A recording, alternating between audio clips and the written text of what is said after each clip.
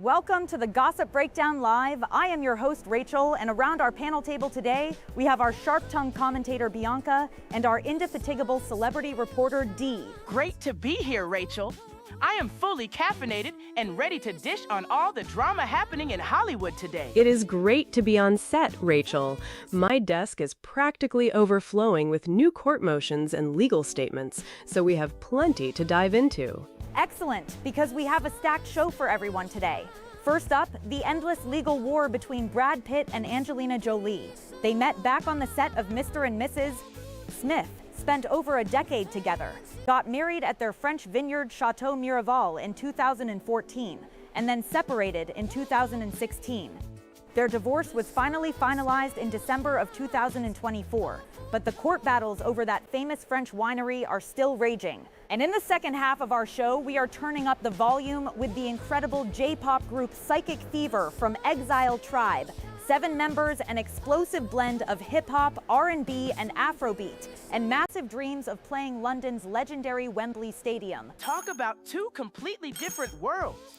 One former couple spending millions to fight over old receipts, and a group of young artists ready to conquer the entire globe. That is why I love this show, Bianca.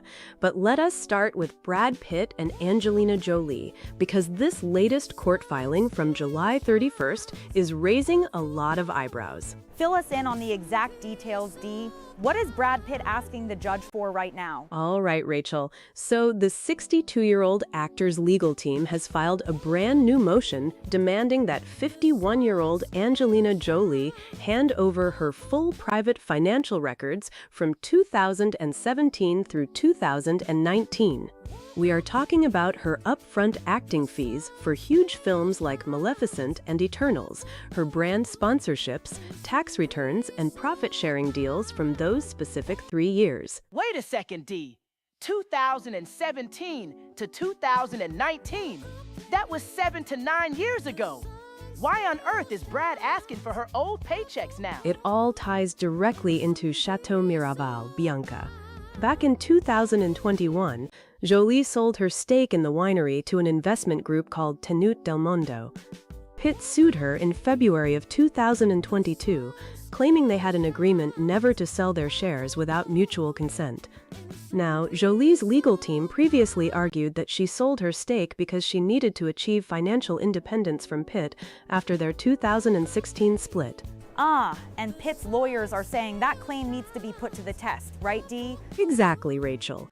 Pitt's team argues that Jolie claimed she put her acting career on hold for years after the split, giving up years of compensation, which allegedly gave Pitt financial leverage and control over her.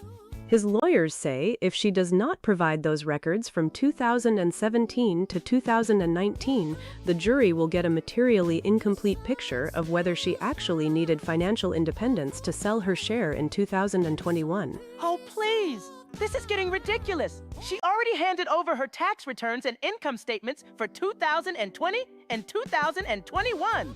Brad's legal team even offered a deal where she could just agree she felt no financial pressure before January 1st, 2020, and she turned it down.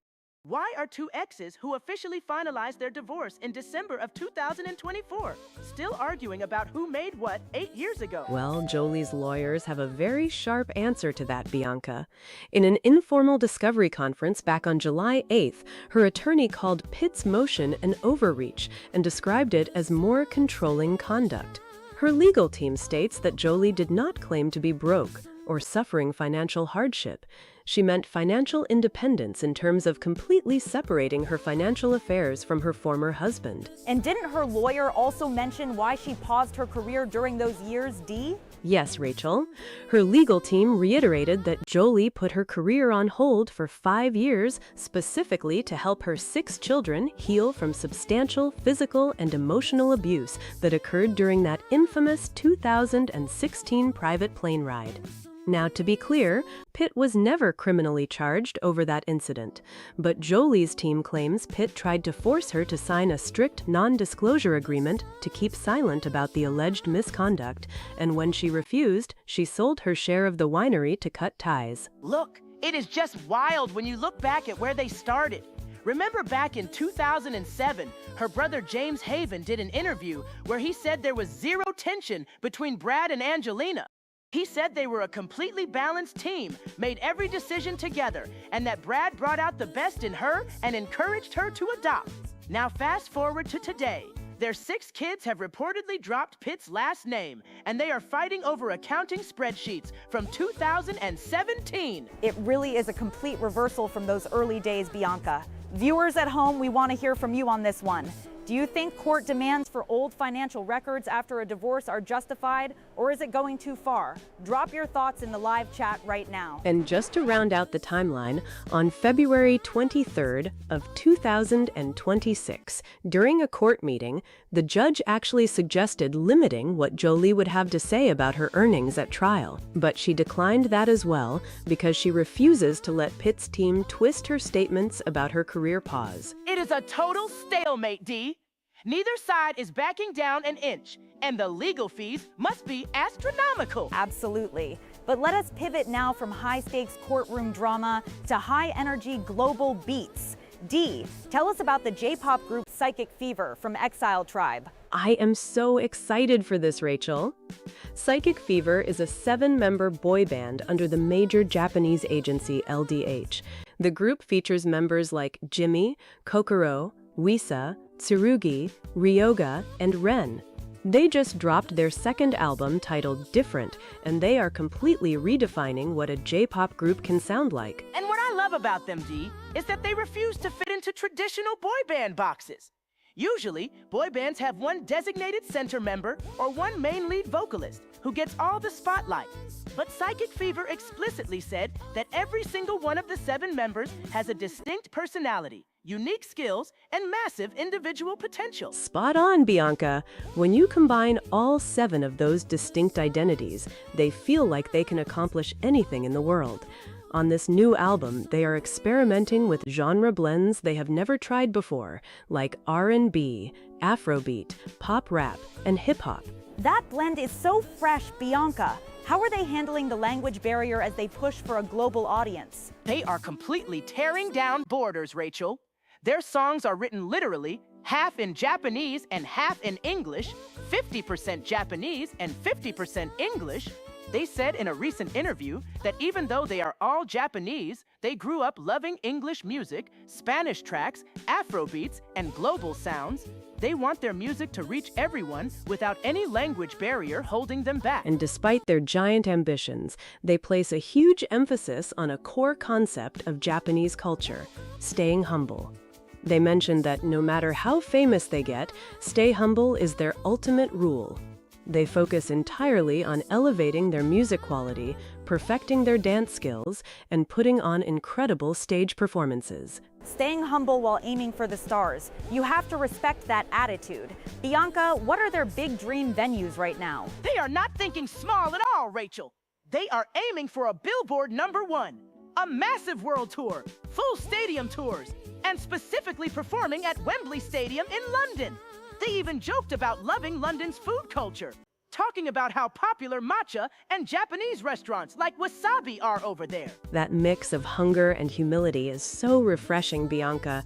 They are learning so much from traveling overseas beyond Tokyo, picking up influences everywhere they go to bring back into their music.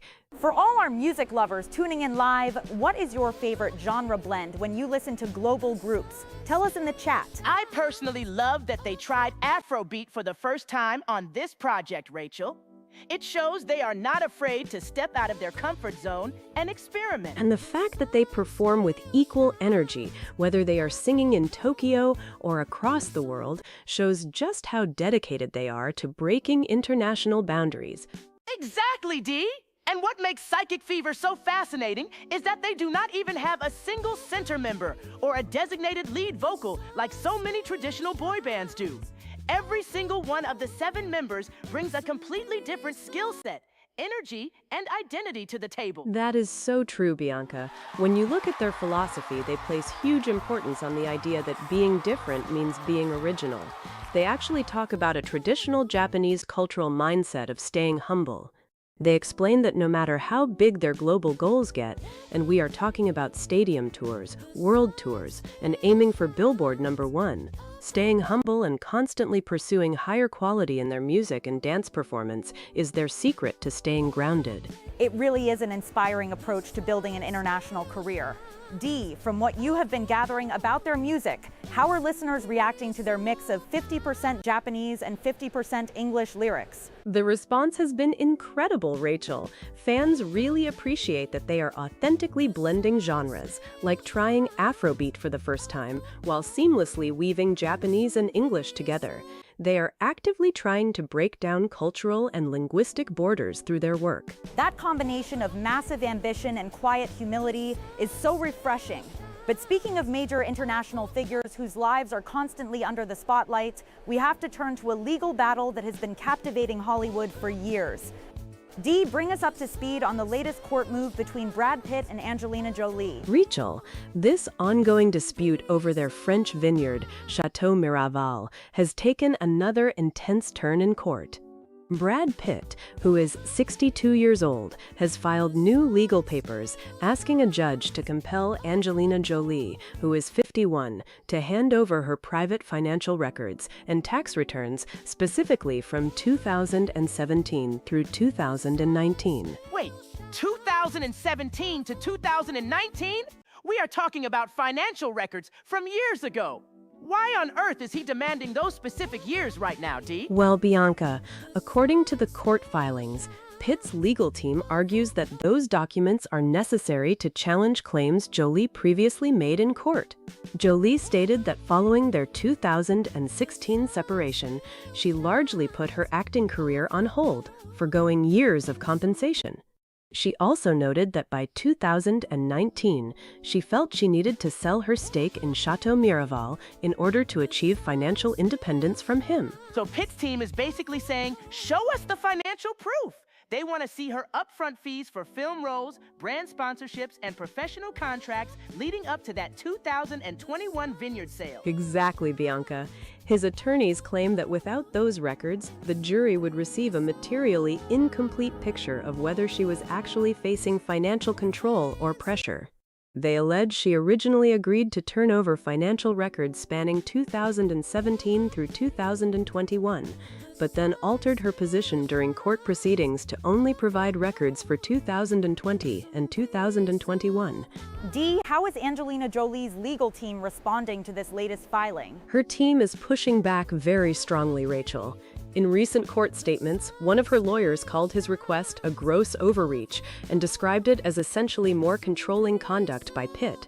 Her defense team maintains that she never claimed to be in financial difficulty or experiencing general financial hardship. Right, because wanting to separate your financial affairs from an ex-spouse is completely different from claiming you do not have money. She was starring in major films during that period, like Maleficent and Eternals. Nobody is believing she was broke. That is precisely her team's argument, Bianca. Her lawyers clarified that when she spoke about seeking financial independence, she meant untangling her finances from Pitt's, not that she lacked funds. They also emphasized that she paused her career for 5 years to focus on helping her family heal from what her team described as substantial physical and emotional abuse during that well-known private plane incident in 2016. And to ensure our viewers have the full context, while those allegations regarding the private plane flight were made, Pitt was never criminally charged. Dee, didn't her legal team also bring up a non-disclosure agreement connected to that estate? Yes, Rachel. Jolie's team claims that Pitt refused to buy her share of Chateau Miraval unless she signed an agreement designed to keep her silent about the alleged abuse. They argue that because she refused to sign that silence agreement, she chose to sell her 50% stake in 2021 to an investment company called Tenute del Mondo, which is a division of the Stoli Group. And that 2021 sale is what triggered this entire lawsuit in February 2022 in the first place. Pitt filed suit claiming they had an unwritten agreement that neither would sell their share without the other's consent. For everyone tuning in live who wants to weigh in on this, drop a comment in the chat. Do you think personal income records from years prior should be required in a business property dispute like this? Tell us what you think. Look, Rachel, when you step back and look at their history, it is wild. They co-owned Chateau Miraval starting in 2008, and they even got married on that exact estate back in 2014, after nearly a decade together. They share 6 children. For years, they were seen as the ultimate Hollywood power couple. Now, a decade after their split, they are still locked in bitter court motions over vineyard paperwork. It really is a massive shift from where they started, Bianca. An unearthed interview from 2007 with Angelina's brother, James Haven, offers a striking look back at their early relationship. Back then, James spoke about how balanced their relationship was, saying they made all their decisions together and that Brad brought out the best in her. What a contrast to where things stand today! Fast forward to now, and the aftermath of their 2016 separation has been so contentious that reports indicate their children have even dropped Pitt's last name. Their divorce was legally finalized in December 2024, but the fight over Chateau Miraval just keeps going. Dee, where does the court currently stand on Pitt's motion for those financial documents? A judge has not yet issued a final ruling on the request, Rachel. Pitt's legal team mentioned that they previously offered a deal where Jolie could agree she felt no financial pressure prior to January 1, 2020, but her team turned that down. They also declined a suggestion from the judge to limit what she would have to say about her earnings during trial. Because her attorneys maintain that demanding her income and tax returns from 2017 to 2019 is an unnecessary invasion of her privacy. She already handed over her 2020 and 2021 tax returns and film profit statement. Digging back into earlier movie fees feels completely irrelevant to the actual property agreement. Dee, what about Jolie's position on withholding certain other documents in the suit? Jolie's team has held firm on refusing to share specific documents by invoking attorney-client privilege, Rachel. Meanwhile, Pitt's representatives argue that without her complete income breakdown leading up to her decision to sell, the jury will be left with an incomplete narrative about her true motivations. It is incredible that a French estate bought in 2008 as a quiet retreat for their family has transformed into one of the longest, most drawn-out legal battles in entertainment history. It really highlights how complex things become when joint assets, personal history, and non-disclosure demands collide. Dee, from a legal scheduling standpoint, what is the next hurdle both sides are facing as they await the judge's decision on these records? Well, Rachel, both legal teams have submitted their filings, including documents submitted as recently as July 31st, so all eyes are now on the court to see whether the judge will force Jolie to open up those earlier financial books or rule that her privacy rights take priority. And that privacy argument is really the core of her team's defense, Rachel. They are insisting that providing those tax returns and earnings statements from 2017 through 2019 would be a gross overreach into her personal life. Oh, please! You cannot claim on one hand that you had to sell your half of a French estate to gain financial independence because you put your career on hold and then get shocked when the other side asks to see the actual financial receipts from those exact years. If you put it in court filings, it becomes part of the conversation. But Bianca, her defense team is making a very specific distinction here. They are saying that when she spoke about seeking financial independence, she meant untangling her financial affairs completely from her former husband, not that she was broke or in dire financial distress. She was starring in major studio films like Maleficent and Eternals during that broader window, after all. Exactly, Rachel. Her lawyers brought up during a court meeting in July that she chose to step back from her full-time career commitments for 5 years, specifically to help her family heal following their separation in 2016. They feel that pushing for every single brand sponsorship contract and upfront film fee from 2017 to 2019 is just an attempt to exert control over her. Controlling or not, Brad Pitt's legal team points out that she initially agreed to share financial records spanning from 2017 all the way to 2021. Then, in February of this year, her team narrowed it down and only handed over documents for 2020 and 2021. If you make a promise in a legal proceeding, you have to expect the other side to hold you to it. What is really fascinating, Dee, is that Pitt's side actually offered a shortcut to avoid all this paperwork, didn't they? What were the terms of that proposed deal? They did, Rachel. His team suggested a simple agreement where she would officially state that she felt no financial pressure from him between 2017 and 2019, and that he did not use money to control her during those years. If she agreed to that stipulation, they would have dropped the request for those 3 years of records entirely. But she turned down that offer, as well as a judge's suggestion to limit what she would have to disclose about her earnings at trial. Of course she turned it down. Accepting that deal would completely undermine her argument about why she refused his proposed non-disclosure agreement during the original sale negotiations for the winery back in 2021.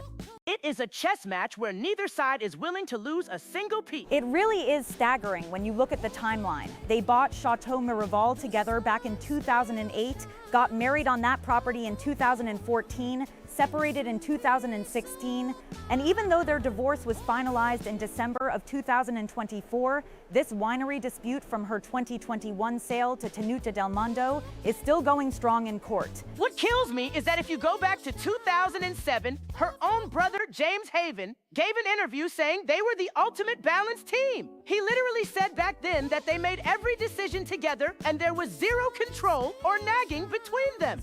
Cut to today, and they are disputing movie earnings from 7 years ago for an estate they bought almost 2 decades ago. It shows how drastically things can shift over time. Let's hear what our viewers are saying about this endless legal battle. We have someone on the line right now. Hi everyone, my name is Claire from Ohio, and I have watched this show every single day since last year.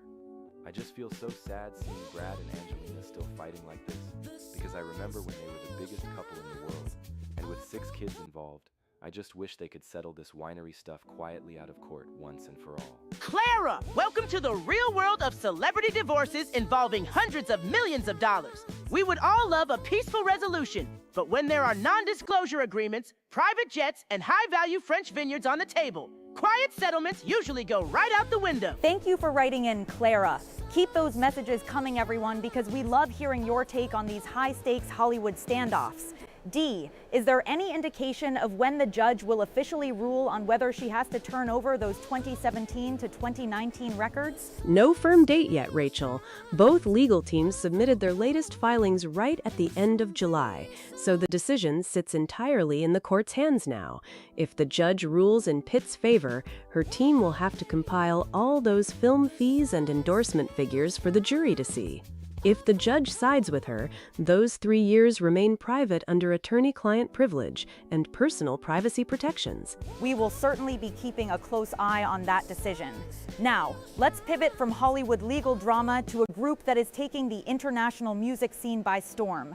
Bianca, you have been listening to Psychic Fever from Exile Tribe lately, haven't you? Listening to them? Rachel, I am obsessed. They are 7 guys. Jimmy, Kokoro, Wisa, Tsurugi, Ryoga, Ren, and the whole crew under the massive LDH agency. And they are doing something completely different from the traditional boy band formula. They really are, Bianca. Unlike most J-pop groups where you have one defined central member or one main lead vocalist, Psychic Fever operates on total equity among all 7 members. Every single guy brings a distinct skill, whether it is rapping, vocals, or intense choreography, and their whole message is about celebrating individual identity and being original. That blend of individual strengths is clearly working for them. Dee, what can you tell us about the music style on their latest album, Different? It is a massive fusion, Rachel. They are taking J-pop and blending it with R&B, pop rap, and for this new album, they even experimented with Afrobeats for the very first time. Plus, they consciously record their tracks with 50% Japanese lyrics and 50% English lyrics, specifically so they can connect with global listeners without any language barrier. And it works seamlessly. They are not just sitting in Tokyo hoping people find their music online. They are actively traveling overseas, absorbing music cultures from everywhere, and putting that energy straight into singles like Choose One. They literally said in a recent interview that whether it is English music, Spanish tracks, or Afrobeats, they want to break down every single border in the industry. That global ambition is huge. I mean, they have publicly stated that their ultimate dream is to play a full concert at Wembley Stadium in London. That is a massive goal for any artist, let alone a J-pop group working to conquer the Western market. It is an incredible dream, Rachel, but they are taking very deliberate steps toward it. While traveling in London, they were talking about how much people there love Japanese culture, from the food spots like wasabi to the massive trend around matcha right now. They feel there is a genuine curiosity about Japanese creativity that they can tap into on a stadium scale. What I respect most about these 7 guys is that despite aiming for Billboard charts and world stadium tours, they hold on to that core Japanese value of staying humble. They constantly emphasize that no matter how famous they get, the work ethic comes first. They are practicing their dance routines, refining their vocal quality, and grinding every single day. It is refreshing to see a group with that level of drive and groundedness. Bianca, what do you think, home viewers? Do you think Psychic Fever has what it takes to pack out Wembley Stadium on a world tour? Send us your thoughts on social media right now. The momentum is definitely on their side, Rachel. Coming up through the Exile Tribe ecosystem, alongside groups like Generations and The Rampage, gave them a serious foundation in performance discipline before they even dropped their debut album. Exactly, Dee! You can see that agency training in every live performance. They do not miss a step. The live vocals are tight and the energy is infectious. When you have 7 members who each carry the stage like a front man, you don't just build a fan base in Japan, you build a global movement. And that drive to be unique is what keeps audiences coming back. They are proving that you don't have to fit into a neat little box to achieve international success. Absolutely, Rachel. And that drive is clear in everything Psychic Fever puts out. They are taking real creative risks by mixing Afro beats, R&B, and pop rap while splitting their lyrics 50% in Japanese and 50% in English to break down language barriers across the globe. And that strategy is entirely intentional, Bianca. When you look at their background under the agency ecosystem that launched groups like Generations, The Rampage, Fantastics, and Ballistic Boys, they were built on serious performance discipline. But with Psychic Fever, every single member, Jimmy, Kokoro, Wisa, Ryushin, Yoga, and Ren, brings a completely different skill set and identity to the group. Unlike traditional group setups where you have one fixed center or a single lead vocalist, all 7 of them share that stage presence as frontmen. That balance is so rare, Dee. It gives every member room to showcase their individual strength while maintaining incredible group synergy. And despite having these massive ambitions, aiming for Billboard #1, world tours, and stadium shows like Wembley, they constantly emphasize the traditional Japanese cultural value of staying humble. Staying humble while aiming for global stadium domination is a tough line to walk, Rachel, but they pull it off. They are looking at how global culture is embracing Japanese food and lifestyle, like matcha and local restaurants, and realizing that international audiences are genuinely curious about their culture. They are taking that curiosity and turning it into stadium-level energy through their second album, Different. Exactly, Bianca. They are constantly sharpening their live vocals, dance skills, and performance quality so that when they do stand on a stage like Wembley Stadium, nobody can say it was just luck. It really is inspiring to see that level of vision and discipline.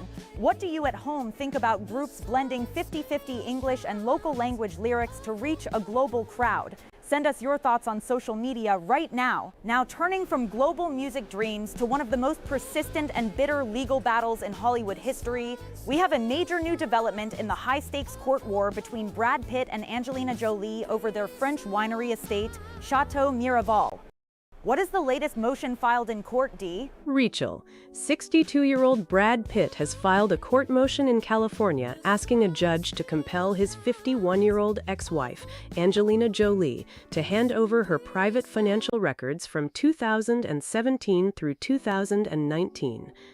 His legal team is specifically demanding records of her upfront fees for film roles, brand sponsorships, and other professional contracts leading up to her 2021 sale of her stake in the winery. Wait a minute, Dee. 2017 to 2019? They split back in 2016.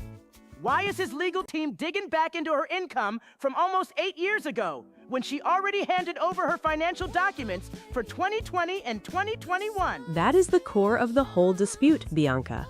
Pitt's attorneys argue that those earlier documents are directly relevant to claims Jolie made in previous court filings.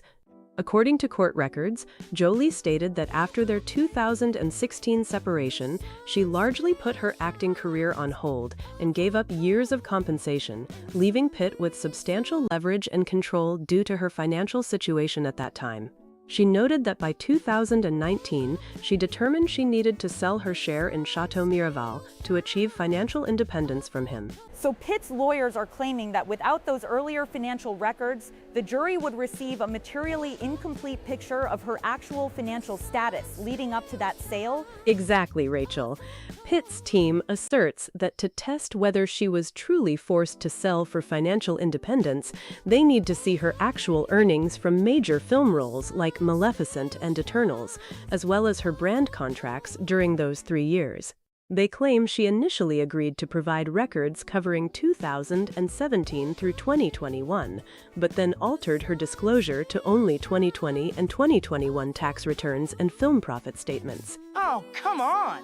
Her legal team is entirely right to call this what it is, a gross overreach. Angelina Jolie never claimed she was broke or facing financial hardship. Seeking financial independence from an ex-husband means separating your personal money and assets from his, so you do not have joint property hanging over your head. It does not mean you have $0 in your bank account. And that is word for word what her defense team argued during an informal discovery conference, Bianca. Her attorney stated that Pitt's demand is an overreach and represents more controlling conduct from him. Her team reiterated that she put her successful film career on pause for 5 years, specifically to help her 6 children heal from substantial physical and emotional abuse that occurred during that 2016 private plane incident, an incident where Pitt was not criminally charged. How has her team addressed the specific issue of her financial records, Dee? Her lawyers maintain that demanding her older income records and tax returns is an unnecessary and serious infringement on her right to privacy. They emphasize that she voluntarily submitted her financial records for 2020 and 2021, which covers the immediate timeframe before she sold her share of the estate in October 2021 to Tenute Del Mondo, a division of the Stoli Group. Exactly, Dee! She handed over 2020 and 2021. Why should she have to turn over every single contract and sponsorship deal from 2017 just because he wants to parse her bank statement? It feels like classic delay tactics. To be clear on the timeline, Bianca, Pitt's team actually tried to propose a deal before filing this motion. They offered to drop the request for those 3 years of records if Jolie would formally agree to 2 conditions: that she felt no financial pressure before January 1st, 2020, and that Pitt did not use money to control her between 2017 and 2019. But Jolie completely rejected that offer. That is a crucial detail, Dee. She turned down that settlement offer entirely. Did the judge suggest any middle ground during these discovery meetings? Yes, Rachel. During a court conference, the judge suggested limiting what Jolie would have to state about her personal income at trial, but her legal team turned that down as well. Jolie confirmed that while she will not argue at trial that Pitt used Miraval to control her financially, her choice to pause her acting career remains central to explaining why a non-disclosure agreement Pitt allegedly demanded was abusive. And that non-disclosure agreement is the whole reason this sale exploded in the first place. Let us look at how far they have fallen from where they started. Back in 2007, her brother James Haven gave an interview saying there was never any tension between them, that they made all decisions together as equal partners, and that Brad brought out the absolute best in her. They bought Chateau Miraval together in 2008, got married on that very estate in 2014 after nearly a decade together, and built a whole life. Now, their children have dropped his last name, and they are fighting in court over winery shares and old tax returns. It really highlights how bitter this breakup became after 2016, Bianca. When Jolie wanted to sell her 50% stake in Chateau Miraval, her side claims Pitt demanded she sign a non-disclosure agreement to remain silent about the alleged misconduct before he would buy her out. When she refused to sign it, she sold her share to an outside investment firm in 2021. Which triggered Pitt's lawsuit in February 2022, claiming they had a verbal agreement never to sell without mutual consent, an agreement Jolie denies ever existed. What do you think about this ongoing court battle over financial disclosures and privacy rights between former spouses, home viewers? Send us your comments right now. Look, Rachel, separating a massive French estate and an international business after a decade together is complex. But demanding movie paychecks from 8 years ago feels like this legal war is never going to end. And remember, Bianca, a California judge, has not issued a final ruling on Pitt's motion to compel those 2017 through 2019 records yet. Both sides are digging in, with Pitt's team insisting the jury will have a materially incomplete picture without her income details, while Jolie's team stands firm on her privacy rights. What is the next immediate step for the court, Dee? The judge has to rule on whether Pitt's motion meets the legal standard for discovery or if it crosses the line into an excessive intrusion into Jolie's privacy. If the judge grants Pitt's request, Jolie could be forced to turn over every film contract, brand deal, and profit statement from those 3 crucial years. And if the judge denies it, Pitt's legal team will have to go to trial without those older records, relying only on what has already been submitted from 2020 and 2021. With both sides refusing to yield and millions of dollars on the line, the legal maneuvering over Chateau Miraval is only getting... Exactly, Rachel. And what blows my mind is that we are talking about a separation that happened way back in 2016. Here we are, years later, and they are still arguing over profit participation, more aggressive as they head toward trial. Film contracts, and brand deals from 2017 through 2019. And the legal tactics are getting incredibly specific, Bianca. In the recent filings, Pitt's team actually revealed that they offered Jolie a compromise before pushing for this court order. They suggested that if she simply agreed that she felt no financial pressure from him before January 1st, 2020, they would drop the request for those earlier records altogether. But she turned that down, didn't she, Dee? She absolutely did, Rachel. Jolie's legal team rejected that deal outright. They also turned down a suggestion from the judge during a recent informal conference to limit what she would have to state about her income in court. Her position is that her decision to pause her acting career was directly tied to helping her 6 children heal after that private plane incident in 2016, where she alleges misconduct took place, though no criminal charges were ever filed against Pitt. So basically, neither side is willing to give an inch on the narrative. Pitt wants to prove she sold her half of Chateau Miraval to Tenute del Mundo for purely commercial reasons, while Jolie insists her choice to pause her career and separate her finances was about getting away from what her team calls controlling conduct. It is a complete stalemate. What makes this whole saga so fascinating is how drastically different things were at the beginning. If you look back at their history, when they bought Chateau Miraval together back in 2008 and got married there in 2014, they were viewed as Hollywood's ultimate power couple. Even Jolie's brother, James Haven, gave an interview years ago, back in 2007, saying he never saw any tension between them and that they made all their decisions as equal partners. That is right, Rachel. He spoke about how balanced their relationship seemed at the time. But fast forward to today, and the atmosphere could not be more hostile. Not only has the legal battle over the winery dragged on since Pitt filed his original lawsuit in February 2022, but off-camera, the family dynamics have completely shifted, with several of their 6 children even choosing to drop Pitt's last name publicly. You cannot erase years of bitter litigation with a quick agreement, especially when millions of dollars and personal reputations are on the line. Pitt's attorneys claim the jury will get a materially incomplete picture if they do not see her upfront fees for big movies like Maleficent and Eternals, plus those brand sponsorships.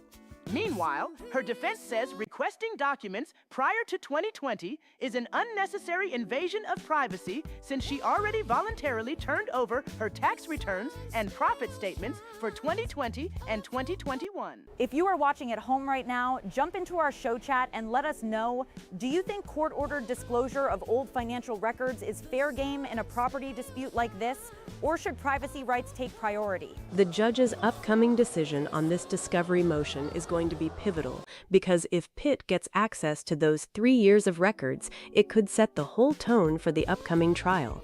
And if the judge denies it, Pitt's team will have to build their case entirely around the 2020 and 2021 data they already have. Either way, this French vineyard split has turned into one of the longest, most complicated legal endurance tests in celebrity history. Nobody is backing down, and every single filing reveals another layer of friction between them. It really is an extraordinary clash of legal strategies. Now, switching gears completely from courtroom battles in California to global music stages, we have been following the incredible rise of the J-pop group Psychic Fever.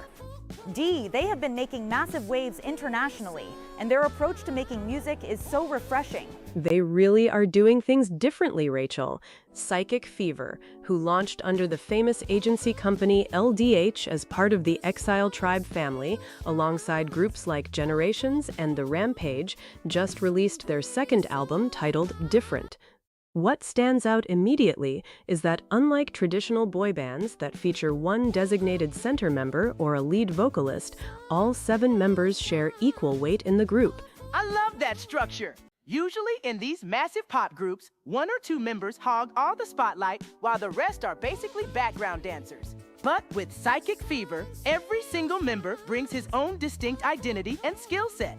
They actively celebrate individuality rather than forcing everyone into the exact same mold, which makes their group dynamic way more authentic. Exactly, Bianca. And they are taking that individual freedom directly into their sound. They are blending genres that you do not normally hear mixed together in standard J-pop. On this new album, they even experimented with Afro beats for the very first time, combining it with R&B, hip-hop, and pop. Plus, they are intentionally breaking language barriers, aren't they, Dee? Yes, Rachel. They write and perform their lyrics split right down the middle, 50% in Japanese and 50% in English. They have talked openly about how much they love listening to English, Spanish, and African music, and they want their tracks to resonate with fans in Tokyo, London, and all across the globe without anyone feeling left out by a language gap. And let us talk about their ambition, because these boys are not playing small. They have openly stated that they are aiming for a Billboard #1, world tours, massive stadium shows, and specifically performing live at Wembley Stadium in London. That is a huge statement for a J-pop group, but honestly, with their level of dance quality and vocal skill, why shouldn't they aim for the absolute top? It is that global mindset that really sets them apart. When they were spending time in London recently, they noticed how popular Japanese food and culture have become over there. Everything from local spots serving wasabi to the massive craze around matcha. They saw that global curiosity and realized people everywhere are eager to embrace Japanese culture. Which brings up such an interesting contrast, because even with those massive dreams of packing out Wembley Stadium and topping global charts, they constantly emphasize a core philosophy from Japanese culture: staying humble.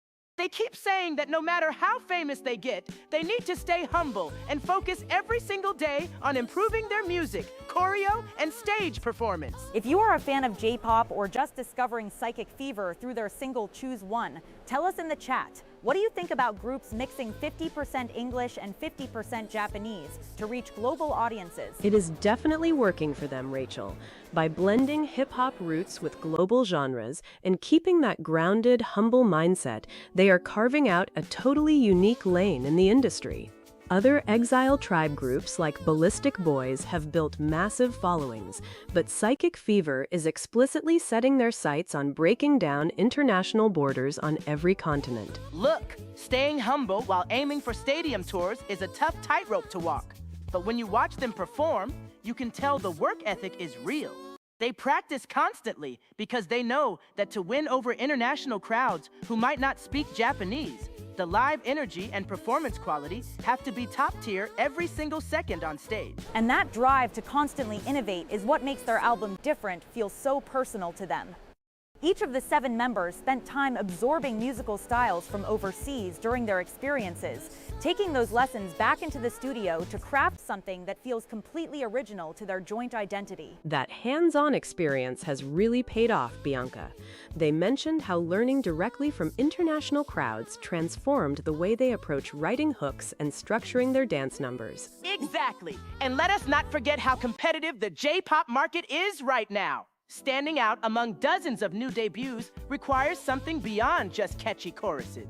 By combining R&B, hip-hop, and Afrobeats with equal member distribution, Psychic Fever is showing the industry that you do not need a single center star to make a massive impact. That balance between 7 distinct personalities working as one unit is precisely why their fan base is growing so rapidly across different countries. When you have all 7 members pushing each other in the rehearsal room, the creative output just reaches another level entirely. And their team keeps pushing that message of embracing what makes you original.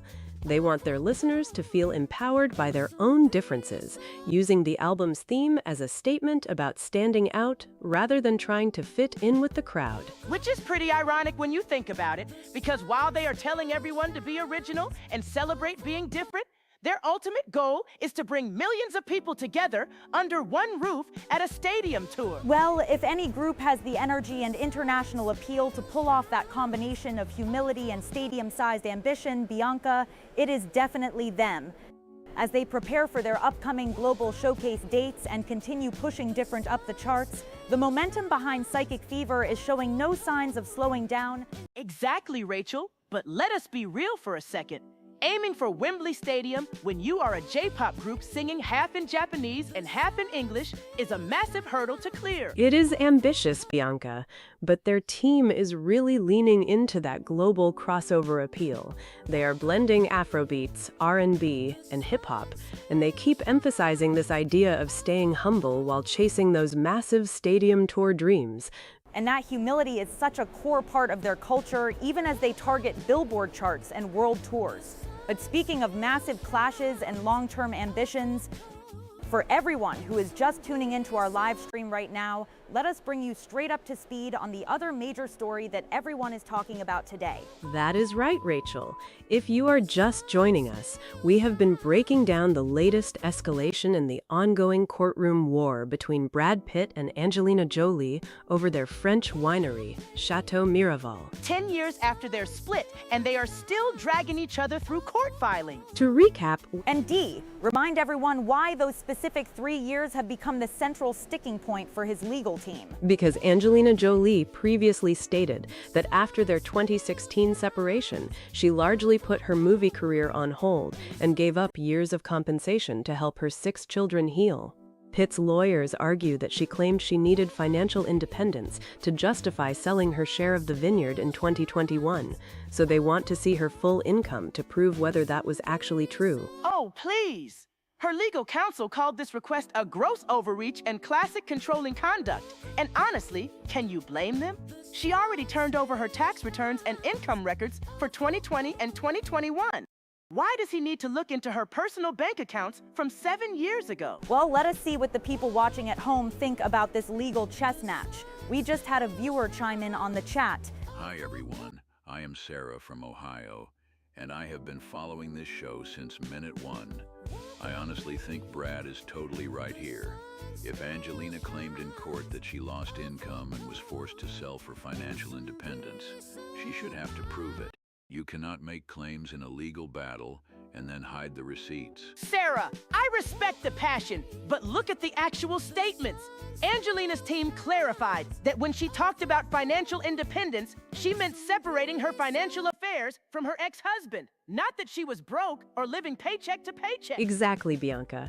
Her lawyers made a point of stating during an informal discovery conference on July 8th that she was never claiming financial hardship.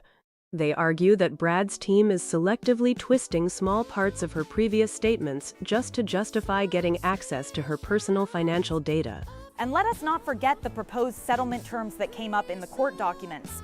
D, there was a whole back and forth about a potential compromise regarding those 2017 to 2019 records, right? Yes, Rachel. Pitt's side offered a deal where Angelina would simply agree that she felt no financial pressure before January 1st, 2020, and that Pitt did not use money to control her between 2017 and 2019.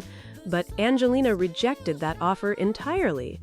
She also turned down a judge's suggestion to limit what she would have to say about her income at trial. Because why should she sign away her position or accept his narrative? Her whole point is that she stepped back from major acting projects after that private plane incident in 2016 to focus on her family's emotional healing from alleged abuse, not because of some calculated financial plan. And while a judge has not yet issued a final ruling on whether she must turn over those 3 years of financial papers, the broader fight over Chateau Miraval, which they co-owned starting back in 2008 and where they married in 2014, shows zero signs of slowing down. It really doesn't. Remember, this specific lawsuit was triggered back in February 2022 when Brad sued her for selling her 50% stake to Tenute Del Mondo without his consent, claiming they had a verbal agreement never to sell without mutual approval. Which Angelina maintains never existed.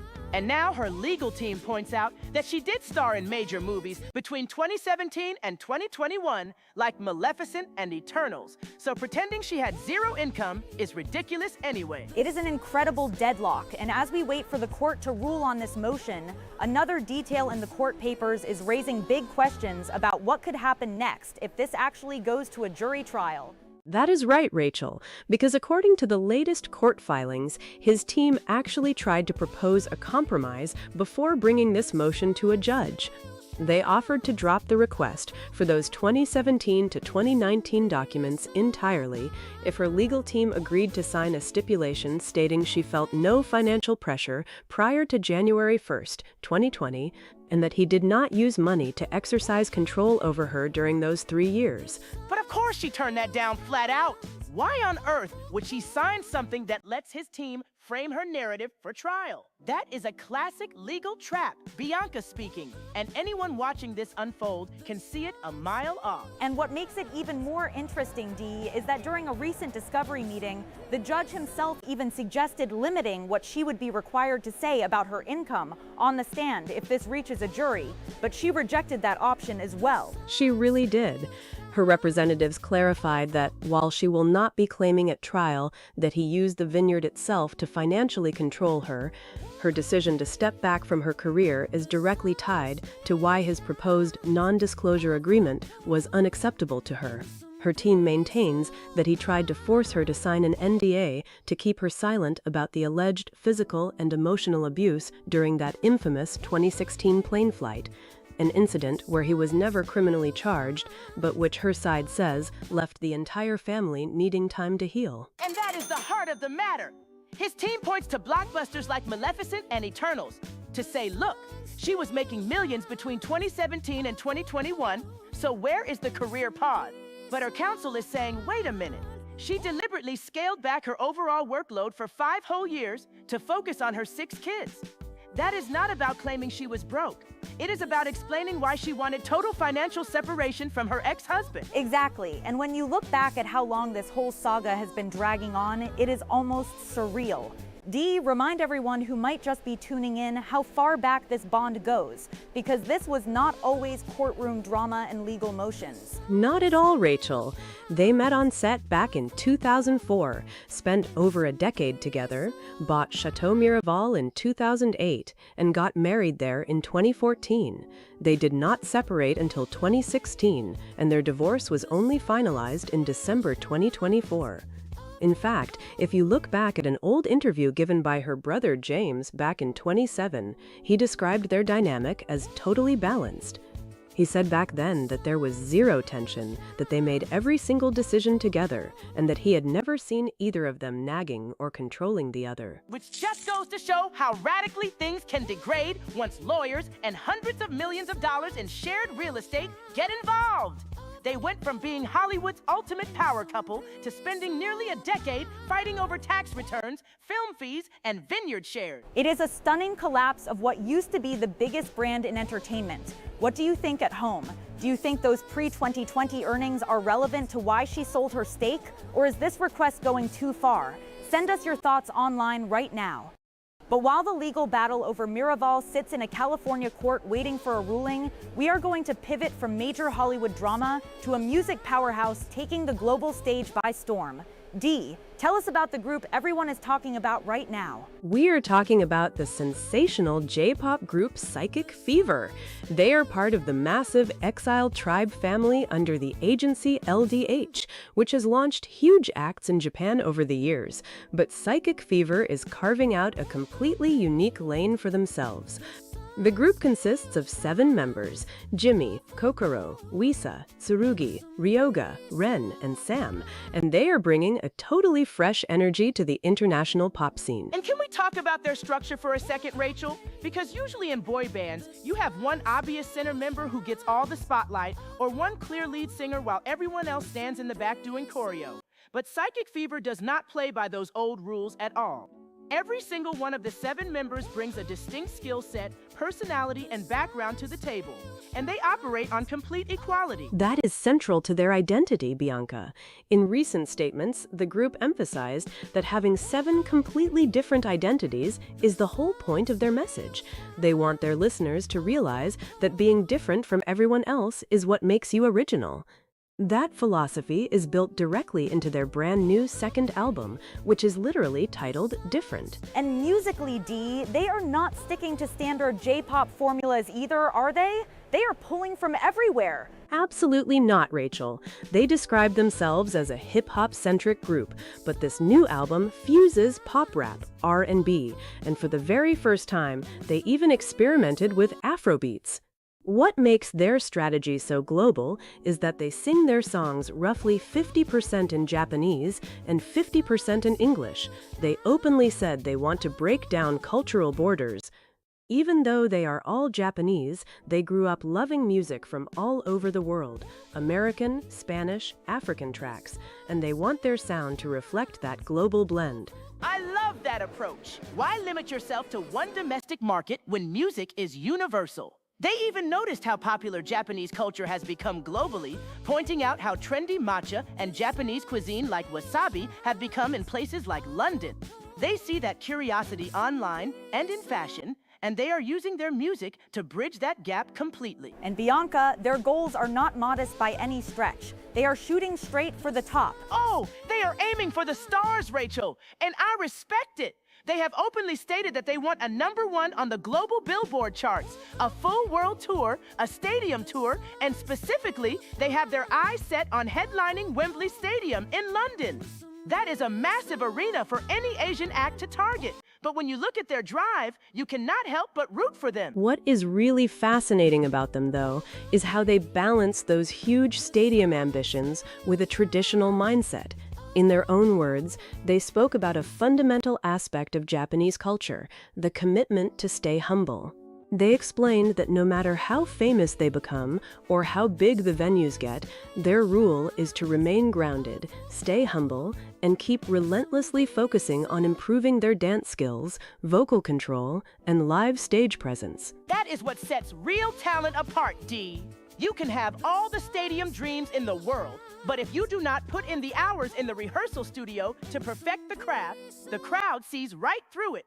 They are doing the work. It is such a stark contrast, isn't it? On one hand, you have decades-long legal disputes in Los Angeles courtrooms, and on the other, 7 young artists building a global bridge through music and discipline.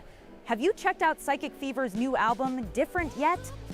Tell us your favorite track in the chat right now. But coming back to this court motion with Brad and Angelina, Dee, what is the immediate next step we are waiting on from the judge? Right now, Rachel, both sides have presented their discovery arguments, and we are simply waiting on the California judge to sign off on whether those 3 years of tax returns and film contracts must be produced. And if the judge grants his motion, you can bet her legal team will fight it every step of the way to protect her privacy. That is the exact word her legal team used, Bianca. They are calling it an overreach and gross, arguing that dragging up financial records from 2017 to 2019 is nothing more than controlling conduct by Brad Pitt. And just to bring everyone up to speed on why this specific date range matters so much right now, Dee, Brad Pitt's legal team is pushing hard because Angelina Jolie previously stated she put her career largely on hold after their separation in 2016, forgoing years of compensation. Exactly, Rachel. His attorneys argue that they need those tax returns and film profit statements to test that exact claim and prove whether she sold her stake in Chateau Miraval in 2021 truly out of a need for financial independence, or if there is a bigger picture missing for the jury. But her side keeps pushing back by saying she never claimed to be struggling for cash, just that she wanted to separate her financial affairs from his once and for all. She already handed over documents for 2020 and 2021, so why go back further? Well, Bianca, Brad's side maintains that without those earlier years, the jury simply will not get a complete story of the circumstances leading up to the sale of the French winery they once shared. Have you been following this legal saga from the beginning? Let us know your take in the chat right now. But Dee, what did her lawyers say about those settlement offers? Well, Rachel, court documents show that Brad's team previously offered a deal, suggesting she agrees she felt no financial pressure before January 1st, 2020, and that he did not use money to control her during those earlier years, but her team flatly rejected it. Can you blame them when you look back at how their relationship unraveled after they first met on the set of Mr. and Mrs. Smith way back in 2005? And then married in 2014 before splitting in 2016. There is just so much history and bad blood there. It is nearly a decade of legal fallout since they separated, and even though their divorce was finalized in December 24, they are still tied up over this winery dispute in California courts, with a judge yet to rule on this latest motion. And remember, Rachel, her team also points out that she paused her career during those years to help her family heal, tying it directly to allegations of past abuse during that private plane ride in 2016, though Brad was never criminally charged. It is just layer upon layer of intense accusations, from non-disclosure agreement disputes to suppressed earnings claims. And it honestly feels like this courtroom battle may never truly end. And just to pick up right where we left off, Bianca, the fact that Brad Pitt is pushing so hard for these 27 to 2019 records really shows how tactical this entire Chateau Miraval battle has become. Absolutely, Rachel, because his legal team knows exactly what they are trying to prove with those earnings and profit participation numbers from those specific years. Exactly, Bianca. And from what was filed in court, his attorneys are arguing that without those financial documents from 27 through 29, the jury simply won't get a complete picture of why she decided to sell her stake in 2021. Dee, remind everyone what her side is saying in response to this latest court motion, because her defense is not holding back either. Well, Rachel, her lawyers have called this request an overreach and essentially more controlling conduct by Pitt, maintaining that her mention of financial independence was about separating her affairs from his rather than facing actual financial hardship. It is fascinating because she already handed over her tax returns and film profit statements for 2020 and 2021. But she drew a hard line at turning over anything prior to that, calling it an invasion of privacy. And Dee, didn't her team also reiterate that she paused her successful career for 5 years after their 2016 separation to help her family heal from substantial physical and emotional abuse? That is right, Rachel. Her legal team brought that up during the July Discovery Conference, tying her career hiatus directly to those past allegations from that private plane ride, though, as we always note, Brad was never criminally charged. Honestly, it is just layer after layer of historical grievances going all the way back to when they first met on the set of Mr. and Mrs. Smith way back in 2005, marrying in 2014, and then that messy split in 2016 that ultimately led to their divorce being finalized in December of 2024. Hey guys, I am Chloe from Seattle, and I am watching right now. Do you really think a judge is going to force her to hand over those old movie earnings?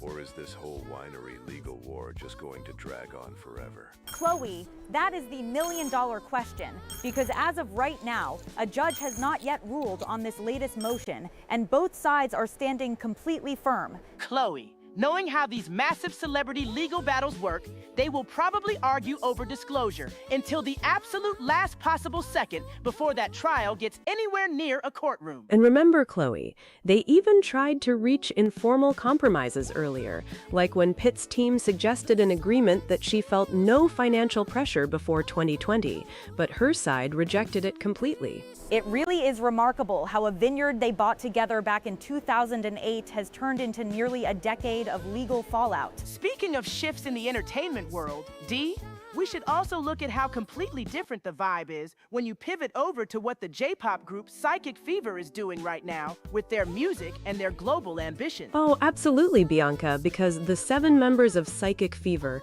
Jimmy, Kokoro, Masa, Psycho, Ryoga, and Ren, are really trying to break down borders with their second album, titled Different, blending English and Japanese lyrics 50-50. Dee, what makes their structure so unique compared to traditional boy bands? Well, Rachel, unlike most groups that rely on a single lead vocalist or a designated center member, all 7 members of Psychic Fever bring strong, distinct identities and potential, which they say makes them feel like they can do anything together. And they are not just staying in Tokyo either, because they are actively pursuing a world tour, dreaming of playing at Wembley Stadium, and even talking about how popular Japanese culture like matcha and wasabi are overseas right now. They actually credited a key part of their philosophy to staying humble, no matter how famous they get, focusing entirely on the quality of their music, dance skills, and stage performance. It is a very grounded approach for a group that is experimenting with brand new music genres like Afrobeat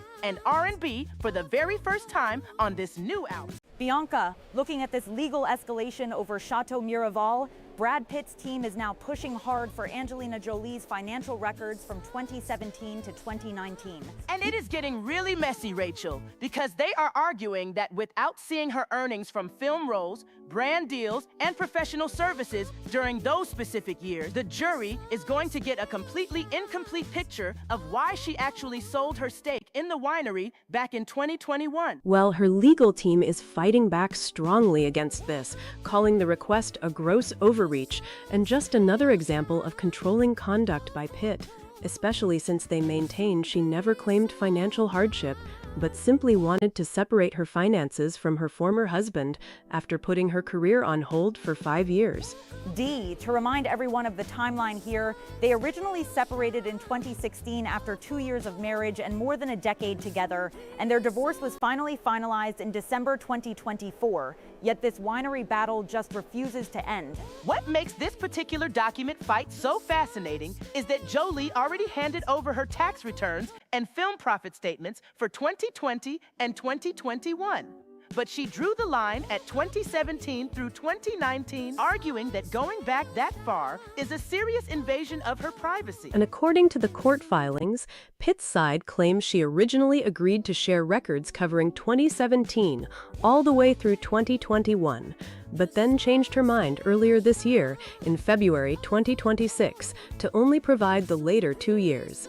Dee, did Pitt's legal team try to offer any sort of compromise before taking it to this level? They actually did, Rachel, because court documents show they offered a deal where Jolie would just agree that she felt no financial pressure before January 1st, 2020, and that Pitt didn't use money to control her between 2017 and 2019.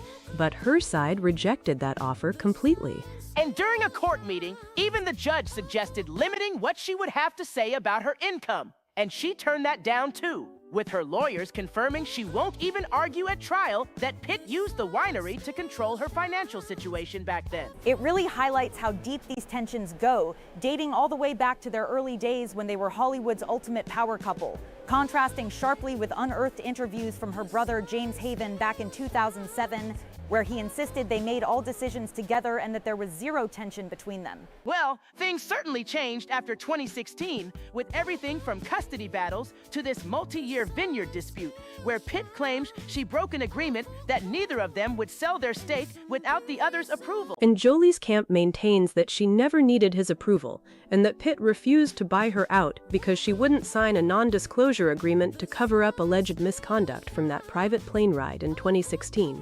though Pitt was never criminally charged. If you are just tuning in to our live broadcast, we are breaking down all the latest twists in Hollywood's most enduring legal sagas. So stay right there with us as we follow how the court handles this latest financial demand. And just to pick up right where we left off with this fascinating timeline, D, people at home are trying to wrap their heads around how a simple dispute over a French vineyard has turned into such an intricate maze of financial disclosures. It really is, Rachel, because when you look at the July 31st filing, Brad Pitt's legal team is essentially arguing that they need to see everything from 2017 to 2019 because Angelina Jolie's own statements opened the door to it. Oh, absolutely, D. His side is saying she can't claim she gave up years of compensation and put her career on hold to achieve financial independence without letting them check the actual receipts to see if that matches reality. Exactly, Bianca. And remember, they point out that while she did hand over documents for 2020 and 2021, she drew the line there and refused to provide the earlier years, calling it an invasion of privacy. Which is hilarious when you think about how public their entire lives have been for decades. But her lawyers are hitting back hard, calling it yet another instance of controlling conduct by Pitt. And her team made sure to emphasize during that informal discovery conference back on July 8th that she was never claiming actual financial hardship, but rather trying to separate her financial affairs from his once and for all after their 2016 separation. Right, Rachel. Her lawyers argued that Pitt's team is taking her words completely out of context, noting that she paused her career not for lack of funds, but to help her family heal from the substantial physical and emotional abuse she alleges he put them through. And let's not forget the background here, because this all goes back to her selling her stake in Chateau Miraval back in 2021 to Tanut Del Mundo without his approval, which he claims violated their agreement. It is a massive legal chess match, and if you are just joining our live discussion, we are breaking down every angle of this high-profile fallout.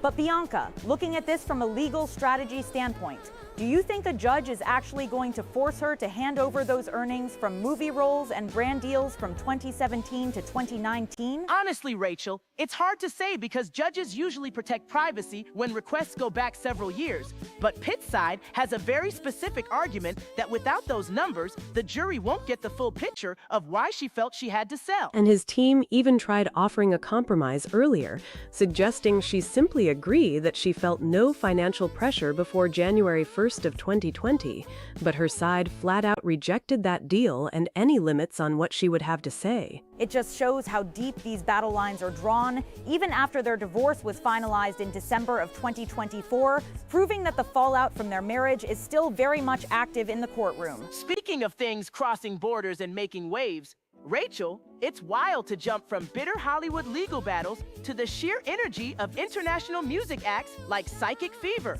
who are out here chasing dreams of headlining Wembley Stadium. Oh, we definitely have to talk about them, Bianca, because their approach to building a boy band is completely different from the traditional mold.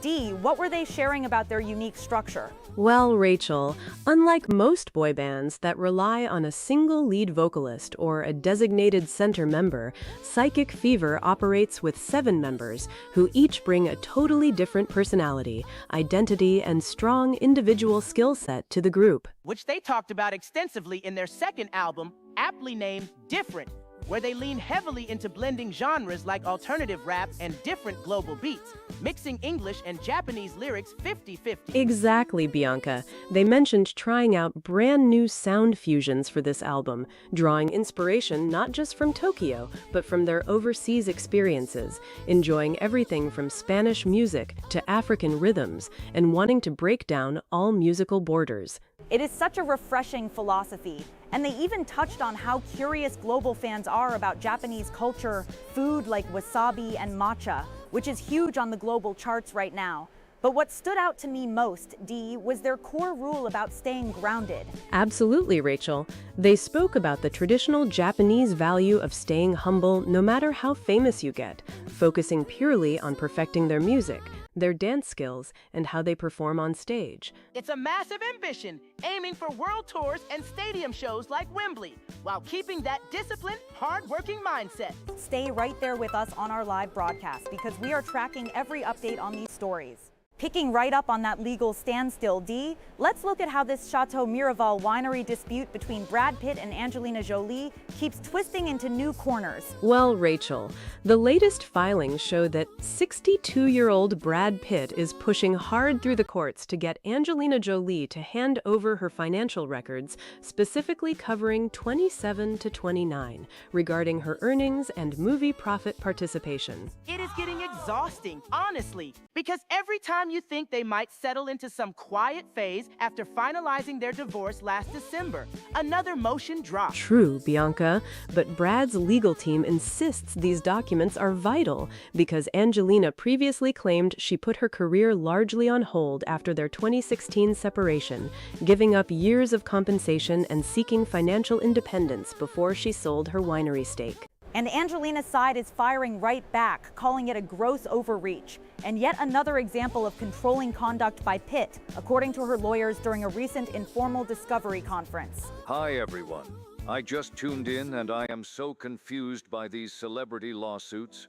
Why is an old winery causing so much drama years after they broke up? Welcome to the stream, friend, because that is the million-dollar question we have been asking ourselves for years now. It really is, isn't it? As Dee can tell us, that French vineyard they bought together back in 2008 has become the ultimate battleground. Exactly, Rachel, because Angelina sold her share in 21 to a subsidiary of the Stoli Group without his consent, which Brad claims violated their mutual agreement that neither would sell without the other's approval. And remember, her team is arguing that she never needed his approval anyway, and that she only limited her recent document production to 2020 and 2021 because demanding anything earlier is a major invasion of her privacy. They even offered a compromise earlier, where Brad's side suggested she agree she felt no financial pressure before 2020, but her lawyers rejected that outright.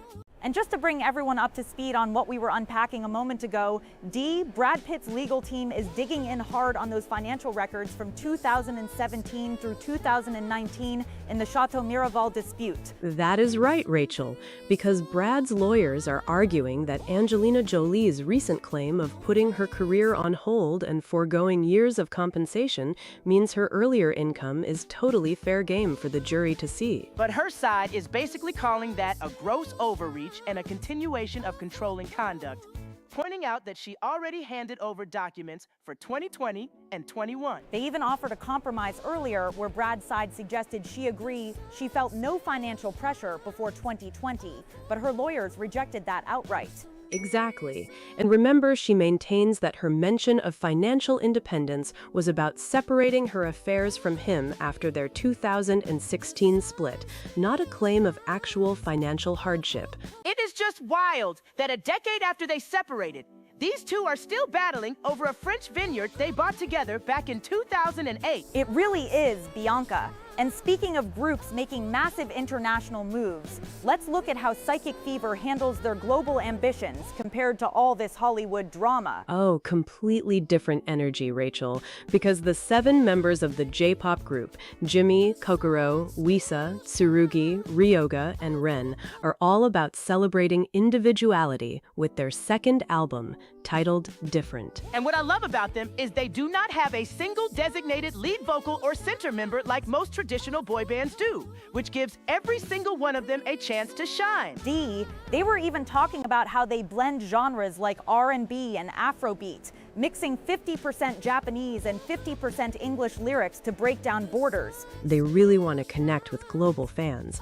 And they even mentioned how popular Japanese culture is overseas right now, from matcha to local spots, while keeping their core philosophy of staying humble no matter how famous they get. Stay humble while aiming for Wembley Stadium. That is the kind of big dream energy we need on a Thursday afternoon. They certainly are dreaming big, and if you are just tuning into our live stream, let us know in the chat if you think Brad and Angelina will ever reach a settlement over Miraval, or if this court battle is headed straight for a jury trial. And just before we move on, remember that Brad's team filed their latest motion back on July 31st, so the ball is entirely in the judge's court right now.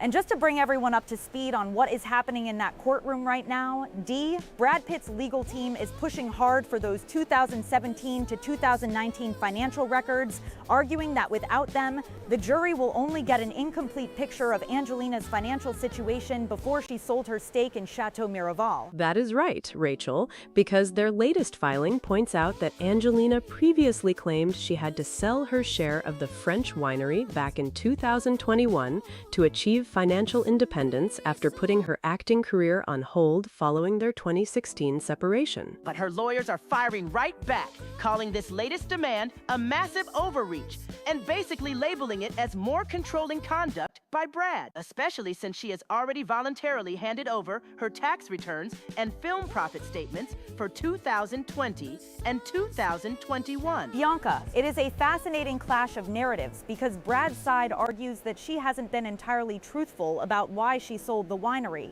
while her defense maintains that her mention of financial independence was about separating her affairs from his, not about being an actual financial hardship. Exactly, and let us remember that they were married back in 2014 after nearly a decade together, met all the way back on the set of Mr. and Mrs. Smith, and then separated in 2016 before officially finalizing their divorce in December of 2044. Deciding to finalize a divorce years after separating while still locked in this massive vineyard war is just exhausting to even think about. And now they are arguing over whether looking at earnings from years ago is a privacy violation or a necessary trial strategy. D, what else did the filings reveal about why Angelina's side is so strongly resisting the request for those earlier documents? Well, her legal team stresses that she hasn't claimed to be in financial difficulty at all, and they argue that demanding records all the way back to 2017 is an unnecessary invasion of her privacy, especially since she already gave them the 2020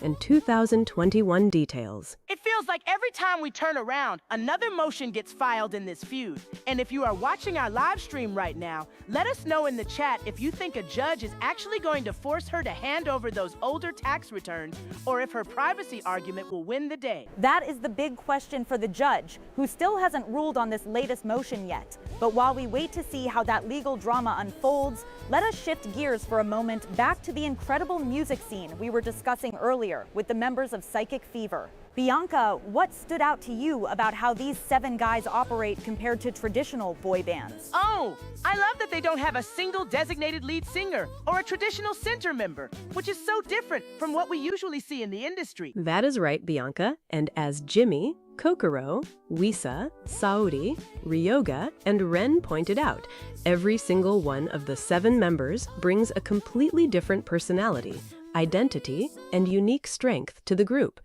D, they were really emphasizing how that equal structure makes them feel like they can do anything in the world when they combine their talents for their second album, Different. And they are not just stopping at mixing up their roles, because musically they are fusing R&B and Afrobeat, trying out Alfred V style beats for the very first time on this album, and even splitting their lyrics 50% in Japanese and 50% in English.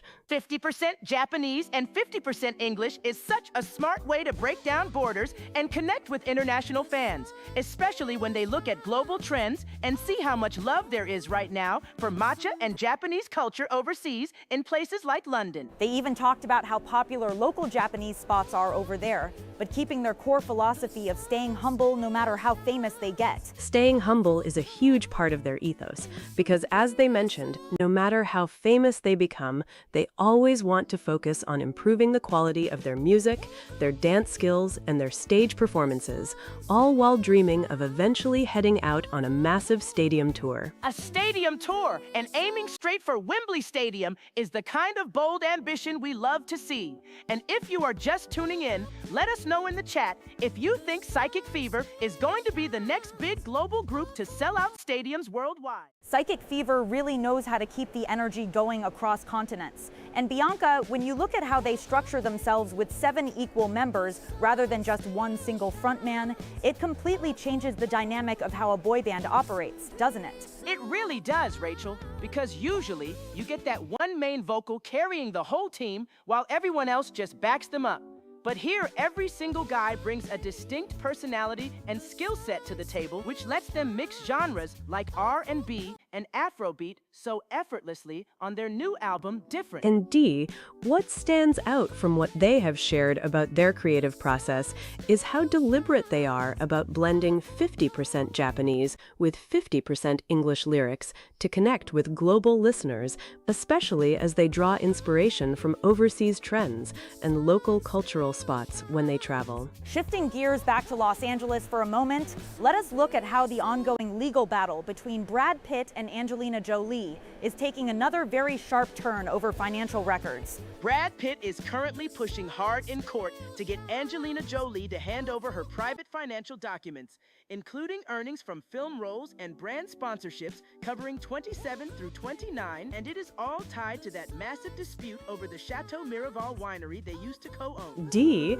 as you have been following the court papers, Brad Pitt's legal team is arguing that these records are essential because Jolie previously stated she put her career on hold and gave up years of compensation to achieve financial independence after their 2016 separation, and they claim a jury would otherwise get an incomplete picture of the 21 winery sale. Meanwhile, Angelina Jolie's defense team is calling this entire document request a gross overreach and a continuation of controlling conduct by Pitt, emphasizing that she was simply trying to separate her finances rather than claiming any sort of financial hardship. Viewer Chloe from Seattle writes in the chat right now saying, I can't believe Brad Pitt and Angelina Jolie are still fighting in court after all these years.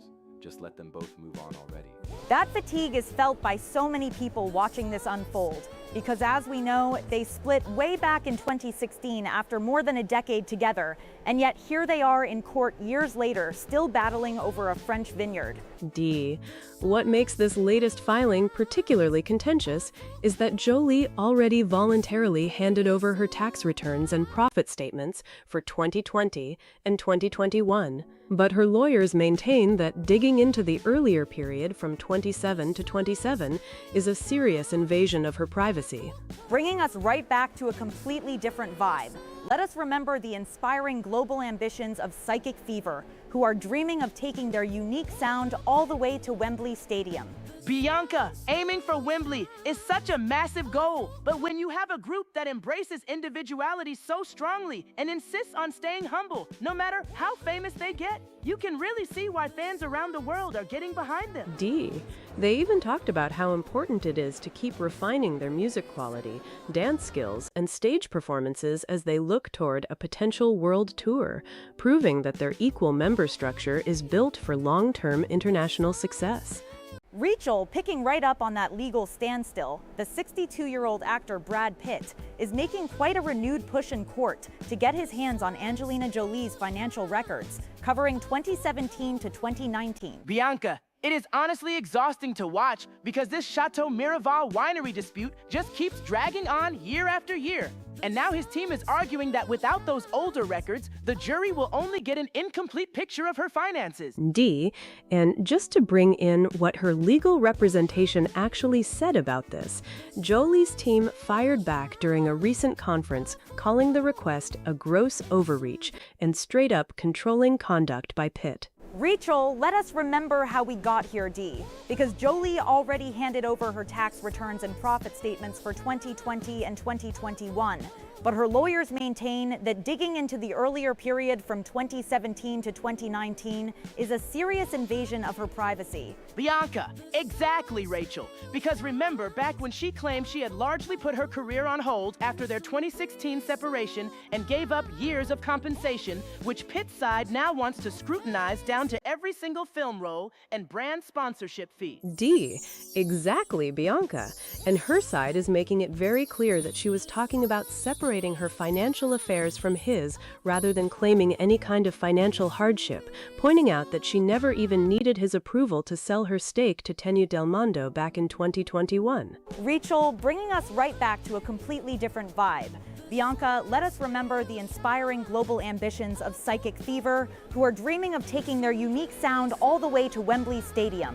Bianca, aiming for Wembley is such a massive goal. But when you have a group with 7 members who embrace individuality so strongly and insist on staying humble, no matter how famous they get, you can really see why fans around the world are getting behind them. D, they even talked about how important it is to keep refining their music quality, dance skills, and stage performances as they look toward a potential world tour, proving that their equal member structure is built for long-term international success. Rachel, what makes their second album different, so fascinating, D, is how they fuse genres like Afro beats and hip-hop while mixing Japanese and English lyrics right down the middle at 50-50. Bianca! Exactly, Rachel. Because unlike so many boy bands that rely on a single lead vocalist or a central member, these guys treat every single member as a powerhouse with their own distinct identity and potential. D, and to think about how they are connecting cultures overseas, Bianca, they even noted how curious people in places like London are about Japanese food, matcha, and culture while they pursue their dream of an international stadium tour. Bianca, thinking more about Psychic Fever and their album Different. It is so refreshing to hear a boy band where nobody is shoved into the background. Rachel, exactly. Bianca, because as Jimmy, Kokoro, Wisa, Saiki, Ryoga, and Ren pointed out, all 7 members carry their own distinct identity and superpower into the mix. D, and what I found fascinating in their recent chats, Rachel, is how they talk about fusing Afro beats and hip-hop for the very first time on this record, while keeping that 50-50 balance of Japanese and English lyrics. Bianca, right, D? They are genuinely trying to break down borders overseas, and they even notice how obsessed people in places like London are right now with matcha and Japanese food. Rachel, speaking of breaking things down, Bianca, let us pivot back to Hollywood, because that legal drama between Brad Pitt and Angelina Jolie over the Chateau Miraval winery just keeps taking new twists. D, that is right, Rachel, because 62-year-old Brad Pitt has officially asked a court to compel 51-year-old Angelina Jolie to hand over her private financial records from 27 to 2019. Bianca! Oh, here we go again, D. Pitt's legal team is arguing that Jolie gave an incomplete picture of her finances when she claimed she had to sell her winery stake to achieve financial independence after their 2016 split. Rachel, exactly. Bianca. And according to the court documents, Pitt's side wants to see her upfront film role fees, brand sponsorships, and profit participation from those specific years. D, and the reason they are pushing so hard, Rachel, is because Jolie previously stated that she put her career on hold for 5 years to help her family heal from substantial physical and emotional abuse following that infamous private plane incident.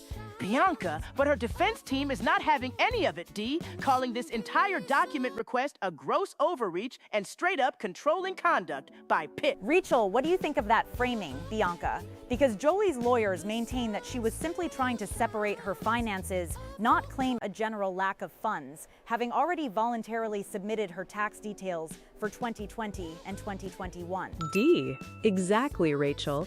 And Jolie's side points out that demanding records from 27 to 2019 is an unnecessary invasion of her privacy, especially since she refused a settlement offer that would have forced her to admit she felt no financial pressure back then. Bianca, it just shows that even years after their separation and their divorce being finalized in December 2024, these two cannot catch a break from fighting over Chateau Miraval. Rachel, before we wrap up this hour, D, let us just circle back to Psychic Fever for a quick second, because their philosophy of staying humble, no matter how famous they get, is such a great mindset. D, it really is, Rachel, because even with their global stadium tour dreams and Billboard goals, they keep reminding everyone that staying grounded is part of what makes their music special. Rachel, picking right up on that, Bianca, because Brad Pitt's legal team is really pushing hard in this Chateau Miraval winery dispute, demanding that Angelina Jolie hand over her financial records from 2017 to 2019. Bianca, it is just relentless, Rachel.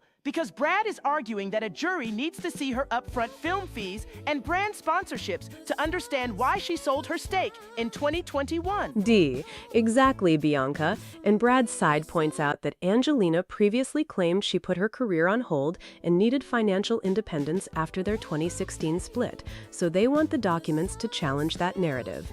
Rachel, but Angelina's defense team is fighting back fiercely. D, calling this latest request an overreach and a gross intrusion into her privacy. Bianca and her lawyers are pointing out that she already handed over her tax returns and profit statements for 2020 and 2021. So demanding earlier years is just unnecessary. D. What stands out, Bianca, is that Angelina's side also brought up her 5-year career pause as a time when she was helping her family heal, rather than a general lack of funds.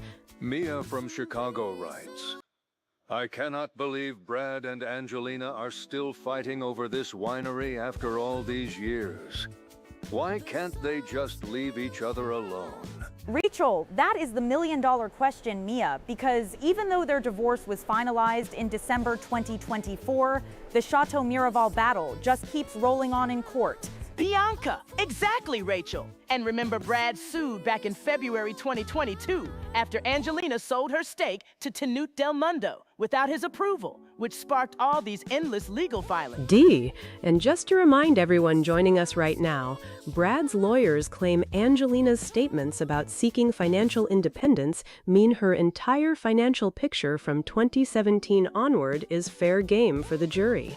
Rachel, let us shift gears for a moment to the vibrant world of J-pop, D, because the 7-member group Psychic Fever is making major waves with their second album titled Different. Bianca, I love their energy, Rachel, especially because unlike traditional boy bands that rely on a single lead vocalist or center member, all 7 members bring equal strength and unique personalities. D. That is the core message of the album, Bianca, as Jimmy, Kokoro, Wisa, Tsurugi, Ryoga, and Ren want listeners to embrace individuality and truly understand what it means to be original. Rachel, and musically D, they are breaking borders by blending Japanese and English lyrics 50-50 while experimenting with Afro beats and Latin influences for the very first time. Bianca, their global ambitions are huge, Rachel, as they are dreaming of taking their music all the way to a Wembley Stadium headline tour. D.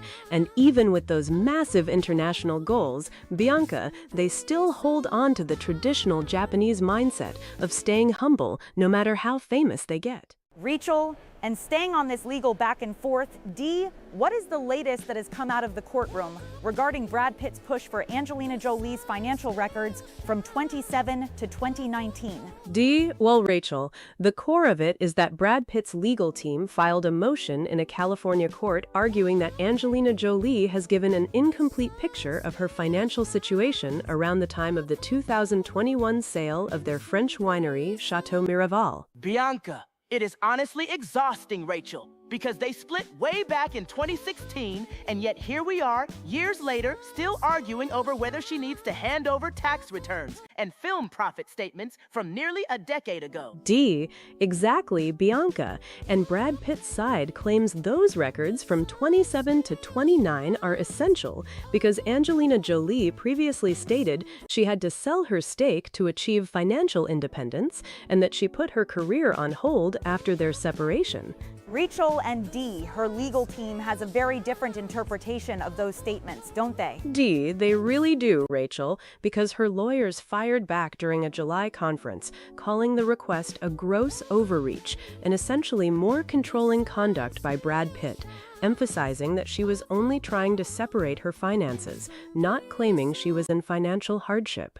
Bianca, and let us remember, Rachel, her team also pointed out that she already voluntarily handed over her financial documents and tax details for 2020 and 21. So demanding the earlier years feels like a massive invasion of privacy. Rachel, it certainly shows how deep these tensions run. And speaking of high ambitions and looking forward, let's pivot for a moment to the incredible energy of the J-pop group Psychic Fever, who we were just talking about, Bianca, and their massive global goals. Bianca, oh, I love them, Rachel, because unlike so many traditional boy bands that rely on one single lead vocalist or center member, all 7 members, Jimmy, Kokoro, Wisa, Tsurugi, Ryoga, and Rin bring equal strength and completely unique personalities to the table. D, and that is right at the heart of their second album titled Different, Bianca, as they want to inspire listeners to embrace individuality and truly understand what it means to be original. Rachel and D. Musically, they are really pushing boundaries too, blending Japanese and English lyrics 50-50 while experimenting with Afrobeats and Latin influences for the very first time. Bianca, their international ambitions are no joke either, Rachel, as they are openly dreaming of taking their music all the way to a massive Wembley Stadium headline tour in the future. D, and what is wonderful, Bianca, is that even with those huge global targets and their growing international fan base, they still hold tightly to that traditional Japanese mindset of staying humble no matter how famous they get. Rachel, absolutely. And whether it is navigating complex legal battles in Hollywood or breaking international music borders, our industry is never short on major headlines. Stay with us as we unpack more right after this. Rachel, and diving right back into the legal headlines that continue to captivate Hollywood. The ongoing dispute between Brad Pitt and Angelina Jolie over the Chateau Miraval winery has just taken yet another complicated turn. D. D, that is right, Rachel, as the 62-year-old actor has formally asked a California court to compel Angelina Jolie to hand over her private financial records from 2017 to 2099, following her previous statements that she largely put her career on hold after their 2016 separation. Bianca, it is honestly exhausting to keep track of every twist in this saga, but Pitt's legal team is arguing that they desperately need those records to challenge her narrative that she gave up years of compensation and needed to sell her stake for financial independence. D. Rachel, exactly, Bianca, because his attorneys are specifically seeking details on her upfront fees for film roles, brand sponsorships, and professional services leading up to her 2021 sale of the French winery to Tenute Del Mondo, arguing that without this data, a jury would receive a materially incomplete picture of the situation.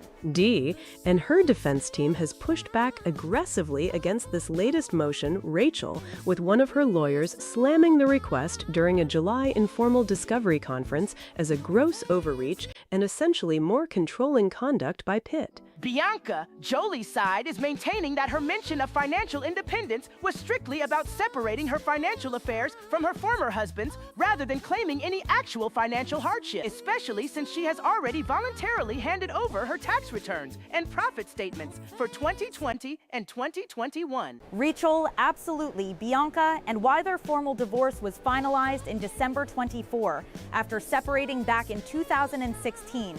This winery battle remains one of the most fiercely contested chapters of their history, alongside those long-standing custody discussions and the breakdown of their relationship after meeting on the set of Mr. and Mrs. Smith over a decade ago. D, and let us not forget Rachel, that her legal team also reiterated that she paused her career for 5 years so her family could heal from substantial physical and emotional abuse that Pitt allegedly put on the family, pointing back to those serious allegations first raised around their infamous 2016 private plane ride. Bianca, which Pitt was never criminally charged for. D. But it just shows how every single piece of paper requested in this property dispute opens up the entire history of their marriage, including those old interviews from her brother James Haven, who once described them as the ultimate balanced team before everything turned so bitter. Rachel, it really is a staggering amount of history to unpack, and the court has yet to rule on whether those 2017 to 2019 documents must finally be handed over. But stay with us because we are tracking every update right here and looking right at those ongoing filings. D, we can see why this legal dispute over Chateau Miraval has captured so much attention, especially with Brad Pitt's team pushing so hard for Angelina Jolie's financial documents from 2017 to 2019. D, exactly, Rachel, because as her legal team pointed out during that July conference, they are characterizing this entire document demand as an overreach and essentially more controlling conduct by Pitt, while maintaining that she never claimed financial hardship when she sought to separate her finances.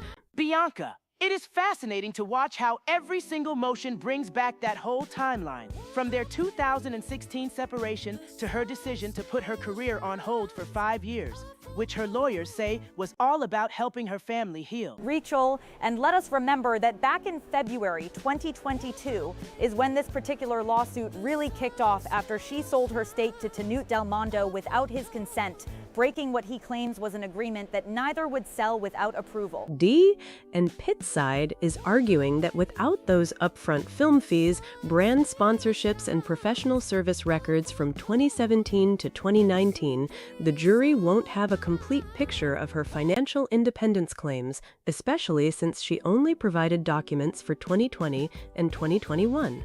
Bianca, but D, her side is firing back that demanding those earlier records is a serious invasion of privacy, especially since she has already handed over her tax returns and film profit statements for those later years.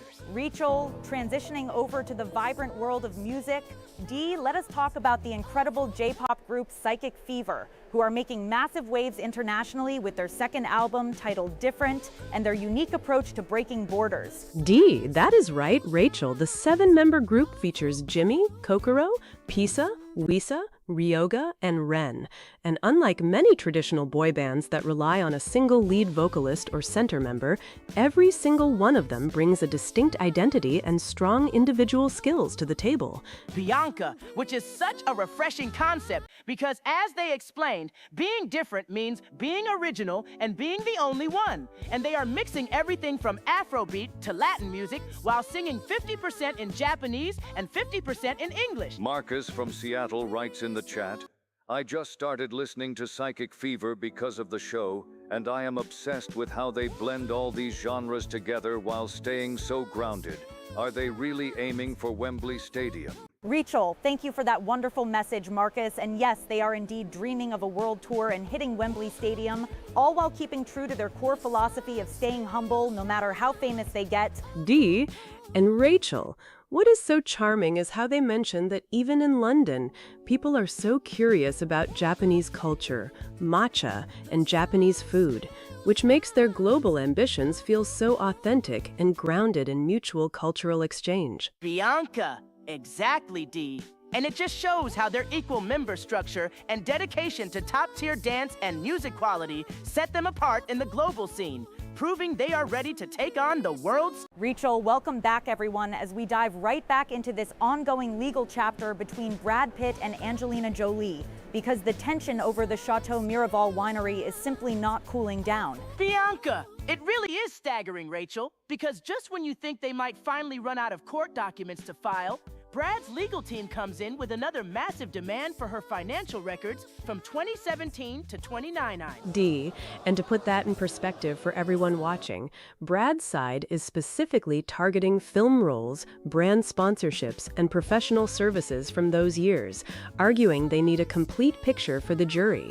Rachel, exactly, D, and that stems from Angelina's prior claims that she had to sell her stake in the vineyard back in 2021 to achieve financial independence after largely putting her career on hold following their 2016 separation. Bianca, but her defense team is pushing back so hard against this, calling it a gross overreach and a continuation of controlling conduct by Brad, especially since she voluntarily handed over her tax returns and financial docs for 2020 and 2021. D, her lawyers made it clear during that informal discovery conference on July 8th that she was never claiming financial hardship during that period, but rather just trying to cleanly separate her finances from her ex-husband. Rachel, it is fascinating how different things look when we pivot over to our musical guests, Psychic Fever, who are carrying such an entirely different kind of global energy with their second album, Different. Bianca, oh, I love them, Rachel, because unlike so many traditional boy bands that rely on a single lead vocalist or a designated center member,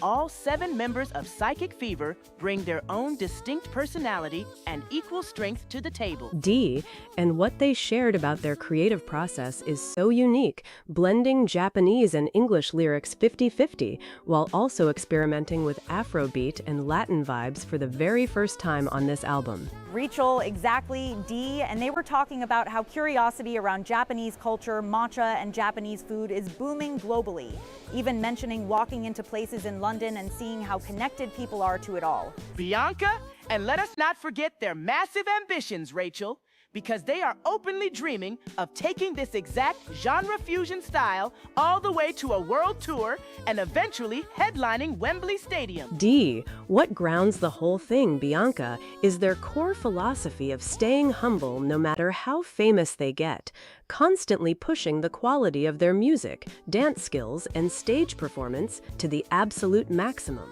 Rachel, moving back to the ongoing legal battle between Brad Pitt and Angelina Jolie, there are new developments coming out of court regarding the Chateau Miraval winery dispute. Bianca, it really feels like this legal fight is never going to end, Rachel. Because now 62-year-old Brad Pitt is pushing hard for Angelina Jolie to hand over her financial records from 2017 to 2019. D.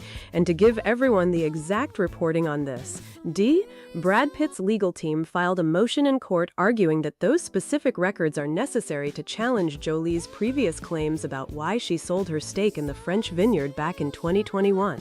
Rachel, exactly, D, because Jolie had stated that she put her acting career largely on hold after their separation in 2016, forgoing years of compensation and feeling that she needed to achieve financial independence from Pitt. Bianca, but Pitt's side is claiming that without seeing her upfront film fees, brand sponsorships, and professional earnings from those years, the jury will be left with an incomplete picture of the whole situation, Rachel. D. And on the other side of things, D. Angelina Jolie's defense team has strongly pushed back against this demand, with one of her lawyers calling it during a July informal discovery conference an absolute overreach and gross, essentially labeling it as more controlling conduct by Pitt. Rachel, it is fascinating to watch how every single legal move they make comes with such intense public friction, D, especially considering their history together as one of Hollywood's most famous couples before they separated in 2016 after 2 years of marriage and over a decade together. Bianca, and let us remember, Rachel, that they actually finalized their divorce back in December 2024. Yet here they are still locked in this incredibly bitter property and winery battle years later. D, exactly, Bianca.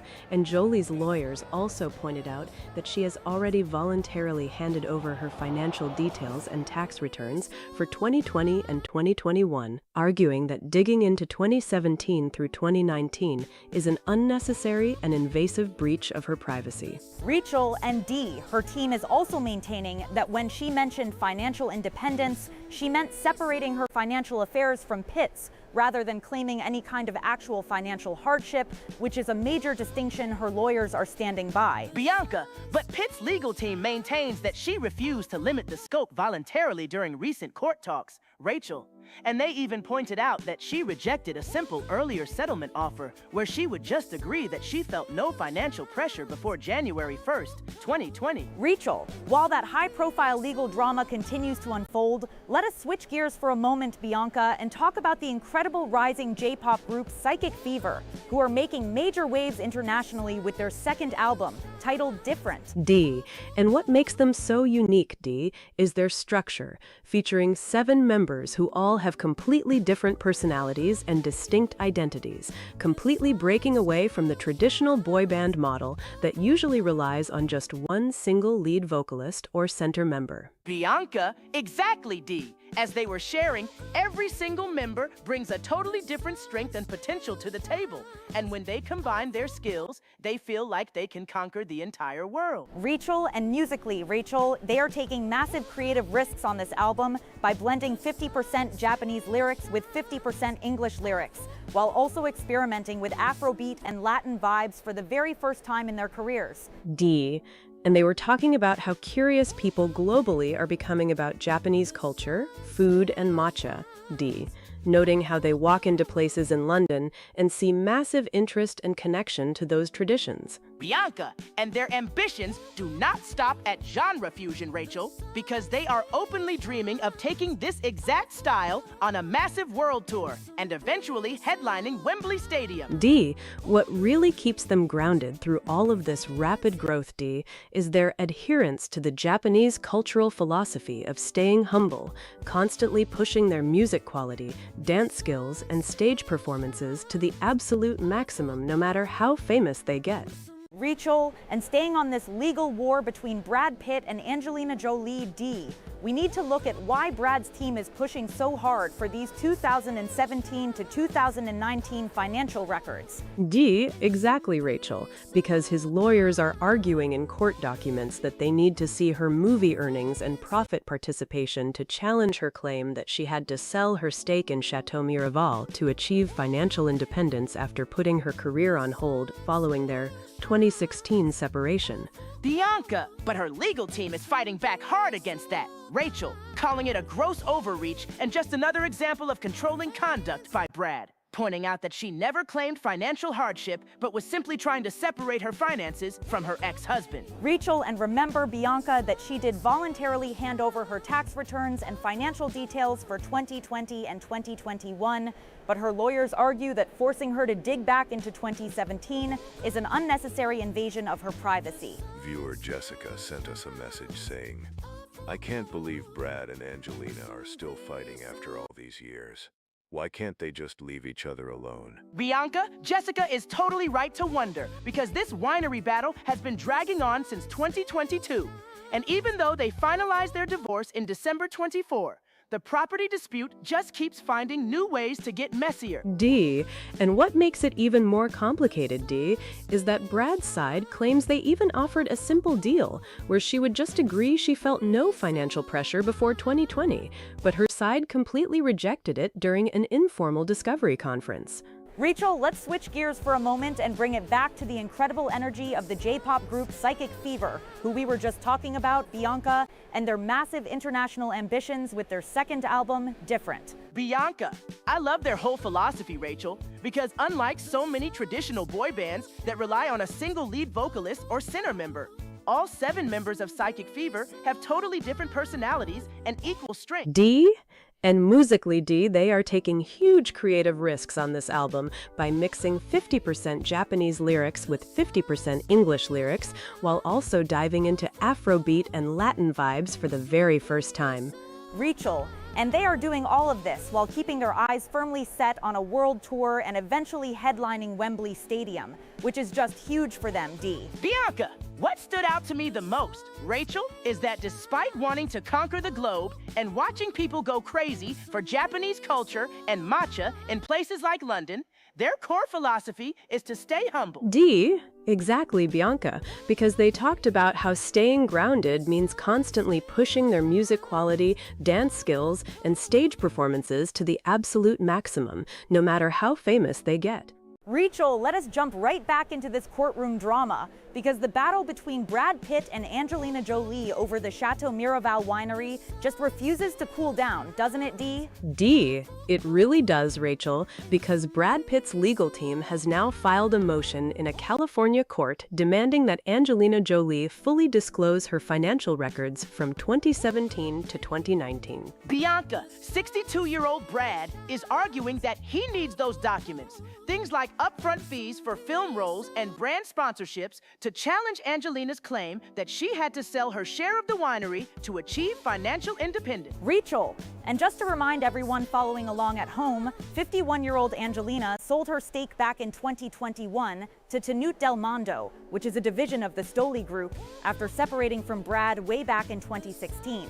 D, right, Rachel, because Brad's lawyers claim that without seeing her earnings from those specific years, the jury will receive a materially incomplete picture of the circumstances surrounding that sale. Bianca, but Angelina's defense team is fighting back hard, calling this request an overreach and a gross invasion of her privacy, with her lawyer describing it during a July discovery conference as, quote, essentially more controlling conduct by Pitt. Rachel, what did her lawyers say about her career pause during that time, Dee? D, they pointed out, Rachel, that Angelina actually put her very successful career on hold for 5 years, starring in movies like Maleficent and Eternals during that broader period, so she could help her family heal from substantial physical and emotional abuse. Bianca, and let us remember, Rachel, that back in 2020 and 2021, Angelina did voluntarily submit her income and tax details, but her team is drawing a firm line at handing over records for 2017 through 2019. Rachel, they maintain that her previous mention of financial independence was about separating her financial affairs from Brad's,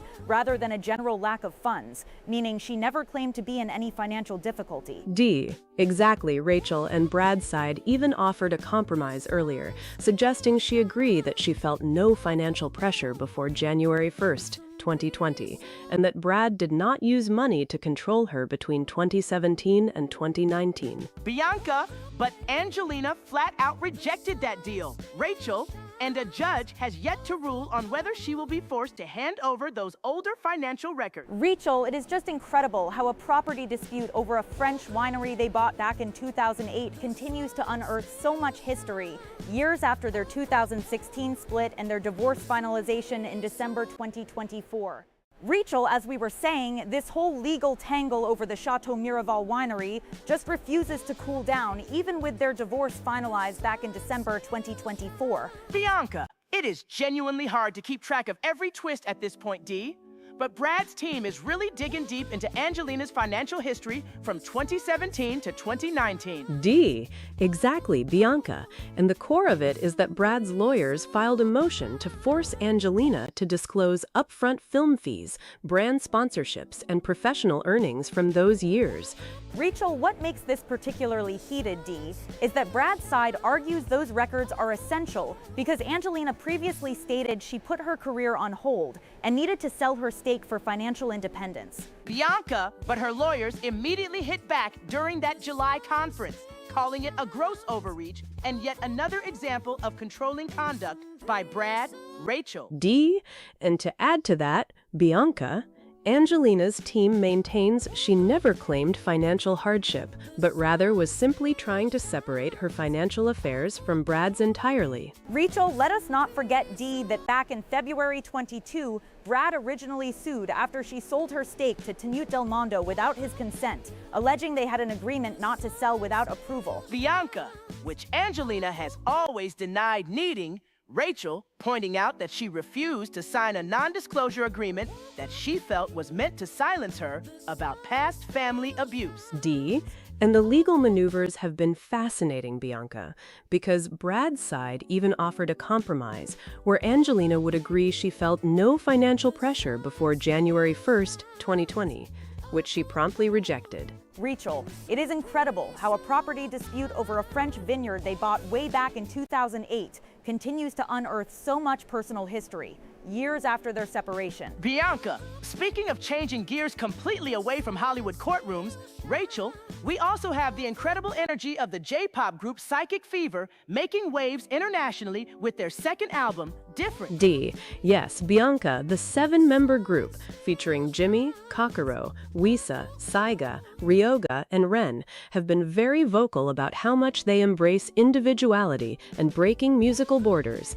Rachel, what is fascinating about their structure, Dee, is unlike many traditional boy bands that rely on a single lead vocalist or center member, every single guy in Psychic Fever brings equal strength and potential. Bianca, and they really put that philosophy into practice on this new album, Rachel, mixing genres like Afrobeat and Latin vibes for the first time, alongside their signature 50-50 Japanese and English lyrics. D, exactly, Bianca. They were talking about how their global travels and love for international music inspire them to blend everything together, even joking about how popular things like matcha and Japanese culture are in places like London. Rachel, and looking ahead, D.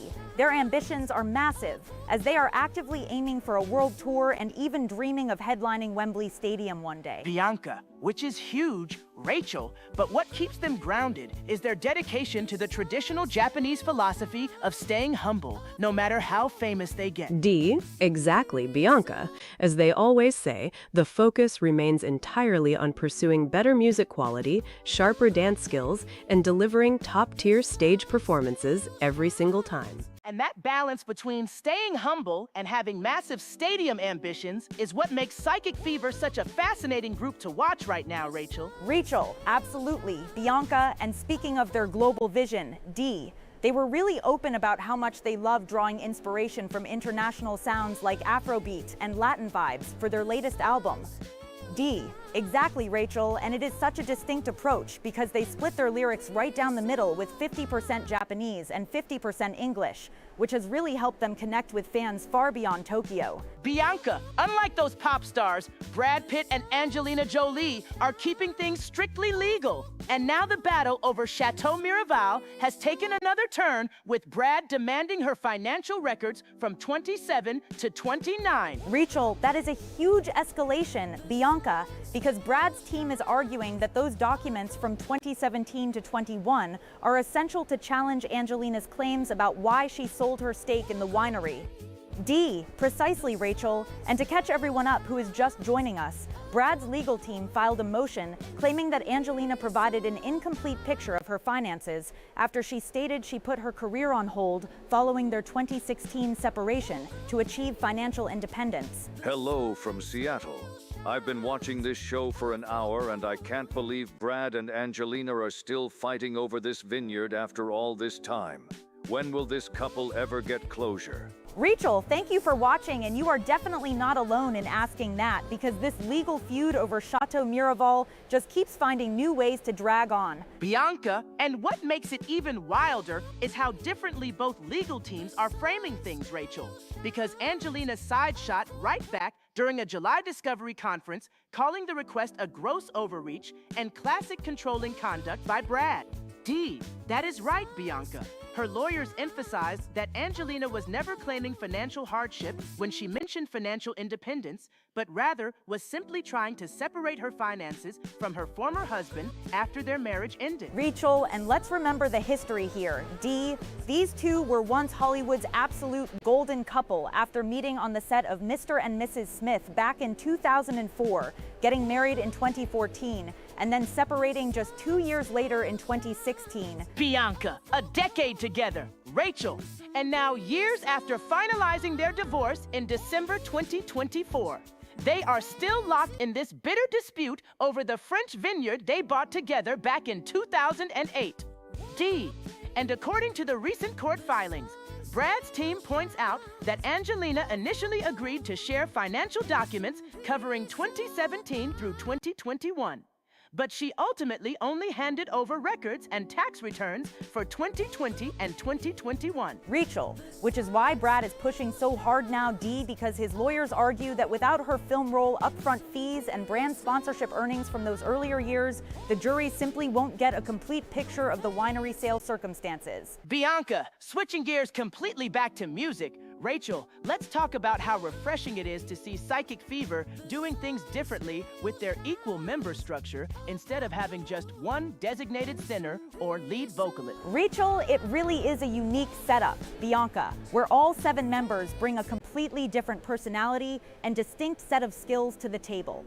D, exactly, Rachel. And as the members themselves pointed out, they really want to show audiences that being different means being original and being the only one, which is the core message of their second album, Different. Bianca, and they are not just talking about it locally, D. They are actively looking toward a world tour and dreaming of headlining Wembley Stadium one day while eating matcha in London and noticing how curious international fans are about Japanese culture. Rachel, moving back to the courtroom drama for a second, because the legal wrangling between Brad Pitt and Angelina Jolie over Chateau Miraval just keeps getting more and more intense. What is the very latest on this document request, D? D. Well, Rachel, Brad Pitt's legal team is pushing hard to get a California judge to order Angelina Jolie to hand over her financial records, specifically covering 2017 to 2019, including her film earnings and brand deals leading up to her 2021 sale of the French winery. Bianca, it is honestly exhausting at this point, D, because they split all the way back in 2016, and yet here we are years later still fighting over who said what about money and control and whether she needed financial independence. Rachel, and the core of the disagreement, Bianca, really comes down to why she sold her stake, because Pitt's team argues that without her earnings records from those years, the jury won't get the full picture to test her claim that she gave up years of compensation. D, exactly. Rachel and Jolie's defense team is fighting back just as fiercely, calling the demand an overreach, a gross invasion of privacy, and what they describe as more controlling conduct by Pitt, noting she already voluntarily handed over her tax and income details for 2020 and 2021. Bianca, switching gears entirely back to the music world, Rachel, can we just appreciate how much fun Psychic Fever is having with their international ambitions and their love for matcha while visiting London? Rachel, it is such a great contrast, Bianca, to see them traveling, eating Japanese food abroad, and noticing how genuinely curious international fans are about Japanese culture. D. And what is fascinating about their global outlook, Rachel, is how they deliberately mix 50% Japanese and 50% English lyrics in their songs to break down borders, while also sticking firmly to their core philosophy of staying humble no matter how famous they get. Bianca, staying humble is easier said than done when you are dreaming of headlining Wembley Stadium one day. D.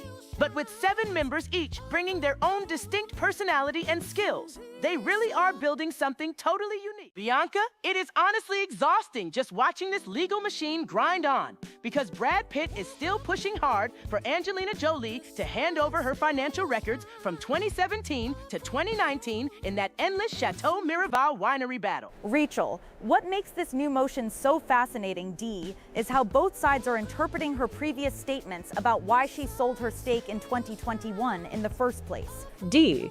Exactly, Rachel, because Pitt's legal team argues that those older tax returns and film profit statements are vital to test her claim that she had to sell the French vineyard to achieve financial independence after putting her career on hold following their 2016 separation. Bianca and her defense team are calling that request a gross overreach, and yet more controlling conduct by him, pointing out that she already handed over documents for 2020 and 2021 voluntarily. Rachel, let us remember how long these two have been tied up in this, Bianca, since they first met on the set of Mr. and Mrs. Smith, got married in 2014, and then split up way back in 2016 before finally finalizing their divorce in December of 24.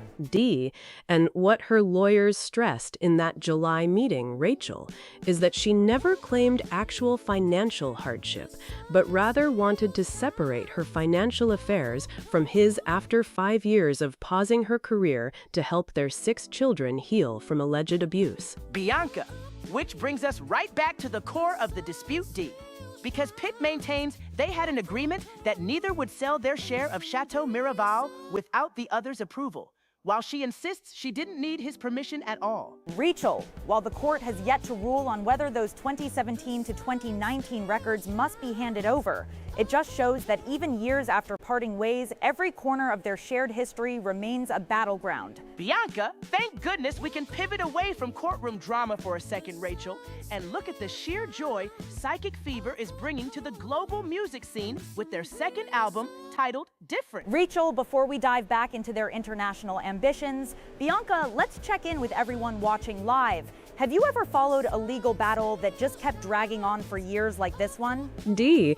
And what is so brilliant about Psychic Fever's approach, Rachel, is how their 7 members, Jimmy, Kokoro, Wisa, Saori, Jimba, Ryoga, and Ren, completely flip the traditional boy band script by having no single designated leader or center member. Bianca, they all carry equal weight, D, which means every single member brings a totally unique personality and skill set to the table. making their blend of hip-hop, R&B, and pop feel genuinely organic. Rachel, what did you discover about their linguistic strategy, D, when they are trying to connect with fans all over the world? D. They are deliberately mixing 50% Japanese and 50% English lyrics, Rachel, to actively break down cultural borders and connect with international audiences who are already obsessing over everything from Japanese food to matcha. Bianca and their ultimate dream is no small ambition either, D, because they are openly aiming to headline Wembley Stadium one day while staying true to their core philosophy of staying humble no matter how famous they get. And that humility is exactly what grounds them, Bianca, even as they talk about hitting #1 on Billboard or launching massive stadium tours across the globe. Absolutely, Rachel.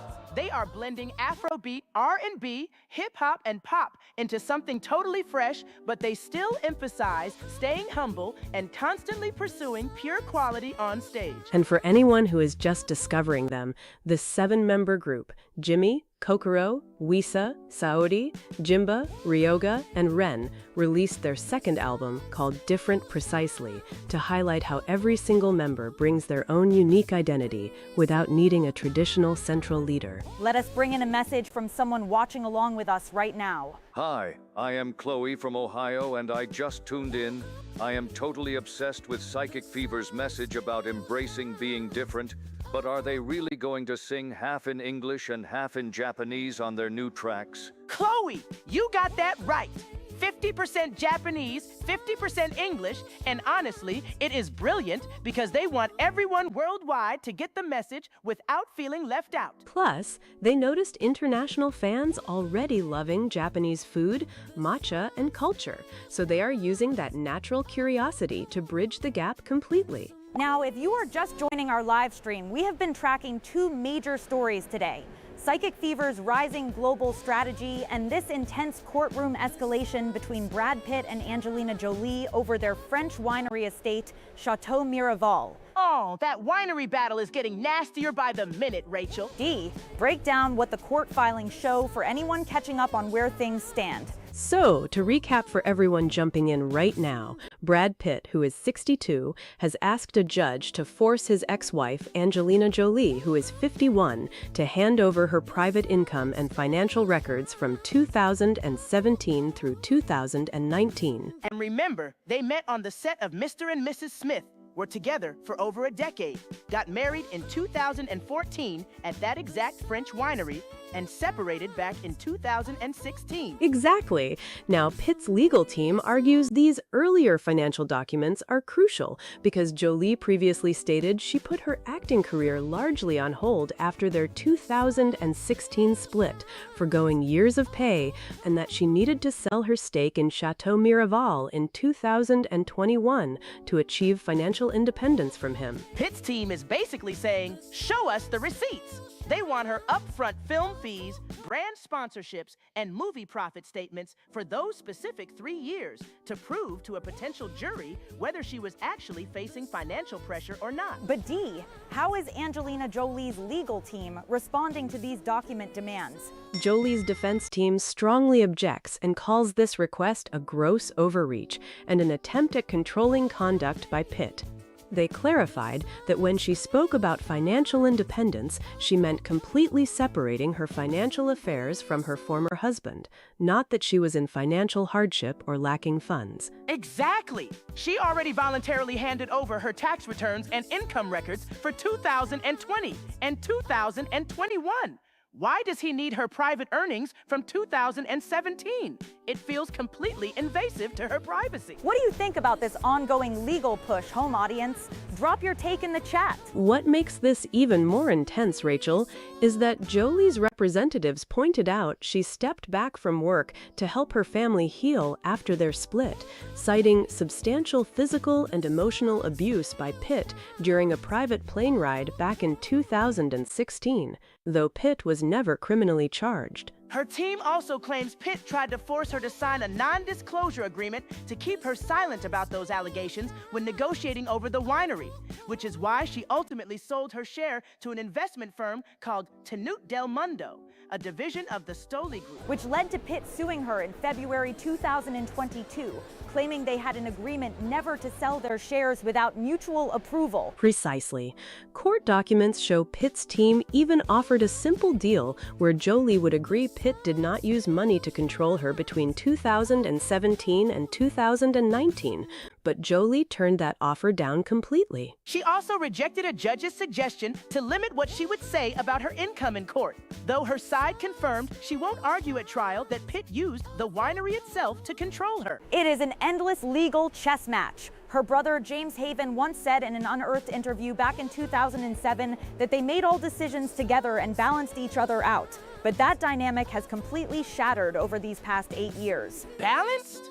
Rachel, that balance went out the window the second those court motions started flying back and forth. And now everyone is waiting on the judge's decision on whether Jolie will actually be compelled to turn over those film contracts and brand sponsorship details from 2017. Exactly, Dee. Because demanding every single film contract and brand sponsorship record from 2017 to 2019 feels less like standard legal procedure and more like an endless fishing expedition. And that is precisely why Angelina Jolie's legal counsel responded by calling this latest filing a gross overreach during that informal discovery conference back on July 8th.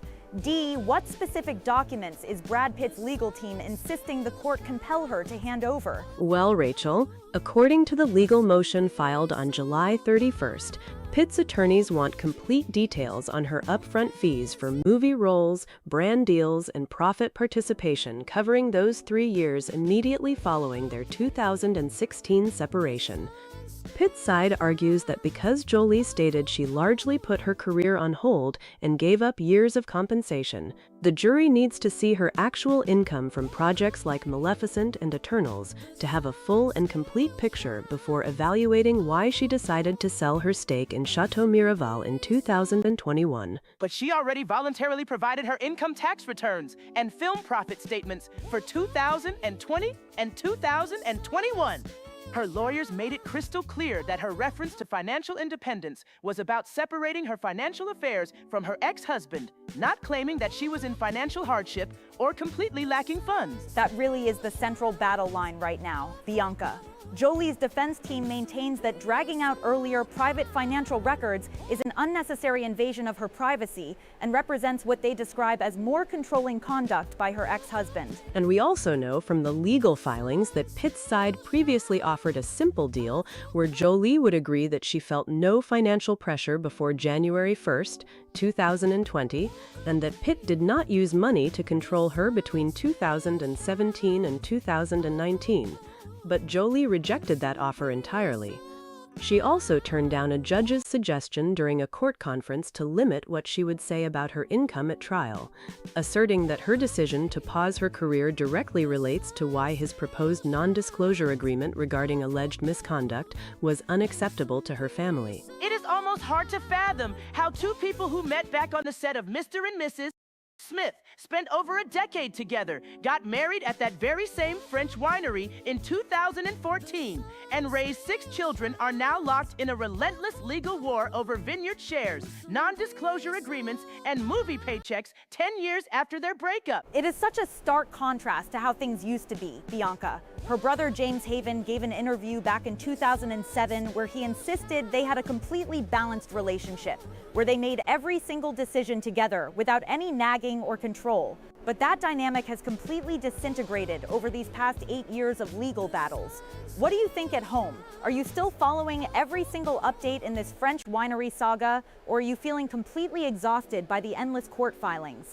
Let us know what you think live. Oh, I think most people are exhausted by court filings, Rachel, which is why shifting our attention away from 8 years of celebrity legal battles over to a group of 7 young performers who are all about total unity, shared leadership, and zero ego is like taking a deep breath of fresh air. You took the words right out of my mouth, Bianca. Let us pivot right now to the J-pop group Psychic Fever, because while Hollywood exes are battling in California courtrooms, these 7 artists are taking the global music scene by storm with a totally fresh model of teamwork. D, walk us through how Psychic Fever operates, because their internal group dynamic is so unique compared to traditional boy bands. Rachel, it is so refreshing. In most conventional boy bands across the industry, you almost always have a designated center member, a primary lead vocalist, or one clear main dancer who gets the majority of the spotlight. But Psychic Fever breaks that mold entirely. All 7 members, Jimmy, Kokoro, Wisa, Tsurugi, Ryoga, Ren, and Kazuma, bring totally distinct identities, individual strengths, and varied musical influences to the group, and they operate as absolute equals without a fixed center. And that equal structure is exactly why their sound feels so dynamic, D. When you do not have 7 guys competing over who gets the most center time, every single member can showcase their unique potential. Whether it is smooth R&B vocals, fast-paced rap, or intense dance choreography, they genuinely treat their individual differences as their ultimate group strength. Exactly, Bianca. And that exact philosophy is the core message behind their second album, titled Different. They want to share with their fans that being different from everyone else is not something to hide. It is what makes you original and allows you to be the only one of your kind. That theme of breaking boundaries comes through in their music style as well, Rachel. On this new project, they are blending a massive variety of genres, everything from R&B and hip-hop to experimenting with Afrobeat for the very first time. On top of that, they are strategically writing their songs with a lyrical balance of 50% Japanese and 50% English, specifically so they can connect with international listeners across the globe. That 50-50 language strategy is so smart, D. Even though they are all Japanese, they draw inspiration from music around the world, English tracks, Spanish hits, African rhythms, and they realize that global fans want to sing along without feeling like a language barrier is keeping them out. And speaking of going global, Bianca, these 7 members are setting their sights on some truly massive career goals. They have openly stated that they are aiming for a Billboard Global #1, a full international stadium tour, and specifically performing live at the famous Wembley Stadium in London. That trip to London really made an impression on them, Rachel. They noticed how curious people over there are about Japanese culture, pointing out how popular local Japanese food spots like wasabi are, and how matcha has become a massive global trend. But what strikes me most about their journey is that despite these huge stadium ambitions, they remain deeply committed to a fundamental Japanese cultural principle, staying humble. Yes, staying humble no matter how famous they become. They explained that no matter how much recognition or international fame comes their way, the key is to stay grounded, focus on their craft, and constantly push to elevate the quality of their music, vocal skills, and stage performances every single day. That humble mindset is so refreshing to hear. In an industry where major egos constantly cause groups to clash and break apart, seeing 7 members dedicated to staying humble while aiming for Wembley Stadium is really inspiring. Are you playing Psychic Fever's new album, Different, on repeat yet? Tag us on social media and tell us which member's verse is your absolute favorite. You can really tell how much effort they put into perfecting their performances, Rachel. They shared that every time they travel overseas, each member learns new techniques and absorbs different musical experiences, which they then bring back into the studio to sharpen their live shows and dance routines. Just compare that level of mutual support and long-term vision to our previous story, Rachel. Here you have 7 performers balancing 7 distinct identities to build a shared future.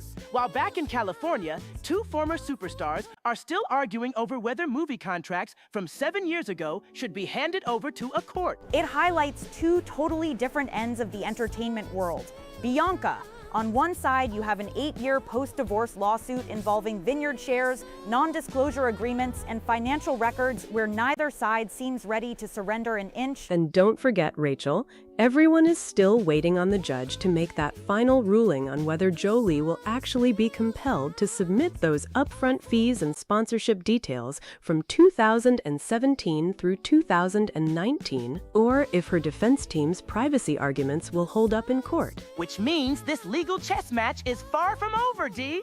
Every time we think they might be heading toward a final resolution, another motion gets filed, another settlement offer gets rejected, and another unearthed detail from their past surfaces. The drama never stops in Hollywood, that is for sure.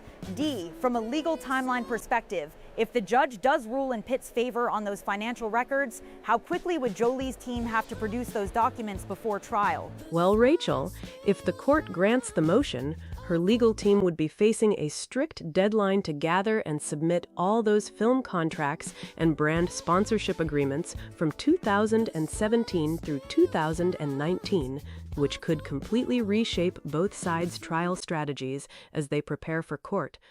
That strict deadline is going to put immense pressure on her defense team, D, especially when you look at the sheer volume of contracts and financial papers involved from those 3 specific years. Pressure is an understatement, Rachel, but let us look at what is actually happening behind those courtroom doors. Because Brad Pitt's legal team is not just asking for random paperwork here. They are going straight after her core claim that she had to sell her share of Chateau Miraval in 2021 to achieve financial independence. Exactly, Bianca.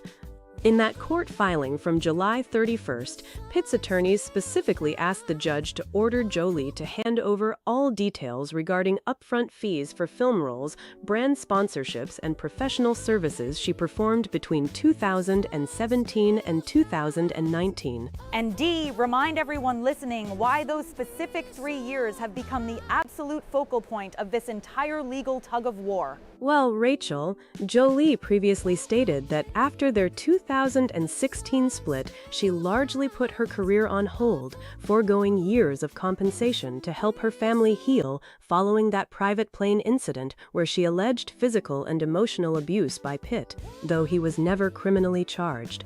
Her side argued that his financial leverage over her during that period influenced her decisions regarding the vineyard. But here is where it gets spicy, D. Pitt's lawyers are saying, wait a minute. If you are claiming you put your career on hold and lost out on compensation, show us the receipt. They state she produced tax returns and film profit statements for 2020 profit and 2021, but completely drew the line at 2017 through 2019. That is right, Bianca. Pitt's side pointed out that she had initially agreed to turn over records spanning 2017 through 2021, but then on February 23, 2026, she restricted her papers to only those later 2 years. That is a major shift in trial strategy. D, did not Pitt's team even offer a compromise before bringing this back to the judge? They did, Rachel. Pitt's attorneys offered a deal where Jolie would agree that she felt no financial pressure prior to January 1st, 2020, and that Pitt did not use money to exert control over her between 2017 and 2019. And of course she rejected that offer. Why would she agree to those terms, Rachel? Jolie's legal team called that deal, and the entire demand for older records a gross overreach and classic controlling conduct by Pitt. Her lawyer made that exact point clear during an informal discovery conference back on July 8th. She also turned down a suggestion from the judge to limit what she would have to say about her income during the trial. Did she not, D? She certainly did, Rachel. Her legal team insists she was never claiming general financial hardship. They argue she was simply seeking financial separation from her ex-husband, and that handing over private income details from film roles like Maleficent or Eternals and high-profile brand deals would be an unnecessary invasion of her privacy. Look, whether it is film money or major brand deals, 62-year-old Pitt wants those records presented so the jury gets what his team calls a complete picture. Meanwhile, 51-year-old Jolie feels he is just trying to pry into her private affairs. What do you home viewers think about this legal fight over the French winery? Head over to our show's official page and tell us if you think those financial records should be disclosed. That issue of control is so fascinating, Bianca, especially when you compare where they are today with where they started when they first met on the set of Mr. and Mrs. Smith. D, did not an unearthed interview with her brother James Haven shed some light on how their dynamic used to look back in the day? It really did, Rachel. In an unearthed interview from 2007, back when James, who recently revealed he is gay, was speaking about their bond, he addressed public reports that Jolie was controlling. He said at the time that he never saw any tension, that they made decisions together as a balanced team, and that Pitt brought out the best in his sister. Wow. Fast forward from 2007 to now, after their split in 2016 and their finalized divorce in December 2024, and they are locked in a relentless court battle over a winery they bought together back in 2008. Talk about a complete turnaround, Dee. It really is, Bianca. Ever since Jolie sold her stake in Chateau Miraval to Tenute del Mondo, a division of the Stoli Group, in 2021, Pitt has maintained they had an agreement never to sell without mutual consent. Jolie's team maintains she did not need his approval, especially after negotiations broke down over a non-disclosure agreement he allegedly tried to force her to sign. It is an endless legal battle, and while Hollywood stars are fighting over financial control and privacy, there are artists on the complete opposite side of the music world who are focused on unity, hard work, and global ambitions. You are talking about our favorite rising stars from Japan, Rachel. I know exactly where you are taking us. Absolutely, Bianca. We are talking about the J-pop group Psychic Fever from Exile Tribe. They are taking the global music scene by storm, and their whole philosophy is a total breath of fresh air. Oh, they are incredible, Rachel. Formed under the massive LDH agency, the same powerhouse behind junior groups like Generations, The Rampage, Fantastics, and Ballistic Boys. Psychic Fever is proving that individuality and group synergy can work together perfectly. D, for anyone who is just joining our live broadcast, give us the breakdown on who these boys are and what makes their structure so unique compared to traditional boy bands. Well, Rachel, the group features 7 members: Jimmy, Kokoro, Wisa, Tsurugi, Ryoga, Ren, and company. Unlike most boy bands that feature a designated center member or a lead vocal who steals the spotlight, Psychic Fever operates on complete equality. Every single member possesses distinct strengths, skills, and massive potential. And that is why their second album is titled Different, Rachel. They are showing everyone that being different is something to celebrate. They want their listeners to know that being original and being the only one is what really matters. Their sound is such an exciting blend. Bianca, D, what genres are they fusing together on this new record? Rachel, they are pulling from everywhere. They are mixing hip-hop, R&B, Afrobeats, pop, and even tried an alternative vibe for the very first time on this album.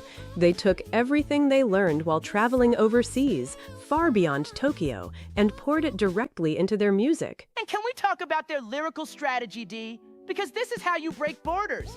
They are singing their songs 50% in Japanese and 50% in English, half and half. That means fans all across the globe can connect with their message without any language barrier. Exactly, Bianca.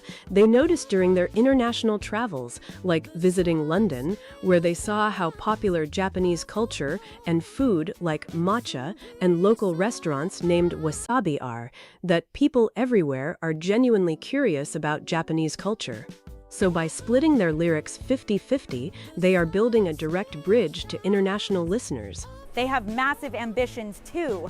D, what are the big goals Psychic Fever is chasing right now? Rachel, they have set their sights on a Billboard Global #1, a full world tour, stadium tours, and specifically performing at Wembley Stadium in London. I love that ambition, Rachel.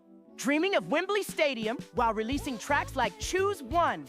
But what impresses me the most, D, is that despite these huge goals, they live by one core Japanese cultural rule. Stay humble. That is right, Bianca. The members emphasized that no matter how famous or successful they get, their rule is to stay humble, focus on their work, and constantly elevate the quality of their vocals, dance skills, and stage performances. Staying grounded while reaching for global stadiums is a lesson so many big stars could use. What do you think about Psychic Fever's goal to perform at Wembley Stadium? Drop your comments in our live chat right now. Well, speaking of their stage presence and how they blend Afrobeats and hip-hop live, D, how are international audiences reacting when they perform those 50-50 English and Japanese tracks live on stage? The crowd reaction has been absolutely electric, Bianca.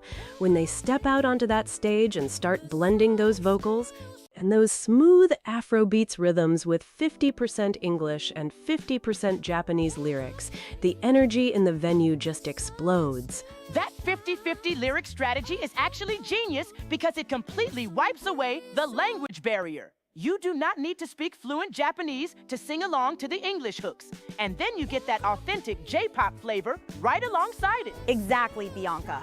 And what I find so fascinating is how deliberate they are about bringing Japanese culture to the global stage while taking inspiration from abroad. They even noticed how things like matcha and Japanese food culture are booming in places like London. They really pay attention to those details. The members mentioned noticing Japanese restaurant chains like Wasabi and the massive popularity of matcha everywhere when they travel, and they want their music to cross international borders in that exact same organic way.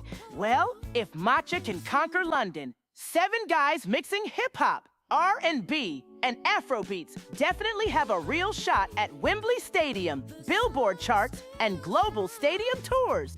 But let us be real. Going from debuting under Exile Tribe with tracks like Choose One to filling massive international arenas takes serious stamina and relentless work. It really does, but their core Japanese cultural philosophy of staying humble while constantly elevating the quality of their vocals, dance skills, and stage presence is clearly keeping them grounded. Let us look at what our viewers are saying about Psychic Fever in our live chat right now. Hi everyone, I'm Chloe from Ohio, and I've been listening to Different on repeat all morning.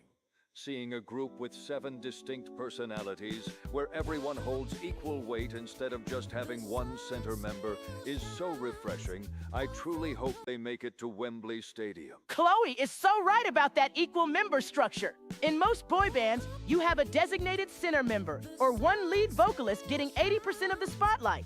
But Psychic Fever built their whole group identity on all 7 members, bringing totally distinct strengths and potential. That was one of the biggest points Jimmy and the rest of the group highlighted when discussing their second album, Bianca.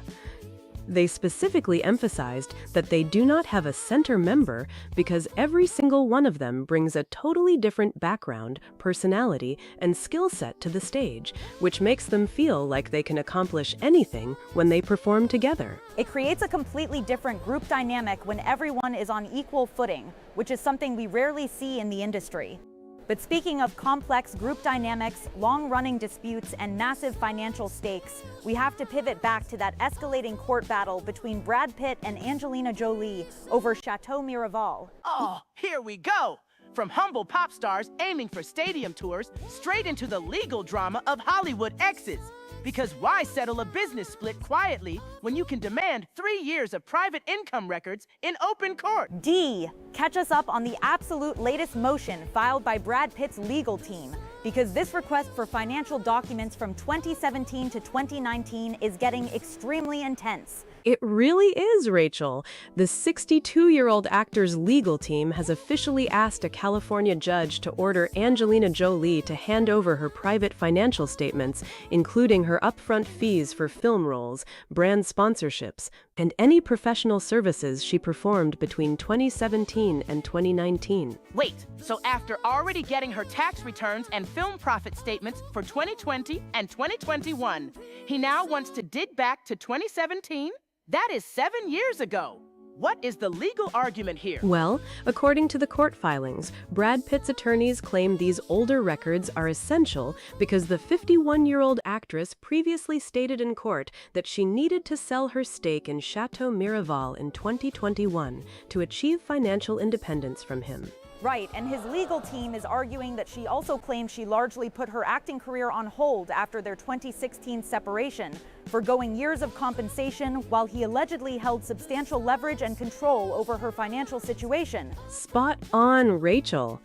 Pitt's lawyers are telling the judge that without those 3 earlier years of financial records, the jury will receive a materially incomplete picture of whether she actually experienced financial pressure or if she was already earning significant income from big projects like Maleficent and Eternals during that exact window leading up to the sale. Oh, please! Are we really pretending that Angelina Jolie was somehow struggling financially? Her defense team clarified that when she said financial independence, she meant completely untangling her financial affairs from her former husband. Not that she was facing a general lack of funds or financial hardship. That is exactly what Jolie's defense attorney argued during a recent informal discovery conference, Bianca. Her lawyer slammed the request as a gross overreach and characterized it as essentially more controlling conduct by Pitt, emphasizing that she voluntarily provided her 2020 and 2021 tax records already. And didn't her legal team also re-emphasize why she stepped back from work in the first place, Dee? Yes, Rachel. Her representative stated that she paused her successful career for 5 years specifically to help her family heal from what she alleged was substantial physical and emotional abuse by Pitt during that private plane flight in 2016, an incident where no criminal charges were brought against him. And let us not forget the non-disclosure agreement dispute. Jolie's side has maintained that the main reason she sold her share of the French winery to Tenute Del Mundo in 2021 was because Pitt allegedly tried to force her to sign an NDA that would silence her about those misconduct allegations toward the family. What is really fascinating is how Pitt's team actually tried to propose a legal compromise before filing this motion. Right, Dee? What did they offer? According to the legal documents, Pitt's team offered a simple deal where Jolie would agree that she felt no financial pressure before January 1st, 2020, and that Pitt did not use money to control her between 2017 and 2019. But Jolie rejected that offer. Of course she rejected it.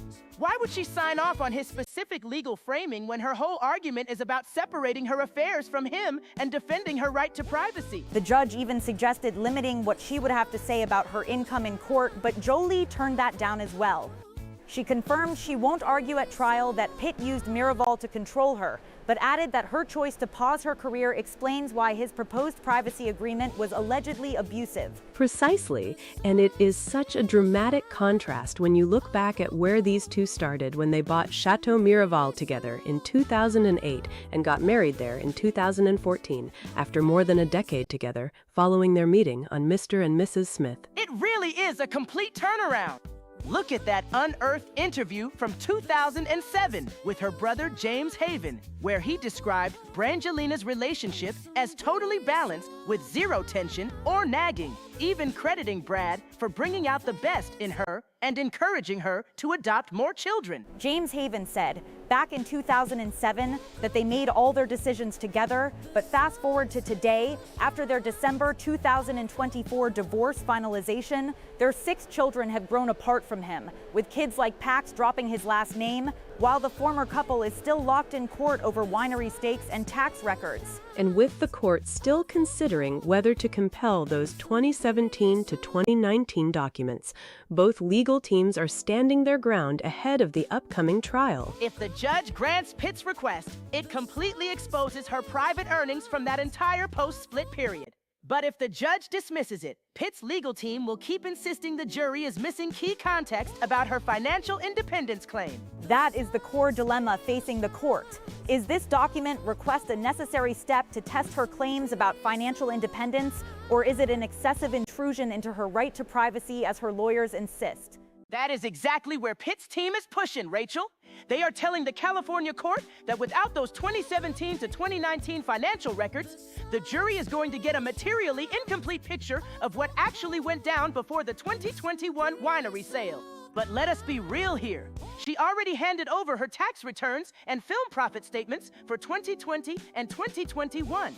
If she is explicitly stating that her claim about financial independence was about separating her money from her ex-husband and not about being broke, why are they so obsessed with seeing every single upfront fee she made on Maleficent or Eternals during those specific 3 years? Because from a trial strategy perspective, Pitt's legal team wants to dismantle her narrative that she gave up years of compensation after their 2016 separation, while he held substantial financial leverage over her.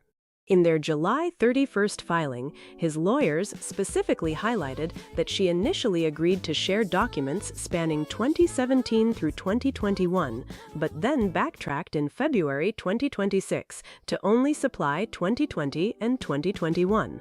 And what I found so fascinating in the reported details from that July informal discovery conference is that Pitt's side actually offered her a deal to avoid this whole document pull. What kind of deal was on the table, Dee? Walk us through what his team suggested before this motion was brought to the judge. Pitt's attorneys proposed that if Jolie simply agreed that she felt no financial pressure before January 1st, 2020, and that Pitt did not use money to control her between 2017 and 2019, they would completely drop the demand for those private records.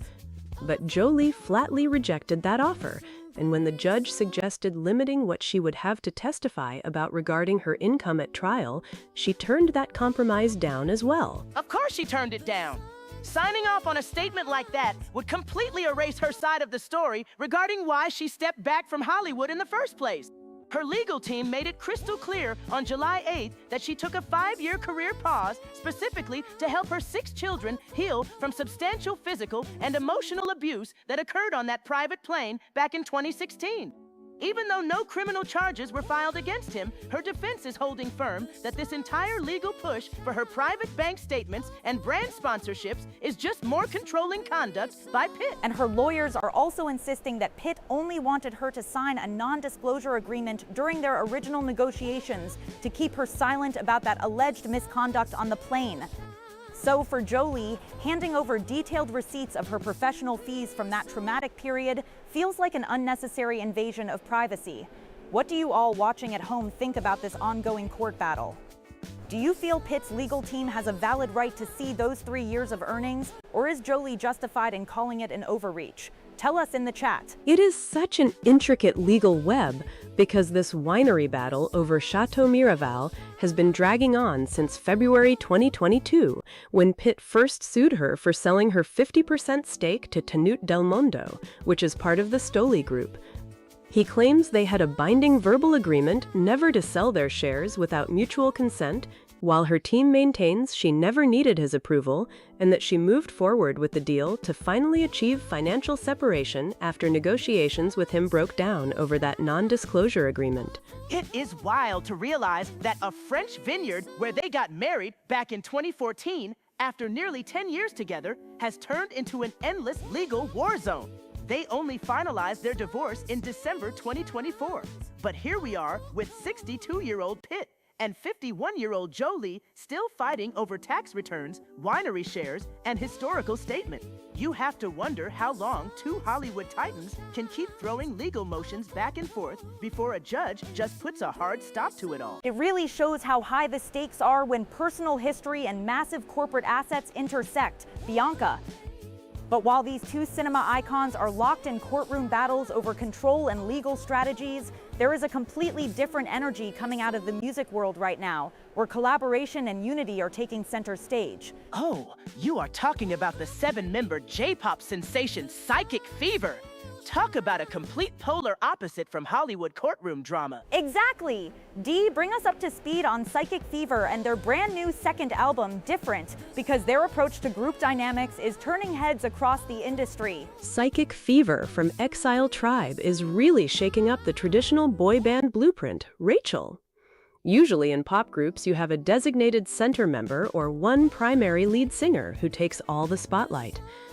But with Psychic Fever, members like Jimmy, Kokoro, Wisa, Tsurugi, Ryoga, and Ren operate on a completely equal footing. Every single one of the 7 members brings a distinct skill set and individual personality, and they build their music around the idea that their differences are what make them stronger together as a single unit. That equal member structure is so refreshing to see. Nobody is stuck in the back doing background vocals while one frontman gets all the camera time. And you can hear that individual energy in their sound too. They are blending genres left and right, taking hip-hop, pop rap, R&B, and for this new album, they even experimented with Afrobeat for the very first time. They are drawing inspiration from global music styles, whether it is English tracks, Spanish rhythms, or African beats, showing they are not afraid to evolve beyond standard J-pop formulas. They are explicitly aiming to break down cultural borders with their music. Bianca. In fact, their songs feature a 50% Japanese and 50% English lyrical strategy, so listeners everywhere can connect directly to their message. They even talked about traveling abroad and noticing how Japanese food and culture, like matcha and wasabi restaurants in London, are blowing up worldwide. They want their music to bridge that exact same gap. And their global goals are not modest by any means. The group has openly stated that they are aiming for the top spot on the Billboard Global Chart, planning massive world tours and stadium tours, and specifically setting their sights on performing at Wembley Stadium in London. That is a massive dream for a Japanese group, but they are backing it up with serious work ethic and constant skill refinement. What I love about these guys, D, is that despite those huge stadium dreams, they live by a traditional Japanese core philosophy called stay humble. No matter how famous or viral they get across international markets, they insist on keeping their feet on the ground, staying humble, and constantly focusing on improving their vocal quality, dance choreography, and live stage presence. It is all about the craft for them. It really is. They view staying humble as the real secret to long-term artistic survival. If you are listening to their new album, Different, which member's vocal style or verse stands out the most to you? Send us your favorite tracks on the live stream chat right now. But thinking about that 50-50 language split and their Wembley Stadium goal, Bianca, breaking into Western Stadium circuits as an Asian pop group takes a serious amount of strategic crossover power, Rachel. But they are doing it by honoring their roots while completely tearing down language barriers. When you look at how LDH built their boy band ecosystem in Japan, spawning groups under that main exile tribe umbrella like Generations, The Rampage, Fantastics, and Ballistic Boys, Psychic Fever was engineered from day one to be hip-hop-centric and international. That is so true, Bianca. And when they talk about taking their second album, Different, to places like London, they noticed how huge Japanese culture and food like matcha and wasabi have become over there. They realized the global curiosity is already buzzing, so dropping tracks that blend R&B and Afrobeats with half English and half Japanese lyrics gives foreign listeners an immediate entry point without losing an ounce of their authentic identity. It really makes total sense from a market standpoint. Instead of changing who they are simply opening the door wider for international audiences. But while Psychic Fever is aiming for harmony, international growth, and total unity across borders, things over in California courtroom territory could not possibly be more polarized. D, bring us right back into this financial record showdown between Brad Pitt and Angelina Jolie, because the legal filings coming out of this winery dispute are getting incredibly granular. Oh, absolutely, Rachel. This whole battle over Chateau Miraval, the French estate they purchased back in 2008 and where they got married in 2014, has turned into a full-scale legal war. Brad Pitt, who is now 62, has filed a new court motion trying to force Angelina Jolie, who is 51, to hand over her detailed financial records from 2017 through 2019. That includes her upfront acting fees for huge films like Maleficent and Eternals, brand sponsorships, and movie profit participation statements. And let us be real about why he is doing this! Brad's legal team is essentially arguing that Angelina is presenting a selective narrative to the court. She claims that after their 2016 split, she had to pause her career for 5 years, giving up years of massive compensation, which left her feeling financially controlled by him. Brad's side says, wait a minute, if you are claiming you needed to sell your half of Miraval in 2021 just to gain financial independence from him, show us the income records from those exact years to prove you were actually facing financial pressure. Right, Bianca? Pitt's lawyers explicitly stated in court papers that without those 3 years of records from 2017 to 2019, any jury listening to the case would get a materially incomplete picture of the situation. Pitt's side points out that Jolie voluntarily handed over her tax returns and income records for 2020 and 2021, but she abruptly drew the line at the earlier 3 years, refusing to hand them over. Now, Dee, Jolie's defense team did not hold back when they responded to this motion, did they? What are her lawyers officially putting on the record? Her legal counsel went straight on the attack during a discovery conference, calling Pitt's demand a gross overreach and labeling it more controlling conduct. Her attorney clarified that when Jolie spoke about seeking financial independence, she was talking about completely separating her financial affairs from her former husband, not claiming that she was in general financial hardship or broke. Her team emphasizes that she froze her career for 5 years, specifically to help their 6 children heal from substantial physical and emotional abuse that occurred during that infamous private plane incident in 2016. That is the core of her argument. Her side is saying that Pitt tried to force her to sign a sweeping non-disclosure agreement to cover up that alleged abuse and keep her quiet about his misconduct before he would agree to buy her share of Miraval. When she refused to sign that gag order, she sold her 50% stake to Tenute Del Mondo, which is a division of the Stoli Group, in 2021. And that is what triggered Pitt's lawsuit in February 2022, because he claims they had a binding verbal agreement never to sell their shares without mutual consent. It is such a complex web of claims because Jolie maintains she never needed his approval to sell her own property. If you are following this Brangelina saga closely on our live stream, do you think past financial records from 2017 are relevant to a winery sale that happened in 2021? Let us know what you think in the comments right now. But Dee, there were also some interesting settlement offers and judge suggestions behind closed doors regarding these financial records, right? Yes, Rachel. Court documents show that Pitt's legal team actually offered her a compromise earlier.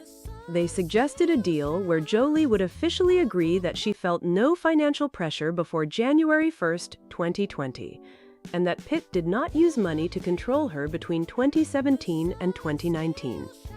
But Jolie flatly rejected that offer. Then the judge handling the conference suggested limiting what could be brought up about her income at trial, and Jolie turned that down as well. Because accepting those terms would undermine her whole position regarding why that proposed non-disclosure agreement was abusive in the first place. She confirmed she will not stand up at trial and argue that Pitt used the winery itself to control her financially. But she insists that her decision to pause her acting career directly relates to the trauma her family was navigating. She is guarding her privacy fiercely, arguing that digging into her contracts from 7 years ago is pure harassment. What makes this whole clash so fascinating, Bianca, is looking back at how this couple used to be viewed versus where they are today. When you look at their history, meeting on set in 2005, spending over a decade together, raising 6 kids, it seemed like an impenetrable Hollywood empire. It really did. In fact, if you go back to an unearthed interview from 2007 with Angelina's brother, James Haven, he painted a completely different picture of their dynamic back then. He explicitly said there was zero tension between Brad and Angelina, that they made every single decision together as equals, and he laughed off reports that she was controlling. He even credited Brad with bringing out the absolute best in her and encouraging her to expand their family. It is wild to contrast that 2007 interview with the reality today. Dee? Now, nearly 2 decades later, the rift is so deep that several of their children keeps them locked in continuous legal combat. It shows how a joint business asset like Chateau Miraval can become the ultimate battleground, long after the romance is dead and buried. But let us turn our attention back to psychic fever for a second. Children, including Pax, have completely dropped Pitt's last name. They finalized their divorce in December 2024, but 8 years after their initial separation, this French vineyard... Because when you compare the heavy legal drama of veteran megastars to 7 young artists working in complete sync, the contrast is night and day. Oh, totally, Rachel. While Pitt and Jolie are fighting over who controlled what, Psychic Fever's whole foundation is based on having no single lead member. Jimmy, Kokoro, Wisa, Tsurugi, Ryoga, Rin, and Rushin operate as absolute equals. Every single member brings a completely different background, vocal tone, and dance style to the group, which is why their second album is literally titled Different. And they are taking those distinct identities and bringing them directly to international stages. They have openly stated that their goals are to hit #1 on the Billboard Global Chart, embark on massive world tours, and ultimately headline a stadium tour that lands them right in Wembley Stadium in London.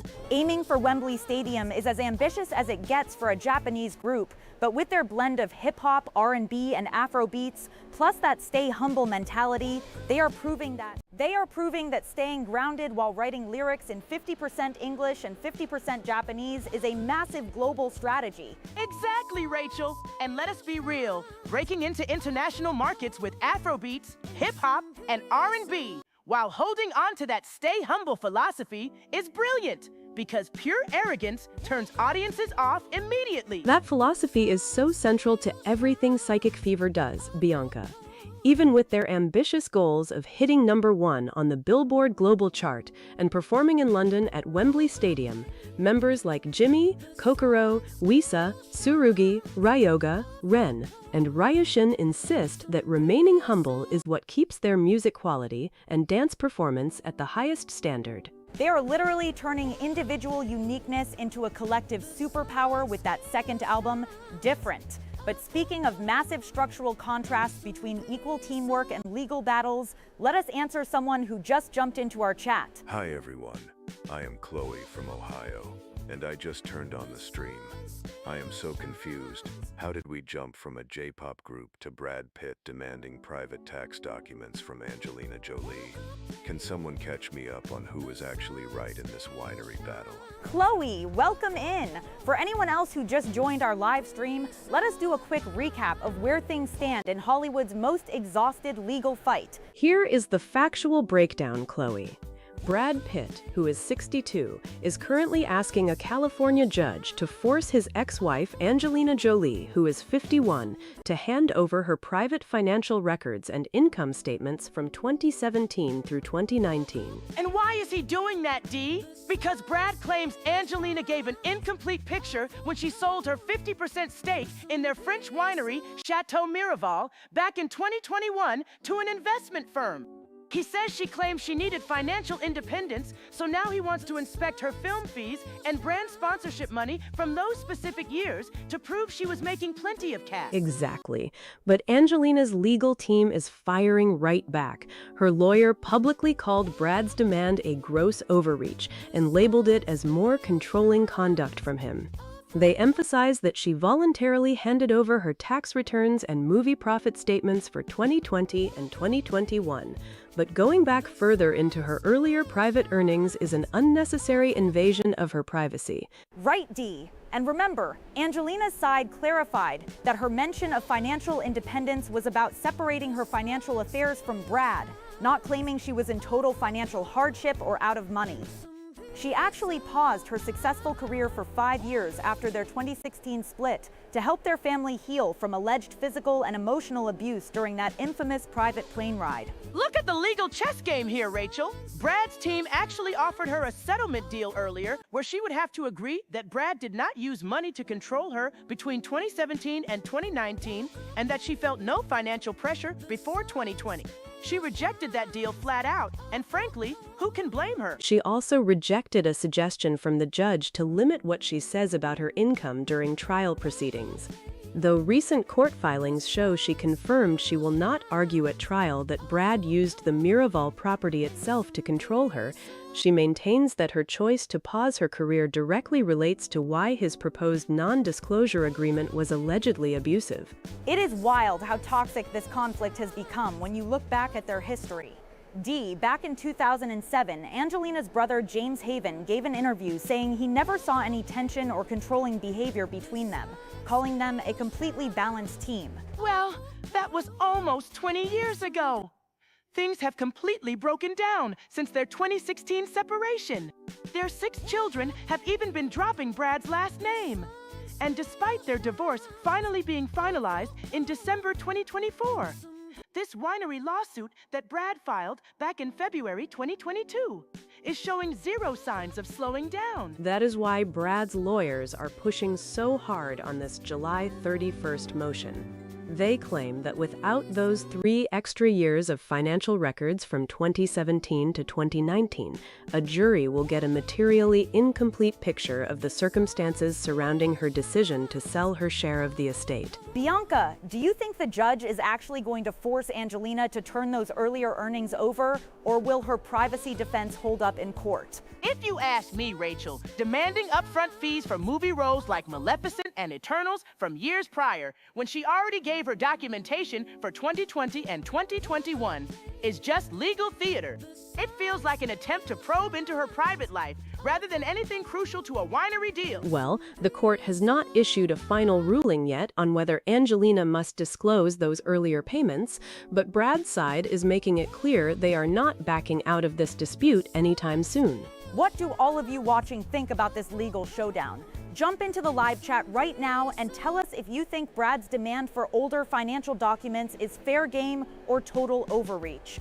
Dee, what are the immediate next legal steps we are watching for? We are waiting on the judge's ruling regarding Brad's motion. Until then, Angelina's team continues to hold their ground, refusing to release documents protected by attorney-client privilege while maintaining that her private income before 2020 has no bearing on her right to separate her finances. Meanwhile, both sides are digging their heels in, proving that even a finalized divorce in 2024 cannot stop this multi-million-dollar French vineyard war. That is the heart of it.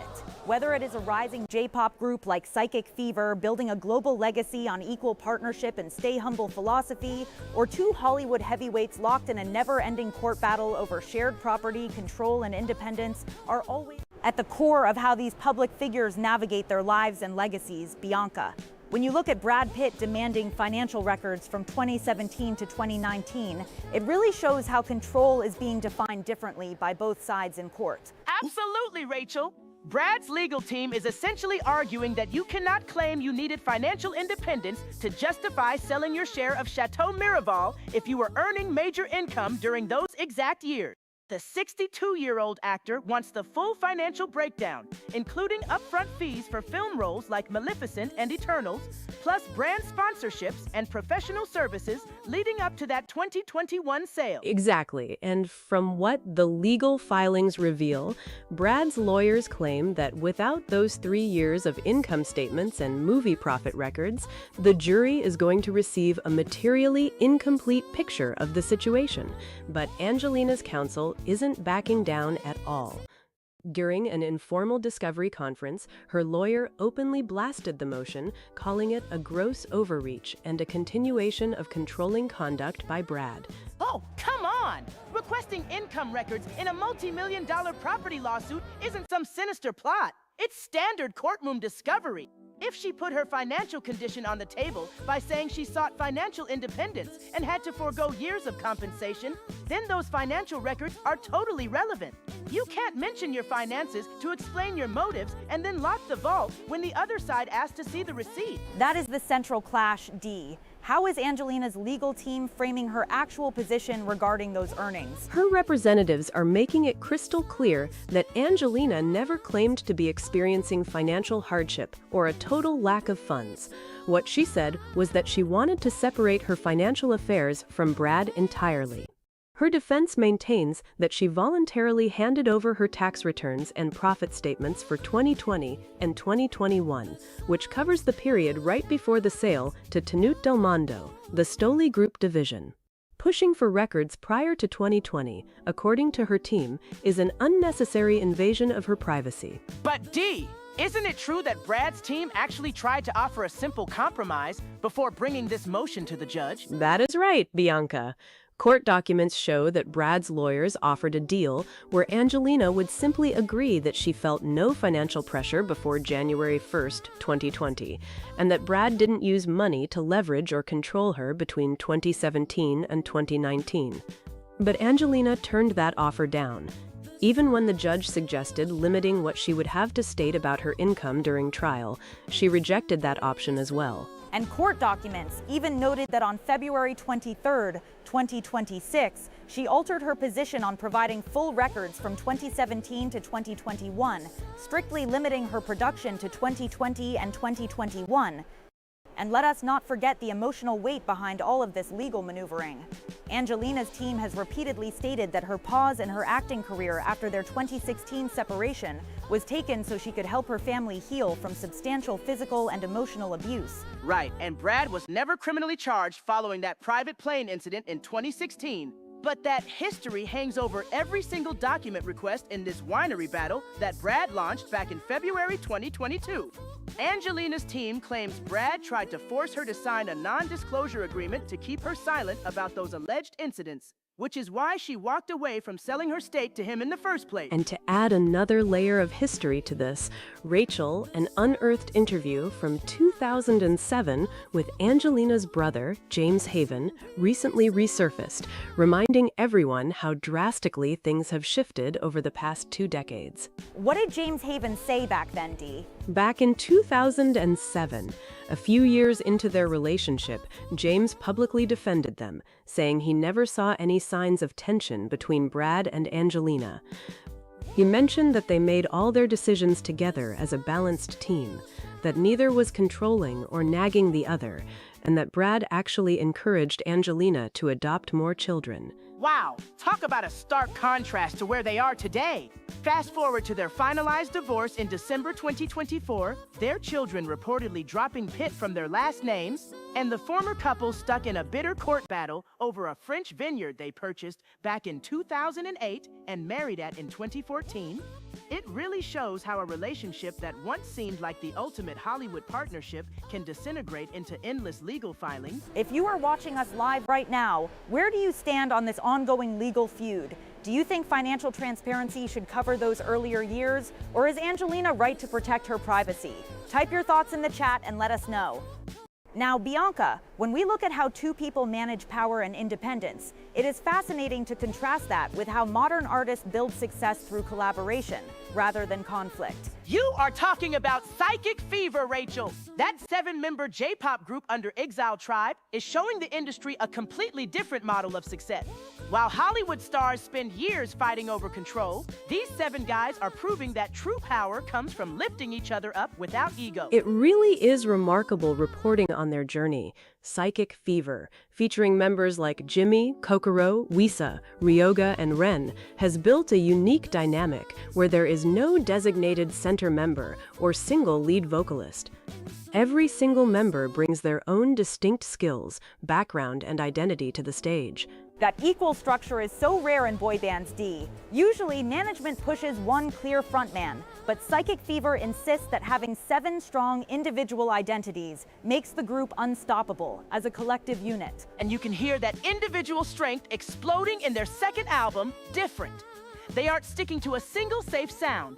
They are fusing R&B, pop, rap, and for the very first time on this new record, they even tackled Afrobeats and Afropop. They listen to everything. English tracks, Spanish music, African rhythms, and bring all of those influences into their music. Beyond the music genres, their international strategy is super calculated yet authentic. They deliberately write their songs with 50% English lyrics and 50% Japanese lyrics. The members explained that they want to break down cultural and language borders so anyone in the world can connect with their message. And those international ambitions are huge. Bianca, they aren't just aiming for local success in Tokyo. They have their eyes set on major global milestones. Oh, they want it all, Rachel! They are openly targeting a Billboard #1 album, a full global world tour, and specifically dreaming of performing a massive stadium tour that lands them right at Wembley Stadium in London. They even noticed during their travels how popular Japanese culture, matcha, and food like wasabi have become in London, which makes them even more eager to bring J-pop to those massive European stages. What stands out most in their statements, though, is how they balance those giant stadium dreams with a deeply rooted philosophy. They emphasized that in Japanese culture, there is a fundamental concept called stay humble. No matter how famous they become or how many arenas they sell out, they promise to stay humble, focus on their craft and continuously improve their dance skills and vocal quality. I love that mindset so much. In an industry full of massive egos and messy court battles, seeing 7 young artists say, "We want to play Wembley Stadium, but we will always stay humble and work hard," is so refreshing. They represent original identity without the drama. To everyone following along in our live chat, how do you feel about J-pop groups breaking global boundaries with 50-50 English and Japanese lyrics? Are you ready to see Psychic Fever take over Wembley Stadium? Drop your favorite tracks in the chat right now. D, looking at the road ahead for Psychic Fever as they push this album different, what are the next major industry moves we should keep an eye on? We are tracking their upcoming international promotional dates and performance schedules as they expand outside of Tokyo. Their team is pushing the new genre blends hard, especially those Afrobeats tracks, to see how global streaming audiences react.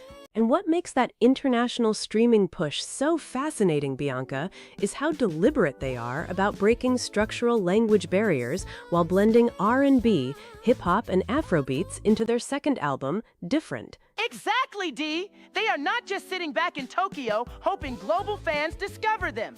They are explicitly aiming for Billboard #1, world tours, and taking over Wembley Stadium in London. And Bianca, that Wembley Stadium ambition is massive. But what I find so grounded about Psychic Fever is their cultural foundation. They talk openly about the Japanese philosophy of staying humble, no matter how famous they get. Which is so refreshing when you look at typical global pop acts. Usually, when a group sets their sights on stadium tours, the egos explode immediately. But Jimmy, Kokoro, Wisa, Tsurugi, Ryoga, and Ren are saying that staying humble is actually the secret trick to constantly improving their music, their dancing, and their stage performances. That philosophy really shines through in their group dynamic too, Rachel. In most boy bands, the agency assigns a clear center member or a lead vocalist who gets 80% of the spotlight. Psychic Fever operates as 7 distinct individuals with totally unique identities and skills, so when they come together, there is no single focal point. Everyone carries equal weight. It really reinforces that core message behind their album title, Different, that being different means being original and being the only one. Plus, incorporating 50% English and 50% Japanese lyrics gives them that direct bridge to global listeners who might be enjoying Japanese culture, food, and matcha right now. They are riding that cultural wave brilliantly. But speaking of massive egos, high-stakes battles, and a total absence of staying humble, can we talk about what is happening in high-finance Hollywood right now? Oh, Bianca, you are pivoting straight to the relentless courtroom showdown between Brad Pitt and Angelina Jolie. Because while 7 young artists are practicing humility, these 2 movie giants are deep in their 10th year of legal warfare over Chateau Miraval. And the legal filings keep getting more intense, Rachel. As we have been tracking, Brad Pitt's legal team filed a motion on July 31st demanding that a California court force Angelina Jolie to disclose her complete financial records, film fees, brand sponsorships, and income statements from 2017 to 2019. Wait, let me get this straight, Dee. They are fighting over a French vineyard that she sold back in 2021 to Tenute Del Mundo, which is a division of the Stoli Group, and now he wants to look through her movie paychecks from 7 years ago. That is precisely what Pitt's attorneys are pushing for, Bianca. Their argument centers on statements Jolie previously made during the litigation. She stated that after their 2016 separation, she largely put her career on hold for 5 years, forgoing years of compensation and facing Pitt's substantial leverage and financial control before deciding in 2019 that she needed to sell her stake in Miraval to achieve financial independence. So Pitt's legal team is claiming that without those 2017 to 2019 income records, the jury will receive a materially incomplete picture of whether she truly felt financial pressure or needed financial independence to sell her share. Oh, come on! Her defense team called this exactly what it sounds like during that informal discovery conference on July 8th. They labeled it a gross overreach and a continuation of controlling conduct by Pitt. That was the explicit statement from Jolie's attorney, Bianca.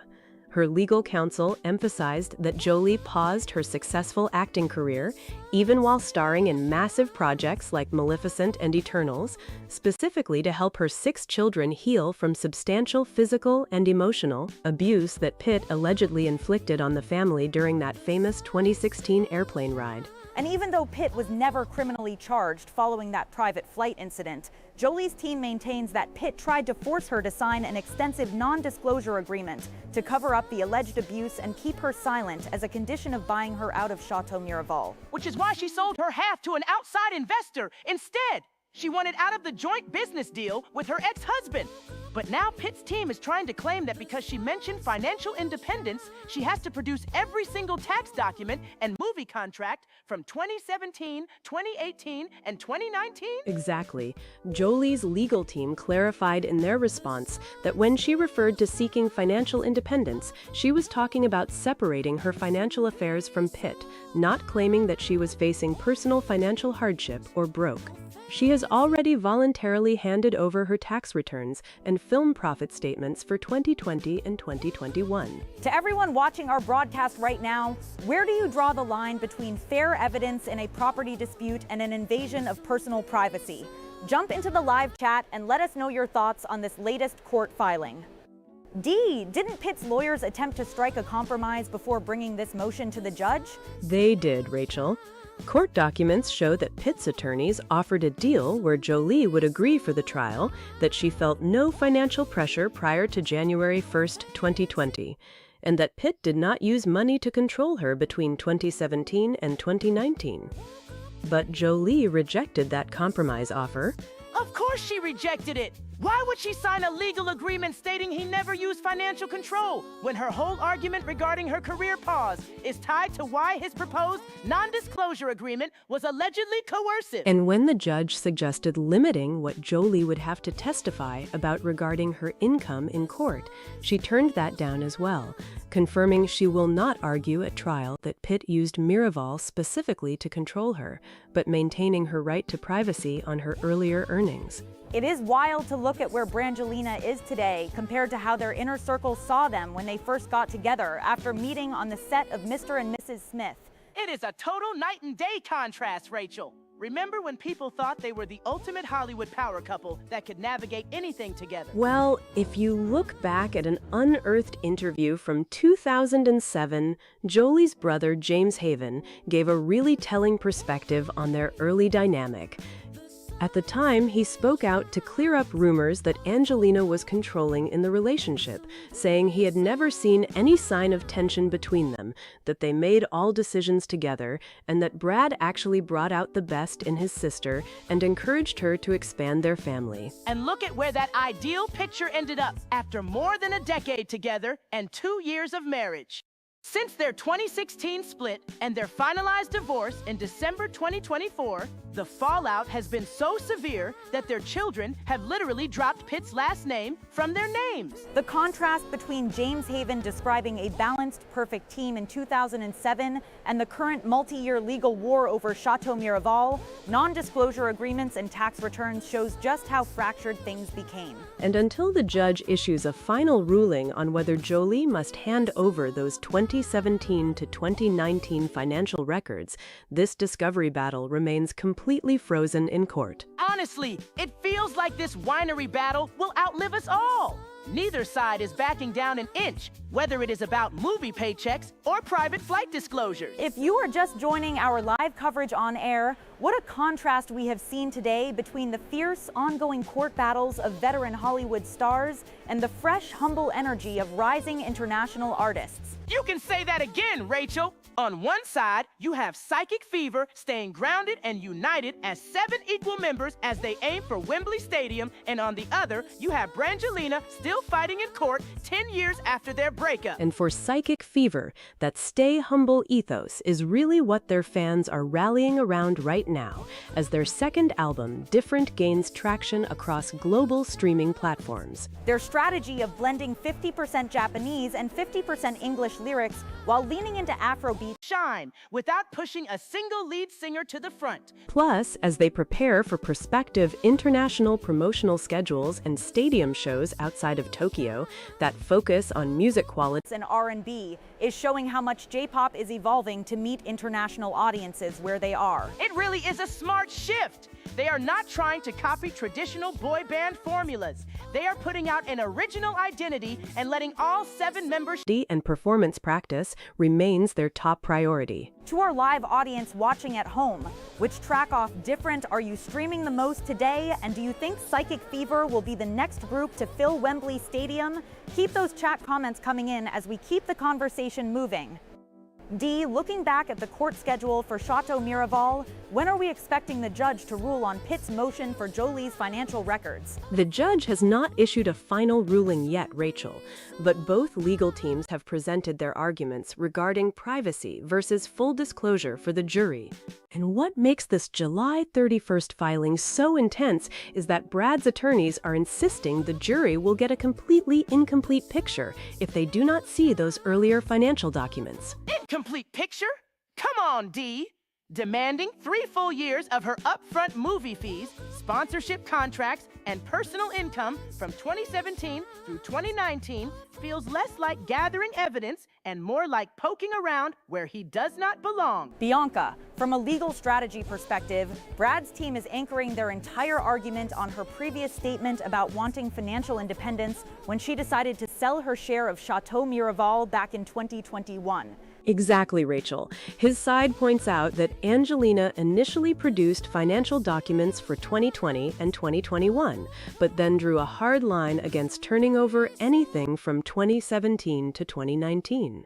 They claim she had originally agreed to cover that whole 5-year window before narrowing the scope in February of 2026. But she clarified why. Her lawyers made it crystal clear during that informal discovery conference in July that when she talked about financial independence, she meant separating her personal finances from her ex-husband. Not that she was broke or struggling to pay her electricity bill. Right, she never claimed financial hardship, Dee, did she? No, Rachel. Her defense team explicitly stated she was not alleging financial distress. They argued that digging into her earnings from films like Maleficent or Eternals during those specific years is an excessive invasion of privacy. In fact, her attorney directly labeled this court motion a gross overreach and another example of controlling conduct. Which hits right at the heart of why this split has been so ugly for nearly a decade. She took a step back from major acting roles to focus on helping her 6 children heal after the emotional and physical strain of that 2016 plane ride. And now he wants receipts for how much money she did or did not make while trying to keep her family grounded. It really highlights how deep the rift remains between them, especially when you remember they met on the set of Mr. and Mrs. Smith back in 2004, spent over 10 years together, married in 2014 at that very same French winery, and then split in 2016. And their divorce was only finalized in December of 2024, yet the court battle over Chateau Miraval just keeps escalating.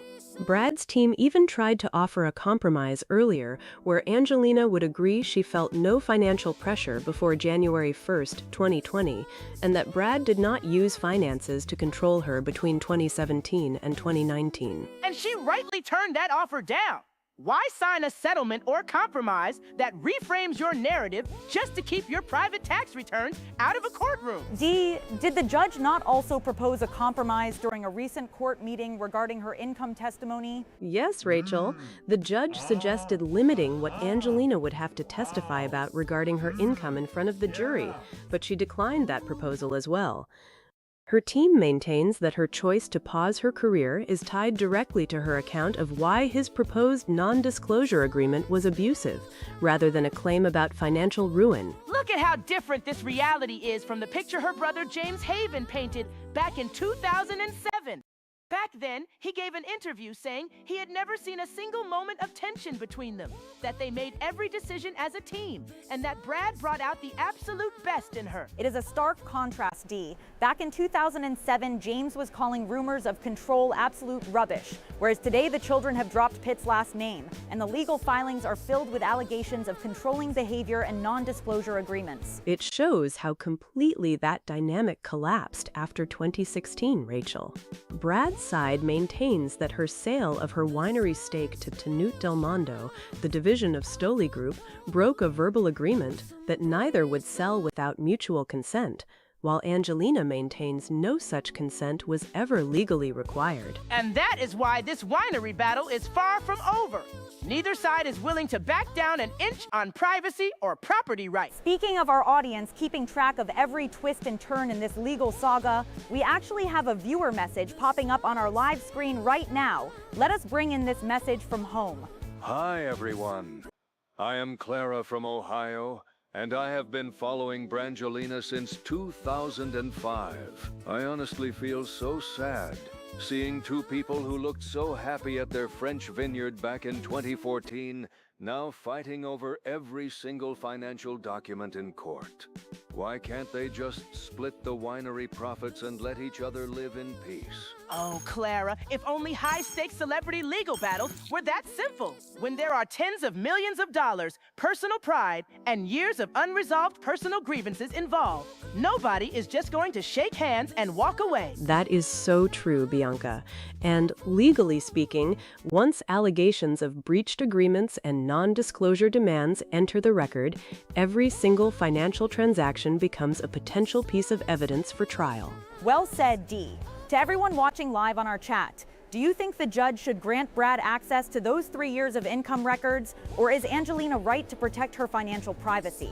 Drop your thoughts in the comment section right now. Now, switching gears from intense courtroom battles in Los Angeles to international music chart ambitions, let us pivot back to Psychic Fever from Exile Tribe and their incredible momentum following the release of their second album, Different. What I love about these 7 guys, Jimmy, Kokoro, Wisa, Tsurugi, Ryoga, Ren, and the rest of the group, is that they are taking the exact opposite approach to traditional boy band structure.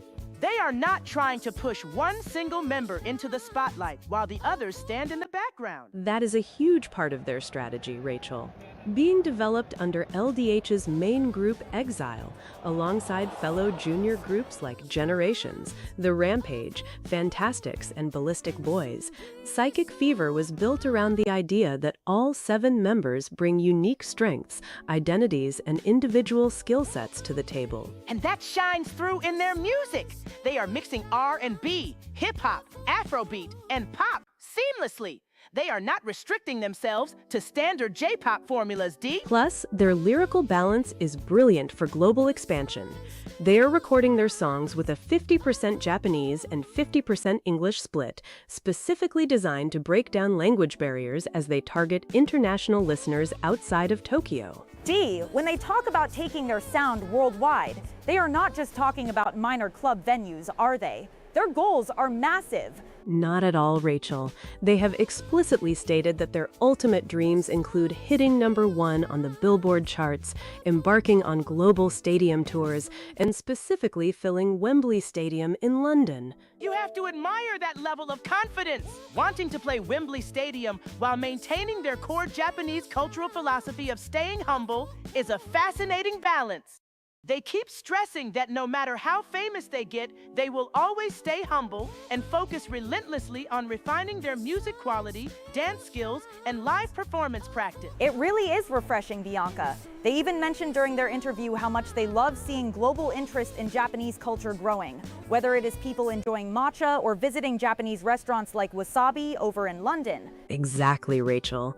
They view their music as a bridge connecting modern Japanese urban culture with global music trends, taking all the experience they gathered from performing overseas and pouring it directly into this second album. That 50-50 English and Japanese lyrical strategy is going to pay off massively on global streaming platforms. They are showing that you do not have to abandon your roots to capture an international audience. If you are vibing with Psychic Fever's global vision today, hit our live chat and let us know which member's performance on Different caught your attention first. What stands out to me from their latest statement is how grounded all 7 members remain despite these huge ambitions.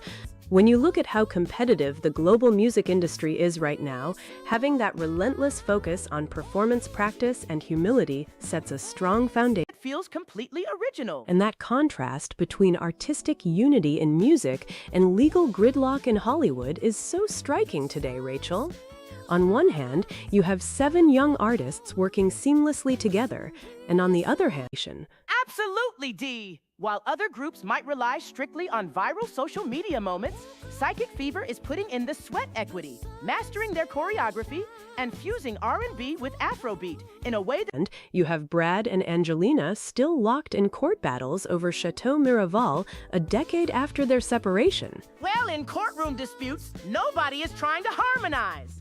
Brad's lawyers are determined to prove Angelina's sale to Canute Del Mondo damaged his property rights, while her team is standing firm against what they call controlling behavior and privacy intrusion. And with the judge yet to issue a final ruling on Brad's motion for those 2017 to 2019 financial records, both sides are digging in their heels for what could be a very long trial. That is precisely where the legal strategy gets so intense, Dee. Because when you look at what Brad Pitt's legal team actually offered behind closed doors before bringing this motion to the judge, it shows just how high the stakes are over these financial records. Oh, Brad's lawyers thought they were offering her a shortcut, Rachel. They basically told Angelina, look, just sign a statement agreeing that you felt no financial pressure before January 1st, 2020, and that Brad didn't use money to control you between 2017 and 2019, and we will drop the demand for those tax returns. But she saw right through that and turned it down flat. She completely rejected it, Bianca.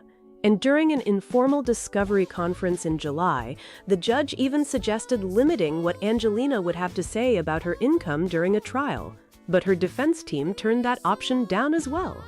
Her lawyers made it clear that while she won't argue at trial that Brad used the Chateau Miraval estate itself to control her financially, her decision to pause her career was directly tied to helping her 6 children heal after their 2016 separation. And that distinction is everything here, Dee. Angelina's legal counsel stressed that she stepped back from major acting roles for 5 years to focus on family healing following the alleged physical and emotional abuse during that private plane ride in 2016, an incident where Brad was never criminally charged. Her lawyers argue she was seeking financial separation from her ex-husband, not claiming she was in total financial hardship or begging for money. So Brad's team is looking at her film roles in massive blockbusters like Maleficent and Eternals, along with her brand sponsorships, and saying, wait a minute, you were making upfront fees. You were taking in serious compensation.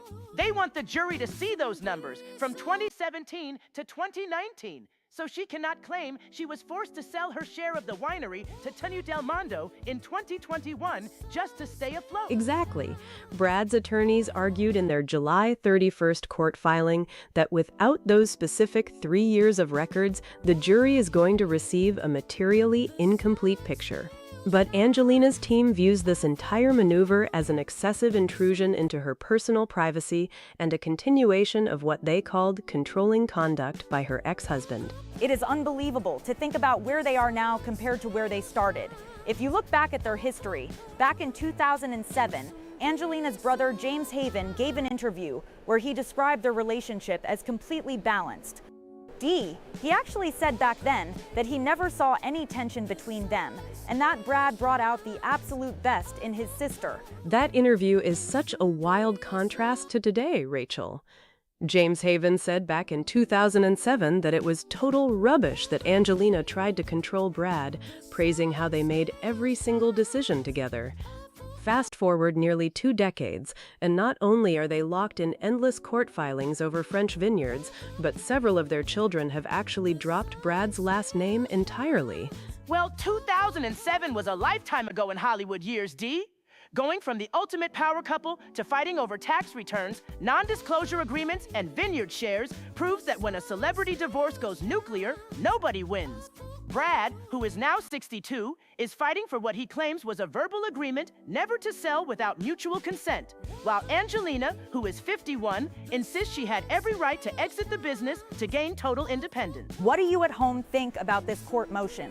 Should an actor be forced to hand over 3 years of private income records in a business dispute, or is her legal team right to call it an overreach? Head over to our live stream chat and share your perspective. Speaking of absolute unity versus complete legal chaos, Rachel, let's pivot back to a group that actually knows how to work together without calling their lawyers every 5 minutes. You are talking about psychic fever, Bianca. While Hollywood stars spend decades arguing over property, these 7 young artists from Exile Tribe are showing the world what total artistic alignment looks like with their second album, Different. And what makes Psychic Fever so fascinating right now, Rachel, is that unlike traditional boy bands that feature one prominent center member or a designated lead singer, all 7 members, Jimmy, Kokoro, Wisa, Tsurugi, Ryoga, Ren, and their bandmates, operate on a completely equal footing.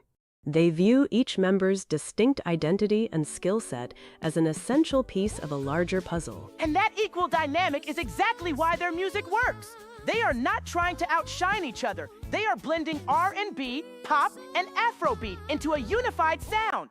Plus, they are taking a massive tactical risk with their lyrics by recording 50% in English and 50% in Japanese. That lyrical strategy is deliberate, Bianca. The group explained that they want to break down international borders entirely. They noticed how global interest in Japanese culture is exploding. Everything from matcha trends online to Japanese food chains like Wasabi taking over cities like London. They want their music to be just as accessible to a fan in the United Kingdom or the United States as it is to someone in Tokyo. And their sights are set unbelievably high, D. We are talking about 7 members who openly state that their ultimate goals include reaching #1 on the Billboard charts, embarking on massive global stadium tours, and specifically performing live at Wembley Stadium in London. Aiming for Wembley Stadium when you are a J-pop group breaking into the Western market takes serious guts. Rachel, but what I respect about Psychic Fever is that they pair those giant dreams with a grounded philosophy. They talk constantly about the traditional Japanese principle of staying humble. That stay humble mindset is core to everything they do, Bianca. The members emphasized that no matter how famous they become or how large their international audience grows, they feel a responsibility to remain humble, keep working endlessly on their choreography, and constantly elevate the quality of their live performances. It is such a refreshing attitude in an industry that so often rewards huge egos. Tell us on the live chat, do you think Psychic Fever's 50-50 English and Japanese songwriting formula is the key to unlocking major international stadium tours? Let us know what you are listening for. Look, in a world where pop acts often rely purely on quick short-form video clips to go viral, Psychic Fever is putting in the actual sweat equity. They traveled overseas, absorbed international musical styles, and brought those influences directly into their studio recording sessions for Different. And that hands-on experience shows, Bianca. By learning directly from international artists during their travels, they felt confident enough to introduce Afrobeat elements into their catalog for the very first time on this new record, proving that being original means celebrating what makes you different. And that dedication to craft is precisely why their fan base is growing so rapidly across continents. Exactly, Rachel. And you can really feel that momentum building when you look at how intentionally Psychic Fever is approaching their entire global strategy. They aren't taking any shortcuts at all, Bianca. When they talk about noticing Japanese culture creeping into London, from local wasabi spots to matcha trending everywhere, they are actively looking at how cultural crossover happens in real time. That global vision is so ambitious, Dee. They are explicitly targeting a Billboard #1, a full world tour, and eventually massive stadium shows, including Wembley Stadium. You have to love the ambition. But what impresses me most is how they balance those massive Wembley Stadium goals with that deeply rooted Japanese philosophy of staying humble. It is such a unique dynamic, Bianca, because in an industry that often celebrates huge egos and bravado, these 7 members insist that no matter how famous they get, their daily focus has to remain strictly on sharpening their music, their dance skills, and their stage performances. And they aren't relying on a traditional boy band structure either. They don't have one single lead vocalist or a designated center member. Every single one of the 7 members brings a totally distinct identity and equal strength to the table. Exactly. Whether it is Jimmy, Kokoro, Wisa, Tsurugi, Ryoga, Ren, or the rest of the group, they view that diversity of skills as their ultimate advantage when blending genres like R&B and Afrobeat on their new album, Different. Tell us in our live chat right now, do you think that grounded philosophy of staying humble while blending languages 50-50 is the winning formula for a group aiming for Wembley Stadium? Let us know what you think. Humility keeps you grounded during those grueling studio sessions, Rachel. But when you step onto a stadium stage in front of tens of thousands of people, you need pure presence. And that contrast between intense performance and personal humility is what makes their rise so compelling to watch as they break borders with 50% English and 50% Japanese lyrics. It is such a refreshing, unified approach, which stands in stark contrast to the relentless friction we see in long-running Hollywood disputes, where individual control and financial independence become the entire battlefield. Which brings us back to Brad Pitt and Angelina Jolie's ongoing court battle over Chateau Miraval. Oh, that legal battle is the exact opposite of unity, Rachel. It is an ongoing masterclass in persistent, high-stakes courtroom friction. It really is, Bianca. As we have been tracking, Brad Pitt, who is 62, has renewed his legal push in a California court to force Angelina Jolie, who is 51, to hand over her complete financial records from 2017 through 2019. D, break down why those specific 3 years after their split have suddenly become the central focal point for Pitt's legal team. Well, Rachel, according to the latest court filings, Pitt's attorneys argue that Jolie presented a materially incomplete picture of her financial situation when she claimed she needed to sell her 50% stake in the French winery in 2021 to achieve financial independence from him. Right. Pitt's team is zeroing in on her statements that after their 2016 separation, she largely put her acting career on hold and gave up years of potential compensation, while Pitt allegedly held financial leverage over her. So now, Pitt's lawyers are demanding records of her upfront fees for film roles, lucrative brand sponsorships, and other professional contracts from 2017 through 2019 to test if that financial picture matches her claims. Exactly, Bianca. His legal counsel argues that without those income documents, a jury will not have the full context when evaluating why she decided to sell her share of Chateau Miraval to Tenut del Mondo, the wine division of Stoli Group, back in 2021. But Bianca, Angelina Jolie's legal defense team is firmly pushing back against this motion. Isn't that right? They are calling it completely out of line, Rachel. One of Jolie's lawyers explicitly characterized Pitt's court motion as a gross overreach and described it as yet another instance of controlling conduct on his part. Her legal counsel clarified that when Jolie spoke about seeking financial independence, she meant untangling and separating her personal finances from her ex-husband, not that she was suffering from a general lack of money or financial hardship. And let's not forget, Jolie has already voluntarily submitted her complete income records and tax returns for 2020 and 2021. Her defense team is drawing a clear line in the sand, arguing that forcing her to expose older financial records from 2017 to 2019 is an unnecessary and severe invasion of her personal privacy. Furthermore, her lawyers emphasized that during those 5 years following their separation in 2016, Jolie stepped back from major Hollywood projects to focus on helping her 6 children heal from what she described as substantial physical and emotional abuse by Pitt during that infamous private plane flight in 2016.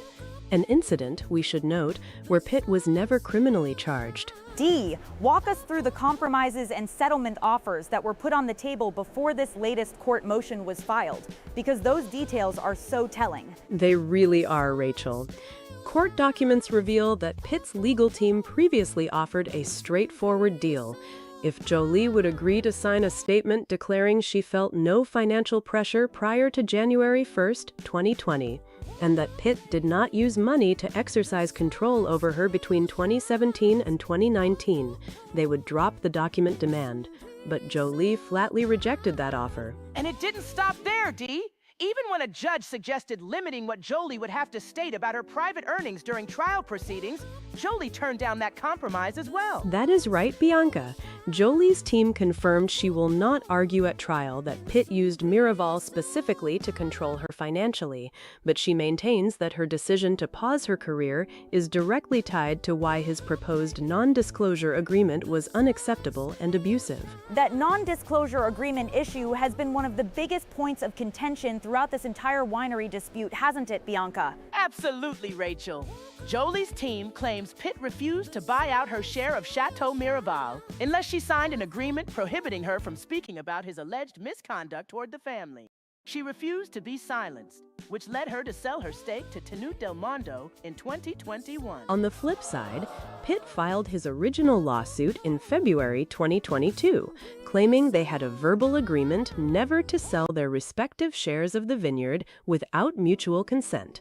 So even though their divorce was officially finalized in December 2024, they remain completely locked in battle over an estate they bought together in 2008 and got married at in 2014.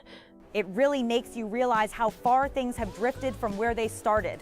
Live chat audience, jump in right now. Do you think court-ordered financial record requests in business disputes can cross the line into privacy invasion? Tell us what you think. When you look back at the history, Rachel, the shift is staggering. Think back to 2007, early in their relationship, when Jolie's brother James Haven gave that famous interview defending their dynamic. That interview is such a fascinating time capsule, Bianca.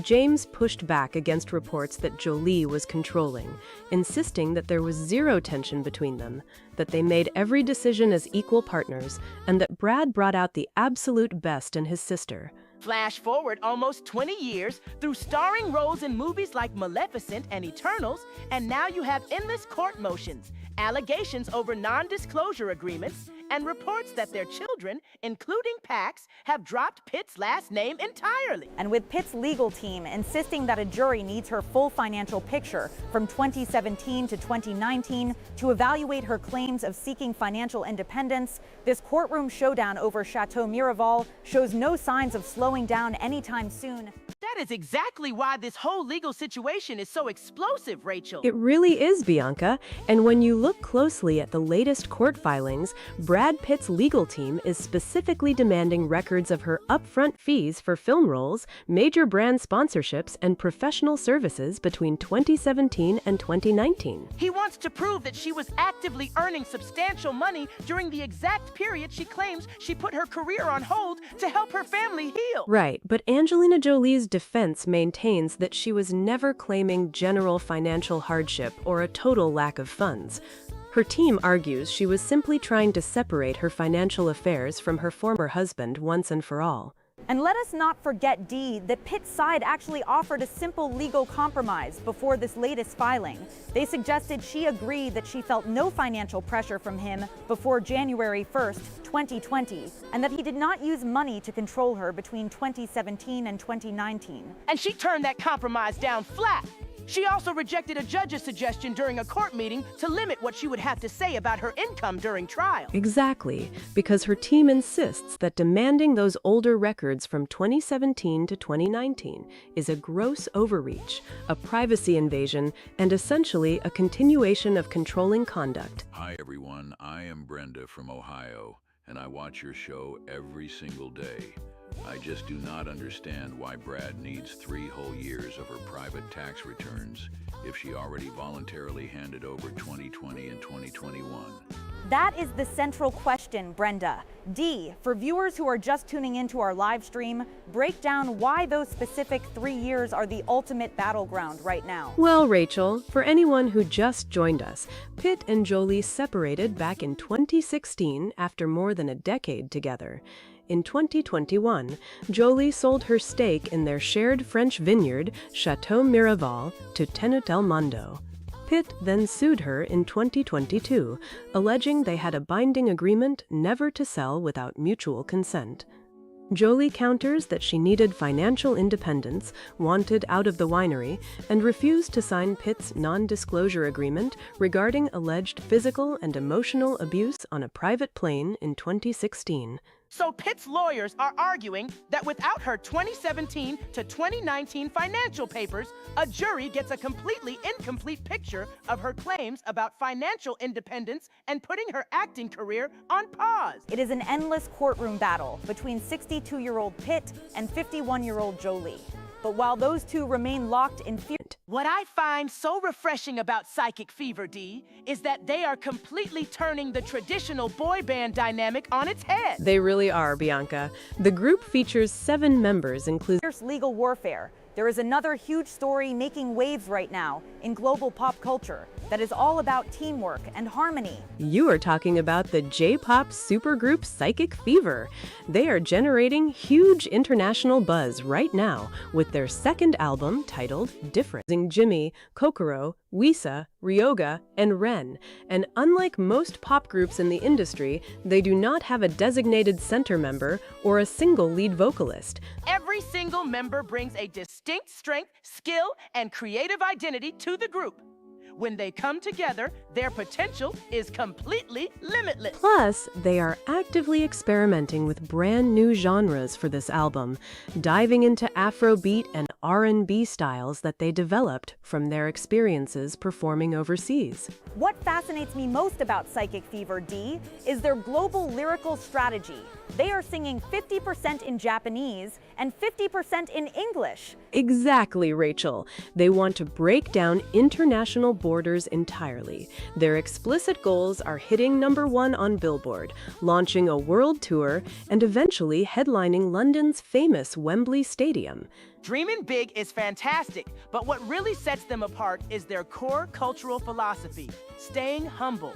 No matter how famous they get, they insist on keeping their heads down and constantly improving their music quality and dance skills. That combination of massive international ambition and staying grounded is so compelling. What do you think at home? Can Psychic Fever take over Wembley Stadium with this half-and-half strategy? Send us your thoughts right now. It is such a clever push because global interest in Japanese culture is at an all-time high, whether it is matcha, food spots like Wasabi in London, or J-pop music. But staying humble while pursuing Billboard chart dominance is much easier said than done once world fame truly takes off, Rachel. That will be the ultimate test, Bianca. But the members maintain that their main priority will always be the craft itself, striving to deliver higher quality performances every time they step on stage.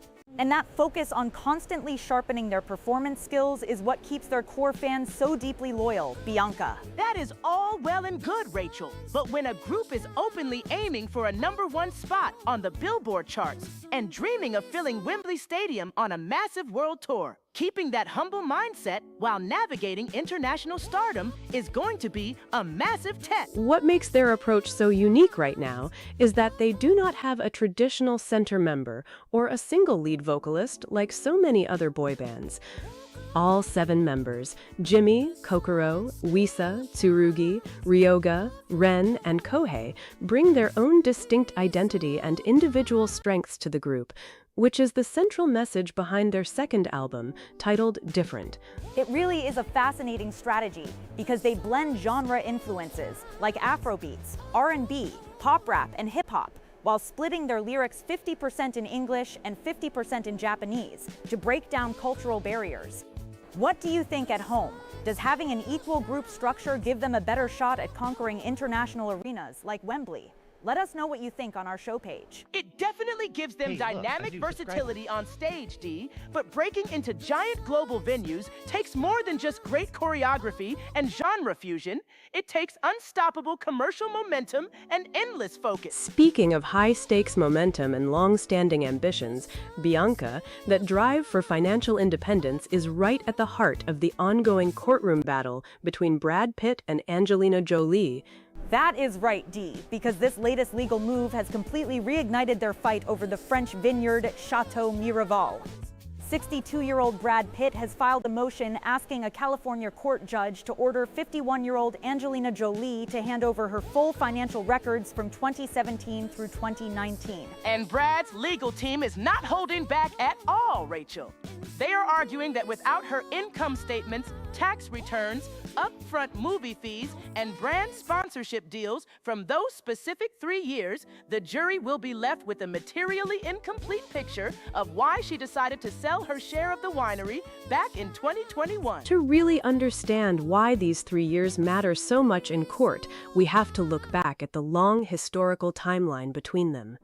Brad and Angelina bought Chateau Miraval together back in 2008 and held their wedding on the estate in 2014. After more than a decade together and 2 years of marriage, Angelina filed for divorce in 2016, and their divorce was officially finalized in December 2024. What did you find in the latest filings regarding her defense, Dee? How is Angelina's legal team responding to this demand for her older financial documents? Her legal team has forcefully rejected the request in court filings, calling it a gross overreach and a continuation of controlling conduct by Brad. They emphasized that Angelina voluntarily handed over her income details and tax returns for 2020 and 2021, which covers the exact time frame leading directly up to her 2021 sale to Tenute Del Mondo, a division of the Stoli Group. Angelina's side is making it crystal clear that when she spoke about needing financial independence to sell her stake, she was talking about separating her financial affairs from her ex-husband once and for all, not claiming that she was in financial hardship. Brad's lawyers are trying to twist her statements to make it look like she lied about pausing her acting career. That distinction is huge, Bianca. Brad's team claims that because Angelina stated she paused her career and gave up years of compensation after their 2016 split, while Brad held financial leverage over her, they have a legal right to inspect her exact earnings from 2017 to 2019 to challenge that claim. Exactly, Rachel. Court papers show that Brad's lawyers previously offered a simple deal where Angelina could agree that she felt no financial pressure from him before January 1, 2020, and that he did not use money to control her during those years. But Angelina completely turned down that offer, as well as a judge's suggestion to limit what she would say about her income during trial proceedings. Of course she turned it down, Dee. Accepting that deal would completely erase her argument about why she felt compelled to walk away from the winery in the first place. Her legal counsel also brought up the deeper emotional context behind her career pause following their separation. Her lawyer stated that Angelina put her successful acting career on hold for 5 years, specifically to help their family heal from what they described as substantial physical and emotional abuse by Brad during a private plane ride in 2016, an incident for which Brad was never criminally charged. Her team also claims Brad attempted to force her to sign a non-disclosure agreement to keep her silent about the alleged misconduct before she sold her stake. That non-disclosure agreement detail is massive because it shows why this vineyard fight was never just about business or grapevines. It has been an emotional tug-of-war over control and narrative ever since they split. It is such a stark contrast to how their relationship was described years ago, Bianca. An unearthed interview from 2007 featuring Angelina's brother, James Haven, painted a completely different picture of their dynamic back then. What did James Haven say about them back in 2007, Dee? Back in 2007, James publicly defended their relationship, stating he never saw any signs of tension between them or one person controlling the other. He said they made all their decisions together as a balanced team, and even credited Brad with bringing out the best in Angelina and encouraging her to adopt and expand their family.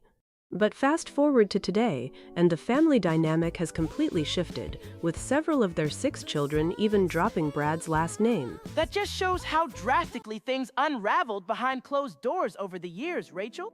In 2007, everyone viewed them as Hollywood's ultimate power couple. But now they are locked in an endless legal war where every single document from 2017 is treated like a weapon. It really highlights the bitter divide between what was once perceived from the outside and the reality of their ongoing court battles today. Do you think the judge should order Angelina to release those earlier financial records, or is Brad pushing past reasonable boundaries? Head over to our show page and drop your thoughts right now. I think Brad's legal strategy is crystal clear, Rachel. He wants to force her hand by digging into every single contract she signed after 2016, whether it was a major film like Maleficent or Eternals, or a private sponsorship deal. His team maintains that if Angelina claims she spent years forgoing compensation while Brad held financial leverage over her, then those figures from 2017, 2018, and 2019 are essential for a jury to evaluate her motives when she sold her stake in 2021 without his consent. But Angelina's defense maintains that she never raised financial distress as a legal argument, meaning those records are completely irrelevant to the property agreement Brad claims they had. Look at the pattern here, Rachel. Brad sued her in February 2022, claiming they had a verbal agreement not to sell without mutual consent. But Angelina has consistently maintained she never needed his permission to sell her own property. And let us not forget that Brad's legal team specifically asked for her upfront fees for film roles, brand deals, and professional services, claiming she initially agreed to provide records from 2017 through 2021 before narrowing the scope down to just 2020 and 2021, which leaves the judge in a very tight spot on where to draw the line between relevant evidence and personal privacy in a multi-million-dollar winery battle. Exactly, Rachel. And let us look at the compromise Brad's legal team tried to put on the table before this latest court motion even happened. That is right, Bianca. Court documents show Brad's team offered a simple deal where Angelina would agree that she felt no financial pressure prior to January 1st, 2020, and that Brad did not use money to control her between 2017 and 2019. But Dee, she completely rejected that offer. She turned it down flat, Rachel, and when the judge, during an informal discovery conference, suggested limiting what she would actually have to say about her income inside the courtroom at trial, her defense team turned that down as well. Because accepting that deal would destroy the entire context of why she paused her Hollywood career in the first place, Dee. Her legal team has made it crystal clear that her stepping back from massive film roles after 2016 was about giving her 6 children space to heal from what she alleges was physical and emotional abuse on that private flight. Which Brad's team vehemently denies, of course, noting that no criminal charges were ever filed after that 2016 incident. But Bianca, Brad's lawyers argue that by claiming she gave up years of compensation and was under his leverage, she opened the door to her full financial records from 2017 through 2019. It is a total cat and mouse game. Brad at 62 and Angelina at 51 finalized their divorce in December 2024. Yet here we are talking about records from 8 years ago. They met on the set of Mr. and Mrs. Smith, bought Chateau Miraval together in 2008, got married there in 2014, and now that French winery is an absolute legal minefield. And remember, Angelina already handed over her tax returns and film profit statements for 2020 and 2021, including her work on major projects like Maleficent and Eternals. Her team insists that forcing her to hand over earlier bank statements, upfront film fees, and brand sponsorship deals from 2017 to 2019 is nothing more than an excessive intrusion into her personal privacy. Do you at home think asking for those 3 extra years of financial records is a fair legal step or an overreach into personal privacy? Drop your thoughts in the chat right now while we break this down. It is totally transparent, Rachel. Brad sued her in February 2022 after she sold her 50% stake in Miraval to Tenute del Mundo, which is part of the Stoli Group. Brad claims they had a verbal pact never to sell without mutual consent. Angelina maintains no such agreement ever existed and that she never needed his permission to sell her own property. What makes this historical timeline so wild, Bianca, is looking back at how people close to them viewed their dynamic before the 2016 split. Back in 2007, Angelina's brother, James Haven, gave an interview where he insisted there was zero tension or control between them. That is right, Dee.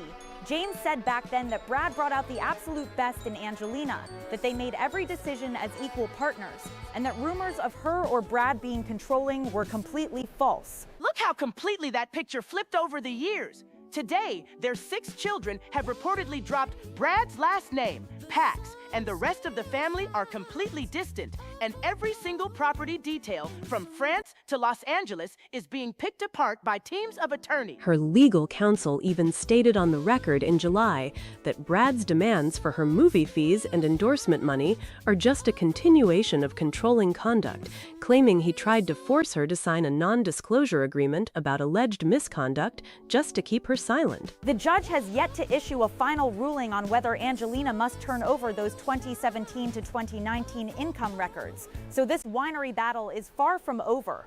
But while Brangelina remains entangled in courtroom drama, let us talk about a group that is building their entire career on absolute unity and breaking international boundaries. I am talking about the 7-member J-pop group Psychic Fever. Oh, Rachel, Psychic Fever is doing something so fresh in the boy band landscape right now. They just released their second album titled Different, and the whole concept is celebrating individuality. That is spot on, Bianca.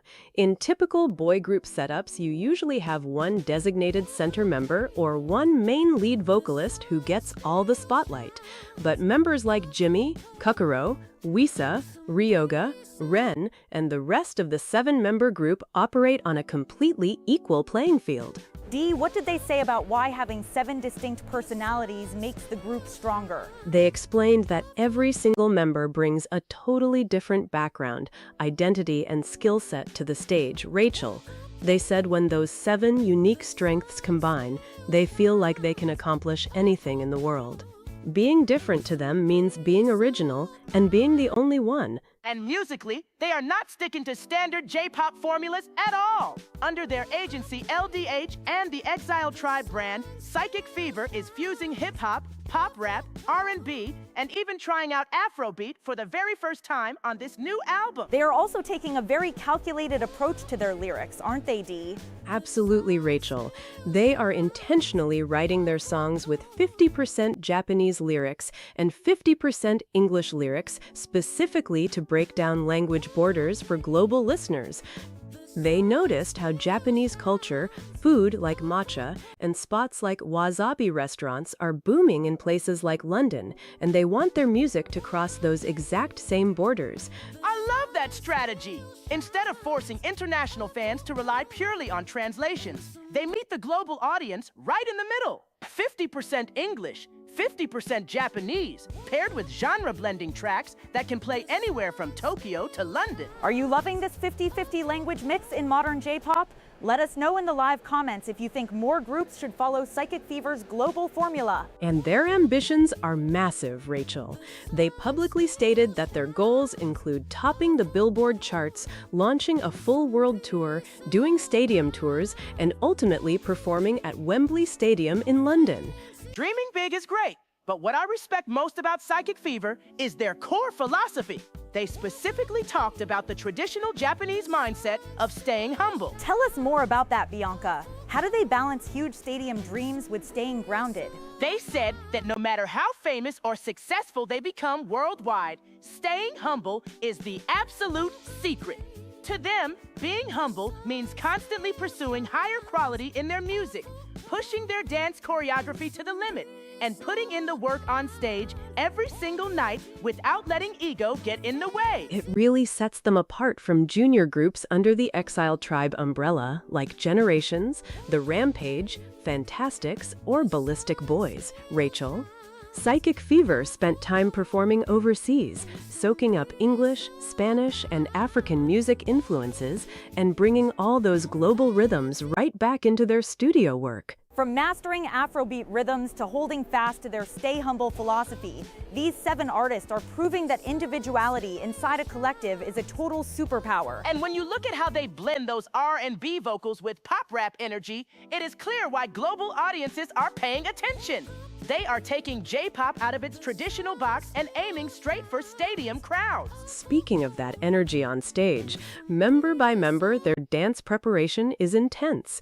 They mentioned constantly refining how they perform live, so that whether you are watching them in an intimate venue or a massive venue like Wembley, the experience is completely Completely refined, D, which brings us right back to how they are mapping out their entire global trajectory, including those major stadium ambitions. And honestly, Rachel, aiming for Wembley Stadium is no small dream for a J-pop group, but when you look at how they mix 50% English and Japanese lyrics with Afrobeat and Latin influences, they are clearly casting a very wide net. They were actually talking about how curious international fans are about Japanese culture right now, pointing to things like matcha and local restaurants in London, which makes their global expansion strategy feel very timely. What fascinates me about Psychic Fever is their equal member structure. Bianca, unlike groups with a single standout lead vocalist, all 7 members bring distinct strengths to the table. It definitely gives them a different kind of energy.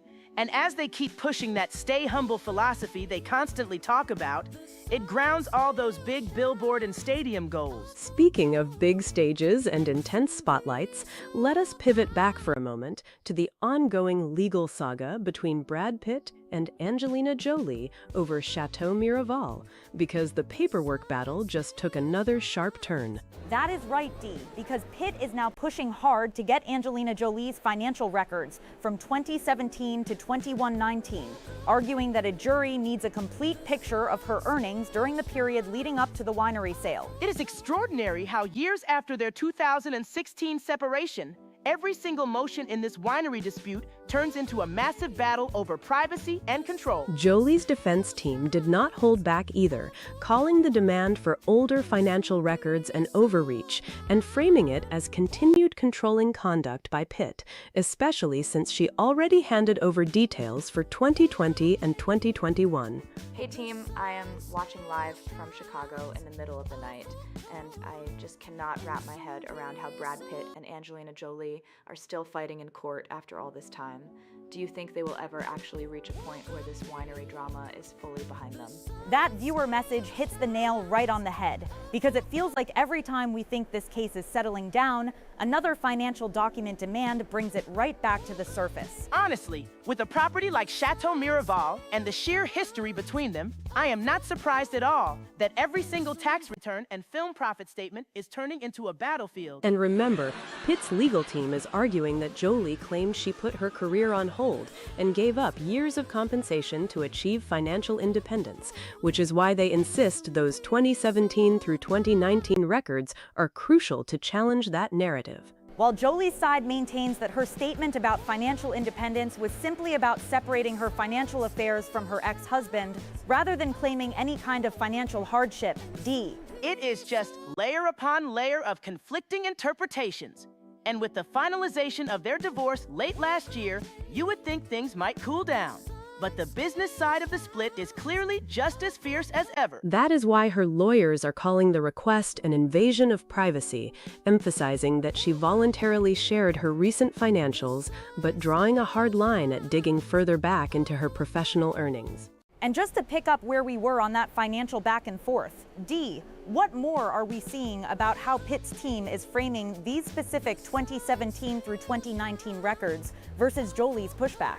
Well, Rachel, Brad Pitt's legal team is essentially arguing that without those older records showing upfront fees for film roles and brand sponsorships, the jury is going to get a materially incomplete picture of the situation, especially given her statements about putting her career on hold after their 2016 split. But D, Jolie's side is pointing out that she already handed over her tax returns and film profit statements for 2020 and 2021. So digging back even further into 2017 feels like a massive overreach and an invasion of privacy. And Bianca, her lawyer, actually called it controlling conduct during that July conference, emphasizing that her mention of financial independence was about separating her affairs from her ex-husband, rather than claiming any sort of general hardship or lack of funds. Exactly, Rachel, because she wasn't claiming she was broke. She was trying to get away from a situation where she felt he held substantial leverage over her, and her team maintains that the whole narrative about her financial pressure is just a made-up theory by Pitt's lawyers. That is right, Bianca.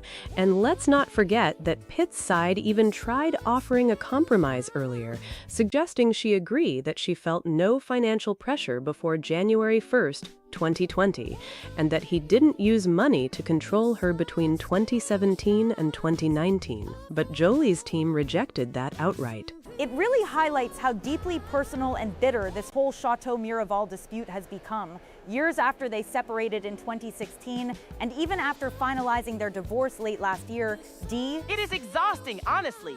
But speaking of international stars who are managing completely different kinds of global ambition without all the courtroom drama, let's look at what the J-pop group Psychic Fever is up to with their second album, Different. That is a great transition, Bianca, because while Hollywood royalty is fighting over French vineyards, this 7-member group is taking a fascinating approach to music, blending genres and aiming straight for global stages like Wembley Stadium. And what is so interesting about Psychic Fever, Rachel, is their structure.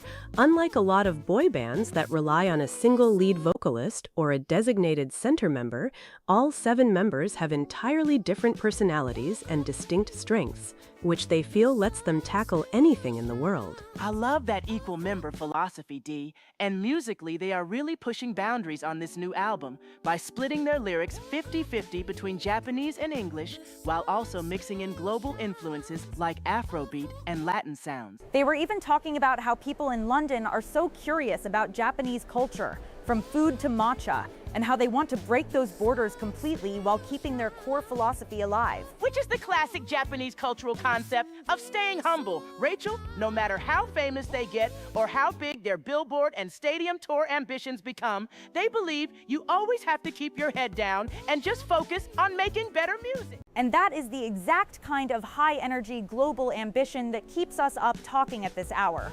Rachel, from those genre-blending sounds straight into the heavyweight legal battles that Hollywood just cannot seem to shake. Speaking of heavyweights, Dee, we cannot move past Brad Pitt and Angelina Jolie's ongoing saga over Chateau Miraval without looking at how personal this latest court filing has become. It really has, Bianca, because now Brad Pitt's legal team is demanding Angelina Jolie hand over her financial records from 2017 to 2019, arguing they need those documents to challenge her previous statements about putting her career on hold and seeking financial independence before selling her stake in the winery. And Dee, her defense team is pushing back hard against that request, calling it an unnecessary invasion of privacy and labeling the entire motion as further controlling conduct from her ex-husband. Honestly, Rachel, it is fascinating how every single legal maneuver they make still traces back to that messy 2016 separation and the fallout from their time together,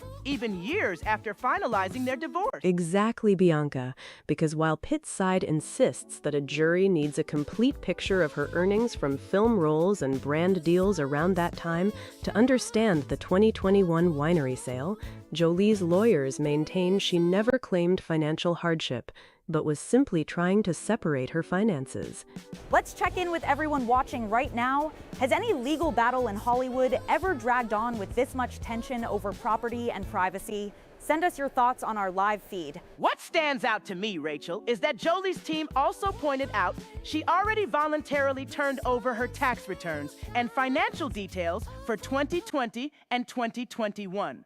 So demanding those earlier years feels like crossing a line. And remember, Bianca, this all stems back to her selling her share of Chateau Miraval to Tenute Del Mondo without his consent, which kicked off this entire multi-year courtroom war in February of 22. It is incredible to think about how they went from being one of the most famous couples in the world after meeting on the set of Mr. and Mrs. Smith to fighting over winery records and professional earnings nearly a decade after their split. And Dee, when you look back at older interviews, like when her brother James Haven spoke to Grazia magazine way back in 2007 about their relationship being a balanced team, it just highlights how dramatic this shift has been. It really does, Bianca, because back then, family members were describing them as equals who made every decision together, and now we are watching a jury potentially sift through years of tax documents and film profit statements.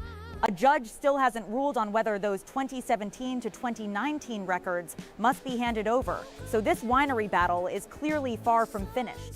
A judge still has not issued a final ruling on whether those 2017 to 2019 financial records must be handed over, Bianca. So this winery battle keeps dragging on. And honestly, Rachel, when you look at how her legal team is fighting back, calling this latest demand a gross overreach and more controlling conduct by Pitt, It shows just how hostile things still are. Exactly, Bianca. Her lawyers have been very clear that she wasn't claiming financial hardship when she mentioned achieving financial independence, but rather just trying to separate her financial affairs from him after their 2016 split. D. They were married for 2 years and together for over a decade after meeting on that movie set. So untangling all of that is clearly a massive undertaking. But remember, Dee, Pitt's side is arguing that without those movie earnings, brand deals, and upfront fees from 2017 to 2019, the jury won't get a complete picture of why she sold her stake in Chateau Miraval. That is right, Bianca. His lawyers even pointed out that she voluntarily handed over documents for 2020 and 2021, but drew the line at the earlier years, calling it an invasion of privacy. It is fascinating to shift gears for a moment to music, because while Hollywood icons are fighting in court, we also have the incredible J-pop group Psychic Fever, making waves globally with their second album titled Different. And what I love about them, Rachel, is that unlike most boy bands that have one single lead singer or a central member, all 7 members have totally distinct identities and equal strength. They really lean into that uniqueness, and as they told us, their goal is to break borders by mixing Japanese and English lyrics 50-50, while also exploring global genres like Afrobeats. Viewer Marcus just sent a message saying he had never heard of Psychic Fever before this live, but now he is obsessed with their positive energy and wants to know when their world tour starts. Well, Marcus, they have massive ambitions, including performing at Wembley Stadium and landing on the Billboard charts, all while keeping that core Japanese philosophy of staying humble,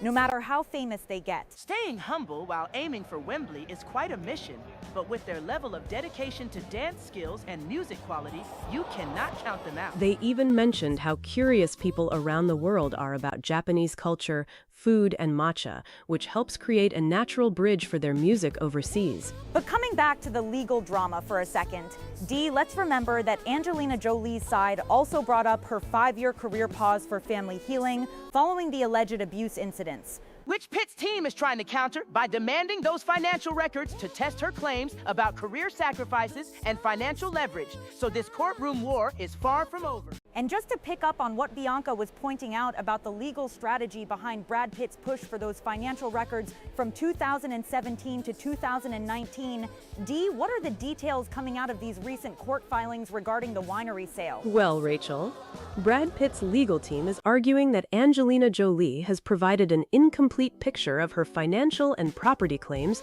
leading up to that 2021 sale of Chateau Miraval, demanding details of upfront film fees, brand sponsorships, and professional services. Which is such a classic move in these high-stakes Hollywood disputes, because Pitt's side insists that without those documents from 2017 to 2019, the jury won't have a full understanding of her claim that she needed to sell her stake just to achieve financial independence. Exactly, Bianca. And remember that Jolie's legal team fired right back during a July discovery conference, calling the request an overreach and gross controlling conduct by Pitt, while emphasizing that she was simply trying to separate her finances rather than claiming any financial hardship. And Dee, her team also brought up her 5-year career pause for family healing after the 2016 separation, arguing that those older financial documents are an unnecessary invasion of her privacy when she already volunteered her tax and income records for 2020 and 2021. What makes this whole battle so fascinating, Rachel, is how both sides keep digging their heels in years after their split and even after finalizing their divorce in December of 2024.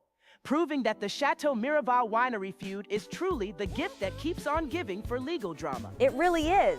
And on that note, let's pivot for a second back to the music world and check in on how Psychic Fever is approaching their global ambitions with their second album, Different, and their 50-50 English and Japanese lyrical strategy. I love their energy, Rachel, especially because unlike most boy bands that feature a single lead vocalist or a designated center member, all 7 members of Psychic Fever bring equal strength, distinct personalities, and massive potential to the table. And they are very intentional about breaking borders, as they mentioned wanting to take their genre fusion music to international audiences, aiming for the Billboard charts, a world tour, and ultimately performing at Wembley Stadium. Dee, they even pointed out how naturally curious people around the world are about Japanese culture, food, and matcha, creating a wonderful bridge for their music overseas, while staying true to their core philosophy of staying humble, no matter how famous they get. Staying humble while dreaming of a stadium tour is quite a balancing act.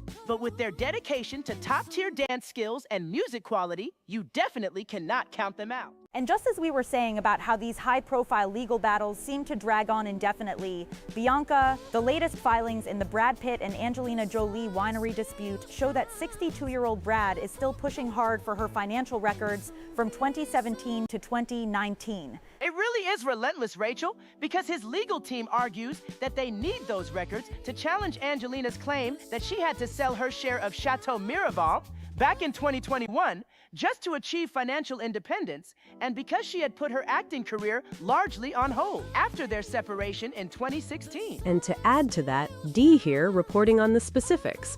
Brad's lawyers are specifically asking for details on upfront fees for film roles, brand sponsorships, and other professional earnings from that 2017 to 2019 window, insisting that without this data, a jury would get a materially incomplete picture of the circumstances around the winery sale. Meanwhile, Angelina's side isn't staying quiet, calling the request a gross overreach, and yet another example of controlling conduct by her ex-husband. Naturally, her lawyers are pushing back, maintaining that when she spoke of financial independence, she simply meant separating her financial affairs from Brad's, rather than claiming actual financial hardship, especially since she voluntarily handed over her tax returns and profit statements for 2020 and 2021. Exactly, Bianca. And her team also pointed out during a July conference that she stepped back from her career for years to help her family heal from substantial physical and emotional abuse following that private plane incident in 2016, while also dealing with what they call attempts to force her into a non-disclosure agreement. But pivoting away from Hollywood courtrooms for a moment, let's talk about the incredible energy coming out of the J-pop scene, because the 7 members of Psychic Fever, Jimmy, Kokoro, Wisa, Saiki, Ryoga, Jimu, and Ren, are making serious waves with their second album, titled Different. What I love about Psychic Fever, Rachel, is that unlike so many traditional boy bands that rely on a single lead vocalist or a designated center member, all 7 guys bring equal strength, totally distinct personalities, and massive individual potential to the table. And Dee reporting on their global vision. They are heavily leaning into a 50-50 English and Japanese lyrical strategy, blending genres like Afrobeat and R&B into their music precisely to break international borders and connect with listeners overseas. They even noted how curious people everywhere are about Japanese culture, food, and matcha, using those cultural bridges to fuel their massive ambitions. And those ambitions are certainly not small, considering they are aiming straight for the Billboard charts, a full world tour, and ultimately headlining a massive stadium show at Wembley Stadium. But what keeps them grounded, as they themselves pointed out, is the traditional Japanese philosophy of staying humble no matter how famous they get, constantly focusing on the quality of their music, their top-tier dance skills, and their stage performance above all else. It is fascinating to contrast that kind of fresh, globally minded artistic drive with the heavy, decades-long legal baggage we see with Brad and Angelina, who first met on the set of Mr. and Mrs. Smith way back in 2004, married in 2014, and whose divorce was finally finalized in December of 2024. Speaking of their history, Rachel, it really makes you look back at unearthed interviews like the one Angelina's brother, James Haven, gave to Grazia magazine back in 2007, where he praised their balanced relationship and said they made all their decisions together without a trace of tension or control. How much things have changed since then, Dee, given that today their children have famously dropped Pitt's last name, and the Chateau Miraval winery dispute remains one of the most fiercely contested battles in Hollywood history, with neither side willing to back down an inch. And with a judge yet to rule on this latest motion for those 2017 through 2019 financial records, this winery war is clearly far from over. And just to bring everyone up to speed on why this specific batch of 21 to 23 court papers is causing such a stir, D. Brad Pitt's legal team is arguing that without seeing Angelina Jolie's financial records from 2017 through 2019, a jury simply won't have the full picture regarding her claims that she needed to sell her stake in Chateau Miraval for financial independence. That is right, Rachel, because while Jolie's defense team shot right back during that July hearing, calling the whole document demand and overreach, a gross intrusion, and essentially more controlling conduct by Pitt, his lawyers are insisting that her prior statements about putting her career on hold and forgoing years of compensation make those older earnings fair game. Honestly, Bianca here, and I have to say this whole thing is exhausting because her lawyers made it crystal clear that she wasn't claiming she was broke or facing financial hardship. She was just trying to separate her finances from her ex-husband after their 2016 split and subsequent divorce. It really highlights how deep this legal trench goes, doesn't it? Especially when you remember that back in 2007,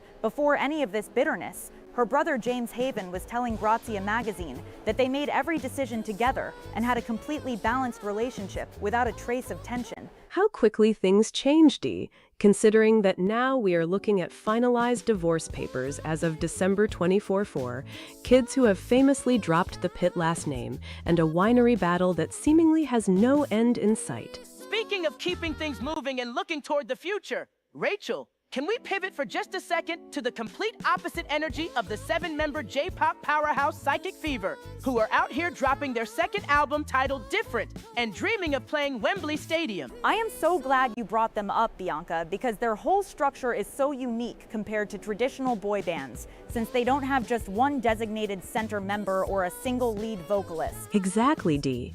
Every single one of the 7 members brings a completely different personality, identity, and strong individual skill set to the table, which they say makes them feel like they can conquer the entire world when they are together. And they are literally breaking borders with their music. Bianca loves this, blending genres like Afrobeat for the very first time on this album and splitting their lyrics right down the middle with 50% Japanese and 50% English. Hi everyone, my name is Chloe, and I am watching live from Chicago at 3 in the morning. I just wanted to say that Psychic Fever's message about embracing being different and staying humble is so inspiring. But honestly, my head is spinning trying to keep track of Brad and Angelina's winery lawsuit after all these years. Chloe, you are speaking for all of us at 3 in the morning, because going from international pop stadium dreams right back to Brad Pitt demanding tax returns and film profit statements from 2017 to 2019 is quite the emotional whiplash. It really is, Rachel, because while Brad's side argues that she hasn't been entirely truthful about her reasons for selling her share in the French vineyard back in 2021, Angelina's camp is standing firm that asking for records prior to 2020 is a massive privacy invasion. And remember, Dee, she already voluntarily handed over her financial details and tax returns for 2020 and 2021, but drew a hard line at turning over the earlier years, leading to this ongoing standoff where a judge still hasn't made a final ruling yet. It just proves that even years after their separation and final divorce, every single financial and legal motion between these two becomes a massive battleground over narrative, control, and privacy. Rachel, as we are well past 3 in the morning here in the studio, let us bring it right back to the legal chess match between Brad Pitt and Angelina Jolie, because the stakes in this winery dispute just keep climbing higher with every new motion filed. Bianca, it really is relentless because Brad's legal team is essentially arguing that Angelina is giving the court a materially incomplete picture by claiming she had to step away from her career and give up years of compensation after their 2016 split. Dee, what we are seeing in the latest court documents from July is that Brad is demanding her financial records, upfront fees, movie profit participation, and brand deals from 2017 to 2019 to challenge her narrative about needing to sell her stake in Chateau Miraval for financial independence. Rachel and Dee, her defense team is pushing back just as hard, calling this entire demand a gross overreach, and yet another example of controlling conduct by Pitt, while pointing out that she already handed over her tax returns for 2020 and 2021. Bianca, exactly. Because Angelina's side maintains that her statements about financial independence were about separating her financial affairs from Brad's, not claiming she was in some sort of dire financial hardship, which makes digging into those earlier years an unnecessary invasion of privacy. D. And let us not forget, Rachel, that this whole bitter feud stems all the way back to February 2022, when she sold her share to an investment firm without his consent, breaking what Brad claims was a mutual agreement that neither would sell without the other's approval. Rachel, it is fascinating how even years after their separation and their divorce being finalized in December 24, every single document request turns into a massive battle over control, narrative, and what really happened behind closed doors during their marriage. Bianca, though I have to say, Rachel, jumping from that heavy courtroom drama over French vineyards right back to the infectious energy of the 7-member J-pop powerhouse Psychic Fever is the kind of whiplash only our show could pull off at 4 in the morning. D. And they are making some serious waves with their second album, aptly titled Different, because unlike most boy bands that rely on a single lead vocalist or a designated center member, every single one of the 7 guys brings a distinct personality and equal strength to the table. Rachel, what did you find about their global strategy, D? Because they are not just staying in Tokyo. They are mixing English and Japanese lyrics 50-50 and aiming straight for global charts like Billboard and massive stadium tours. Bianca, and they are doing it with such a grounded mindset, Rachel, actively talking about their core philosophy of staying humble no matter how famous they get, focusing entirely on pushing the quality of their music, dance skills, and stage performance. D. Exactly, Bianca. They were even talking about how people in London are obsessed with Japanese culture and matcha right now, and they want to break down those international borders completely by blending genres like Afrobeats and hip-hop into their sound.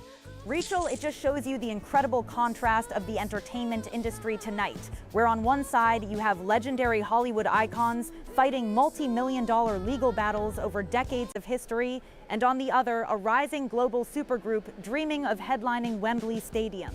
Rachel, what we are seeing in the latest court filings over the Chateau Miraval winery dispute is that Brad Pitt's legal team is really doubling down, asking a California judge to order Angelina Jolie to hand over her financial records from 2017 to 2019. Bianca, it is getting so bitter, Rachel, because Pitt's side is arguing that Jolie's previous statements about putting her career on hold and seeking financial independence give a totally incomplete picture to the jury without those tax returns and upfront film fees. D. Exactly, Bianca. And from Jolie's perspective, her lawyers pushed back hard during a July informal discovery conference, calling the demand an overreach and basically labeling it more controlling conduct by Pitt. Rachel, let us remember how we got here, D, because the former couple separated back in 2016 after 2 years of marriage and over a decade together, and their divorce was finally finalized in December 24, yet this vineyard battle from the 21 sale just keeps dragging on. Bianca, and Jolie's team maintains that her career pause was about helping her family heal after the alleged 2016 private plane incident where Pitt was never criminally charged, rather than any claim of financial hardship, making those older financial records an unnecessary privacy invasion. D. Absolutely, Bianca. And Pitt's lawyers even pointed out that Jolie only provided documents for 2020 and 2021, refusing to widen the scope, while her side insists she never needed his approval to sell her stake to Tenute Del Mondo. Rachel, shifting gears completely from Hollywood courtroom drama to the global music scene. D, let's talk about the rising J-pop supergroup Psychic Fever and their fantastic new second album titled Different. Bianca, what is so refreshing about them, Rachel, is that unlike most boy bands that feature a single lead vocalist or a distinct center member, all 7 members of Psychic Fever share an equal structure with totally different personalities and skills. D, exactly, Bianca, and they are mixing genres like Afrobeats and hip-hop for the very first time on this album, blending 50% Japanese lyrics with 50% English lyrics to break down international borders. Rachel, what did you find about their international vision, D? Because they are not just staying in Tokyo, they are aiming straight for Billboard charts and massive stadium tours like Wembley Stadium. Bianca, and they are doing it with such a grounded mindset, Rachel, actively talking about their core philosophy of staying humble no matter how famous they get, focusing entirely on pushing the quality of their music, dance skills, and stage performance. D, exactly, Bianca. They were even talking about how people in London are obsessed with Japanese culture, matcha, and ramen right now, and they want to connect with all those fans around the world while celebrating true individuality. Rachel, it just shows you the incredible contrast of the entertainment industry tonight, D, where on one side you have legendary Hollywood icons fighting multi-million-dollar legal battles over decades of history, and on the other, a rising global supergroup dreaming of headlining Wembley Stadium. Rachel, as we were just saying before the break, this legal battle between Brad Pitt and Angelina Jolie over Chateau Miraval just keeps getting more intense with every new court filing. Bianca, it really does, Rachel, because now Brad Pitt's legal team is demanding Angelina Jolie's financial records from 2017 to 2019, arguing they need to see her film earnings and brand sponsorships to challenge her claims about why she sold her stake. D, exactly, Bianca.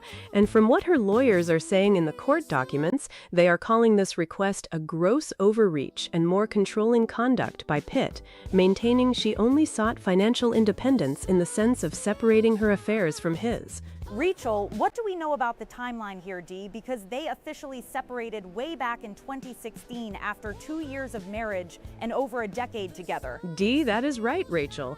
And while Jolie did provide financial documents for 2020 and 2021, Pitt's team argues she withheld the earlier years from 2017 to 2019 when she allegedly put her career largely on hold. Bianca, and let us remember, Rachel, her defense team is also pointing out that she paused her career to help her family heal from substantial physical and emotional abuse, while Pitt's side wanted her to sign a non-disclosure agreement that she felt was meant to silence her. Rachel, it is such a wild contrast when you look at the entertainment world tonight, because while Hollywood icons are fighting these multi-million-dollar winery battles in court, we also have rising international stars like the J-pop group Psychic Fever making massive waves. Bianca and Rachel, I love their energy so much because unlike traditional boy bands that have one single lead singer or center member, all 7 members of Psychic Fever share equal strength and distinct personality. D, exactly, Bianca.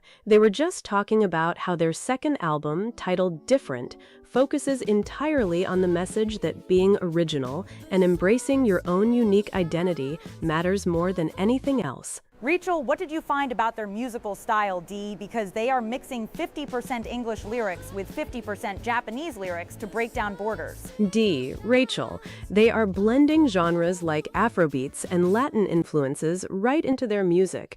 And they even talked about how fascinated people in places like London are with Japanese culture, matcha, and ramen right now. Viewer Sarah from Seattle writes in the chat, I can't believe Brad Pitt and Angelina are still fighting in court after all these years.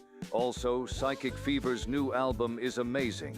Can they please come on tour to the US soon? Rachel, thank you for that message, Sarah, because speaking of tours, Psychic Fever are not just staying in Tokyo, they are aiming straight for the Billboard charts and dreaming of massive stadium tours like Wembley Stadium. Bianca, and they are doing it with the coolest philosophy, Rachel, actively talking about how no matter how famous they get, their core rule is to stay humble, focus on their dance skills, and constantly push the quality of their music. Rachel, moving right back to the legal battle between Brad Pitt and Angelina Jolie. The latest court filings are showing just how deeply personal and bitter this winery dispute has become. Bianca, it is honestly exhausting to watch, Rachel, because every few months there is a brand new motion over records that date back nearly a decade. D, and just to remind everyone of the details, what Pitt's legal team filed recently demands that Angelina Jolie hand over her financial records, specifically covering 2017 to 2019.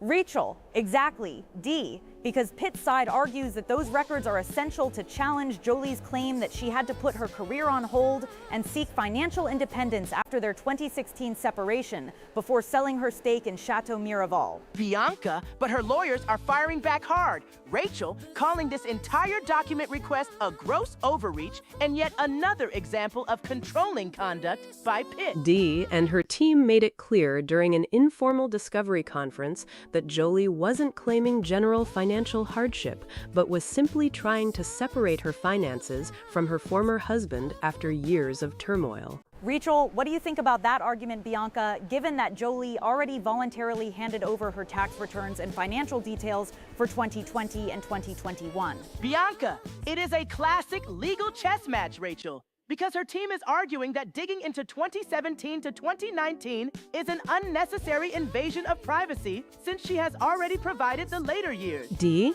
Plus, her lawyers brought up the fact that Jolie paused her career to help her family heal from alleged abuse following that infamous 2016 private plane incident, though Pitt was never criminally charged. Rachel, and let's not forget how far back their history goes, D, meeting on the set of Mr. and Mrs. Smith, marrying in 2014, and eventually finalizing their divorce in December of 24. Bianca, it is wild to think about their timeline, Rachel, especially when you look back at unearthed interviews from way back in 2007, where her brother James Haven was praising their teamwork and saying there was zero tension between them. Rachel, family dynamics certainly shift over the years. Bianca, and now they are locked in this endless war over a French vineyard that Pitt bought into and claims she sold without his approval. D? And with the judge yet to rule on this latest motion for her older financial records, there is no sign of a truce between them anytime soon.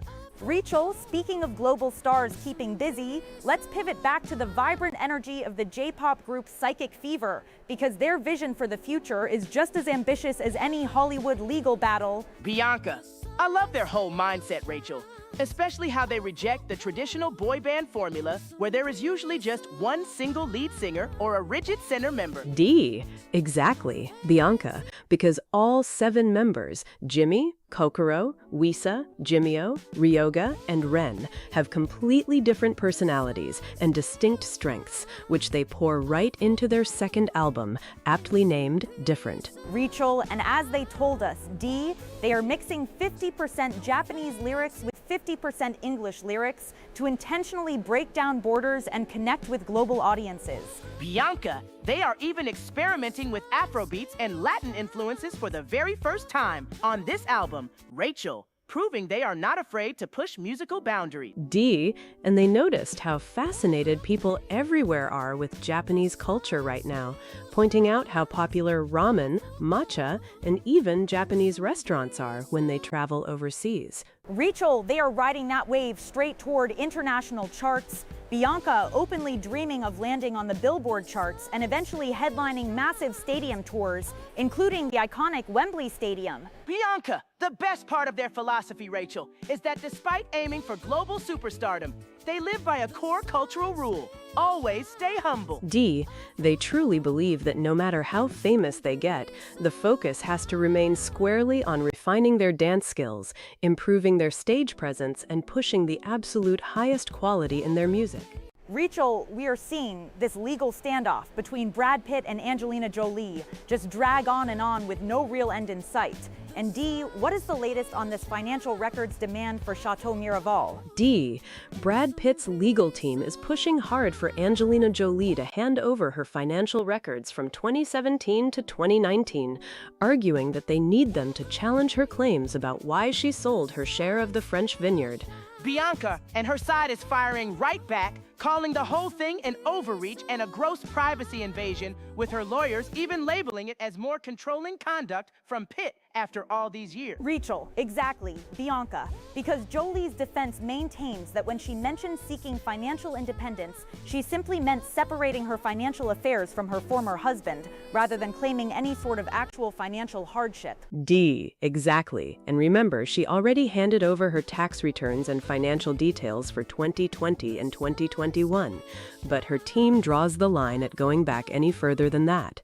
Bianca, Pitt's lawyers are arguing that without those older film and sponsorship earnings from 2017 to 2019, the jury won't get the full picture of why she decided to sell her stake in Chateau Miraval back in 2021. Rachel, it is just wild to look back at how different things used to be, D, considering James Haven once gave that interview back in 2007, praising how well they worked together as a team before everything completely imploded. D, right? And now we have years of bitter litigation over the winery, custody battles, and finalized divorce, contrasted sharply with these pop culture stories happening right now, like Psychic Fever pushing their music globally. Bianca, speaking of international ambitions, those 7 guys in Psychic Fever are dreaming big with their second album, Different, aiming straight for the Billboard charts and legendary venues like Wembley Stadium. Rachel, what is so refreshing about Psychic Fever, Bianca, is that unlike traditional boy bands with a single lead vocalist, every single one of their 7 members brings a completely different personality and equal strength to the table. D, and they are mixing things up musically by experimenting with Afrobeats and Latin influences for the very first time on this album, all while keeping a 50-50 split between Japanese and English lyrics. Bianca, they even noticed how obsessed global fans are with Japanese culture when they travel overseas. Rachel, pointing out how much people love ramen, matcha, and Japanese restaurants everywhere they go. Rachel, they are riding that cultural curiosity straight toward a world tour. D. But what really stands out is their core philosophy, that no matter how famous they get, they must always stay humble. D, they truly believe that the secret is keeping the focus squarely on refining their dance skills, improving their stage presence, and pushing the absolute highest quality in their music every single day. Bianca, staying grounded while dreaming of headlining Wembley Stadium is a pretty great motto for any artist. Rachel, especially when you are trying to break down musical borders across the entire globe. Rachel, moving straight back to the ongoing legal saga between Brad Pitt and Angelina Jolie. Her legal team is pushing back hard against his latest financial document demands. Bianca, it is getting genuinely exhausting at this point because Brad Pitt is still demanding her financial records from 2017 to 2019 for the Chateau Miraval winery dispute. D, his lawyers filed papers arguing that without those records showing her film earnings and brand sponsorships, the jury gets an incomplete picture regarding her 2021 sale of the vineyard. Rachel, what did you find out about how her defense team characterized this move, D? D, her lawyers didn't hold back at all during a July informal discovery conference, calling the request an overreach and describing it as more controlling conduct by Brad Pitt. Bianca, exactly, because she had already voluntarily handed over her tax returns and profit statements for 2020 and 2021. So going back even further feels like a massive privacy invasion. Hi, Rachel, Bianca, and Dee. I am Sarah watching from Chicago, and I just can't believe they are still fighting over this winery after all this time. Don't they both just want to move on with their lives already? Rachel, thank you so much for writing in, Sarah, because you are definitely echoing what half the world is thinking at 4 in the morning right now. Bianca, exactly, Sarah. But when millions of dollars and a French vineyard are involved, apparently nobody is ready to walk away just yet. Rachel? D, her defense team also pointed out that her previous statements about seeking financial independence were meant to separate her finances from him, not claim she was facing actual financial hardship. Rachel, and let's not forget D. Her lawyers also reiterated that she had paused her career for 5 years to help her family heal after that 2016 separation. Bianca, which brings back all that complicated history, Rachel, including her brother James Haven's famous 2007 interview, where he insisted they were the ultimate team before everything completely fell apart. Rachel, as we were saying just before the hour turned, the legal drama between Brad Pitt and Angelina Jolie at Chateau Miraval is simply refusing to slow down, with his team now pushing hard for those 2017 to 2019 financial records. Bianca, and let's be honest, Rachel, Jolie's side isn't rolling over either, calling it a gross overreach, and yet another example of controlling conduct by Pitt. D, her lawyers made it very clear during that July conference that she wasn't claiming actual financial hardship when she mentioned seeking financial independence, but rather trying to separate her finances completely from him. Rachel, exactly, D. And they also reiterated that she had put her successful career on hold for 5 years following their 2016 separation to help her family heal. Bianca, though it is quite the mental leap from high-stakes Hollywood divorce court over a French winery straight into the vibrant, high-energy world of J-pop with Psychic Fever, don't you think, Rachel? Rachel, it really is Bianca. The 7-member group has been making serious waves with their second album, titled Different, and they have a very distinct philosophy about how they operate. D, what's fascinating about Psychic Fever is their structure, because unlike traditional boy bands that usually feature one central lead vocalist, every single one of the 7 members brings their own strong identity and potential to the table. Bianca, exactly, D. As they put it, they feel like they can conquer the entire world when they combine those different skills, which is a pretty bold and refreshing attitude. Rachel, but let's circle back to the Vineyard dispute for a second, because Pitt's team is arguing that without those financial disclosures from 2017 to 2019, the jury won't get the full picture of why she sold her stake. D. Right. Pitt's legal filings point out that she initially agreed to hand over records covering up to 21, but then narrowed it down specifically to just 2020 and 2021. Bianca and Jolie's team is firing right back, maintaining that demanding those earlier years is a complete and unnecessary invasion of her privacy. Rachel, it really brings all that heavy history right back to the surface, including those past dynamics and the bitter custody battles that have lingered for years after their split. D. On a completely different note, musically, Psychic Fever has also been very vocal about breaking borders with their music, mixing 50% English lyrics with 50% Japanese across their tracks. Bianca and their international ambitions are no joke either, Rachel, because they are openly aiming for Billboard charts and dreaming of selling out Wembley Stadium one day. Rachel, they were even talking about how curious global audiences are about Japanese culture right now, mentioning everything from ramen to matcha being massive hits abroad. D.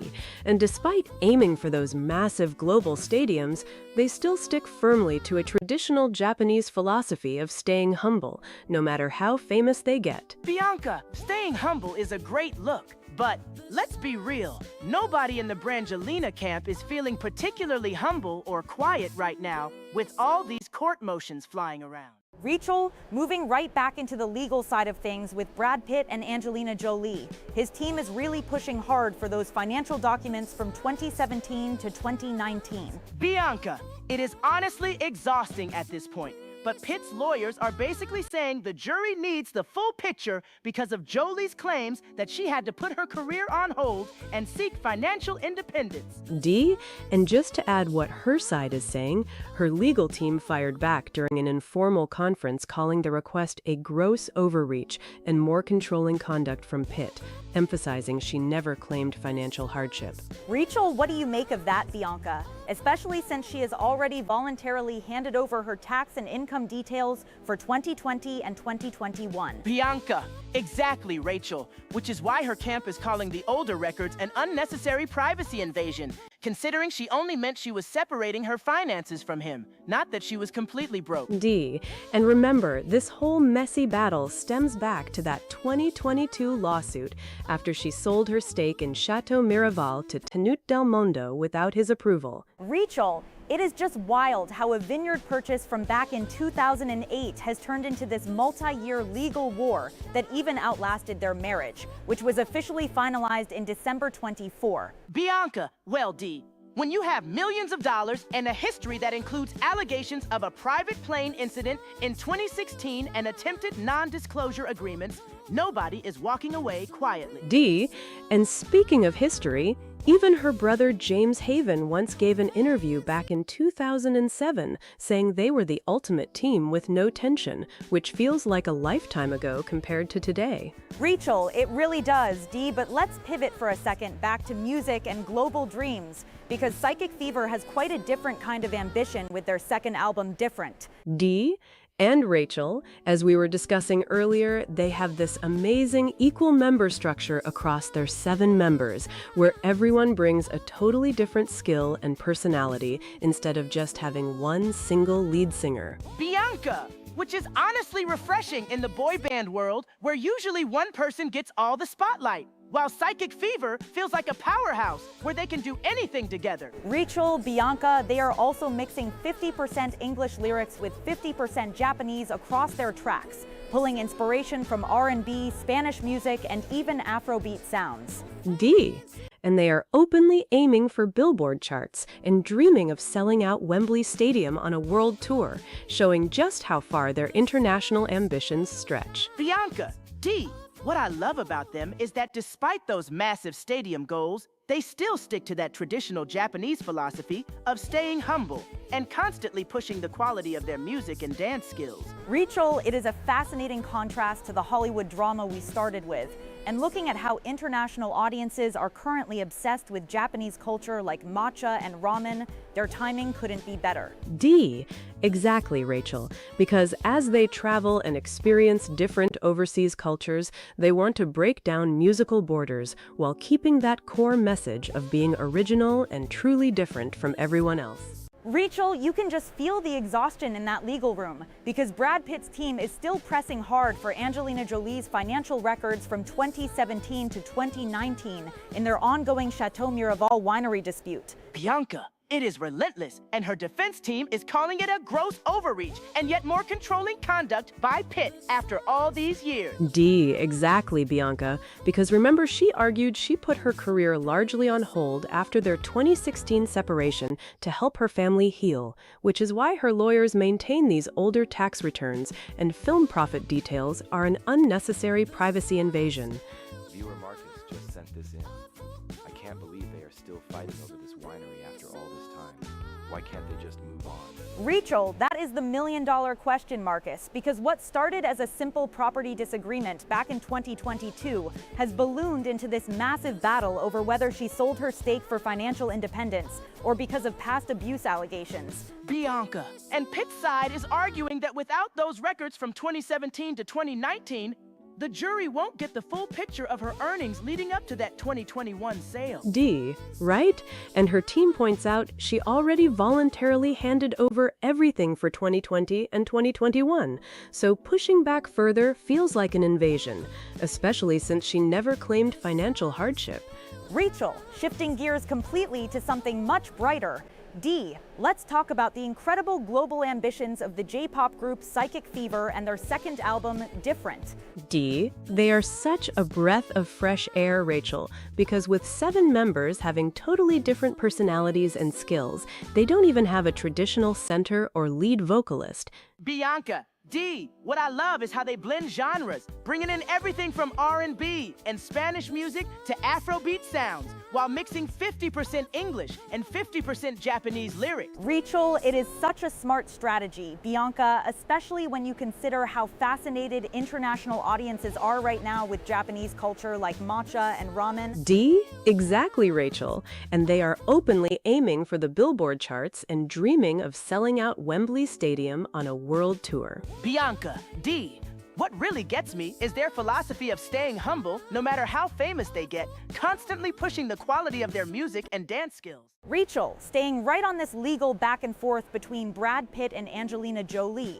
D, what more are we hearing about how her defense team is framing these demands for documents from 2017 to 21? D, Rachel. Her lawyers are maintaining that asking for all those older records is simply an unnecessary invasion of privacy, especially since they argue she was never claiming any kind of financial hardship during her career pause. Bianca, D. What gets me is that Pitt's side insists they need those tax returns and film earnings to show the jury the full picture of why she really sold her share of Chateau Miraval in 2021. Rachel, exactly, Bianca, because Brad's legal team points out that Angelina previously stated she needed to achieve financial independence and gave up years of pay after their 2016 split. D, Rachel, and to add to that, Brad's lawyers even offered a simpler deal earlier where she would just agree she felt no financial pressure before 2020, but her side rejected that entirely. Bianca, D. It is just relentless. And as her lawyer put it during that informal conference in July, they view this whole ongoing push as an overreach and essentially more controlling conduct by Pitt. Rachel, shifting gears completely to something much brighter. D, let's look at how the J-pop sensation Psychic Fever is approaching their global musical ambitions with their second album, Different. D, Rachel. They really are such a breath of fresh air, especially since all 7 members have totally different personalities and skills, meaning they do not even rely on a traditional center or lead vocalist.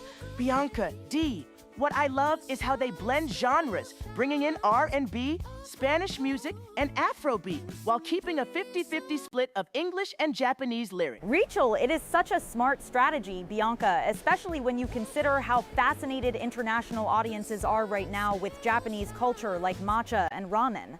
D. Rachel, exactly. And they are openly aiming for the Billboard charts and dreaming of selling out Wembley Stadium on a world tour. Bianca, D. What really gets me is their philosophy of staying humble no matter how famous they get, constantly pushing the quality of their music and dance skills. Rachel, moving right back into the legal headlines that keep unfolding. D, let's look at the latest filings in the Chateau Miraval winery battle between Brad Pitt and Angelina Jolie. D. Rachel, it is still moving forward with Brad Pitt's legal team pushing hard in court to demand Angelina Jolie's financial records covering the years from 2017 to 2019. Bianca, D. What stands out to me is how bitter this has become, because Pitt's side is arguing that Jolie is giving an incomplete picture of her finances, and his attorneys claim they need those earnings records to challenge her reasons for selling her stake in the French winery back in 2021. Rachel, and just to remind everyone following along at home, Bianca, this all centers around Jolie previously stating that she put her acting career largely on hold after their 2016 separation, forgoing years of compensation and feeling the need to achieve financial independence from him. D. Rachel? Exactly. And her defense team has come out swinging against this new motion, with one of her lawyers slamming the request during a July conference as a gross overreach and essentially more controlling conduct by Pitt. Bianca, D. Exactly what her representatives are emphasizing is that she was talking about separating her financial affairs from her former husband, rather than claiming any actual financial hardship. And they point out she already voluntarily turned over her tax returns and profit statements for 2020 and 2021. Rachel, it is fascinating, Bianca, because Pitt's team claims she originally agreed to share records from 27 through 21, but then narrowed the scope earlier this year, leaving them to argue that a jury will not get the full picture without seeing those older film roles and brand sponsorship figures. D. Rachel, and behind all of that financial wrangling, Jolie's team is also pointing back to her career pause being tied to helping her family heal from alleged abuse during their marriage, while Pitt's side maintains she is just withholding papers she promised to share. Bianca, D. Let's not forget how far back this goes, because they were one of Hollywood's biggest power couples after meeting on the set of Mr. and Mrs. Smith, married in 14 after nearly a decade together. And now, even though their divorce was finalized in December of 24, the winery war just refuses to die down. Rachel, absolutely, Bianca, and the judge has not even ruled yet on this latest motion for those 27 to 2019 records. So we are definitely going to keep watching how this develops in court. That judge really has a massive stack of paperwork to sift through, Rachel. Because when you look at what Brad Pitt's legal team is pushing for, 62-year-old Brad wants every single financial document from 2017 through 2019. And Bianca, remember why this specific window from 2017 to 2019 is the huge battleground right now in court. Tell us, Dee, what is the core argument over those specific years? Well, Rachel, according to court documents, Angelina Jolie did turn over her tax returns and film profit statements for 2020 and 2021, but her team put a hard boundary around those earlier 3 years. Brad's side argues that because 51-year-old Angelina claimed she put her acting career largely on hold after their 2016 split, forgoing years of compensation to gain financial independence, a jury needs her upfront fees from film roles and brand deals during that entire period to see if that story holds up. Come on, Dee. Calling a request for upfront fees and sponsorship numbers an absolute necessity for the jury is just legal strategy at its finest. Angelina's lawyers came out swinging during that informal discovery conference, flat out calling it a gross overreach. And yet another example of controlling conduct from Brad. Exactly, Bianca. Her team insists she never claimed to be facing financial hardship back then. She was simply trying to separate her financial affairs from her former husband when she decided to sell her share of Chateau Miraval in 2021. And Rachel, her counsel, also pointed out that her career pause wasn't about money disputes. It was specifically to help her family heal following alleged physical and emotional abuse from 2016 during that private plane flight, which Brad was never criminally charged for. Plus, her team maintains Brad refused to purchase her stake unless she signed a strict non-disclosure agreement to keep silent about those events. It is just wild when you step back and look at how far this relationship has fallen, Dee. They met back on the set of Mr. and Mrs. Smith, spent over a decade together, got married at that very same French winery in 2014. And even though their divorce was officially finalized in December of 2024, here we are in the middle of the night still talking about income records from almost a decade ago. It really shows how complex these high-profile divorces get when business assets like a winery are involved, Bianca. It makes you wonder how people who once seemed so aligned ended up in years of courtroom drama. In fact, if you look back at an unearthed interview from 2007, her brother James Haven said there was zero tension between them back then, and that they made every decision together as a balanced team. That really contrasts with where things stand now, Rachel, especially with reports that their children have dropped Brad's last name over time. But while we wait for the judge to issue a final ruling on this document request, let's take a look at what our late-night viewers are saying about all this legal back and forth. Hi, panel. My name is Marcus from Chicago, and I have been staying up all night listening to you all. Honestly, Angelina worked so hard on big movies like Maleficent and Eternals, so I completely understand why she wants her personal privacy protected after all these years. Do you think Brad will ever just step back and let the winery battle go? Thank you so much for watching with us in Chicago, Marcus. Bianca, what do you say to Marcus? Is there any chance Brad steps back? Look, Marcus, when major vineyard assets and deep personal history are tied up together, nobody just steps back. Brad filed this lawsuit back in February of 2022 after she sold her stake to Tanute Del Mondo, claiming they had an agreement not to sell without mutual consent.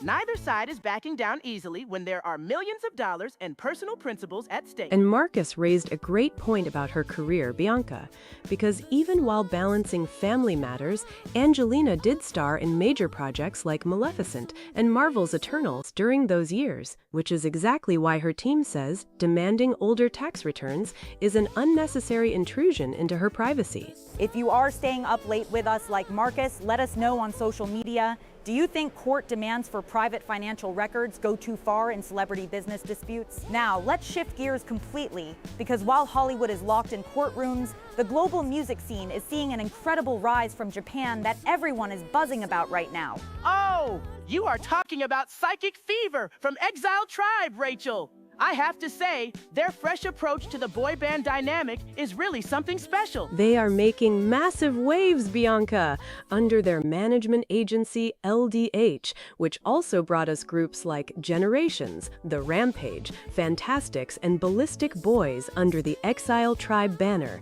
This 7-member group is completely redefining what a J-pop group can look like on the global stage.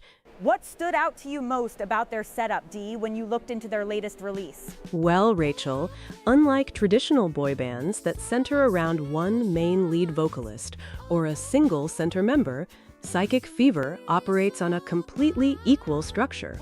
All 7 members, Jimmy, Kokoro, Wisa, Tsurugi, Ryoga, Ren, and the rest of the group bring totally different personalities, identities, and strong individual skills. They emphasize that being different means being original and being the only one. And that philosophy is literally the heart of their second album, Different. They are blending Afro R&B, hip-hop, pop rap, and exploring new sounds like Afro beats for the very first time.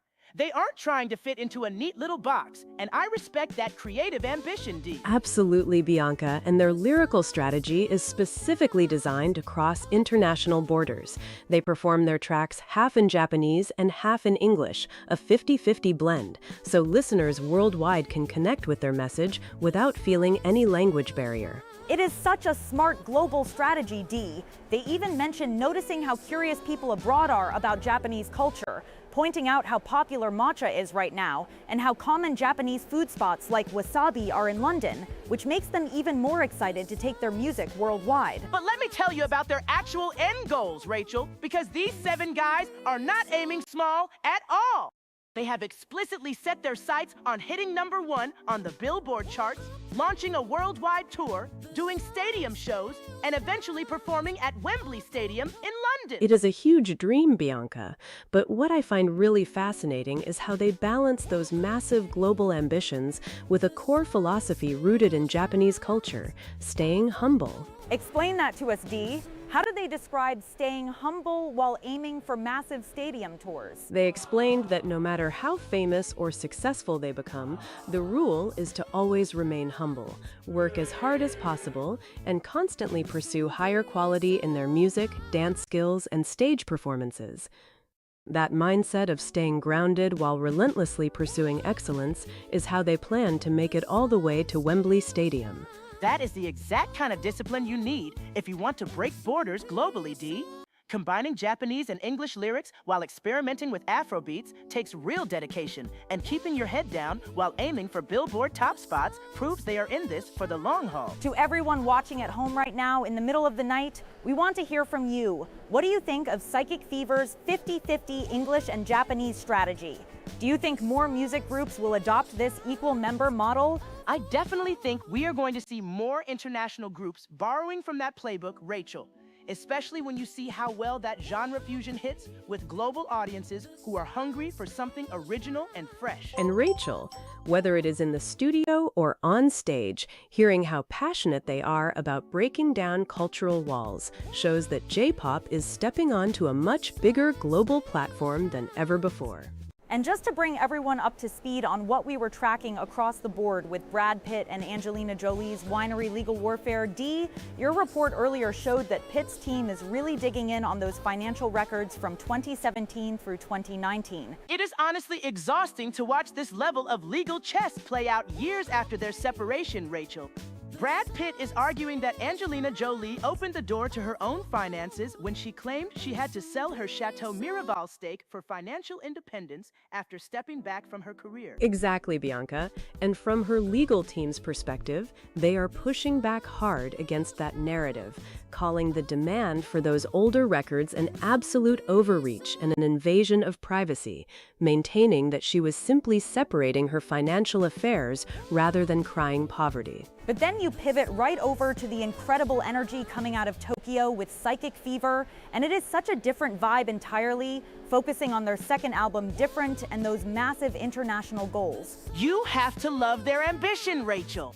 They are out here blending 50% Japanese and 50% English lyrics with Afro beats and R&B, and unlike traditional boy bands with a single standout lead singer, every single one of the 7 members brings their own distinct strength to the table. And what is so fascinating about their global push is how grounded they remain, Dee, because as they look toward Billboard charts and dreams of headlining Wembley Stadium, they keep reminding everyone about that core Japanese philosophy of staying humble no matter how famous you get. Bianca, when you look at how Brad Pitt's lawyers are trying to force the hand on those upfront film fees and brand sponsorships from 2017 to 2019, do you think a judge is actually going to compel her to hand over tax documents from that specific era? Honestly, Rachel, courts usually look very closely at what was claimed in previous filings. And if Angelina Jolie's side argued that she gave up years of compensation and felt financial pressure before the 2020 mark, Pitt's legal team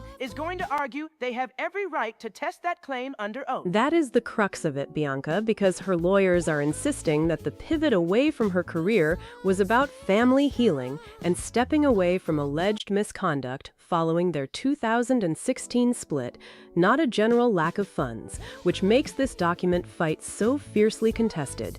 Dee, speaking of international groups breaking down barriers, it is remarkable how Psychic Fever talks about treating all 7 members as equals, rather than having one designated center or main vocalist dominating every single track. It really sets them apart in the modern music landscape, Rachel, because when you have 7 guys who each have completely different personalities and distinct performance styles, it creates a powerhouse dynamic where they genuinely feel like they can conquer any genre they try. And the way they weave overseas influences into their music while still honoring their roots is masterclass level strategy D. Because global audiences today are craving authenticity, and mixing J-pop sensibilities with global rhythms is exactly how you build a crossover fan base that lasts. Let's remind everyone watching our live broadcast in the middle of the night about the sheer scale of this winery dispute, because people often forget that this legal battle over Chateau Miraval has been dragging on in court since 2022. It feels like every time you turn around, there is a new motion or a new fiery quote from the legal teams, Rachel.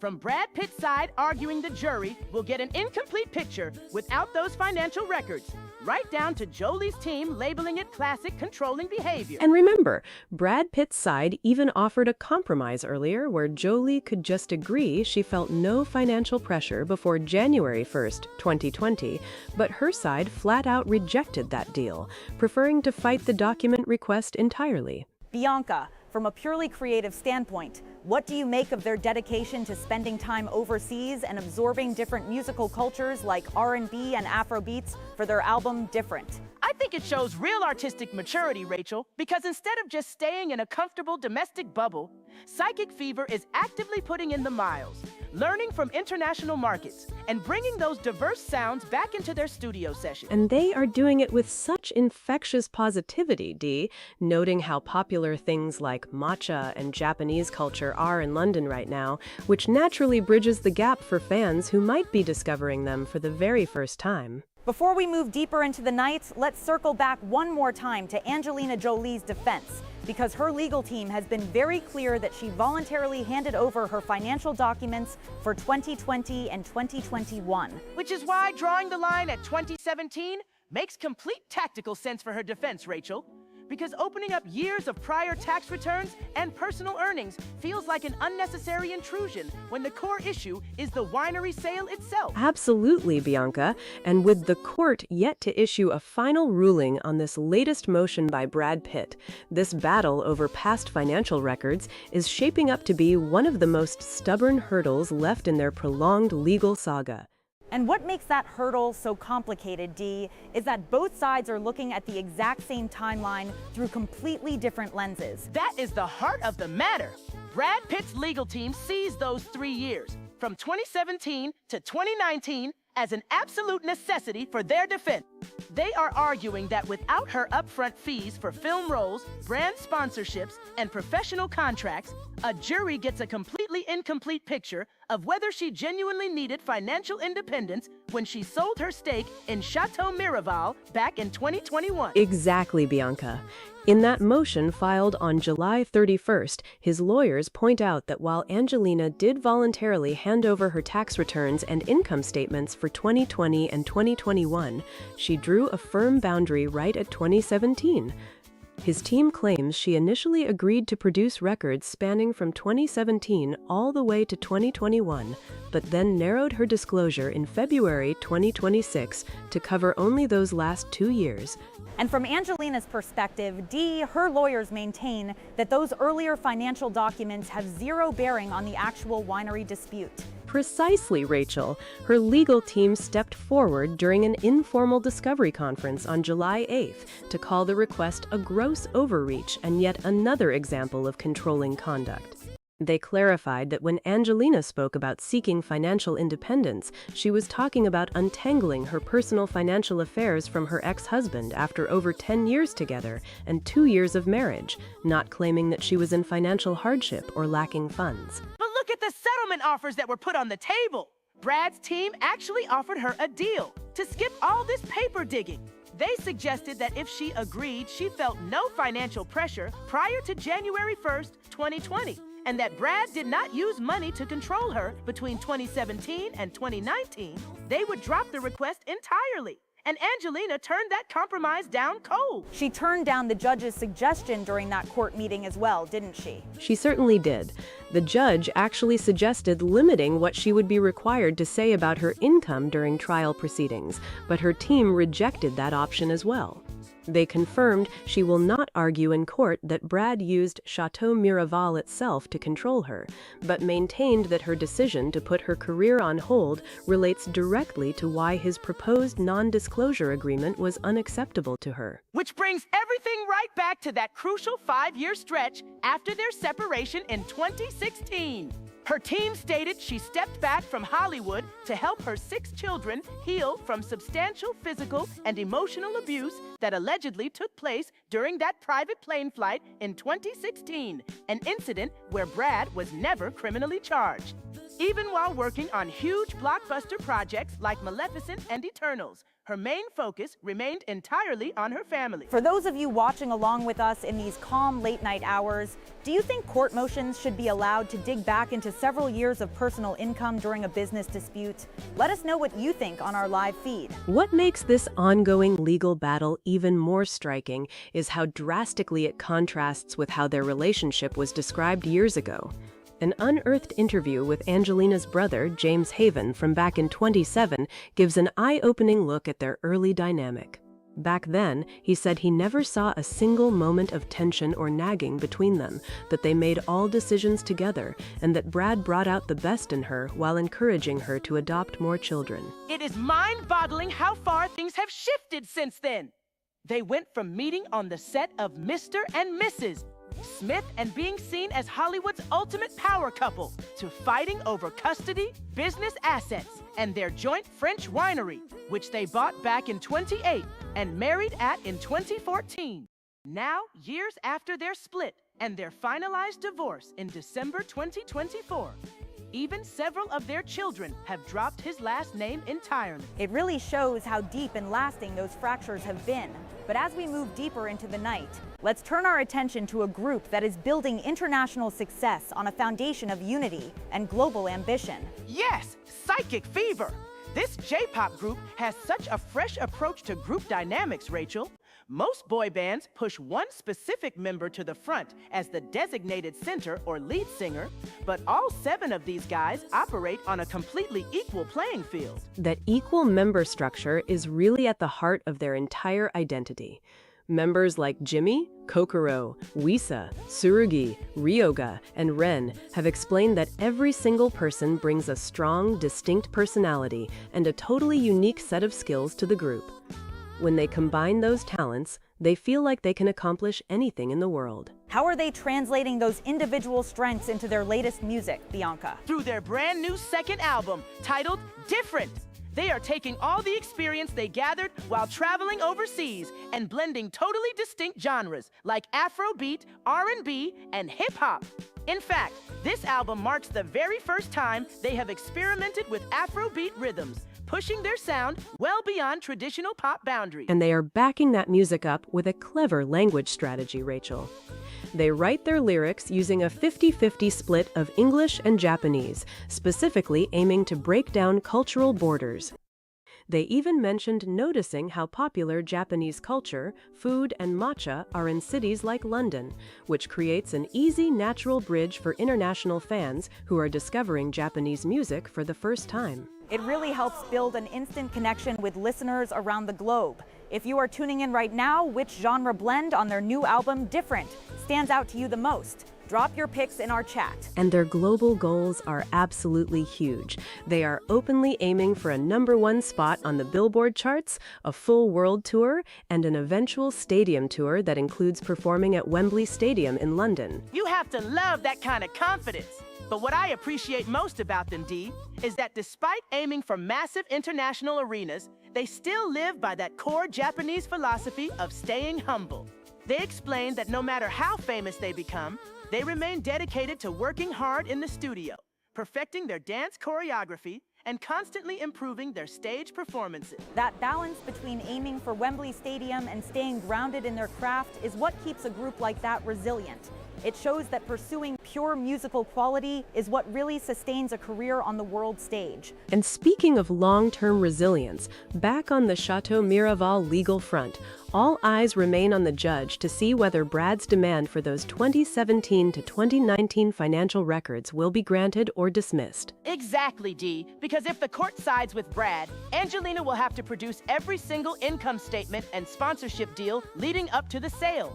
Whereas if the judge denies it, her privacy defense stands firm. And just to pick up where we were on that Chateau Miraval legal front, Dee, Brad Pitt's team is not letting up on those financial disclosures. That is right, Rachel, because his lawyers are arguing that a jury would receive a materially incomplete picture if they don't see Angelina Jolie's earnings and profit participation from 2017 to 2019.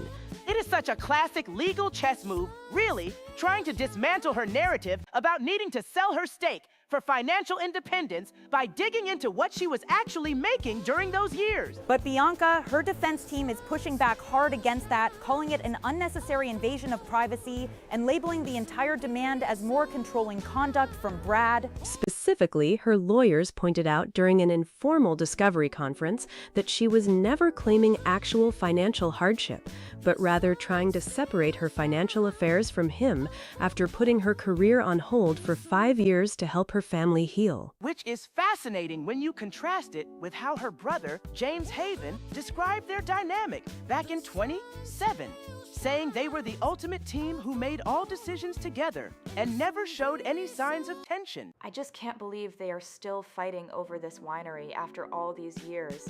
It feels like this legal battle is never going to end. And I honestly feel so bad for everyone involved. That is the reality when you have a high-profile split like theirs, though, and as Dee mentioned, the judge hasn't even ruled on whether those records from 2017 to 2019 will actually have to be handed over. Exactly, Rachel, because while she already voluntarily provided her tax details and film profit statements for 2020 and 2021, forcing her to go back any further than that remains the big sticking point. Meanwhile, shifting gears completely to the global music scene, Bianca, we were just talking about Psychic Fever and how they are approaching their second album, titled Different, with such a fresh international mindset. What I love about them, Dee, is that unlike so many traditional boy bands that rely on a single lead vocalist or a designated center member, all 7 members of Psychic Fever bring equal strength and totally distinct personalities to the table. And their musical approach reflects that diversity too, since they are mixing up genres like Afrobeats and incorporating a 50-50 split of English and Japanese lyrics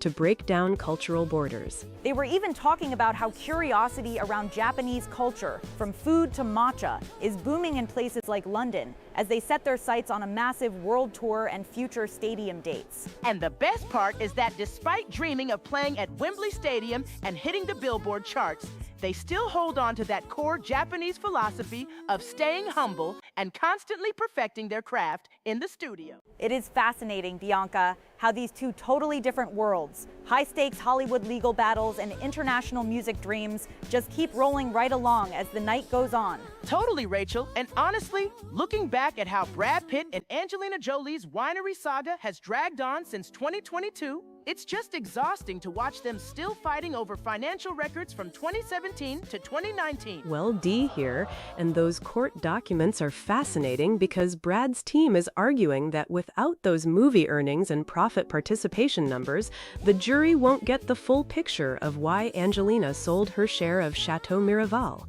But Dee, her lawyers are calling it a gross overreach and pure controlling conduct, pointing out that she wasn't claiming financial hardship at all when she talked about achieving financial independence. Exactly, Bianca. Her defense insists she was simply trying to separate her finances from Brad after their 2016 separation, and that demanding records from 2017 onwards is a massive invasion of her privacy. And remember, Dee, she actually did hand over her tax returns and film profit details for 2020 and 2021 voluntarily, but drew the line at going going back any further than that. Which makes total sense from a privacy standpoint, Rachel, especially when her side is arguing that she paused her successful career for 5 years to help her family heal from the intense physical and emotional trauma they went through. It's a stark contrast, isn't it, when you think back to how her brother James Haven described their relationship way back in 2007 as a total dream team, where they made every single decision together. Oh,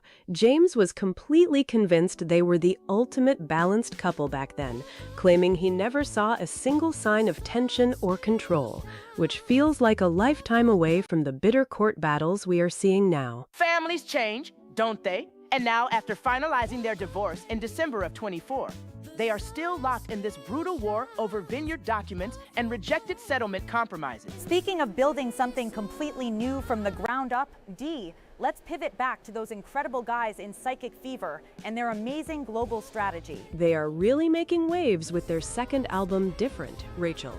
And what I love is how they are completely breaking down musical borders by mixing up genres like Afrobeats and splitting their lyrics 50-50 between English and Japanese. And unlike so many traditional boy bands that rely on a single designated center member, all 7 members of Psychic Fever bring equal strength and totally distinct personalities to the table. Jimmy, Kokoro, Wisa, Saiki, Ryoga, and Ren were even talking about how curiosity around Japanese food, culture, and matcha is exploding in places like London right now. They have got massive ambitions, Rachel, setting their sights on a proper world tour, hitting the Billboard charts, and eventually headlining stadium shows like Wembley Stadium. But what keeps them grounded through all of it, Dee, is that core Japanese philosophy of staying humble and constantly perfecting their craft in the studio, no matter how famous they get. And just to bring everyone up to speed on what we were discussing right before this,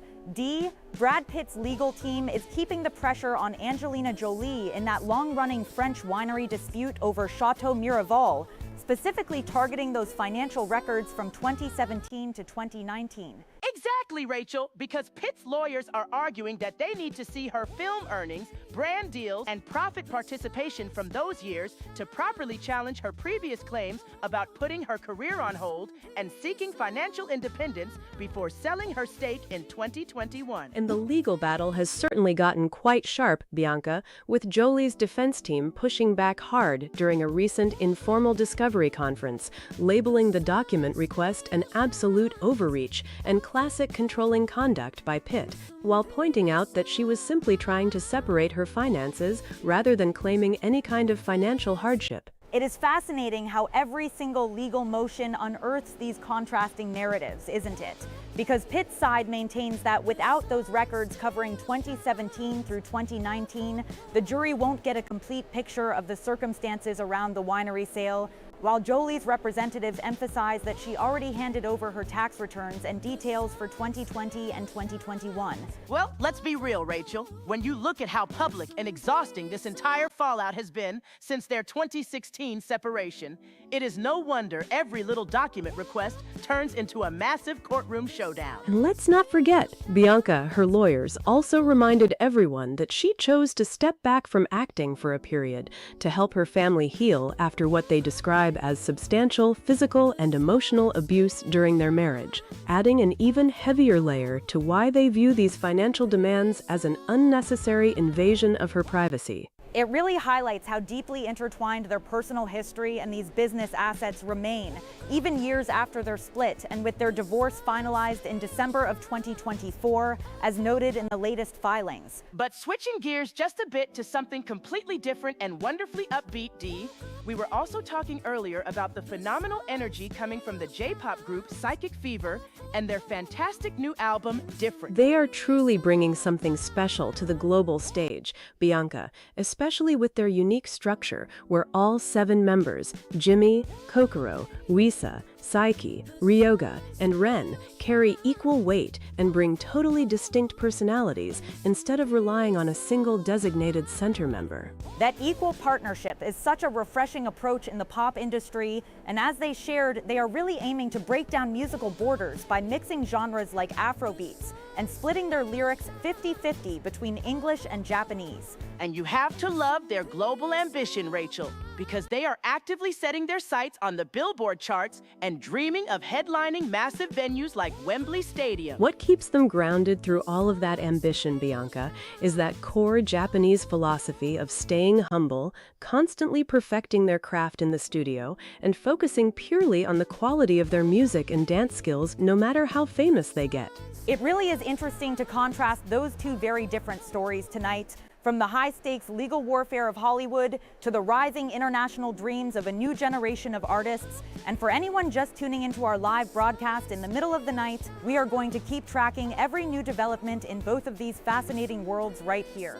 Rachel continuing right where we left off with this late-night legal deep dive. Dee, let's look closer at what Brad Pitt's legal team is actually pushing for in this ongoing Chateau Miraval winery battle. Dee, that's right, Rachel, because Pitt's attorneys have asked a court to order Angelina Jolie to hand over her financial records covering 2017 to 2019, arguing that they need those documents to challenge her previous statements. Bianca, and remember, Dee, she sold her stake in the winery back in 2021, and Pitt's side claims she hasn't provided a complete picture of her earnings and profit participation from those earlier years. Rachel, it is such a complex back and forth, and Bianca, what makes this specific document request so contentious is how both sides interpret her reasons for selling the French vineyard in the first place. Bianca, well, Pitt's team is arguing that she claimed she needed to sell Miraval to achieve financial independence, and that she had largely put her career on hold after their 2016 separation, foregoing years of compensation. Dee, exactly, Bianca. And according to the court documents, they want records of her upfront fees for film roles, brand sponsorships, and other professional services from that window to test those claims in front of a jury. Hi everyone! I am watching this live all the way from my kitchen in Chicago at 3 in the morning. And I just cannot wrap my head around how these two are still fighting in court after all this time. Do you think a judge is actually going to force her to hand over those old tax records? Rachel, welcome to the Late Night Club. Thank you for watching. And honestly, that is the million-dollar question, because a judge has not yet ruled on this latest motion. Dee, and to answer your question from a legal standpoint, Rachel, Jolie's defense team is fighting back hard against it, calling the request a gross overreach and an unnecessary invasion of her privacy. Bianca, they argue that when she mentioned financial independence, she meant separating her financial affairs from her former husband, rather than claiming she was in any kind of financial hardship. Dee, what else did her representatives emphasize during that recent court meeting about why she stepped back from working? Dee, well, Rachel, her lawyer pointed out that she paused her successful career for 5 years to help her family heal from substantial physical and emotional abuse that Pitt allegedly put on the family. Bianca and her side also maintains that she already voluntarily submitted her income and tax details for 2020 and 2021.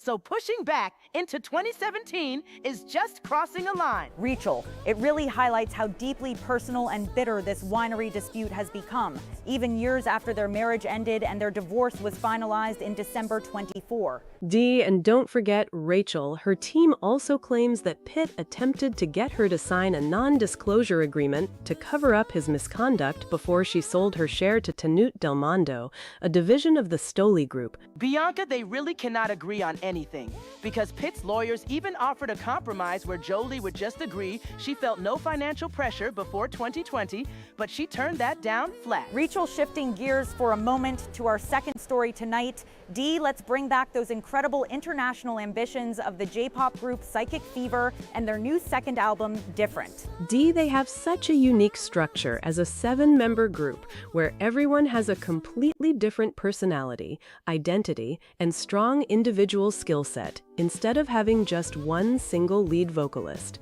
Bianca, and you have to love their musical strategy, Rachel, because they are actively trying to break down musical borders by mixing genres like Afrobeats and splitting their lyrics 50-50 between English and Japanese. Rachel, as they shared, they want to show audiences that being different means being original and being the only one, which is such a powerful message for their fans around the globe. Dee, they even talked about how curious people in places like London are about Japanese culture and food like matcha and wasabi, which helps build that cultural bridge through their music. Bianca, and they are not thinking small, Rachel, because they have their sights firmly set on the Billboard charts, world tours, and ultimately headlining massive venues like Wembley Stadium. Rachel, what keeps them so grounded through all of those towering international goals is that core Japanese philosophy of staying humble, constantly perfecting their craft in the studio, and focusing purely on the quality of their music and dance skills, no matter how famous they get.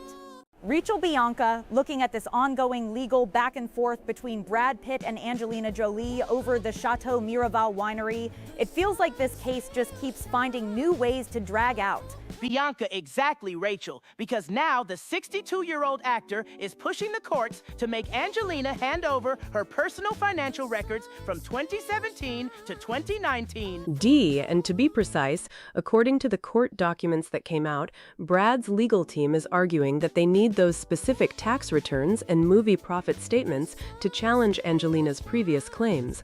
Rachel, what were those claims, Dee? Remind everyone tuning in right now. D, well, Angelina previously stated that she largely put her successful career on hold following their 2016 separation, effectively forgoing years of compensation and needing to sell her winery stake to achieve financial independence. Bianca, which Brad's team apparently thinks is an incomplete picture, claiming she has not been fully transparent about her earnings from film roles and brand deals during those years leading up to the 2021 sale. Rachel, it is quite a contrast when you remember that back in 2007, her brother James Haven gave an interview to a magazine describing their relationship as a solid team where they made all their decisions together without tension. D.O. What a different era that was, Rachel, because now Angelina's defense team is fighting back hard against this latest document demand, calling it a gross overreach and yet another example of controlling conduct by Brad. Bianca and her lawyers made it clear during an informal discovery conference that she was never claiming actual financial hardship, but simply trying to separate her finances from her ex-husband. Rachel D., did her side provide any of these financial papers at all, or are they withholding everything? D, they actually did voluntarily hand over her income and tax details for 2020 and 2021, Rachel, but they drew the line there, arguing that demanding records from 2017 to 2019 is a serious invasion of her privacy. Bianca Plus, her legal team has pointed out that she paused her acting career for years to help her family heal from the emotional and physical abuse allegedly inflicted by Brad during their marriage and that infamous private plane incident. Rachel, that is a heavy element in all of this, and it really shows why the winery dispute has become so intensely personal beyond just business, especially since their divorce was finalized in December of 24. Bianca, and let us not forget that Brad's lawyers claim they even tried to offer a simple compromise earlier, suggesting she just agreed that she felt no financial pressure before January 1st, 2020. But she turned that offer down completely. D, exactly, Bianca. And the court filings show that Angelina's side refused to limit the scope of evidence in that way, leaving the judge with the final call, which hasn't been made yet. Rachel, sticking with the legal fights and high ambitions, let us switch gears for a moment to the members of the J-pop group Psychic Fever, who are making waves internationally with their second album titled Different. D, what can you tell us about their unique setup? D, they are a 7-member powerhouse under an agency connected to Exile Tribe, Rachel. And what makes them stand out is that unlike many traditional boy bands, they do not have just one single center member or lead vocalist. Bianca, which is brilliant because every single member brings a totally different personality, identity, and strong set of skills to the table, making them feel like a true supergroup where everyone shines equally. Rachel, and as they shared in interviews, their main message with this album is all about embracing individuality and showing audiences that being different means being original and being the only one. D, they are really leaning into genre fusion too, Rachel, mixing styles like Afrobeats for the very first time on this album alongside their signature hip-hop and pop sounds, pulling from all their overseas experiences. Bianca, and you have to love their lyrical strategy because they split their songs 50-50 50-50 between English and Japanese lyrics, actively trying to break down cultural and musical barriers across the globe. Rachel, they even mentioned how curious fans in places like London are about Japanese culture, food like matcha and wasabi, which helps build that wonderful cultural bridge through their music. D, and their ambitions are massive, Rachel, because they are openly eyeing the Billboard charts, world tours, and ultimately headlining massive stadium venues like Wembley Stadium. Bianca, but what keeps them so grounded through all of those towering international goals is that core Japanese philosophy of staying humble, constantly perfecting their craft in the studio, and focusing purely on the quality of their music, no matter how famous they get. Rachel picking up right where we left off with the ongoing legal warfare over Chateau Miraval. Bianca, Brad Pitt is really pushing hard for those 2017 to 2019 financial records from Angelina Jolie. Bianca and Jolie's defense team is not holding back either, Rachel, calling this entire document demand a gross overreach and yet another example of controlling conduct by the 62-year-old actor. D, that is exactly what her lawyers argued during that July discovery conference, pointing out that Jolie voluntarily handed over her tax returns and income details for 2020 and 2021, but drawing a very firm line at going back any further. Rachel, remind everyone, D, what Pitt's legal team is actually claiming. They need those older records to prove in court. D, well, Rachel, Pitt's attorneys argue that those records are crucial because Jolie previously stated she had to sell her winery stake in 2021 to achieve financial independence after largely putting her acting career on hold following their 2016 separation. Bianca, but her side insists she never claimed financial hardship at all. Rachel, arguing that she simply wanted to separate her financial affairs from her ex-husband once and for all, rather than crying poverty. Rachel, it is fascinating how every single legal motion digs right back into the roots of their split, isn't it? Let's check in with everyone watching from home.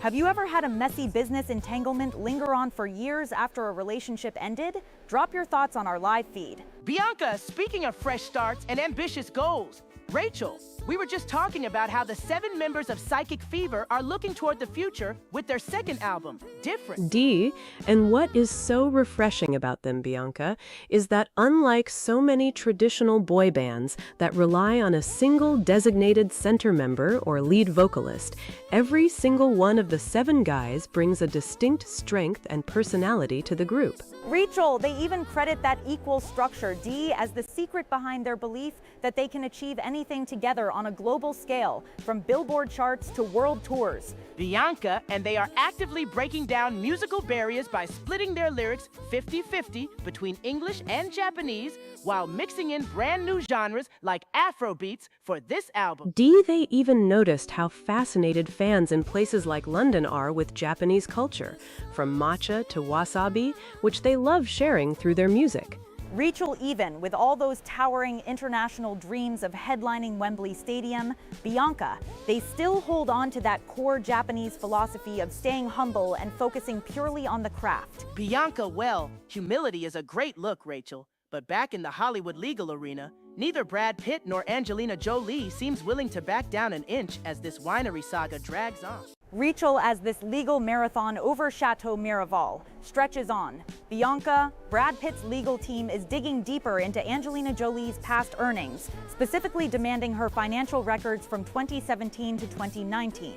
Bianca, they really are not letting up, Rachel. And honestly, Pitt's side is arguing that without seeing her film fees and brand deals from those years, the jury is just getting a completely incomplete picture of why she sold her stake in the winery. D, well, her defense team is calling this whole move a massive overreach and flat-out controlling conduct, pointing out that she was simply trying to separate her finances after putting her career on hold following their 2016 separation. Rachel and D, let's remind everyone tuning in that Jolie's side maintains she wasn't claiming a general lack of funds or financial hardship when she mentioned financial independence, but rather separating her affairs from his. Bianca, but Pitt's lawyers are pushing right back, noting that she already voluntarily handed over financial documents for 2020 and 2021. So refusing to share the earlier years is raising eyebrows in court. Rachel, let's pause right here for a second and check what's coming in from our viewers out there in the live chat, because this legal battle certainly has everyone talking tonight. Mia from Seattle writes, I can't believe Brad and Angelina are still fighting in court after all this time.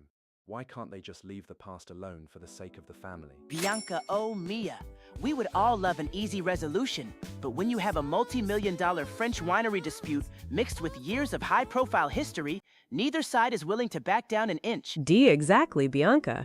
Especially since Pitt's team claims she originally agreed to share records all the way back to 2017 before narrowing it down earlier this year. Rachel, shifting gears to our second big story of the night. Dee, let's talk about the incredible global energy coming from the 7 members of the J-pop group Psychic Fever. They are making huge waves with their second album titled Different, and they really lean into celebrating individuality because all 7 members have completely distinct personalities and strengths.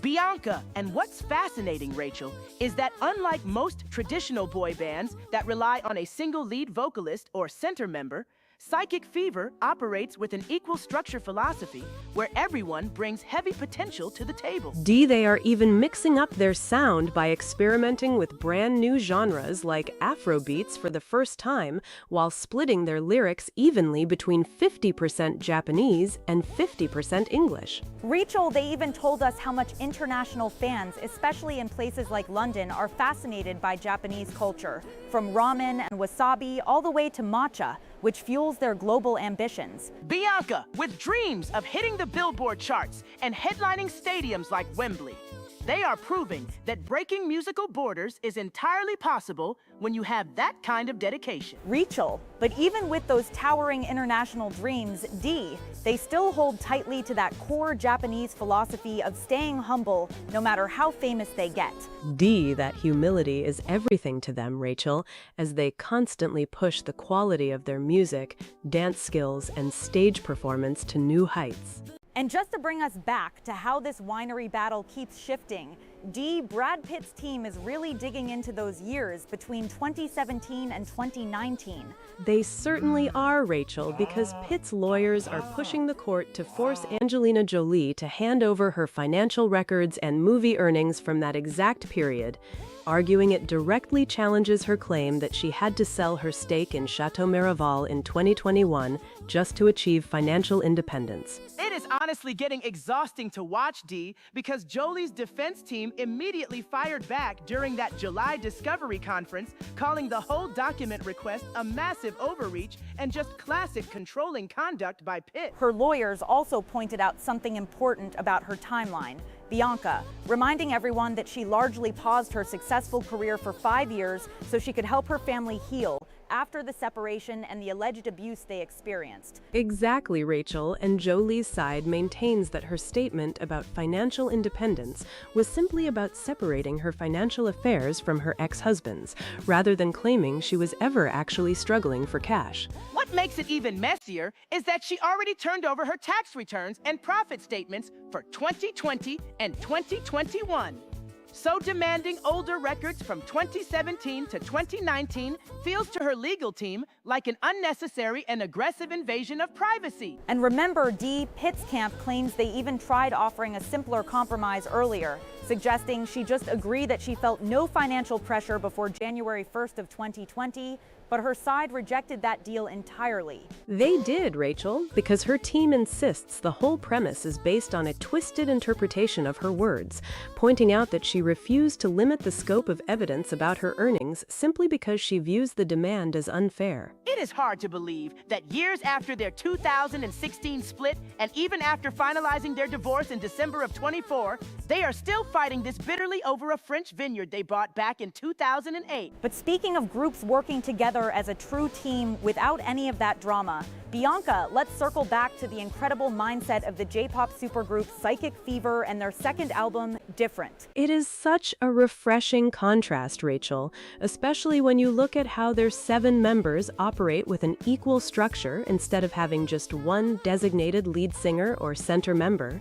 Right, Dee? Where every single guy brings a completely different personality, identity, and unique skill set to the table, making them feel like a genuinely unified force. rather than a collection of egos. And they are putting that philosophy right into their music, mixing genres like Afro beats for the very first time, while splitting their lyrics 50-50 between Japanese and English to break down cultural borders. They told us how much international fans, particularly in places like London, are fascinated by Japanese culture, from ramen and wasabi all the way to the massive global obsession with matcha. With dreams of hitting the Billboard charts and headlining iconic venues like Wembley Stadium, they are proving that aiming for global domination is entirely possible when your work ethic matches your ambition. But even with those towering international dreams, Dee, they still hold tightly to that core Japanese philosophy of staying humble no matter how famous they get. That humility is everything to them, Rachel, as they constantly push the quality of their music, dance skills, and stage performance to new heights. And honestly, in an industry where ego usually takes the wheel the second someone gets a taste of international fame, holding on to that stay humble philosophy is almost radical. It really is, Bianca, because when you look at how fast the global market moves, especially with J-pop groups breaking into new territories, keeping your feet on the ground while aiming for Billboard charts, and Wembley Stadium takes massive discipline. That discipline is exactly what their company, LDH, builds into these junior groups under the Exile Tribe umbrella, whether it is Generations, The Rampage, Fantastics, or Ballistic Boys. But Psychic Fever is clearly carving out their own lane with this second album, Different. Because having 7 members where every single person brings a completely unique strength instead of just having one designated center star changes the whole dynamic on stage. Dee, when you were looking into their history, how much of this hip-hop-centric approach comes from their early tracks like Choose One? It has been built into their identity from day one, Rachel. They started with that heavy pop rap foundation, but now on Different, they are taking those early hip-hop roots and expanding into Afrobeat, R&B, and pop, while splitting their lyrics 50-50 between Japanese and English so international listeners can connect immediately. That 50-50 language split is brilliant marketing, let us be real. You go to London, you see people obsessing over Japanese culture, eating ramen, buying matcha, and then you give them music that bridges that gap seamlessly without losing the authentic Japanese core. If you are staying up late with us on the show tonight, tell us on our live chat if you have checked out Different yet, or if you are already dreaming of seeing them headline Wembley Stadium. Dream big or go home, right? Though speaking of massive public battles where humility and peaceful agreements completely evaporated, the legal saga over Chateau Miraval is giving us the exact opposite energy. Oh, absolutely, Bianca. We are looking at a battle between two of Hollywood's biggest figures, Brad Pitt and Angelina Jolie, that just keeps escalating nearly 9 years after their 2016 split. The latest twist is all about financial transparency, Rachel. Brad Pitt, who is 62 now, has filed a motion asking the court to order Angelina Jolie to hand over her private financial records from 2017 through 2019, including her film fees, brand sponsorships, and profit participation. And why suddenly 2017 to 2019? Because Angelina handed over her tax returns and income statements for 2020 and 2021, but she drew a hard line at the 3 years right after their breakup. Right, because Brad's legal team is arguing that those specific years are crucial. They claim Angelina's whole explanation for selling her 50% stake in the French winery in 2021 to Tenute Del Mundo, which is part of the Stoli Group, was based on her needing financial independence from him. Exactly, Rachel. Brad's side states that Angelina claimed she largely put her acting career on hold after their 2016 separation, foregoing years of income while Brad allegedly held substantial financial leverage and control over her. So Brad's lawyers are basically saying, if you claim you were financially constrained and gave up years of pay, show us the receipts from 2017, 2018, and 2019. They are arguing that without those numbers, the jury gets an incomplete picture. But Dee, Angelina's legal defense is pushing back hard against that framing, aren't they? They certainly are, Rachel. Her legal counsel made a strong statement during a court conference, calling Brad's motion a gross overreach and labeling it as yet another example of controlling conduct by him. And her lawyers clarified something really important here. Angelina never claimed she was in financial hardship or flat broke. She said seeking financial independence was about disentangling her personal finances from her ex-husband, not that she was struggling to pay her light bill. Exactly, Bianca. Her defense points out that between 2017 and 2021, she still starred in major projects like Maleficent and Eternals. And her team emphasized why she stepped back from work in the first place, Rachel. They stated she put her career on hold for 5 years specifically to help her family heal from what they described as substantial physical and emotional abuse by Brad during that infamous 2016 private plane incident. Which Brad was never criminally charged for, let us remember. But that incident remains the focal point of their massive fallout. And Angelina's team argues that Brad tried to force her to sign a non-disclosure agreement to keep quiet about those allegations before she sold her share of the winery. That non-disclosure agreement turned out to be a massive breaking point. When Angelina refused to sign it, the deal for Brad to buy her share fell through, which led to her selling to Tenute Del Mondo in 2022. Right, and Brad then sued her in February 2022, claiming they had an unwritten agreement that neither of them would ever sell their stake in Chateau Miraval without the other person's explicit consent. An unwritten agreement on a multi-million-dollar French estate where they got married back in 2014.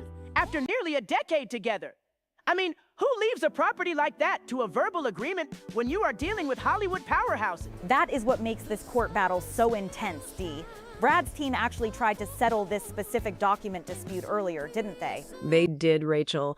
Brad's lawyers offered a compromise where Angelina could avoid handing over those 2017 to 2019 financial records if she agreed to stipulate that she felt no financial pressure before January 1st, 2020, and that Brad did not use money to control her during those 3 years. And Angelina turned that offer down flat.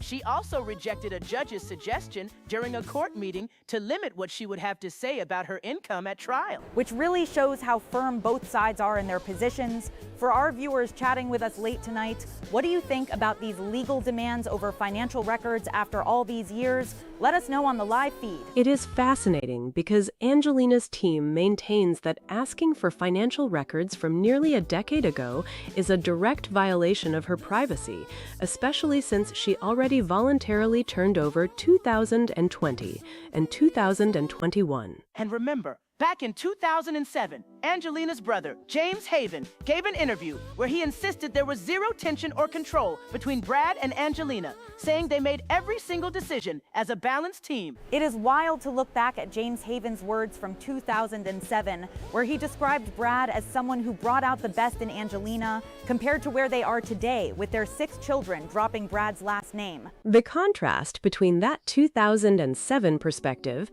and their finalized divorce in December 2024, alongside this endless Chateau Miraval dispute, shows just how deeply fractured things became. Brad's team feels her explanations about financial independence are selective, while Angelina's team sees every document demand as an ongoing effort to maintain control over her life. And until the judge issues a final ruling on whether Angelina must disclose those 3 missing years of income records, both sides remain locked in this legal standoff over the French vineyard. Meanwhile, switching back to music, Psychic Fever's approach to their career is such a breath of fresh air because they are focusing all their energy on unity and pushing their performance quality rather than internal friction. 7 members operating as equals, mixing Japanese and English lyrics 50-50 and experimenting with Afrobeat and R&B on different. That is how you build a long-lasting global group. D, when they talked about their dreams for Billboard charts and stadium tours,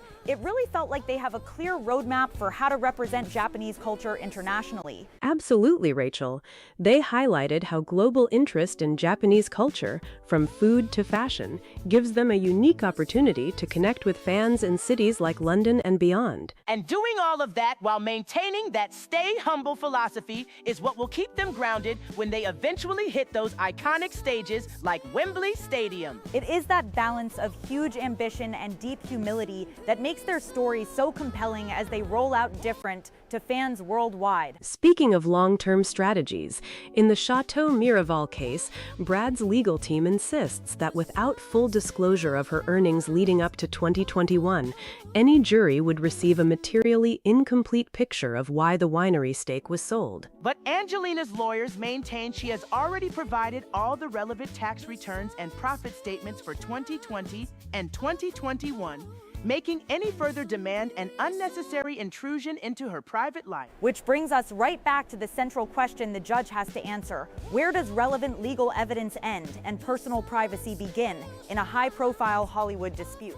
And that line gets blurrier every single time another court motion is filed. Rachel. It really does, because when you look closely at what Brad's legal team filed on July 31st, they are explicitly asking a judge to compel Angelina to hand over detailed financial records of her income from 2017 through 2019. But let us be completely realistic for a moment, Dee. If she has already turned over her tax returns and film profit statements for 2020 and 2021, demanding documents from 3 years earlier feels like an unnecessary deep dive into her private life just to score points in a courtroom. Well, his legal representatives contend that those specific financial records bear directly on her claims.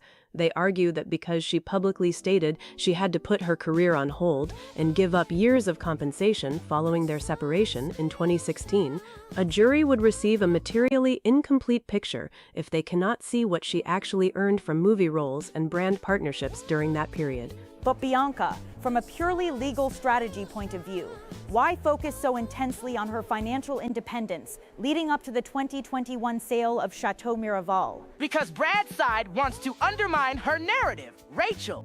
They are trying to argue that she was not facing financial pressure or seeking financial separation due to leverage. But her defense team hit back immediately, calling his demand a gross overreach and an extension of controlling conduct by the 62-year-old actor. Exactly.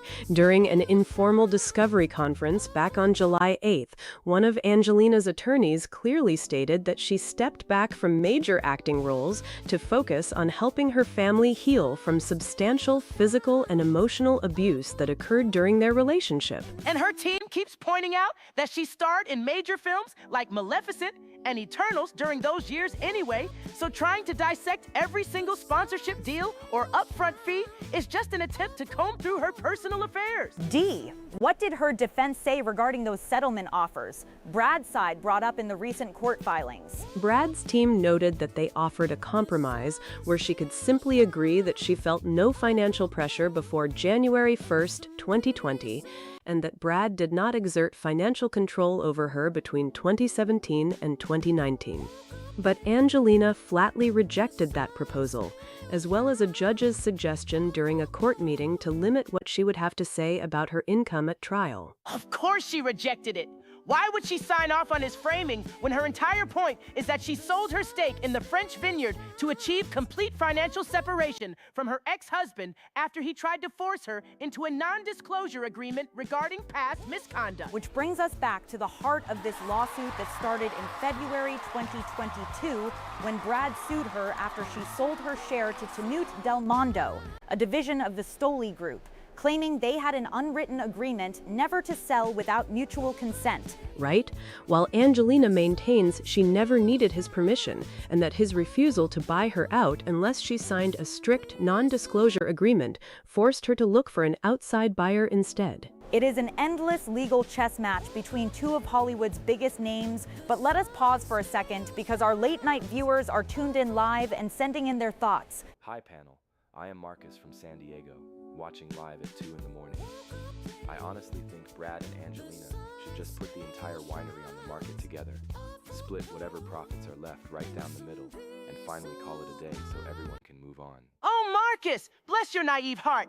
But that train left the station back in 2021. Exactly, Bianca. They do not co-own Chateau Miraval 50-50 anymore. Angelina already sold her half to Tenute Del Mondo, which is the entire reason Brad took her to court in the first place, alleging she breached their agreement. Marcus is speaking for every single person out there who wishes this messy divorce saga had a clean, quick resolution. But when you look at their history, married for 2 years, together for over a decade after meeting on Mr. and Mrs. Smith, and raising 6 children, it is never that simple. Especially when you look back at that unearthed interview from 27 with her brother, James Haven, where he swore there was zero tension between them and that they made every single decision as equal partners. It really shows how night and day the dynamic became over the years. Back then, James was praising Brad for encouraging her and bringing out the best in her.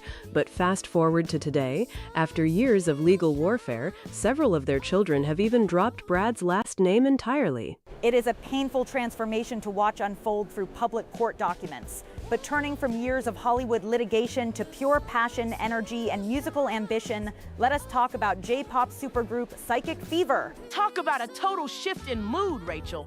Going from decade-long legal battles to 7 young artists spreading positive energy with their new album, Different. And their energy is matched by a very deliberate global strategy, Bianca.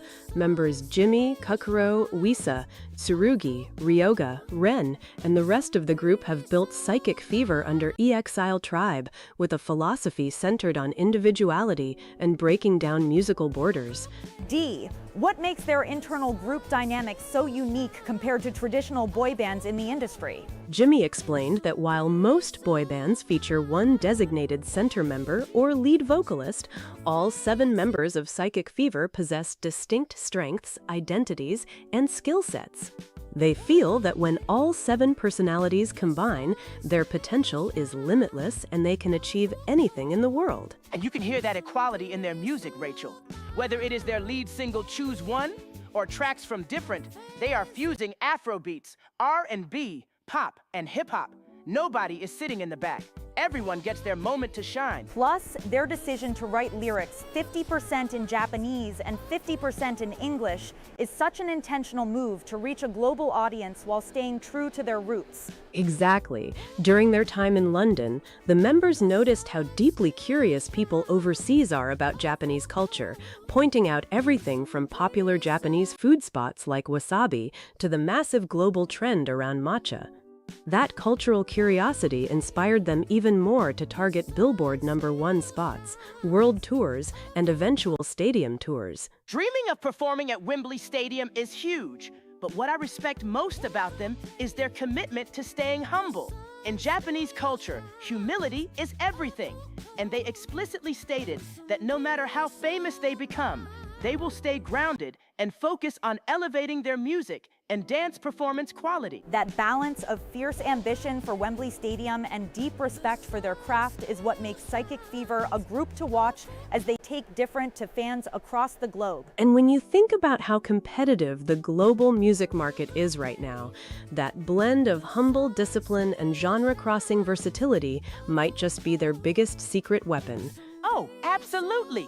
Because fans can tell when a group is authentic versus when they are just chasing a trend, and Psychic Fever's commitment to originality speaks for itself. Which raises the question for everyone watching us late tonight, can this 50-50 language strategy and genre fusion propel them all the way to a sold-out Wembley Stadium performance? It absolutely can, Rachel. Because global audiences are no longer waiting for artists to completely assimilate into Western pop norms before buying a ticket to a stadium show. The numbers on streaming services prove that listeners seamlessly jump between languages, and Psychic Fever targeting that exact sweet spot with 50% English and 50% Japanese lyrics makes their songs immediately accessible while keeping their cultural identity intact. Exactly, Dee. And let us be honest. When a group incorporates Afrobeats, hip-hop, and smooth R&B into one project, they are tapping into sounds that already dominate global radio charts. Plus, Bianca, when they spent time in London and noticed how mainstream Japanese culture has become there, from matcha to local cuisine, it gave them real confidence that a venue like Wembley Stadium is not just a pipe dream. Their team was very clear that performing at major international arenas is the long-term goal, and having all 7 members share equal weight without a single designated leader gives them a unique durability on stage. That equal structure is what I find most fascinating, Dee, because in so many traditional boy bands, one member gets 90% of the center lines. which eventually leads to internal friction when international fame hits. Which brings us right back to our viewers watching online at this hour. Do you think this balanced group dynamic gives them an edge over traditional groups with a single spotlight star? Fans definitely debate that online, but what stands out about Psychic Fever is how their focus remains squarely on craft and humility, which is a stark contrast to how complicated working relationships can become when huge money and global fame are on the line. Speaking of deeply complicated relationships where business, global fame, and personal history collide, that brings us right back to the ongoing court battle between Brad Pitt and Angelina Jolie over Chateau Miraval. Talk about two completely opposite ends of the spectrum, Rachel.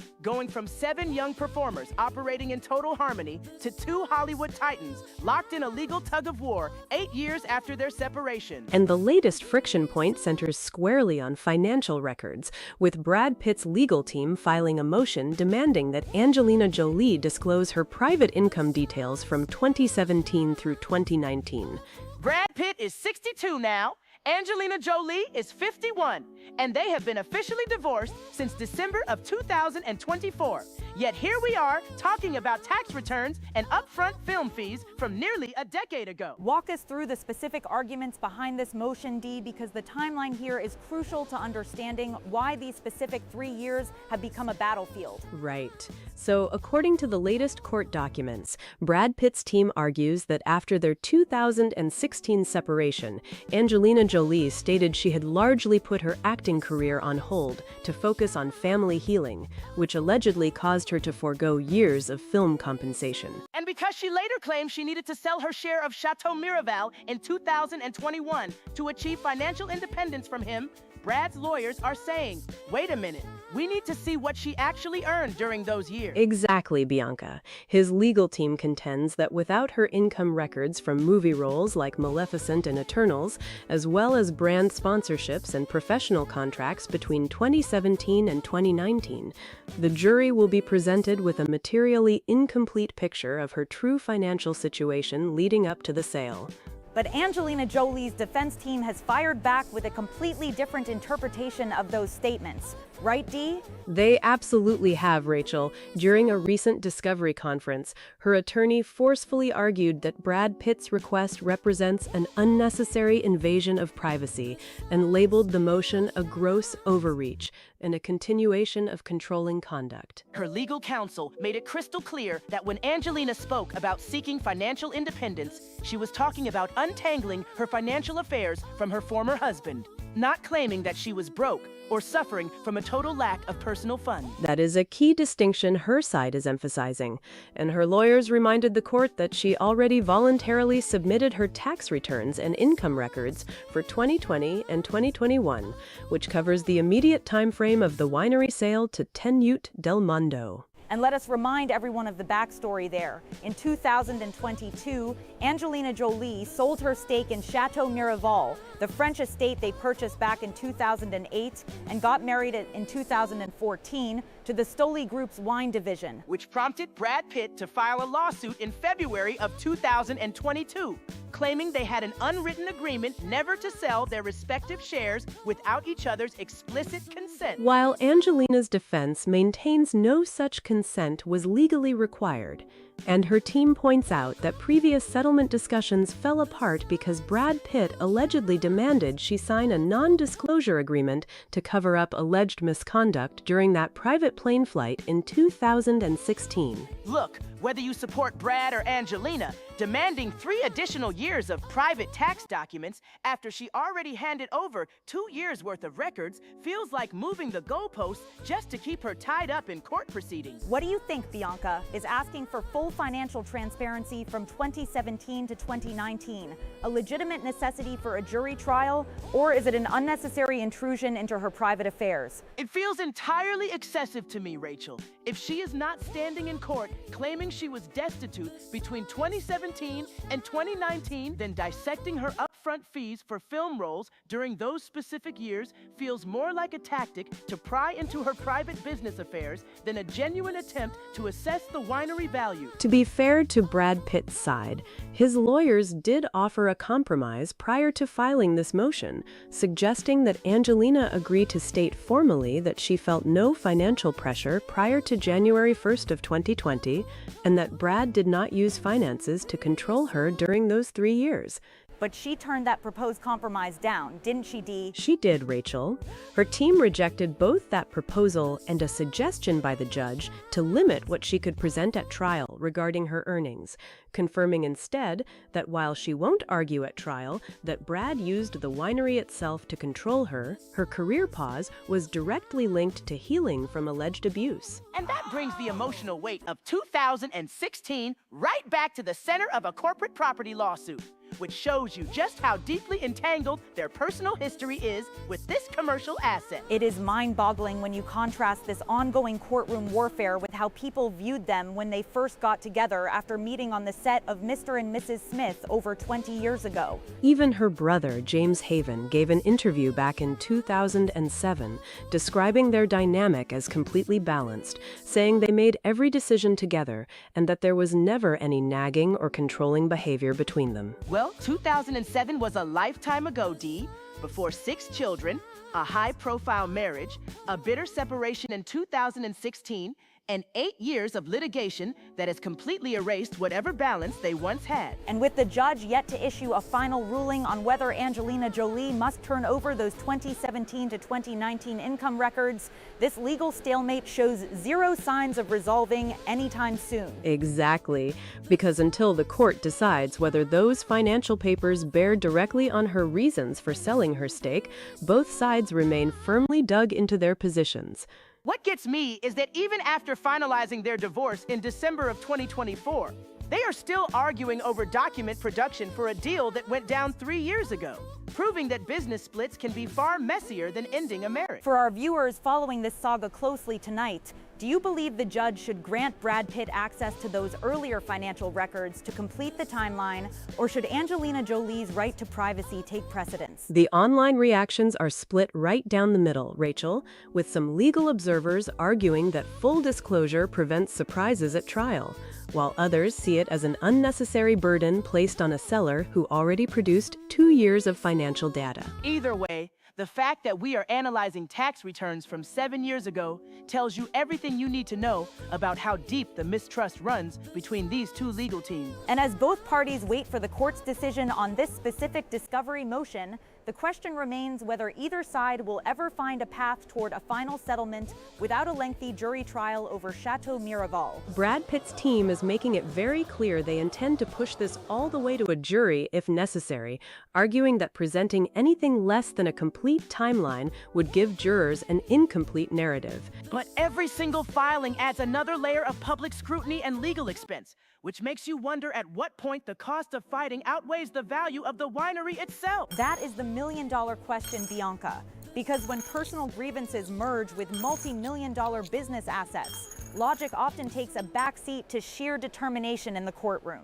And that sheer determination is precisely why this motion over financial records from 2017 to 2019 has become such a major focal point in the proceedings. It really is, because if you look at what Brad Pitt's legal representatives are asking for, they want every single detail of her upfront fees for film roles, brand deals, and professional contracts right up to the winery sale in 2021. And to give you the exact context on how that played out during the informal discovery conference back in July, Angelina Jolie's counsel explicitly labeled that request a gross overreach and characterized it as more controlling conduct. Controlling or not, legal teams do not just throw these motions at a judge in court filings without a clear strategy. They are trying to dismantle her narrative about needing financial independence when she sold her 50% share to Tenor Del Mondo. Right, Bianca, because her team argued that after their separation in 2016, she largely put her acting career on hold to focus on helping her family heal,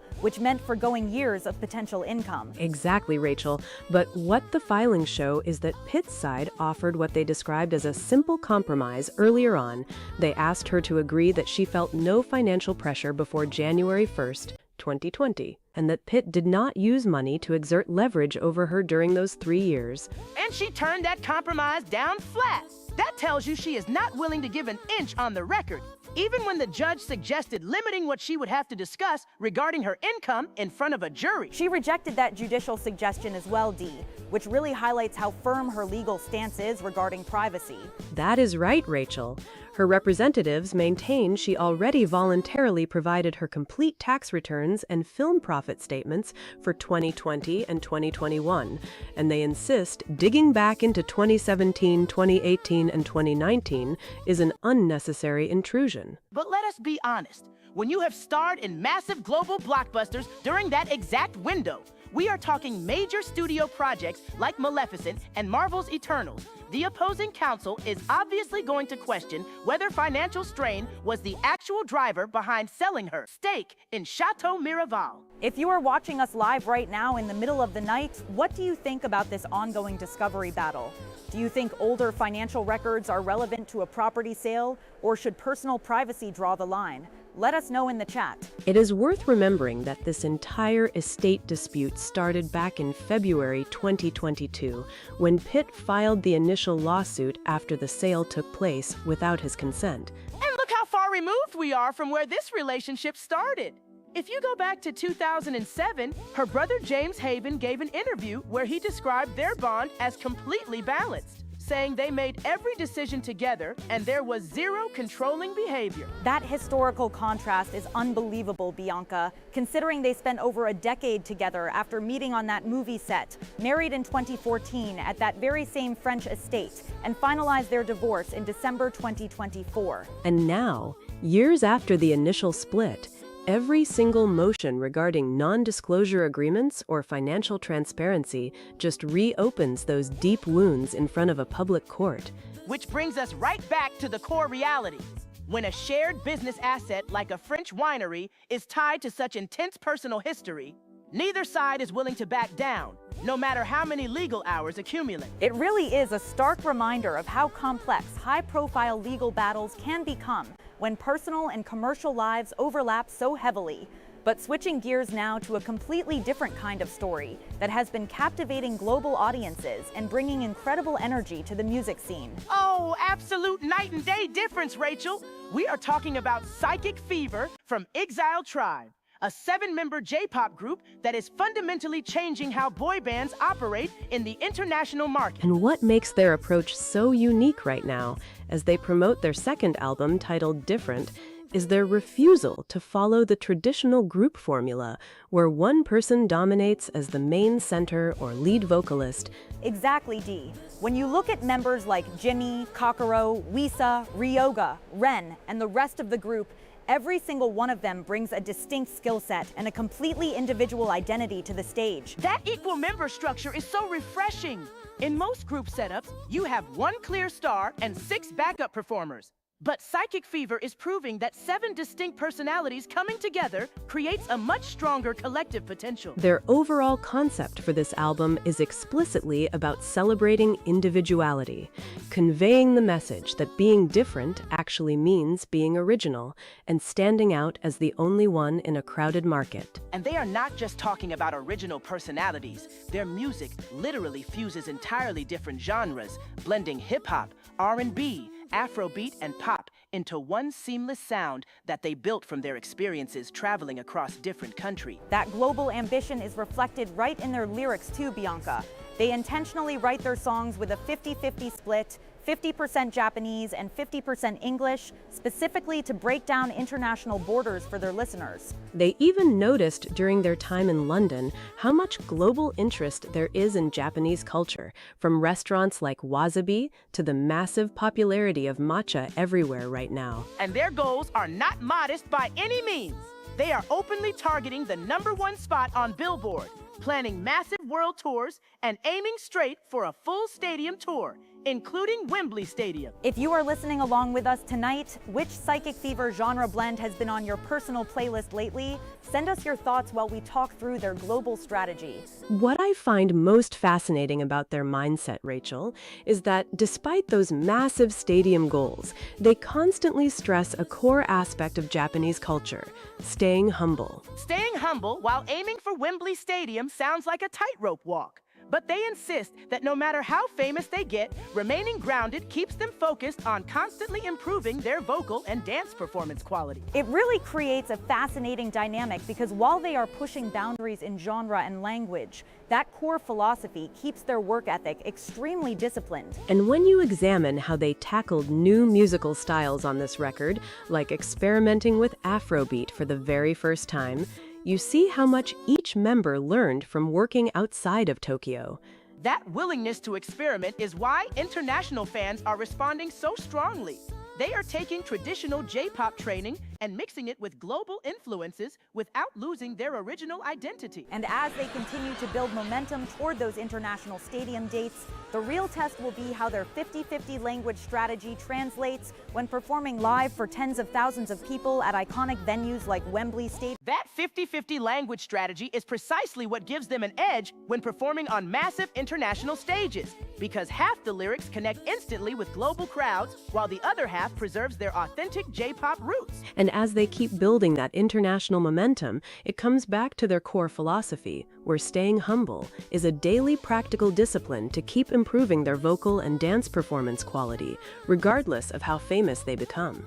What do you think about their approach, Dee? Holding on to that level of humility while pushing into new genres like Afrobeat takes serious discipline. It really does, especially because every single one of those 7 members brings a distinct skill set to the group, meaning there is no single lead vocal or center member taking all the spotlight. Hi everyone, I am Sarah watching late from Chicago. I really think Psychic Fever's 50-50 English and Japanese songs will make them huge everywhere. And I love that all 7 members are treated as equals without just one main leader. Sarah makes a great point from Chicago, because in many groups, you have one designated center. But here, all 7 members share equal potential, making their push toward global venues like Wembley Stadium much more dynamic. For anyone joining our late night broadcast right now, we are talking about J-pop group Psychic Fever, who just released their second album titled Different, combining English and Japanese lyrics while chasing global stadium ambitions with an equal member structure. It is such a unified strategy, especially when you compare how smoothly they manage their group dynamic with some of the high-stakes celebrity legal battles we have been following tonight. That is a perfect transition, Bianca, because for viewers who just popped into the stream, we are also tracking the ongoing court battle between Brad Pitt and Angelina Jolie over their French winery, Chateau Miraval. To get everyone up to speed who might just be tuning in, Brad Pitt, who is 62, and Angelina Jolie, who is 51, separated in 2016 after 2 years of marriage and over a decade together, with their divorce finalized in December 2024. But even years after splitting, their fight over Chateau Miraval, the French vineyard they bought together in 2008, has escalated, with Pitt now filing a court motion to force Jolie to hand over her financial records from 2017 to 2019. Exactly, Dee here with the details. Pitt's legal team demands complete records of her upfront movie fees and brand sponsorships from those 3 years, arguing that after Jolie claimed she paused her career and needed financial independence before selling her winery stake in 2021, those records are needed to give the jury a complete picture. And what is Jolie's defense team saying in response, Dee? Jolie's lawyers hit back hard, calling the request a gross overreach and controlling conduct. They clarified that Jolie never claimed financial hardship, but was simply seeking financial independence by separating her financial affairs from her ex-husband. Her team also emphasized that she already voluntarily provided her tax returns and income records for 2020 and 2021. So digging back into 2017 through 2019 is an unnecessary invasion of her privacy. Her counsel noted that Jolie paused her acting career for 5 years after their split, specifically to help her 6 children heal from substantial physical and emotional abuse by Pitt during that 2016 private plane incident, where Pitt was never criminally charged. It really highlights how deeply fractured their relationship remains, especially when you contrast it with historical comments from Jolie's brother, James Haven, who said in a 2017 interview that he saw no control between them and that they made decisions as a balanced team. Look how completely that dynamic has flipped today, Rachel. Back then, they were seen as a balanced Hollywood couple, and now they are fighting in court over every single film contract leading up to her sale to Tanuk Del Mondo. Court filings also reveal Pitt's team offered a deal suggesting Jolie agrees she felt no financial pressure before 2020, but Jolie turned that down, along with a judge's suggestion to limit her courtroom income testimony. She rejected those compromises because she maintains her career pause directly relates to why Pitt's proposed non-disclosure agreement, which she claims was an attempt to cover up his misconduct, was abusive. If you are watching along with us in the middle of the night, drop a comment and tell us, do you think demanding 3 years of past financial records is a fair legal strategy to challenge her claims, or is it an overreach into her personal privacy? Pitt's team insists those records bear directly on her allegations about needing financial independence, claiming that without seeing her upfront film fees and brand deals, the jury will be left with a materially incomplete narrative regarding the winery deal. And while that judge is taking his time to review whether handing over those 2017 to 2019 financial files is a fair move or a privacy breach, Bianca, the legal teams are just relentless. It never stops with these two, Rachel, does it? We are talking about a winery sale from 2021, and they are still litigating what happened years before that. Well, Pitt's side is arguing that those specific tax returns and records of film earnings and brand sponsorships are the absolute core of the matter, because they want to challenge her statements about why she felt forced to sell her share of Chateau Miraval in the first place. Dee, remind everyone what her side is calling this move, because her lawyers did not hold back in that discovery conference. They called it an overreach, Rachel, and a gross one at that, labeling it as more controlling conduct by Pitt.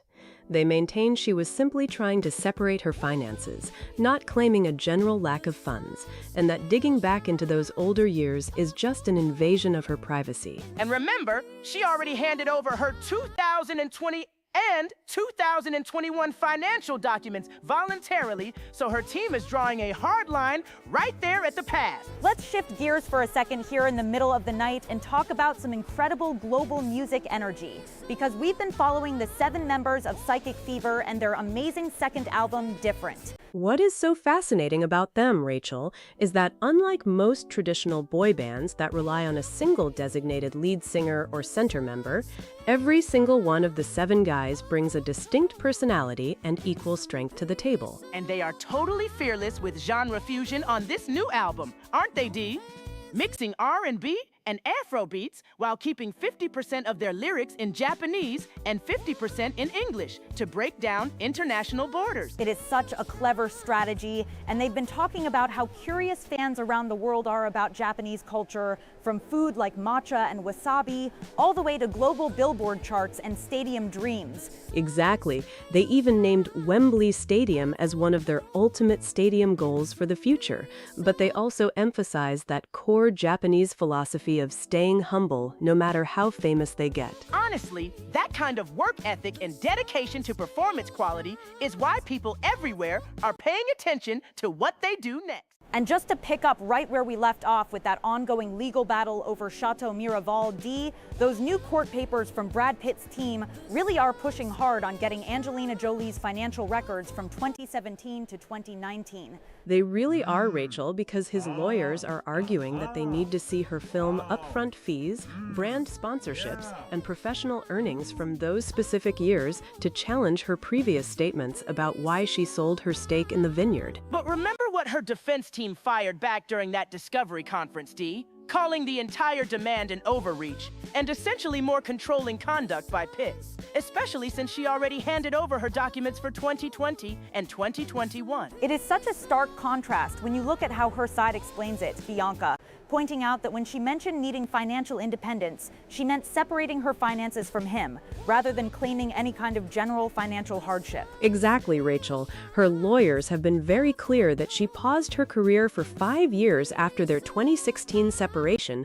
primarily to help her family heal, while Pitt's side insists that without those earlier tax returns and profit statements, the jury simply will not get the complete picture of the winery sale. And let's not forget how far back all of this history goes. Because even though they finalized their divorce in December of 2024, people still look back at old interviews like her brother James Haven's 27 chat, where he talked about how they used to make all their decisions together as a team. It is incredible how public perception has shifted from those early days when family members described them as a balanced unit, all the way to this ongoing legal warfare over French wine and financial disclosures. And the judge hasn't even ruled on this latest motion yet. Speaking of shifting gears completely into the music world, Rachel, can we just appreciate how refreshing it is to jump back over to Psychic Fever and their second album, Different? Oh, absolutely, Bianca, because unlike so many traditional boy bands that rely on a single center member or designated lead singer,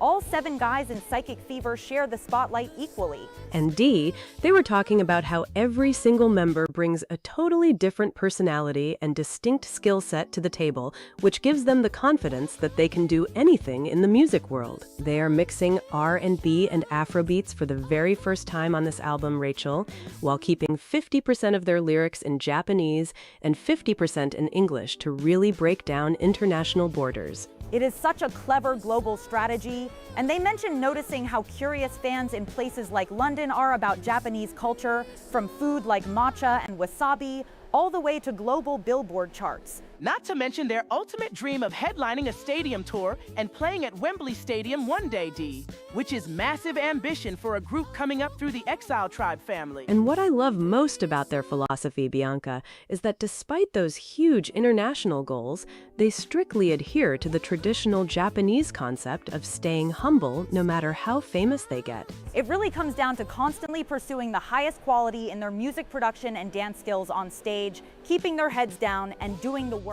It is such an intense late-night deep dive we are on, and looking at the clock, we are over 2 hours into this broadcast, but our viewers are wide awake with us. They really are, Rachel, because these stories just keep twisting, especially when you look at how long some of these feuds have dragged out in the industry. And Dee here, with the latest court details on that winery dispute, it is fascinating to see how documents from years ago are still being fought over tooth and nail.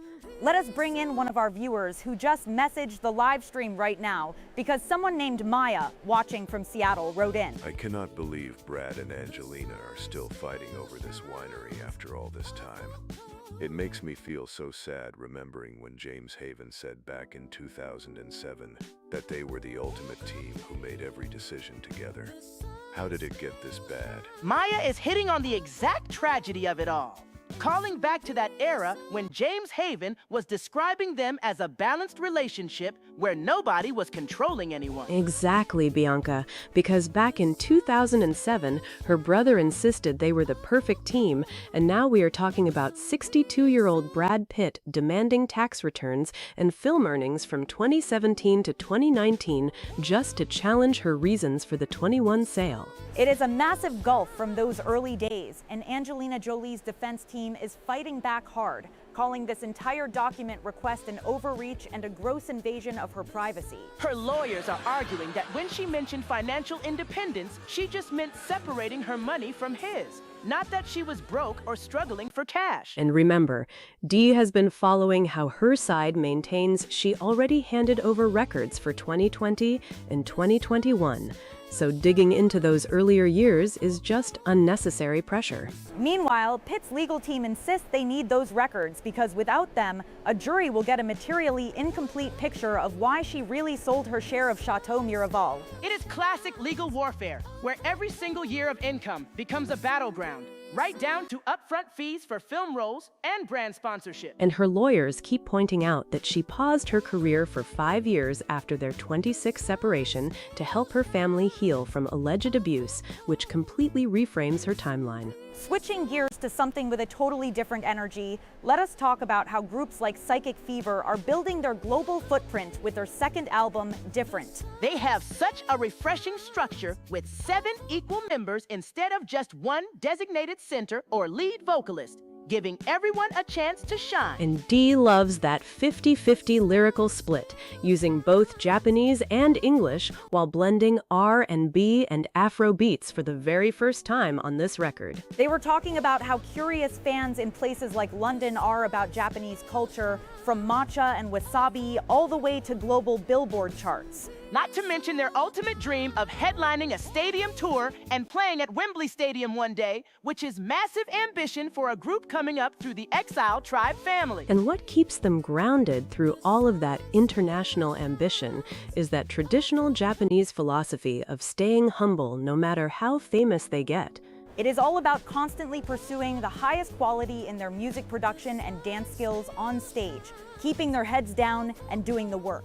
It is fascinating how this legal battle over Chateau Miraval just keeps expanding, Bianca, with Brad Pitt's team now pushing hard for Angelina Jolie's financial records from 2017 to 2019.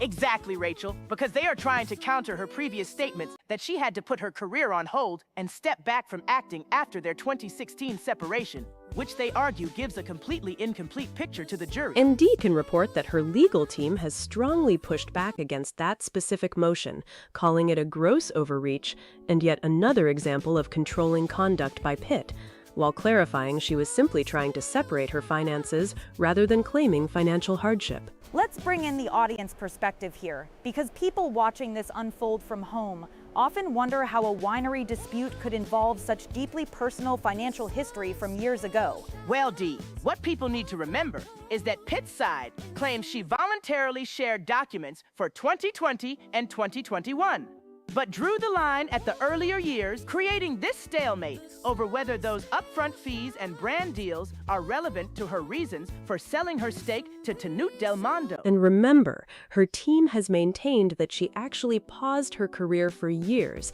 to help her family heal from alleged physical and emotional abuse during that infamous private plane ride, which adds such a heavy layer of context to why she wanted out of the business partnership entirely. Shifting gears entirely to the vibrant world of music, Bianca, let's talk about the incredible international ambitions of the J-pop group Psychic Fever from Exile Tribe and their second album, Different. They have such a refreshing structure, Rachel, with 7 equal members instead of just one designated center or lead vocalist, giving everyone a chance to shine and bring their unique skills to the table. And Dee loves how they are blending genres like R&B and Afrobeats for the very first time on this record, while maintaining a 50-50 lyrical split between Japanese and English to really break down international borders. They were even talking about how curious fans in places like London are about Japanese culture, from matcha and wasabi all the way to global Billboard charts. Not to mention their ultimate dream of headlining a stadium tour and playing at Wembley Stadium one day,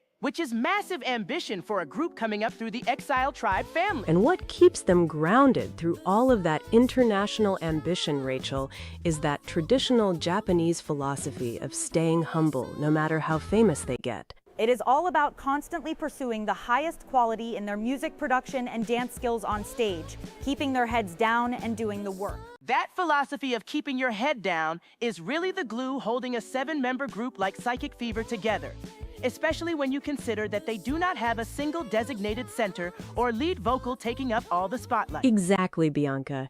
Each of those 7 boys brings a completely different background and skill set to the stage, which is why naming their second album Different was such an intentional statement for them. They really wanted to lean into the idea that being different is not something to hide, but rather the exact thing that makes an artist original and unforgettable in a crowded global market. And doing that while blending R&B with Afrobeats for the very first time, plus splitting their lyrics 50-50 between English and Japanese, shows they are serious about reaching fans far beyond Tokyo. Dee can tell you that when a group sets their sights on playing massive venues like Wembley Stadium and climbing global Billboard charts, having that shared vision keeps every member pushing in the same direction. What do you think at home? Is this equal group structure and humble mindset the winning formula for J-pop groups breaking into the international scene? It certainly keeps ego battles out of the rehearsal room, which is more than we can say for a lot of massive stars who start out sharing a vision and end up spending years fighting in a courtroom. That transition could not be more spot on, Bianca, because when we look at how financial independence and shared assets play out at the very highest levels of Hollywood, things get unbelievably complicated. That brings us right back to the courtroom battle between Brad Pitt and Angelina Jolie over their former French winery, Chateau Miraval, where legal papers are flying back and forth again. Brad Pitt is 62 years old and still in court demanding that a judge force his 51-year-old ex-wife to open up her personal bank books from years ago. What happened most recently, Rachel, is that Pitt filed a court motion asking the judge to compel Jolie to hand over her income records, tax returns, and exact earning details from 2017 through 2019. And to give everyone tuning in the full picture, this stems from the winery lawsuit that Pitt filed back in February of 2022, after Jolie sold her stake in Chateau Miraval to Tenuta del Mondo in 2021. He is specifically going after her upfront fees for film roles like Maleficent and Eternals, plus her brand sponsorships and professional contracts during those 3 specific years. Pitt's legal team is arguing that without those records from 2017 to 2019, the jury will be left with a materially incomplete picture of why Jolie decided to sell her share of the estate.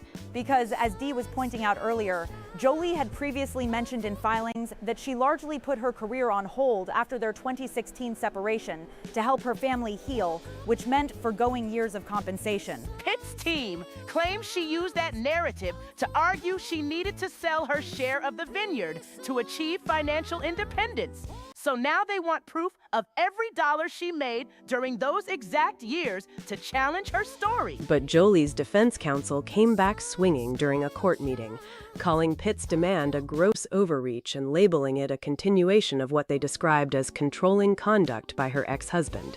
Her legal team clarified that when she spoke about seeking financial independence, she meant separating her personal finances from her former husband once and for all, not that she was claiming to be in financial hardship. She has already handed over her tax returns and income records for 2020 and 2021. So digging back into 2017 feels like a pure invasion of privacy to her team. In fact, legal documents show that Pitt's side previously offered a compromise where Jolie would agree that she felt no financial pressure before January 1st of 2020, and that Pitt did not use money to control her between 2017 and 2019. But Jolie rejected that deal outright, Bianca, as well as a judge's suggestion during a conference to limit what she would have to say about her income at trial. Of course she rejected it, because her entire position is that she refused to sign his proposed non-disclosure agreement regarding alleged misconduct during that 2016 plane ride, which is why she walked away from selling her stake to him in the first place. Her lawyers maintain that her decision to pause her career was directly tied to family healing from alleged physical and emotional abuse, and that forcing her to produce earlier income statements infringes on her right to privacy. It is such a stark contrast when you remember how things used to look from the outside.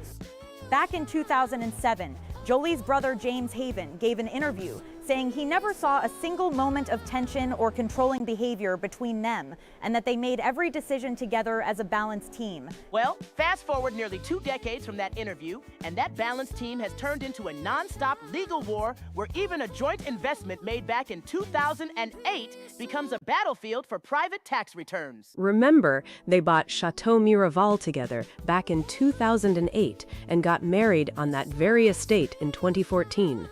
But since their split in 2016, the vineyard has been at the center of endless litigation. Let us know in the live chat.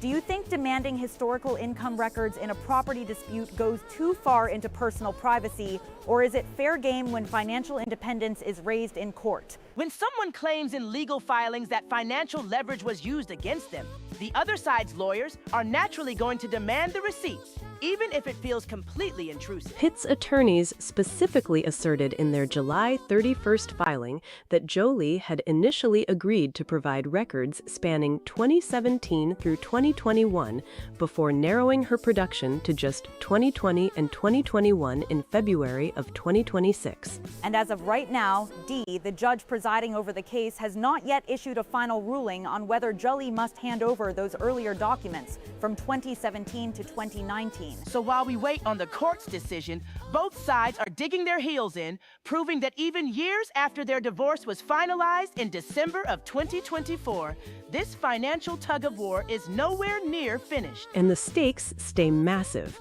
because Chateau Miraval is not just any property.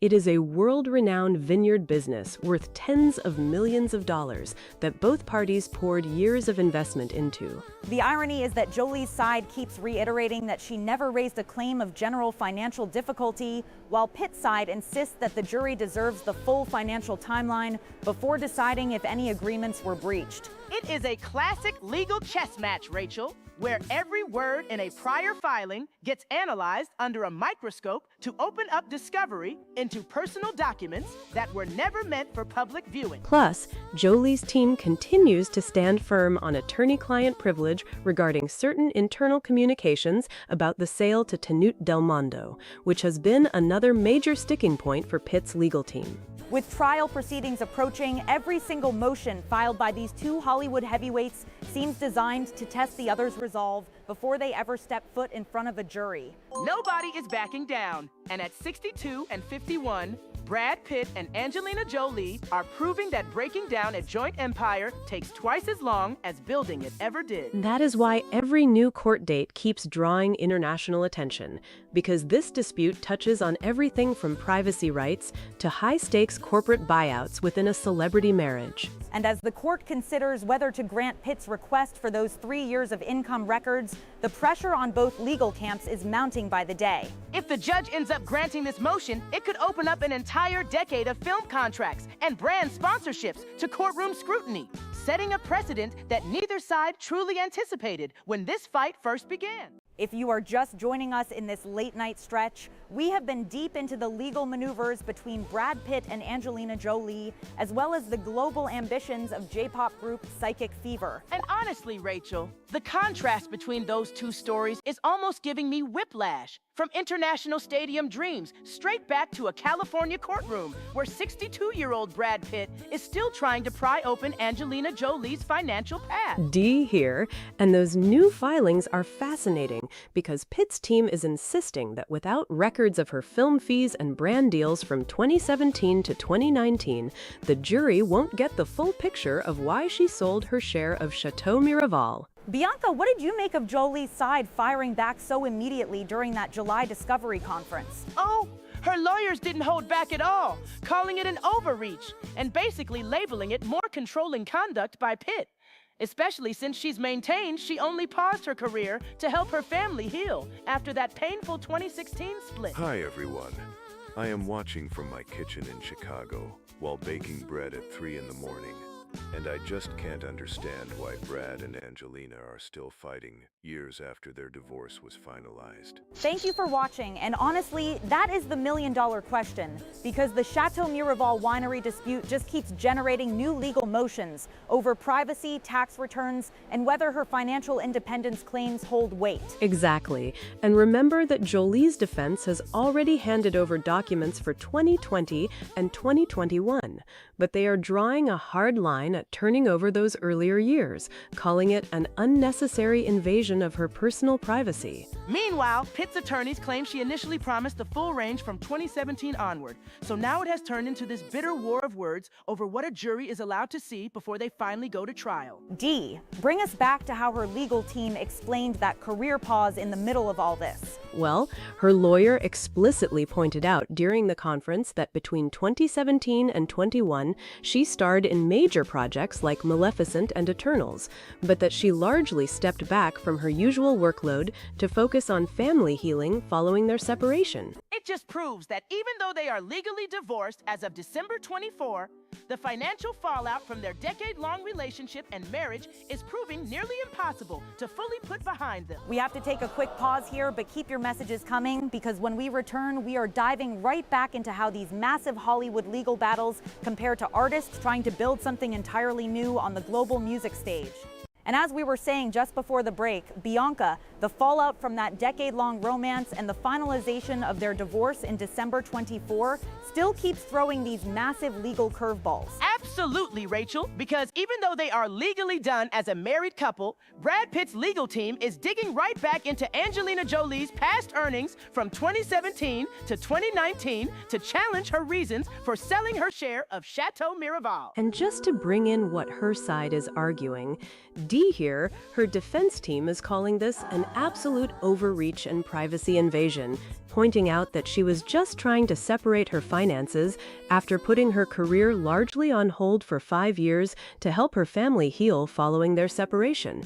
It is fascinating how a business dispute over a French winery keeps pulling in all these deeper personal narratives. But Dee, remind everyone what her lawyers specifically highlighted about her work during that period. Well, her attorney pointed out during the conference on July 8th that while she starred in major films like Maleficent and Eternals between 2017 and 21, she significantly scaled back her usual workload and faced what they described as controlling conduct and alleged abuse history from Pitt. Meanwhile, Pitt's side maintains that without those film fees, brand sponsorships, and profit participation records from 2017 to 2019, the jury will just get an incomplete picture of why she decided to sell her stake to Tenute Del Mondo back in 2021. We are seeing so many messages pop up in our live chat from viewers wondering if this will ever actually reach a trial verdict. So keep those thoughts coming. But let's shift gears for a moment to the global music stage, because we were also talking about the incredible 7-member J-pop group Psychic Fever and how they are shaking things up with their second album, Different. And what I love about them is how they completely reject the traditional boy band formula, Rachel.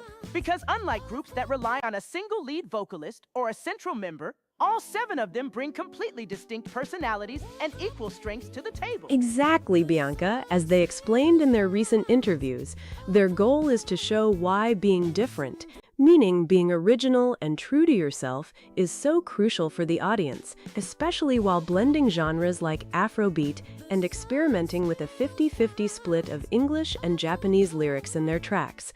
Dee, remind our viewers what their ultimate international ambitions are regarding their touring schedule. They are aiming high for the global stage, talking about massive world tours, and even dreaming of performing at Wembley Stadium, all while keeping true to their core Japanese cultural philosophy of staying humble no matter how famous they get. It is such a refreshing mindset, focusing purely on the quality of their music, their dance skills, and breaking down borders rather than just chasing the spotlight. And just to bring everyone up to speed who might be tuning in with us in these quiet early morning hours, Dee, let's circle back to the legal chess match between Brad Pitt and Angelina Jolie over Chateau Miraval. Right, Rachel, because Pitt's legal team is really doubling down on this, asking the court to force Angelina to hand over her financial records and tax returns, specifically covering 2017 to 2019. Which her defense team is instantly calling a massive overreach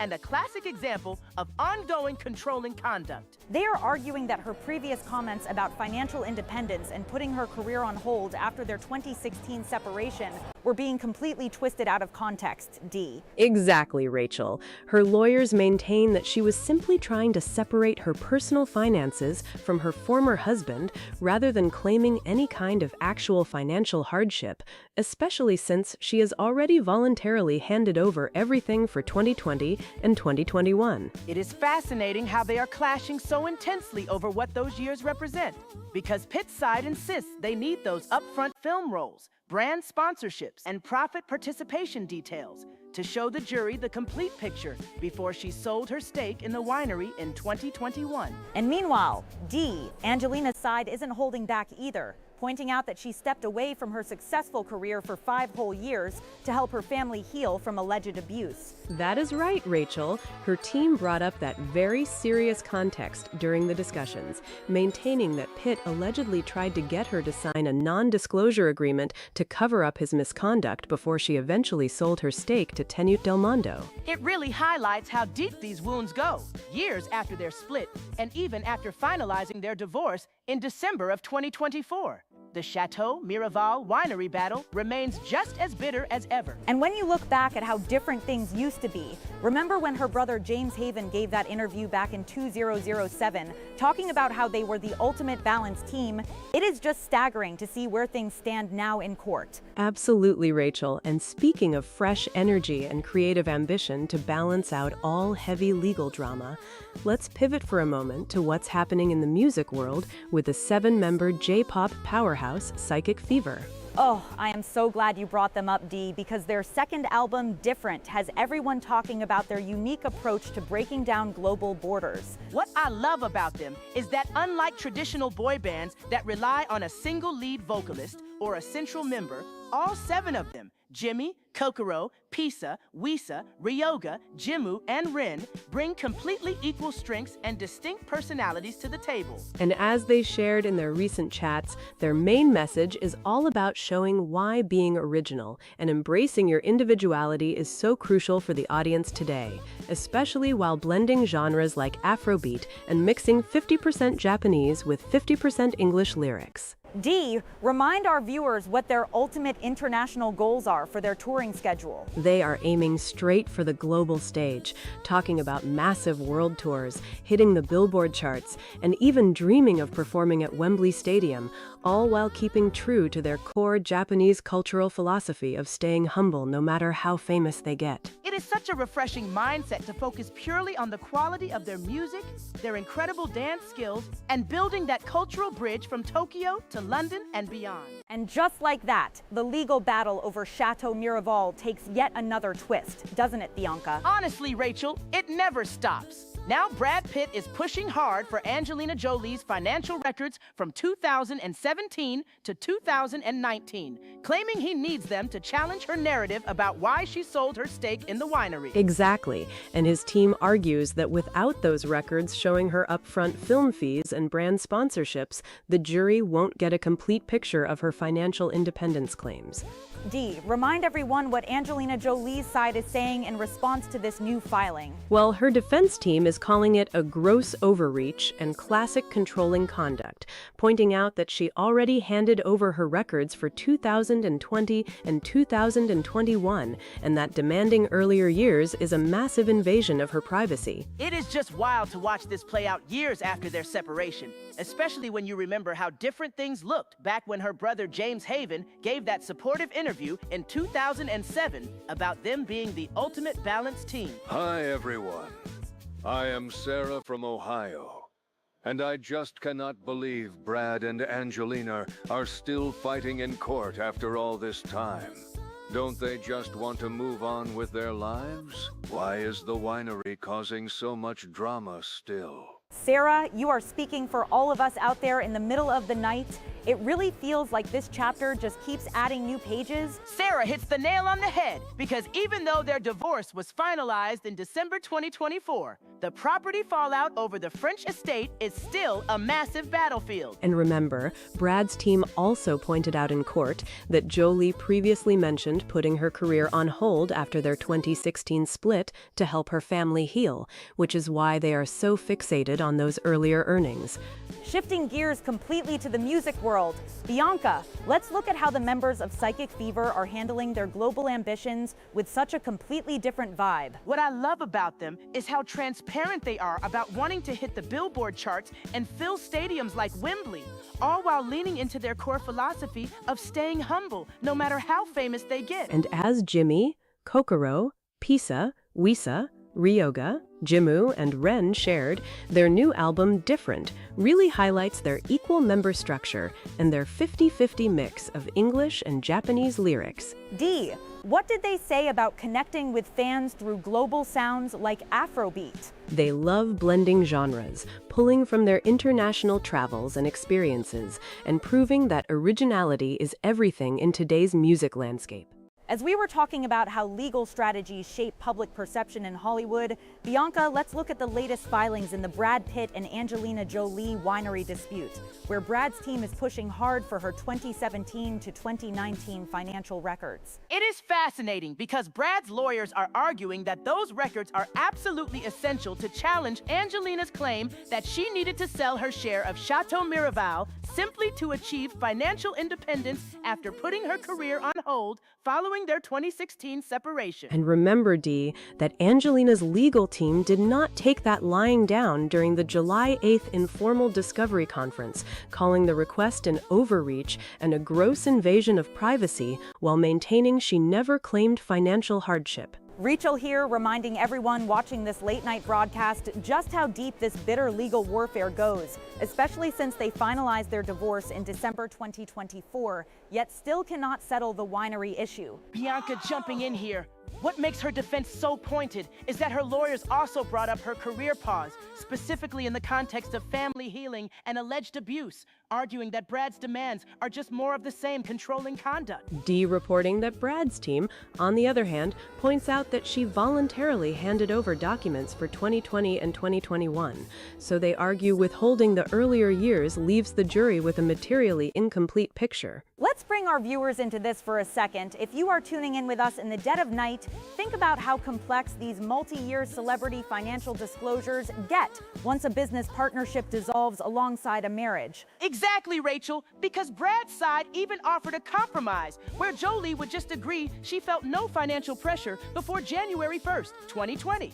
But her side flatly rejected that deal. And Dee here with the detail that Angelina's defense insists those earlier records have nothing to do with the winery sale and everything to do with protecting her personal privacy against what they view as selective misinterpretation. Rachel asking you both, when you look back at how solid they once seemed, even her brother James Haven, defending their equal decision-making back in a 2007 interview, this modern legal battlefield feels worlds away. Bianca laughing because James Haven's old quotes about them being the ultimate team sound like absolute fairy tales compared to kids dropping his last name and years of court battles over French vineyards. And just to bring us back to how this legal strategy is playing out in real time, Dee, what are the latest filings showing regarding Brad Pitt's push for those financial records? Dee here with the detail that Brad Pitt's legal team is arguing the jury would receive a materially incomplete picture without seeing Angelina Jolie's earnings from film roles,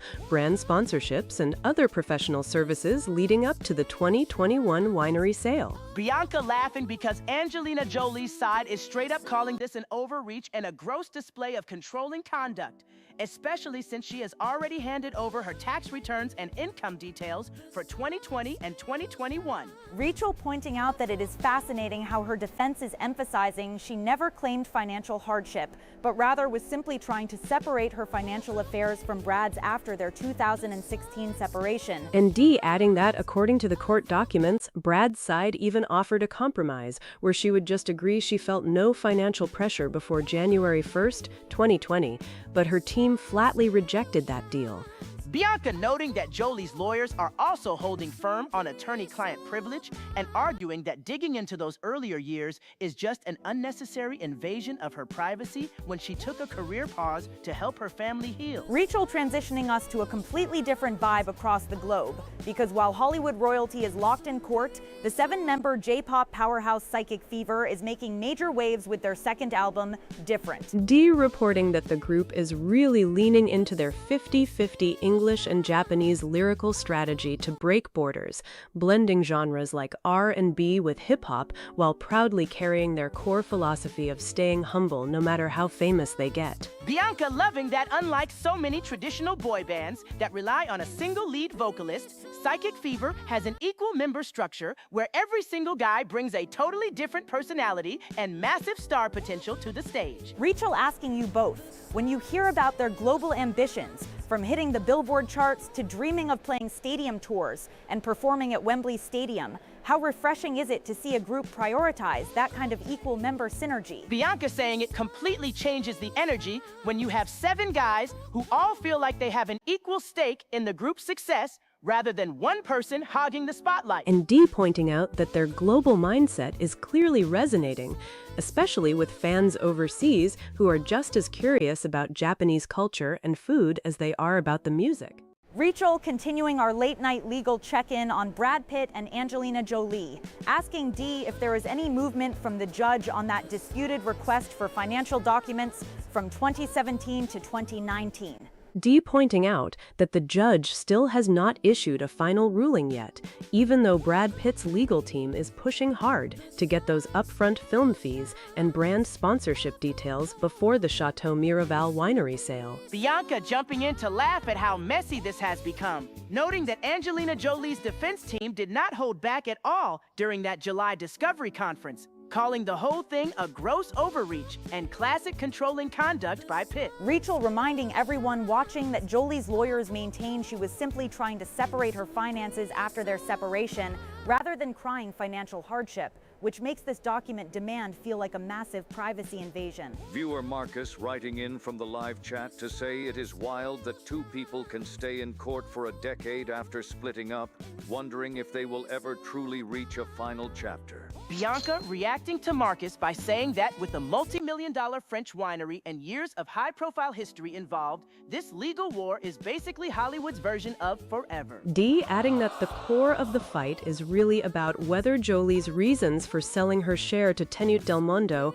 were tied to financial independence, with Pitt's side arguing the jury needs the full picture of her earnings to decide fairly. Rachel pivoting us over to the music side of the globe, asking Bianca how refreshing it is to watch the 7-member J-pop powerhouse Psychic Fever chase their stadium dreams with such an equal member structure. Bianca loving that unlike so many traditional boy groups where one person hogs the spotlight, Psychic Fever gives every single guy an equal stake and a totally different personality on stage. Dee noting that their second album, titled Different, is leaning heavily into that 50-50 English and Japanese lyrical strategy, blending R&B and hip-hop while keeping their core philosophy of staying humble no matter how famous they get. Rachel pointing out that their ambition to hit the Billboard charts and eventually headline Wembley Stadium shows how well their international mindset is connecting with fans who are curious about Japanese culture and food. Rachel keeping us right here in the quiet hours, turning our gaze back to how the entertainment world operates behind the scenes. Dee, because when we look at the ongoing legal battle between Brad Pitt and Angelina Jolie over Chateau Miraval, it just keeps getting deeper. Dee noting that the latest court filings show Brad Pitt's legal team is digging in hard, demanding that Angelina Jolie hand over her financial records from 2017 to 2019 to challenge her previous statements about the sale. Bianca laughing at how messy this has become, pointing out that what started as a simple winery dispute has turned into a multi-year war over every aspect of their former life together. Rachel adding that, according to the reports, Pitt's attorneys argue those records are essential because Jolie previously stated she put her career on hold after their 2016 separation and sought financial independence. Dee confirming that Pitt's side wants to see upfront fees for film roles, brand sponsorships, and other professional services from that period to prove their point to the jury. Bianca pointing out that Jolie's legal defense is pushing back with everything they have, calling the request a gross overreach, and yet another example of controlling conduct by Pitt. Rachel noting that Jolie's team has maintained she was not claiming financial hardship, but simply trying to separate her finances from her former husband after stepping away from acting. Dee explaining that Jolie's lawyers also emphasized that she already voluntarily handed over her tax returns and profit statements for 2020 and 2021, making the demand for earlier years an unnecessary invasion of privacy. Rachel wondering what our listeners at home think about these endless legal tug-of-wars, especially when private finances become public courtroom battles years after a relationship ends. Bianca jumping in to say that once vineyards and millions of dollars are involved, privacy flies right out the window no matter who the celebrity is. Dee reminding us that this stems all the way back to February 2022 when Jolie sold her stake in Chateau Miraval to Tenute del Mondo,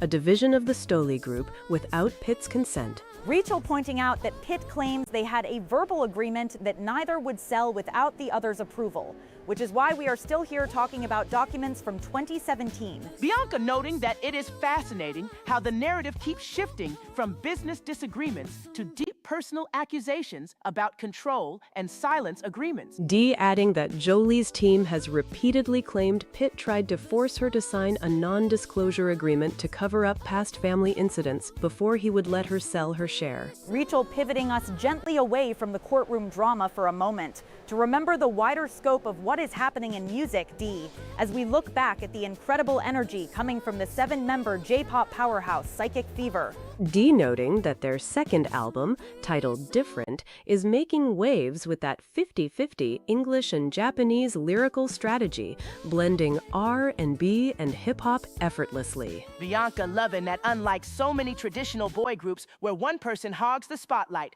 Psychic Fever gives every single guy an equal stake and a totally different personality on stage. Rachel highlighting their global ambitions, from hitting the Billboard charts to dreaming of headlining Wembley Stadium, while keeping their core philosophy of staying humble no matter how famous they get. Dee adding that their time traveling overseas, especially connecting with fans in places like London who love Japanese culture and food, has really shaped their international mindset. Bianca pointing out that it is refreshing to watch a group put so much emphasis on musical quality and equal member structure instead of manufactured rivalry. Rachel asking Bianca how important that humble mindset is for a group trying to break through cultural borders in today's fast-paced music industry. Rachel picking right up on that philosophy of staying humble, pointing out to Dee that it is quite remarkable for a 7-member group with such massive global ambitions to remain so grounded about their craft. Dee agreeing completely, noting that when you look at how Psychic Fever approaches their music, blending R&B, Afrobeat, and hip-hop with a 50-50 split of English and Japanese lyrics, they could easily let the success go to their heads, yet they keep their focus squarely on the hard work. Bianca laughing and adding that it makes total sense why they are resonating internationally, especially with fans in places like London who are already so enthusiastic about Japanese culture, from food to music. Rachel bringing it back to their core message on this second album titled Different, where every single member, Jimmy, Kokoro, Willis, Saishi, Yogan, and Ren, brings a totally distinct personality to the stage instead of hiding behind a single designated lead vocalist. Dee explaining that this equal member structure is actually quite rare in the traditional boy group model, which often relies on one breakout star, whereas Psychic Fever treats every member as having equal weight and unique potential. Bianca noting that this democratic approach to performance probably gives them much more longevity as a group, since no one feels like they are just background dancers while someone else hogs the spotlight. Rachel shifting gears slightly back to Hollywood, asking Dee to catch everyone up on the latest twist in the ongoing legal warfare between Brad Pitt and Angelina Jolie over the Chateau Miraval winery. Dee reporting that Brad Pitt's legal team has filed a motion demanding that Angelina Jolie hand over her financial records from 2017 to 2019, including upfront fees for film roles, brand sponsorships, and other professional earnings. Bianca reacting with immediate skepticism, noting that this is just the latest chapter in a bitter property dispute that has dragged on for years since they separated back in 2016 and finalized their divorce in December 2024. Rachel pointing out the core disagreement between their legal teams, where Pitt argues those older financial records are essential to challenge Jolie's previous statements about putting her career on hold and seeking financial independence. Dee confirming that Jolie's defense team has strongly pushed back against the demand, calling it a gross overreach and yet another example of controlling conduct by Pitt, while clarifying that she never claimed to be in financial hardship, but rather wanted to separate her financial affairs. Bianca pointing out that Jolie's side has already handed over tax returns and financial details for 2020 and 2021. making this earlier demand look less like a necessary legal step and more like an invasion of privacy. Rachel adding that Pitt's legal team asserts without those earlier records from 2017 to 2019, a jury would receive an incomplete picture of why she sold her stake in the French vineyard to Tenute Del Mondo back in 2021. Dee noting that this whole winery battle stems from Pitt's claim that Jolie violated an agreement not to sell her share without his approval, while Jolie maintains she never needed his consent and that Pitt tried to force her to sign a non-disclosure agreement. Bianca shaking her head at how messy these celebrity asset battles get, especially when they dredge up years of history and past statements just to score points in front of a judge who has not yet ruled on the latest request. And just as we were discussing how deep these financial disclosures go, Dee, let's look at the timing of this entire legal back and forth over Chateau Miraval. Well, Rachel, the court documents show that Brad Pitt's team is pushing hard for those 2017 to 2019 records, arguing that Angelina Jolie hasn't been completely transparent about her reasons for selling her share back in 2021. Transparent is one word for it, but her side is basically calling it a massive invasion of privacy and more controlling conduct from him, especially since she already handed over her tax returns and profit statements for 2020 and 2021. Exactly. Bianca and Jolie's lawyers maintain she was never claiming financial hardship when she mentioned achieving financial independence, but rather just trying to cleanly separate her financial affairs from his after their separation. Right.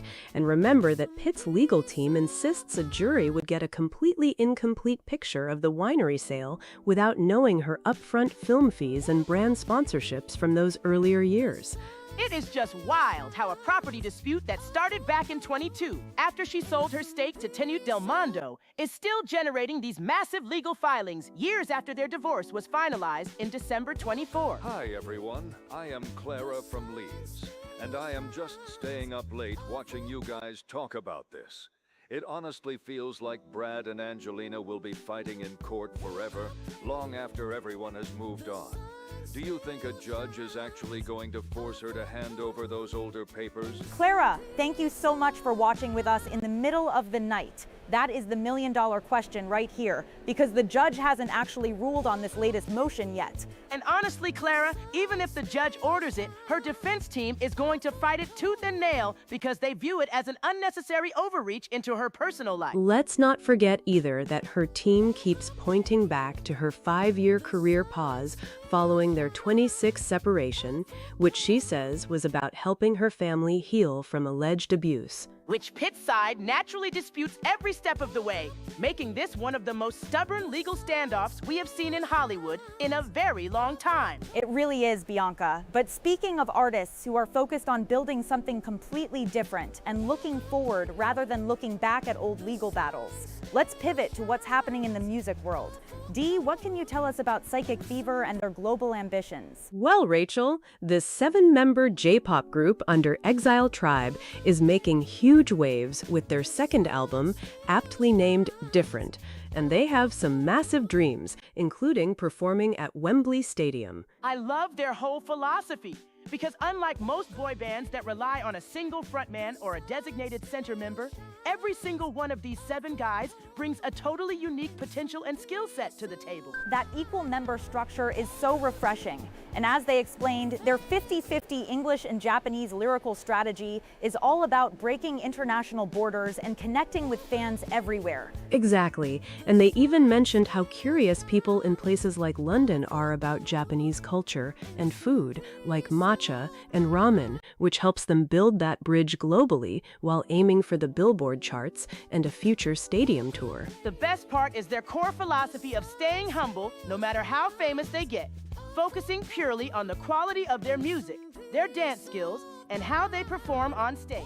And just to pick up on that legal timeline, Dee, because this winery dispute between Brad Pitt and Angelina Jolie has been dragging on for years since they separated back in 2016, What exactly are Brad's lawyers claiming now about those 2017 to 2019 records? Well, Rachel, his legal team filed a motion arguing that Angelina hasn't provided the full picture regarding her finances around the time of the 2021 winery sale, specifically demanding upfront fees for film roles, brand sponsorships, and professional services from 2017 to 2019.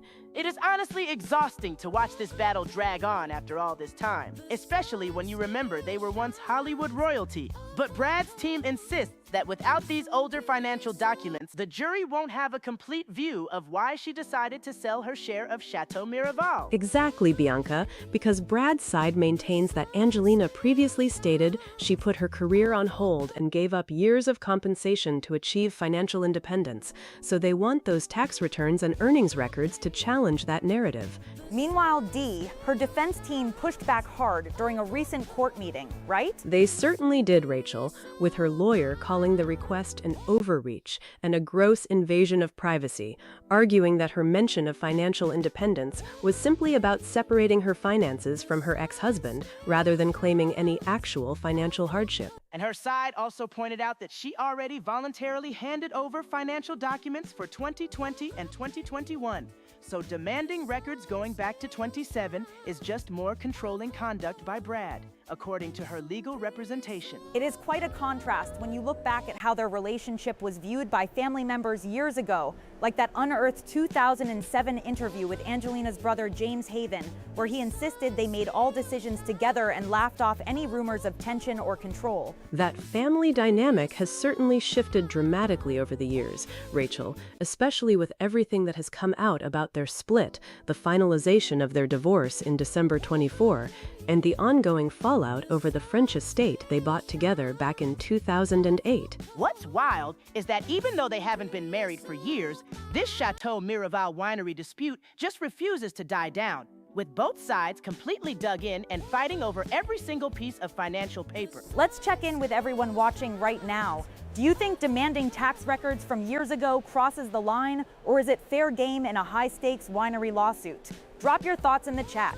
Honestly, I think anyone following this case knows it's about way more than just wine at this point. It's about legacy, control, and a very messy ending to a very famous marriage. And just to pick right back up on that legal maneuvering, Dee, what is the latest that we are hearing about why Brad Pitt's team is pushing so hard for those specific financial records from 2017 to 2019? Well, Rachel, his legal team argues that Angelina Jolie has presented an incomplete picture regarding her reasons for selling her stake in Chateau Miraval back in 21. Specifically, her claims that she needed financial independence and had put her career on hold after their separation in 2016. Right, but her lawyers fired back during that July conference, calling it a gross overreach and more controlling conduct by Pitt, emphasizing that she was just trying to separate her finances, not claiming she was completely broke. It is fascinating how every single motion in this case opens up a whole new debate about their marriage. And remember, back in 2007, her brother James Haven gave an interview to Grazia magazine where he described them as the ultimate team who made all their decisions together without any tension. That really contrasts with everything that has come out since their split, especially with the finalization of their divorce in December 24 and the ongoing winery battle, where Pitt's lawyers are asking for upfront film fees, brand sponsorships, and tax records from those earlier years.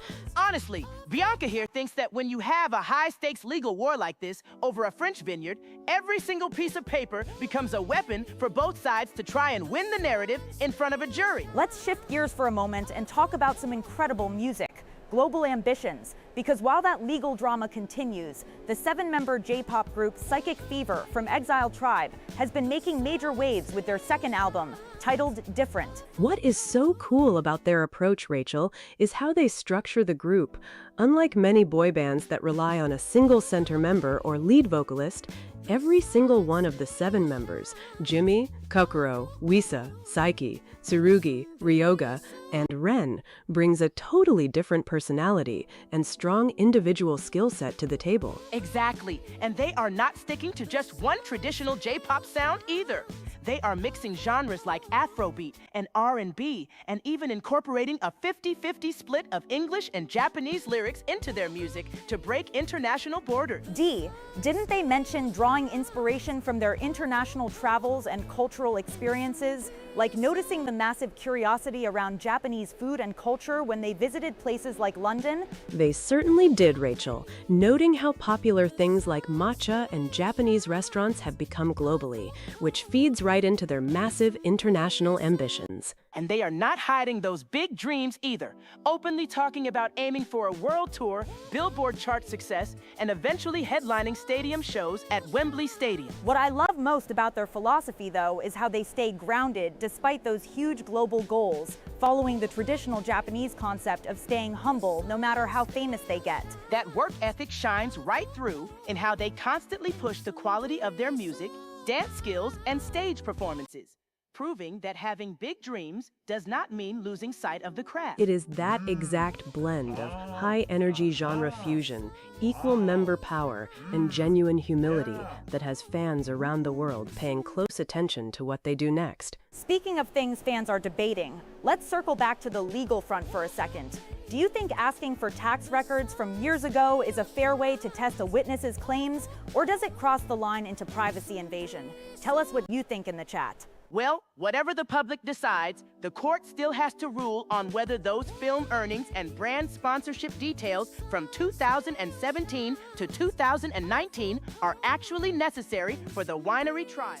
Well, Bianca, looking at how far back Brad Pitt is asking to go in those winery records, it really highlights how difficult it is for former couples to completely untangle their lives once real estate and business get mixed up with personal history. Exactly, Rachel, because demanding tax returns and film earnings all the way from 2017 to 2019 feels less like a normal property dispute and more like trying to dig up dirt on why she really wanted out of Chateau Miraval in the first place. And D, what are her lawyers saying about that specific timeline push, given that she already handed over documents for 2020 and 2021? Her legal team is pushing back hard, calling it an unnecessary invasion of privacy and pointing out that she was simply trying to achieve financial independence rather than claiming actual financial hardship, which makes these older records completely irrelevant to the core sale. It is fascinating how every single court filing seems to drag up the past all over again,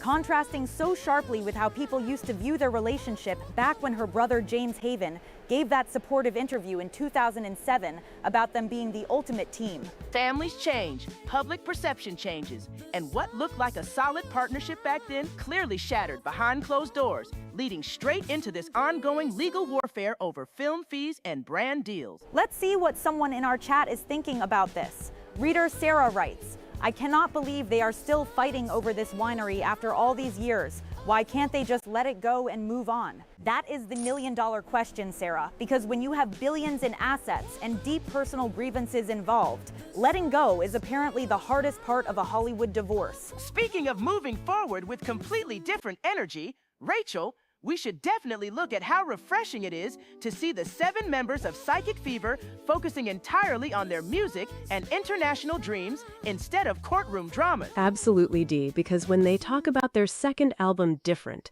they are leaning heavily into that 50-50 English and Japanese lyric split to break down cultural borders and connect with fans globally. What I love about their approach, Bianca, is that unlike many traditional boy bands that rely on a single breakout star or a front and center lead vocalist, all 7 members carry equal weight and bring totally distinct personalities to the table. That equal member power is a massive strength when you are blending genres like they do, fusing pop, rap, and global influences while keeping their sights firmly set on iconic venues like Wembley Stadium and the Billboard charts. And Dee, what is really charming is how they attribute their drive to that traditional Japanese philosophy of staying humble, reminding themselves that no matter how famous they get worldwide, the focus always has to remain on sharpening their craft and stage performance. It is that dedication to remaining grounded while aiming for global stardom that makes their journey so compelling to watch, proving that you can dream as big as Wembley without losing sight of where you started.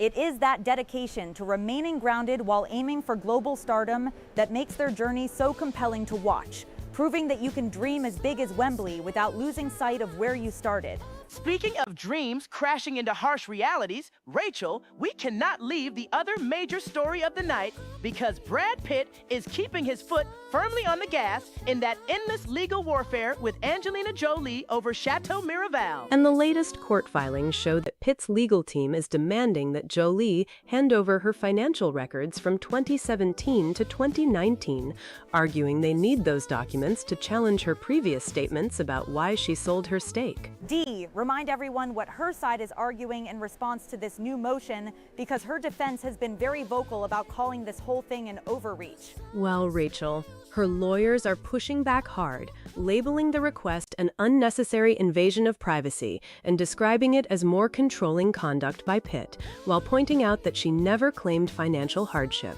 but was simply trying to separate her financial affairs after their separation. It is fascinating, isn't it? How years after their marriage ended in 2016, and even after finalizing their divorce in December of 24, every single asset from that era still turns into a massive courtroom battle. That winery has become the epicenter of all their post-split hostility, Bianca, with Pitt's team arguing that the jury needs a complete picture of her earnings, film fees, and brand sponsorships from that 2017 to 2019 period. Exactly, Rachel, because Pitt's side maintains that Jolie's claims of putting her career on hold and feeling forced to sell the winery for financial independence need to be tested against her actual professional earnings at the time. Meanwhile, her team keeps reminding everyone that she stepped back from acting for 5 years specifically to help her family heal from alleged abuse following that 2016 private plane incident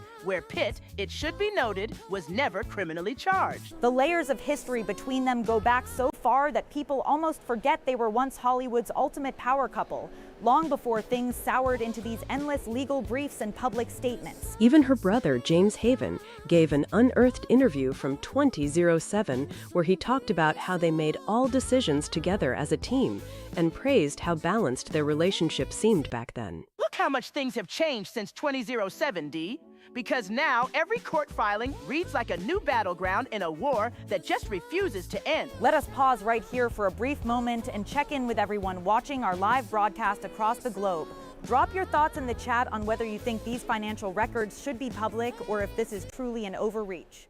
And just to pick up where we were on that endless legal timeline, Bianca, Brad Pitt's team is really digging in their heels with this latest motion for those 2017 to 2014 financial records, claiming the jury won't get a complete picture otherwise. It is honestly exhausting to watch from the outside, Rachel, because every single time you think these two might finally find some quiet resolution, another court filing drops about Chateau Miraval and film fees or brand sponsorships. Well, Dee here, and the latest documents show that her legal side is firing right back, calling it a gross overreach and more controlling conduct, especially since she already handed over tax returns and profit statements for 2020 and 2021. They really are fighting over every single inch of history, and as her lawyers point out, she maintains that her statements about financial independence were simply about separating her affairs from his, rather than claiming she was in any sort of destitution. Exactly, Rachel, because she spent 5 years stepping back from acting to help her family heal after that 2016 private plane incident,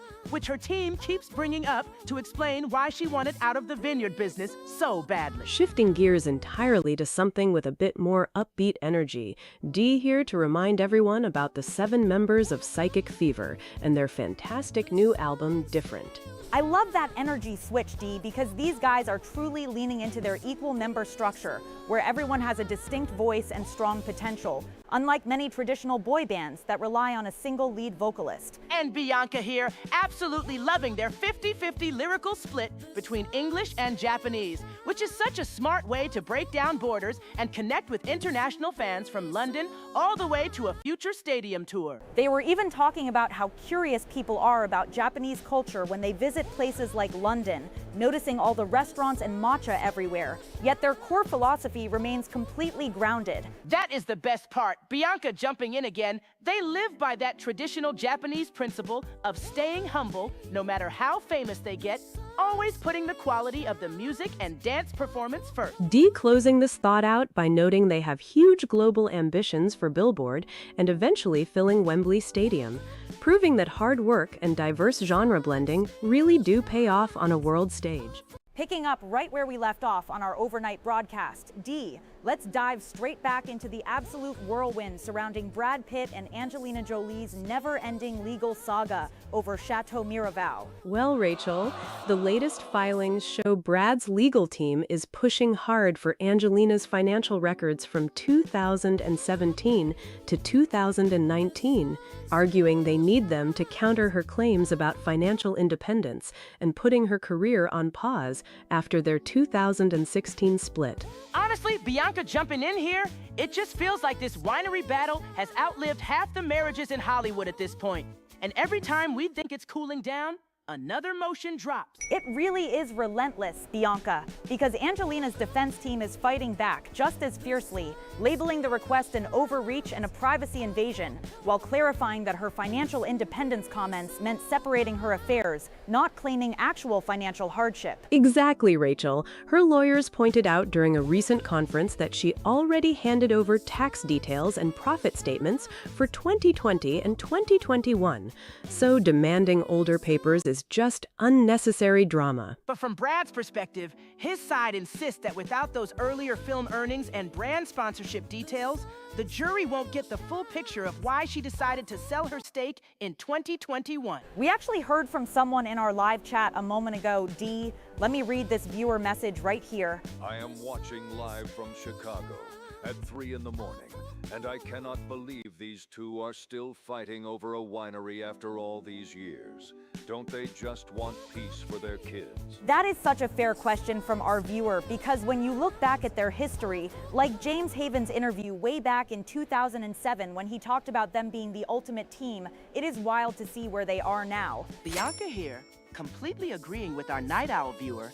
It makes you wonder if closure is even possible when millions of dollars and so much pride are tied up in a French vineyard. And remember, Dee here, that the core of Brad's lawsuit started because she sold her share to a third-party company without his consent, violating what he claims was a mutual agreement, while Angelina maintains she didn't need his approval and that he tried to make her sign an abusive non-disclosure agreement. It is such a heavy and complex web of legal strategy and personal history, and we are going to keep tracking every new court document as it comes out.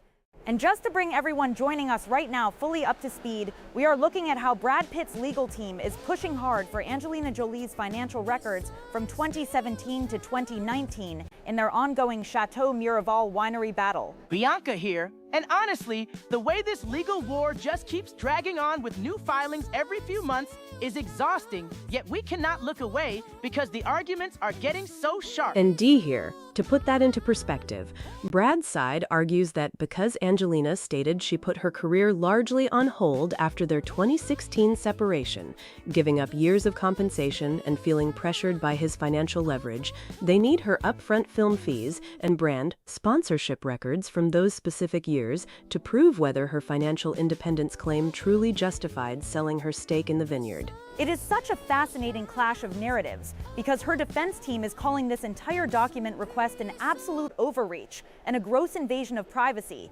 maintaining that she was simply seeking financial separation rather than claiming hardship. But you know what gives me whiplash, Rachel? We go from Hollywood royalty fighting over French grapes in court to the incredible optimism of the J-pop group Psychic Fever talking about their second album, Different, and dreaming of playing Wembley Stadium. And Dee here, pointing out that what makes Psychic Fever so unique compared to traditional. And just to bring everyone joining us right now fully up to speed, we are looking at how Brad Pitt's legal team is pushing hard for Angelina Jolie's financial records from 2017 to 2019 in their ongoing Chateau Miraval winery battle. Bianca here, and honestly, the way this legal war just keeps dragging on with new filings every few months, Rachel, we go from Hollywood royalty fighting over French grapes in court to the incredible optimism of the J-pop group Psychic Fever talking about their second album, Different, and dreaming of playing Wembley Stadium. And Dee here, pointing out that what makes Psychic Fever so unique compared to traditional boy bands is their equal 7-member structure, where every single person brings a strong individual skill set. Rather than having just one and feeling pressured by his financial leverage, they need her upfront film fees and brand sponsorship records from those specific years to prove whether her financial independence claim truly justified selling her stake in the vineyard. It is such a fascinating clash of narratives because her defense team is calling this entire document request an absolute overreach and a gross invasion of privacy, maintaining that she was simply seeking financial separation rather than claiming hardship. But you know what gives me whiplash? Undesignated lead vocalist or center member. That is such a cool dynamic, and they really lean into a 50-50 split of English and Japanese lyrics to break down borders, telling our viewers that being original and being the only one is the core message of their music. And they are touring internationally, noticing how much love there is for Japanese culture overseas, from sushi spots to matcha, while keeping that grounding philosophy of staying humble, no matter how famous they get. It is quite the contrast, isn't it? Going from the heavy legal warfare of Hollywood to artists like Psychic Fever, focusing purely on global music quality and stadium ambitions.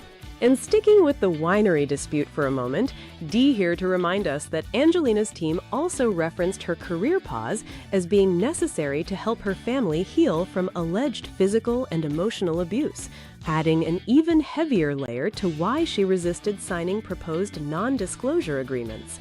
Rachel here, wondering how any jury is going to untangle all of these overlapping personal grievances when the court case is technically about business contracts and winery shares. Bianca here, saying that at this point, neither side wants to give an inch, because even though they finalized their divorce in December of 2024, the financial fallout from Miraval is the final battleground. That financial fallout is exactly why this whole discovery phase in court has turned into such an intense legal tug-of-war between Brad and Angelina. Right, Bianca, because Brad at 62 is insisting that if Angelina claims she needed financial independence to justify selling her share of Chateau Miraval in 2021, then the court needs to see where her earnings were actually coming from between 2017 and 2019. And Dee here with the specific legal filing breakdown on that timeline. Brad's lawyers argue that Angelina initially agreed to hand over financial documents spanning 2017 all the way through 2021, but then on February 23, 2026, she altered her position and restricted her disclosure to only tax returns and film profit statements for 2020 and 2021. Which makes Brad's legal team scream foul play! They're accusing her of withholding crucial papers after she publicly stated that she largely put her career on hold and forgave years of compensation following their 2016 separation, claiming Brad held substantial leverage and control over her during that period. What did you find out about the settlement offers and proposed compromises that were brought up during discovery? D? Because it sounds like both sides had multiple chances to narrow this down before hitting this brick wall. Exactly, Rachel. Court papers confirm that Brad's legal team offered a straightforward compromise earlier on. They suggested that Angelina simply agree she felt no financial pressure prior to January 1st, 2020, and that Brad did not use money or financial leverage to control her between 2017 and 2019. However, Angelina rejected that deal entirely. Of course she rejected it! Signing an agreement like that would completely neutralize her defense argument regarding his alleged controlling conduct. She isn't about to sign away her narrative just to settle a document production request. On top of that, during an informal discovery conference back on July 8th, a judge even suggested limiting what she would have to disclose or state about her income in court. But Angelina turned that down as well, with her lawyers reiterating that while she will not argue at trial that Brad used the winery itself to control her, her decision to pause her career is directly connected to why his proposed non-disclosure agreement was allegedly abusive. That distinction is so critical to her entire defense, Bianca. Her legal counsel pointed out that even though she starred in major films like Maleficent and Eternals during those years, she deliberately paused her career for 5 years so she could help her 6 children heal from substantial physical and emotional abuse that occurred during that famous private plane incident in 2016. But remember, Brad was never criminally charged following that flight, which is precisely why his attorneys argue that her abuse claims are being dragged into a property lawsuit to distract from the core contract issue. Brad's whole premise is that they had a binding agreement never to sell their shared French vineyard without each other's consent. And Angelina's side forcefully counters that Brad refused to buy out her share of Miraval unless she signed a strict non-disclosure agreement designed to keep her silent about his alleged misconduct toward the family. When she refused to sign away her voice, she decided to sell her stake in 2021 to Tenet Del Mondo, which is a division of the Stoli Group, triggering this entire lawsuit in February 2022. It really makes you reflect on how drastically their dynamic has shifted over the years. Look back at that unearthed interview from 2007 with her brother James Haven. Back then, James was insisting that there was zero tension between Brad and Angelina, that they made all decisions together as a team, and that Brad brought out the absolute best in his sister. James was talking about how balanced their relationship was and how Brad actively encouraged her to adopt more children. Flash forward to today, after their divorce was finalized in December of 2024, and the fallout is so deep that their children have even dropped Brad's last name from their public lives. It is an extraordinary turn of events for one of Hollywood's most famous couples who first met on the set of Mr. and Mrs. Smith.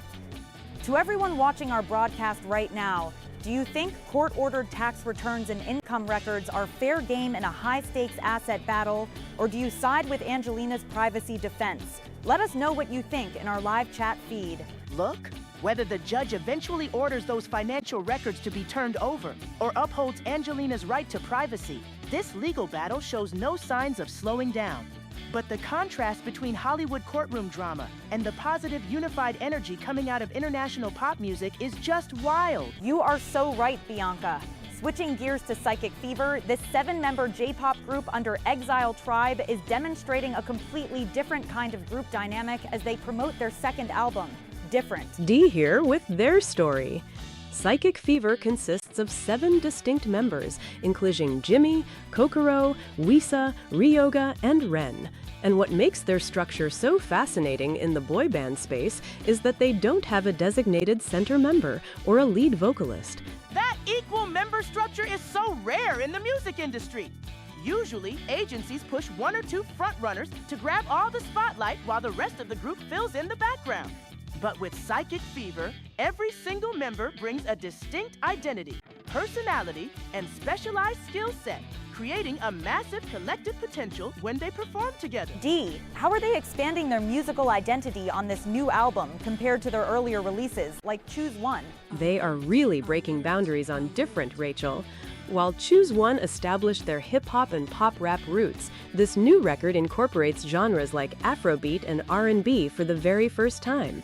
The members shared that traveling and learning outside of Tokyo opened their eyes to global sounds and allowed each member to bring fresh influences back into their music. And they aren't just blending musical genres, they are also taking a super deliberate approach to their lyrics. They are recording their songs with a 50% Japanese and 50% English split, specifically to break down international language barriers and connect directly with fans worldwide. That 50-50 language strategy is so smart for expanding their global footprint, Bianca. When they visited London, they noticed how wildly popular Japanese cultural staples like matcha and local Japanese restaurants were, which proved to them that international audiences are hungry for authentic Japanese culture. Absolutely. Jimmy and Kokoro explained that the core message behind their album titled Different is all about embracing individuality. To them, being different means being original and being the only one of your kind, which is a message they want to spread to their listeners globally. But let's look at their massive ambitions. These guys aren't setting small goals. They are openly aiming for a Billboard #1 spot, comprehensive world tours, and they specifically named Wembley Stadium as their ultimate dream venue for a stadium tour. Dreaming of performing at Wembley Stadium is as big as it gets, Bianca. But what I find most impressive is how they pair those colossal ambitions with their core philosophy of staying humble. That philosophy is central to their identity, Rachel. The members explained that stay humble is a fundamental piece of Japanese culture. No matter how famous they become, they believe in remaining humble, continuously pursuing higher musical quality, refining their dance skills, and delivering top-tier stage performances every single time. That relentless focus on artistic quality and humility is such a refreshing contrast. While Hollywood stars spend millions battling in court over privacy rights and financial disclosures, these 7 artists are devoting all their energy to bridging cultures and chasing stadium dreams together. If you're watching live, we want to hear from you. What do you think of Psychic Fever's 50-50 lyrical strategy? And do you see them taking over global stadiums soon? Drop your comments in our live stream right now. And as we keep watching both stories develop, all eyes remain on that California courtroom where a judge's ruling on Brad's motion could fundamentally shift the balance in the Miraval saga. Whether the judge grants Brad access to those film fee records or rules that Angelina's privacy takes precedence, neither side in that winery dispute is showing any sign of backing down. Exactly, Bianca. And that courtroom battle in California is only getting more intense as both sides lay out their latest motions. It really is, Rachel. Brad's legal team is insisting that without those financial documents from 2017 to 2019, a jury will receive a materially incomplete picture of why Angelina decided to sell her share of Chateau Miraval back in 2021. But let us call it what it actually is. He wants to audit her movie fees and brand sponsorships for 3 full years after their separation. She already turned over her tax returns and profit statements for 2020 and 2021. Why does his team need to dissect every single upfront paycheck she earned right after they split up? Well, according to the court papers filed by Brad's representatives, Angelina previously stated that she had to put her acting career on hold and give up years of compensation to help her family, which left her seeking financial independence. His lawyers argue that if she claims her financial situation gave him leverage over her, then her actual professional earnings during those exact years bear directly on her claims. But Dee, her legal defense completely pushed back during that informal discovery conference, calling his request a gross overreach and a continuation of controlling behavior. They certainly did, Rachel. Her counsel clarified that Angelina was never claiming financial hardship or a total lack of money. She was simply seeking financial separation from her ex-husband. They highlighted that she stepped back from major film projects for 5 years so she could help her 6 children heal from the physical and emotional abuse she alleges took place during that 2016 private flight. Exactly! Demanding private income records from almost a decade ago when she already voluntarily shared 2 years of tax details is just excessive. Brad's team even proposed a legal deal where she would agree she felt no financial pressure prior to 2020, and she refused it. Good for her for standing her ground against that. We actually just received a message on our live stream about this very topic. Hi, panel. I'm Sarah from Ohio, and I've been following them since Mr. and Mrs. Smith. It makes me so sad seeing them still fighting 8 years after their split, especially when her brother James Haven said back in 2007 that they were such a balanced team. Can't they just settle this French winery dispute once and for all? Thank you so much for writing in, Sarah. Bianca, Sarah makes a really nostalgic point about how different their dynamic was back when James Haven gave that interview. Look, Sarah, we all remember 2007 when her brother talked about how balanced their relationship was and how Brad brought out the best in her. But that was nearly 2 decades ago. They were married for 2 years, together for over 10, and now they have been locked in legal litigation longer than their actual marriage lasted.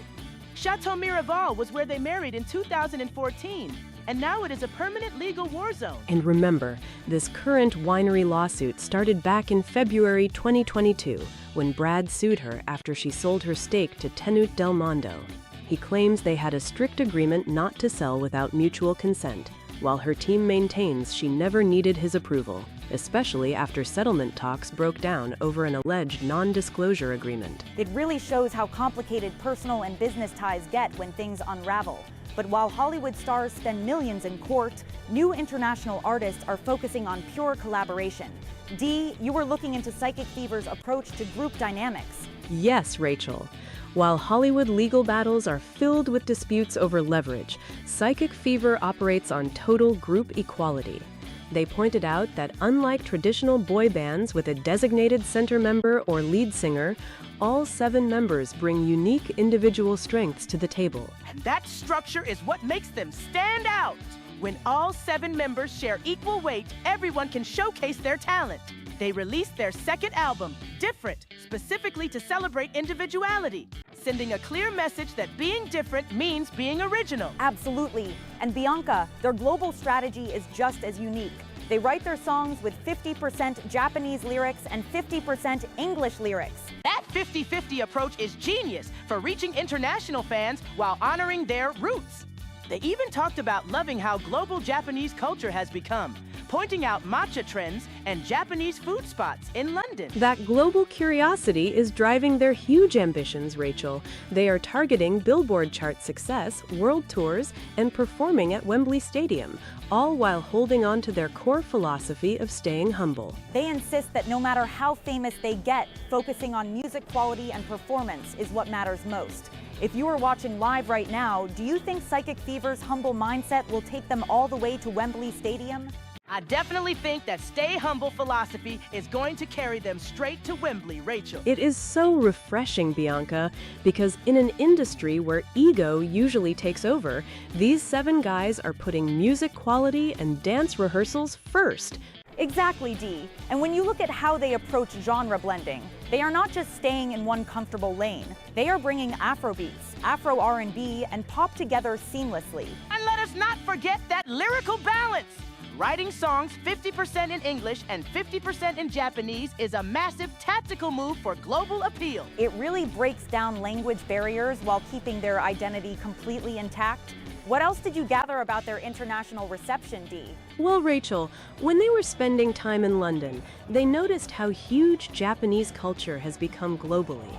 They saw matcha trends everywhere and noticed popular food spots serving Japanese cuisine, which proved to them that global audiences are genuinely curious about their roots and background. That cultural curiosity gives them huge momentum. When you blend authentic Japanese culture with global beats and an equal 7-member performance where everyone has strong skills, stadiums become a real possibility, not just a distant dream. That dedication to growth is incredible. But speaking of high-stakes disputes and long-standing legal battles, the contrast could not be sharper when we pivot back to Hollywood's most talked-about courtroom feud. Oh, you mean the endless legal war between Brad Pitt and Angelina Jolie over Chateau Miraval?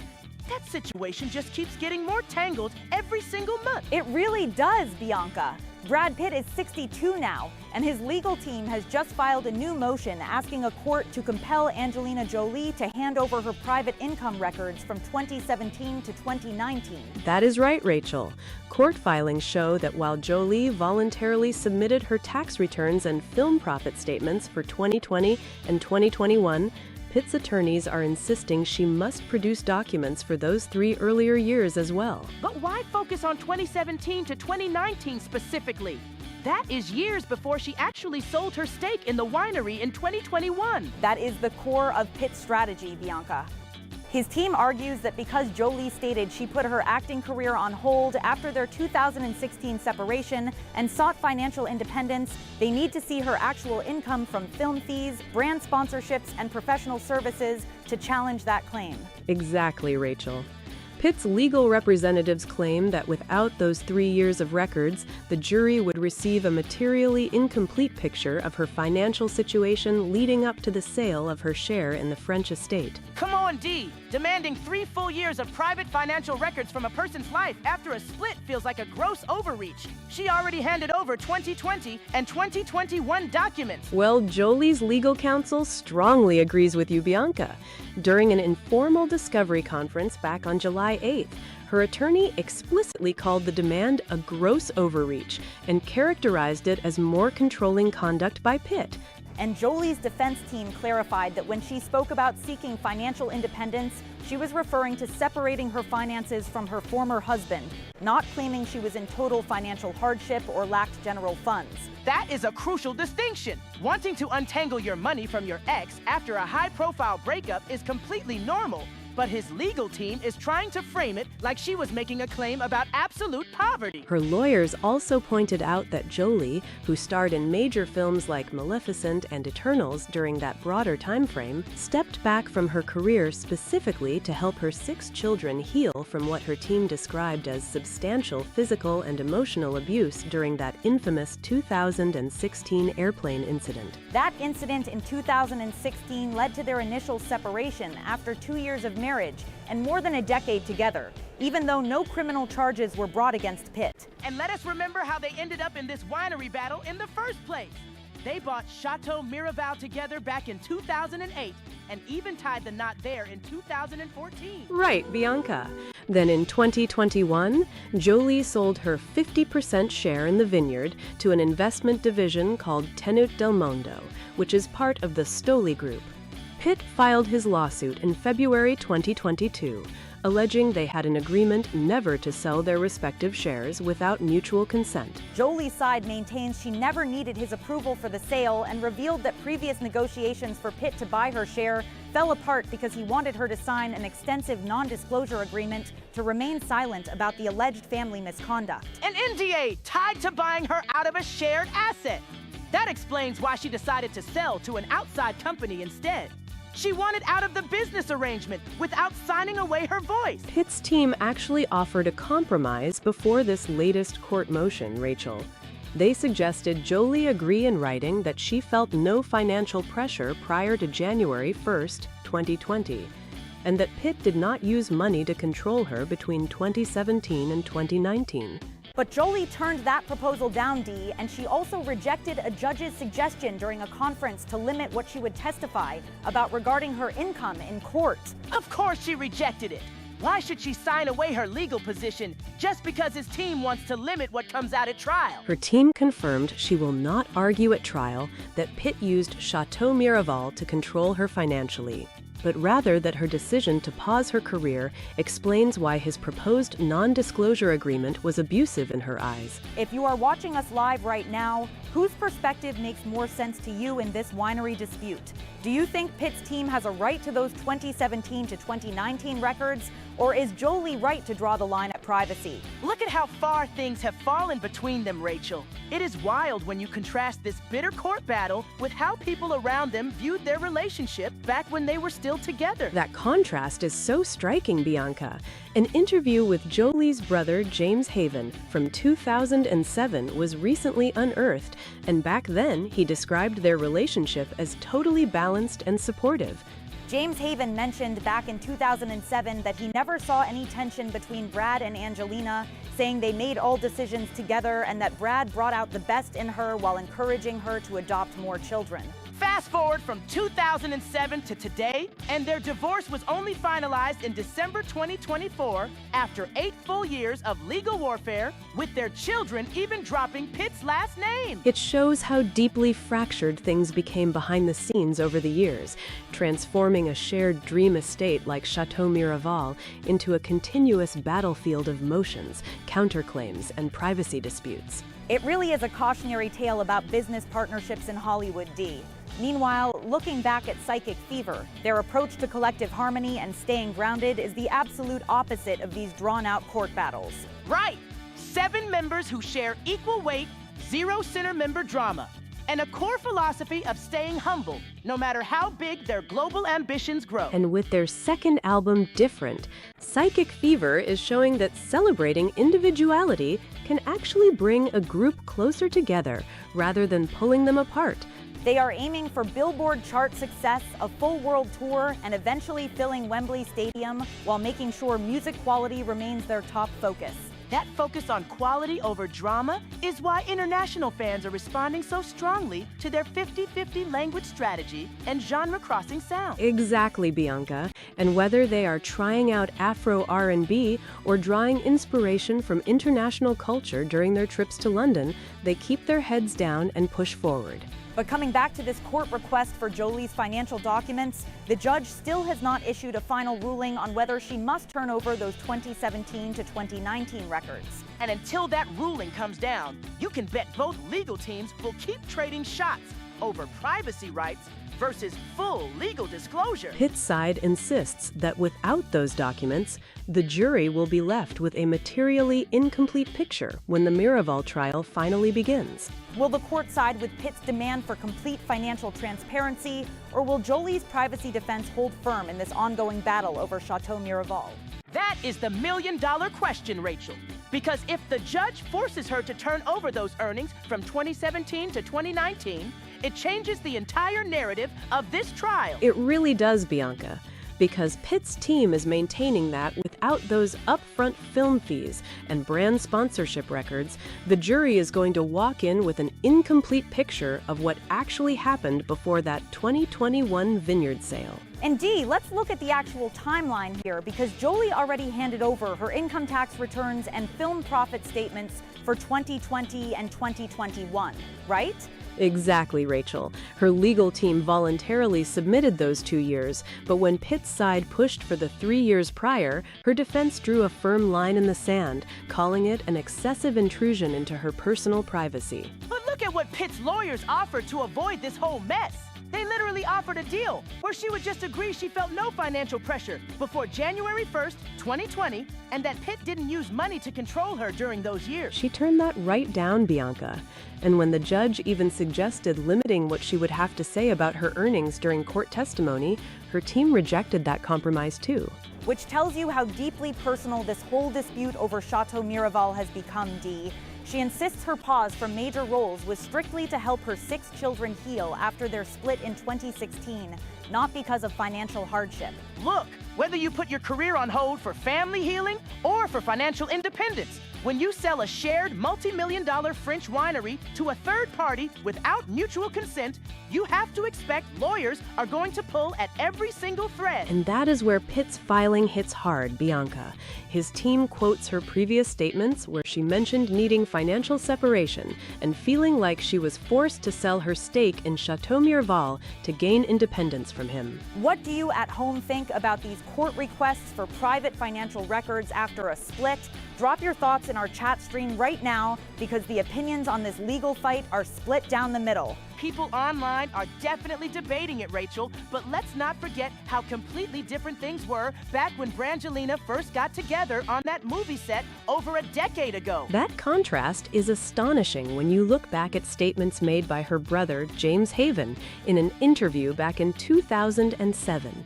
He was talking about how balanced their relationship was and how they made every single decision as a team. He literally said back then that there was zero tension, no nagging, no controlling each other, and that Brad brought out the absolute best in her, encouraging her to adopt and expand their family. And now, fast forward to today, 62-year-old Pitt and 51-year-old Jolie are locked in endless court proceedings over non-disclosure agreements, financial disclosure requests, and alleged controlling conduct. Her legal team even stated in formal proceedings that Pitt refused to finalize buying her share of Chateau Miraval unless she signed a broad non-disclosure agreement to remain silent about their past domestic disputes.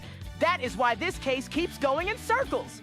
One side sees a business transaction where a partner sold out behind their back, while the other side sees a pattern of leverage and legal pressure. It is a total clash of perspectives, Dee, and with the divorce finalized in December of 2024, this French estate remains the primary arena where they are still battling it out. And keep in mind, Rachel, Pitt's legal motion from July 31st specifically wants to see every single piece of documentation regarding her upfront compensation for major roles during those missing years, including big franchise films like Maleficent and Eternals. Well, if you were earning millions up front for blockbuster movies during those years, it is going to be pretty tough for your legal team to convince a jury that you were financially squeezed or forced into selling your vineyard asset. But her team clarifies that she never claimed financial hardship in the traditional sense, Bianca, but rather a complete desire to disentangle her personal finances from her former husband once and for all. Right, Rachel? Her lawyers argued that Pitt's side is picking out tiny fragments of her past statements and twisting them to justify prying into years of her confidential tax filings and income streams. If you want privacy, do not enter a business partnership on a French winery and then flip your half to an international holding company. It is that simple. Dee, From a legal reporting angle, what is the next actual step we are waiting on from the court regarding this motion? The judge has not issued a final written ruling yet, Rachel. Right now, both legal teams have made their oral arguments during discovery conferences. But until the judge signs off, those 2017 to 2019 financial files remain locked. Meanwhile, the public is watching two of the biggest names in Hollywood spend years in court over a vineyard, while artists on the other side of the globe are proving that actual teamwork and humility can take you straight to international stardom. That is such a sharp pivot, Bianca, but you are so right. While Hollywood battles over financial records, J-pop group Psychic Fever is out here building a massive global fan base by doing the exact opposite, focusing on unity and staying humble. It really is a refreshing contrast, Rachel. Psychic Fever released their second album called Different, and what stands out immediately is how all 7 members share equal weight across their music and performances. No center member, no single lead vocalist hogging the spotlight, no egos clashing. Every single guy brings a distinct skill, whether it is R&B vocals, hip-hop rap, or high-energy choreography, and they blend it seamlessly. What did Jimmy and the rest of the group say about that equal structure when they talked about the album concept, Dee? Jimmy mentioned that in most boy bands, you have a clear center or a main vocal, but with Psychic Fever, every member has a strong individual identity. They believe that being different means being original, and when they unite, they feel like they can conquer anything. And they are not just staying inside the traditional J-pop bubble either. They are incorporating Afro R&B, hip-hop, and singing 50% in English and 50% in Japanese so international fans can connect directly with their message. Have you listened to their genre-blending tracks yet? Let us know in the comments which song from Different is currently on your repeat playlist. The feedback online from overseas fans in places like London and across Asia has been huge, Bianca. Members like Kokoro, Wisa, Tsurugi, Ryoga, Ren, and Jimmy brought in influences from their international travels, including trying out new R&B subgenres for the first time. I love that they noticed how popular Japanese food culture like matcha and wasabi is in London, and they were like, hey, if people love our food and culture, let's bring our music straight to their biggest stages. And speaking of big stages, Dee, they are not hiding their ambitions at all. They are aiming for Billboard chart spots and a massive stadium tour. Exactly, Rachel. They openly stated that their dream is to play stadiums worldwide, specifically mentioning Wembley Stadium, while sticking strictly to their core philosophy called Stay Humble. That phrase, stay humble, is key. In Japanese entertainment culture, no matter how famous or successful you become, you keep your head down, respect the audience, and focus entirely on improving your dance skill and vocal precision. Compare that mentality to Hollywood legal drama, Dee.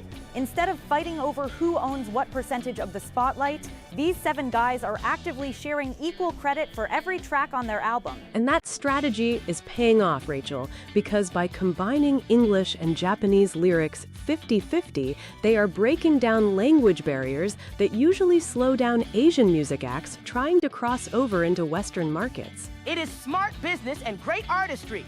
You do not need courtroom drama or public feuds when your music actually speaks for itself and your team works as one single unit. But bringing it back to their stadium goals, Dee, achieving a tour at Wembley Stadium or topping international Billboard charts takes a massive amount of sustained global momentum. It does, Rachel, but their agency has a history of building successful supergroups under their collective brand, and Psychic Fever is taking those lessons to an international level by constantly learning from global music trends. Look, if they keep producing high-quality Afro R&B fusion and staying grounded with that humble work ethic, filling up a stadium in London is not just a dream, it is only a matter of time. And what makes their journey so compelling is that every single member brings something totally unique to the table, from rap bars to soulful vocal runs, proving that individuality can actually strengthen a group rather than divide it. That message of celebrating differences is right at the center of their album title, Rachel, encouraging listeners to be original and embrace what makes them stand out from the crowd. Exactly! Be original, stay humble, work hard, That is the blueprint for real longevity in the music industry, whether you are in Tokyo, London, or Los Angeles. Meanwhile, back in Los Angeles, everyone is waiting to see if that court ruling on Angelina Jolie's financial records from 2017 to 2019 will set a huge precedent for celebrity property disputes moving forward. Legal experts are watching it very closely, Rachel, because if the court orders her to produce those film fees and sponsorship contracts, it could force stars in similar winery or business disputes to disclose private revenue streams long after a separation. And you know Pitt's legal team. Will the judge grant Brad Pitt access to those 3 years of private earnings, or will Angelina Jolie's privacy defense shield her confidential contracts in this high-stakes battle over Chateau Miraval? That privacy defense is going to be tested to its absolute limit, Rachel, because Brad's legal team is refusing to back down on those 3 years of private earnings. That is right, Bianca, because according to the latest court filings from July 31st, his attorneys are claiming that without those financial records from 2017 to 2019, the jury is going to get a completely incomplete picture of the whole vineyard dispute. And what more did you gather from those court filings, Dee, when it comes to why Brad's side thinks those specific 3 years of records are so crucial to their case? Well, Rachel, Brad's lawyers are pointing directly to Angelina's past statements, where she mentioned that she largely put her acting career on hold after their 2016 separation, forgoing years of compensation, while he allegedly held substantial leverage and financial control over her. But Angelina's team completely rejects that framing. Her lawyers are making it crystal clear that she was never claiming to be in financial hardship or broke. She was simply trying to achieve complete financial independence and separate her private finances from her ex-husband once and for all. Exactly, Bianca, and her legal team voluntarily handed over her tax returns and film profit statements for 2020 and 2021, but they are drawing a firm line at 2017 through 2019. Calling his demand for upfront fees for film roles and brand sponsorships a gross overreach and an ongoing form of controlling conduct. There was even a compromise offered before this latest court motion was filed, wasn't there, Dee? Yes, Rachel. Brad's lawyers offered a deal where Angelina could simply agree that she felt no financial pressure from him prior to January 1st, 2020, and that he did not use money to control her during those 3 years. But Angelina rejected that offer entirely. Of course she rejected it. Why would she sign off on his legal team's narrative when her whole argument is about how he handled their separation? During a court meeting, the judge even suggested limiting what she would have to say about her income at trial, and she turned that down too, confirming she won't argue at trial that he used Miraval to control her. Her lawyer made a very intense statement during an informal discovery conference on July 8th, stating that Angelina, who starred in major films like Maleficent and Eternals during those years, paused her career for 5 years, specifically to help their 6 children heal from substantial physical and emotional abuse stemming from that private plane ride in 2016, where Brad was not criminally charged. Her team also claims he tried to force her to sign a non-disclosure agreement to remain silent about that conduct before she sold her stake. Doesn't she, Dee? That is correct, Rachel. Her team says that non-disclosure agreement demand was why she refused to sell her share of Chateau Miraval to him, leading her to sell to Tenute Del Mondo, a division of the Stoli Group, in 2021, which triggered Brad's lawsuit in February 2022, claiming they had a verbal agreement not to sell without mutual consent. It is such a stark contrast when you look back at how their relationship was described in the early days, isn't it, Bianca? Oh, absolutely. You look at that unearthed interview from 27 with her brother James Haven, where he said he never saw any tension between Brad and Angelina, that they made all their decisions as a balanced team, and that Brad brought out the best in her and encouraged her to adopt. James even said back then that there was zero nagging or controlling behavior between them, which makes this ongoing courtroom warfare over Chateau Miraval feel like a completely different world compared to how they started after meeting on the set of Mr. and Mrs. Smith. From marrying in 2014 at that very French vineyard, separating in 2016, to finalizing their divorce in December 2024. It has been an incredibly complex personal and financial saga for 62-year-old Brad and 51-year-old Angelina. And let us be honest, when two megastars spend over a decade together, building a massive wine business, splitting those assets almost 10 years after the breakup is never going to be simple. Let us see what our viewers are saying about this endless legal battle over Chateau Miraval. Hi, Rachel. I'm Brenda from Ohio, and I have been following Brad and Angelina since 24. Why can't they just split the money from the winery sale and move on with their lives instead of fighting over income records from 6 years ago? Brenda, bless your sweetheart for hoping for a peaceful ending. But when you are dealing with hundreds of millions of dollars, non-disclosure agreement allegations, and years of deep personal hurt, nobody is just going to split the money and walk away. That is so true, Bianca, because Brad's core claim in his lawsuit is that she broke their binding agreement, while Angelina maintains she never needed his approval and refuses to share certain confidential documents under attorney-client privilege. While Hollywood is watching every single motion in Los Angeles to see if those private film fees and brand sponsorships will ever be disclosed to a jury, we have another story blowing up international music scene right now. Talk about a complete shift in energy, Rachel. We are going from intense legal battles to pure musical ambition and positivity. We really are! J-pop group Psychic Fever from Exile Tribe is making massive waves with their second album called Different, and they are completely redefining what it means to be a global boy band. What makes Psychic Fever stand out so much compared to traditional groups in the industry, G? Well, Rachel, most boy bands have a designated center member or a single lead vocalist, but Psychic Fever operates on a completely equal group structure where all 7 members, including Jimmy, Kokoro, Wisa, Tsurugi, Ryoga, and Ren, bring their own unique identities, skills, and strong individual personalities to the stage. I love that concept. Instead of forcing everyone into a cookie-cutter mold, they are celebrating individuality and telling their audience that being different means being original and being the only one of your kind. Exactly. And musically, they are pushing boundaries by fusing so many genres together, from R&B and hip-hop to pop rap, and even experimenting with Afrobeats for the very first time on this new album. They are also taking a very calculated international approach with their lyrics, aren't they, Dee? They really are, Rachel. They are performing their songs with a 50% Japanese and 50% English lyrical blend, explicitly aiming to break down cultural and geographical borders so fans all over the world can connect with their message regardless of language. And you can tell they are soaking up every single global experience.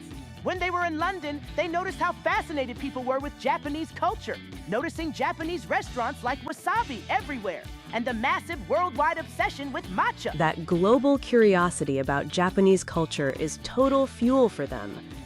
They have set their sights on incredible international goals, including hitting #1 on the Billboard charts, launching massive world tours, and fulfilling their ultimate dream of performing a stadium tour at Wembley Stadium in London. Aiming for Wembley Stadium is a massive dream. But what I respect most about these 7 guys is their core philosophy, which is rooted in the traditional Japanese concept of staying humble. That stay humble mindset is their guiding star, Bianca. They emphasize that no matter how famous or successful they become, they remain dedicated to constantly sharpening their music quality, honing their dance skills, and elevating their live stage performances every single day. Bianca, do you think a 50-50 English and Japanese lyrical strategy combined with that humble work ethic is enough to take a J-pop group all the way to a sold-out crowd at Wembley Stadium? It is absolute strategy, Rachel, but it is also genuine heart. Breaking into the international market when you are originating from Tokyo takes way more than just translating lyrics into English. Exactly, Bianca. When they talk about split lyrics, 50% English and 50% Japanese, they are actively constructing a bridge for global listeners who might be discovering Japanese pop culture for the very first time. And let us be honest, half the music world is already leaning into Japanese trends. Look at the global obsession with matcha or Japanese culinary spots like those famous sushi and wasabi places in London. That global curiosity is real.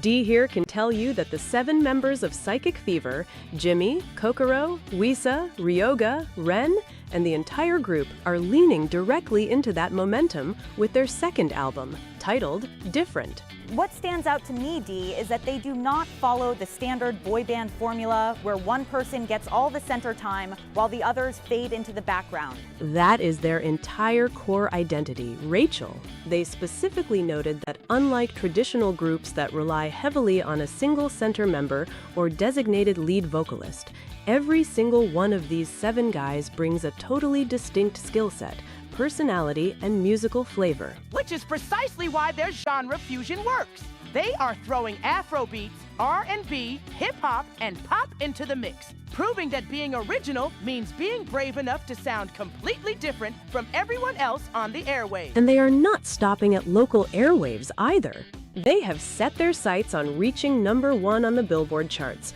launching massive world tours, and taking their live stage performances all the way to stadium crowds. To everyone watching us right now, do you think singing half in English and half in Japanese is the key for J-pop groups to sell out massive venues like Wembley Stadium? Let us know in the comments. If they keep that stay humble work ethic, where they spend every single day sharpening their vocal quality, dance moves, and stage control, that Wembley Stadium goal is not just a fantasy, it is a timeline. Speaking of long timelines and high stakes that show no signs of slowing down, Bianca, we have to turn back to the ongoing court battle between Brad Pitt and Angelina Jolie over their French winery, Chateau Miraval. Oh, this legal tug-of-war has taken yet another bitter turn, Rachel.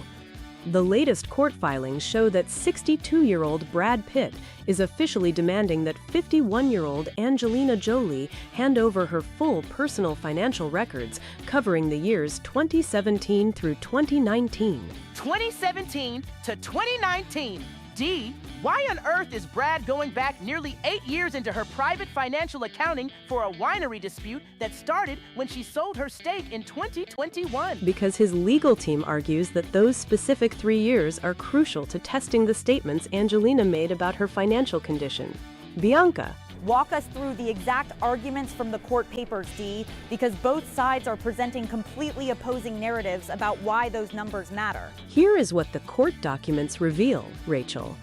Angelina previously stated that after their 2016 separation, she largely put her Hollywood career on hold, forgoing years of compensation to focus on helping her family heal from what her legal team describes as substantial physical and emotional abuse during that famous 2016 private plane ride. An incident, we must clarify for everyone watching, where Brad was never criminally charged. Exactly, Bianca. But in the winery litigation, Angelina's side noted that she eventually felt compelled to sell her share of Chateau Miraval in 2021 to achieve financial independence from Brad, alleging he held substantial leverage and financial control over her. So Brad's attorneys read that and said, wait a minute, if you are claiming you needed financial independence and lost years of income, show us the receipts. That is precisely their motion, Bianca. Brad's lawyers are asking the judge to compel Angelina to disclose her upfront film fees for movie roles, including massive projects like Maleficent and Eternals, as well as brand sponsorships and professional service income between 2017 and 2019. Brad's legal team is claiming that without those specific 3 years of records, the jury will be left with a materially incomplete picture of her true financial situation leading up to the 2021 sale to Tenute Del Mondo. Right, Dee? That is their exact phrasing in the motion, Rachel. They argue Angelina initially agreed to hand over financial documents spanning 2017 to 2021, but then in February 2026, she restricted her disclosure to only 2020 and 2021 tax returns and film profit statements. And how did Angelina's legal team respond when Brad pressed the issue at that informal discovery conference in July? Her defense counsel did not hold back at all, Bianca. Her lawyer explicitly characterized Brad's demand as a gross overreach and branded it as essentially more controlling conduct from him. Dee, what did her team clarify regarding her statement about seeking financial independence? Angelina's attorneys stressed that when she spoke about financial independence, she meant completely separating her financial affairs and assets from her former husband once and for all. Not that she was suffering from financial hardship or a total lack of funds. So she is saying, I I never claimed I was broke. I said I wanted out of a joint asset with my ex. There is a massive legal difference between needing to untangle your money from a former spouse and claiming you cannot pay your bills. Spot on, Bianca. Her lawyers pointed out that she voluntarily provided her tax returns and income records for 2020 and 2021. Demanding older private records from 2017 to 2019, they argue, is an unnecessary and serious invasion of her privacy rights. Brad's team also revealed that they offered a compromise deal earlier, Dee, where Angelina would agree that Brad did not use money to control her between 2017 and 2019, but she rejected that proposal outright. She turned down that compromise, Rachel, and she also rejected a judicial suggestion to limit what she would have to say about her income at trial. Her defense confirmed she will not argue at trial that Brad used Chateau Miraval to control her financially, but maintains her career pause was tied to family healing. Look at how far this has spiraled from a simple business disagreement over a French vineyard they bought together back in 2008 and got married at in 2014. Brad filed his initial lawsuit in February 2022, claiming they had an agreement never to sell without mutual consent, while Angelina maintains no such consent was required and that Brad refused to buy her out unless she signed a strict non-disclosure agreement regarding alleged misconduct. And that non-disclosure agreement claim is central to why she sold her stake to Tenute Del Mondo, the division of Stoli Group, in 2021. Bianca. They split in 2016, finalized their divorce in December 2024, and here we are with lawyers fighting over film contracts and brand sponsorship payments from nearly a decade ago. It is such a stark contrast, Bianca, especially when you look back at how people close to them viewed their relationship years ago. An unearthed interview from 27 with Angelina's brother, James Haven, showed he once described their bond as completely balanced, saying Brad brought out the best in her and that they made all decisions together without any controlling behavior. That was 27, D! Fast forward through a bitter split, years of custody battles, legal filings over non-disclosure agreements, and even their children publicly dropping the Pitt surname. And that early picture feels like an entirely different lifetime. For our audience at home, do you think requesting past financial records in a property dispute is standard legal strategy or an unnecessary invasion of privacy? Drop your thoughts in the chat right now. When you have two Hollywood heavyweights who shared a decade of life and massive global assets, every single court motion becomes a tactical chess move. Rachel. Exactly. Brad's team insists that without those 2017 to 2019 records, the entire narrative around her financial independence claim is incomplete, while Angelina's team views this as a direct intrusion into personal privacy that has zero bearing on the vineyard sale. D. What happens if the judge actually sides with Brad's motion and forces those private movie fees and sponsorship records to be submitted? If the judge grants that motion, Rachel, it forces Angelina to lay out every dollar earned during those 3 transitional years, setting up a massive courtroom showdown over what really motivated the sale of Chateau Miraval. And that courtroom showdown is exactly what Brad's team wants, because they are claiming the jury will be left with a completely incomplete picture if those 2017 to 2019 records stay hidden. They are asserting that Angelina cannot stand up in court and say she needed financial independence to justify selling her Chateau Miraval stake, while simultaneously locking the door on her actual movie earnings and brand deals from those exact 3 years. And that is precisely why Brad's legal team is pushing so aggressively, Dee. He is 62, she is 51, and they have been locked in litigation since 2022 over a French vineyard they bought together back in 2008 and got married at in 2014. What specific documents is Brad asking the court to order her to hand over? Brad's lawyers filed a motion demanding full disclosure of every dollar Angelina earned from upfront movie fees, brand sponsorships, and major film roles between 2017 and 2019. Rachel.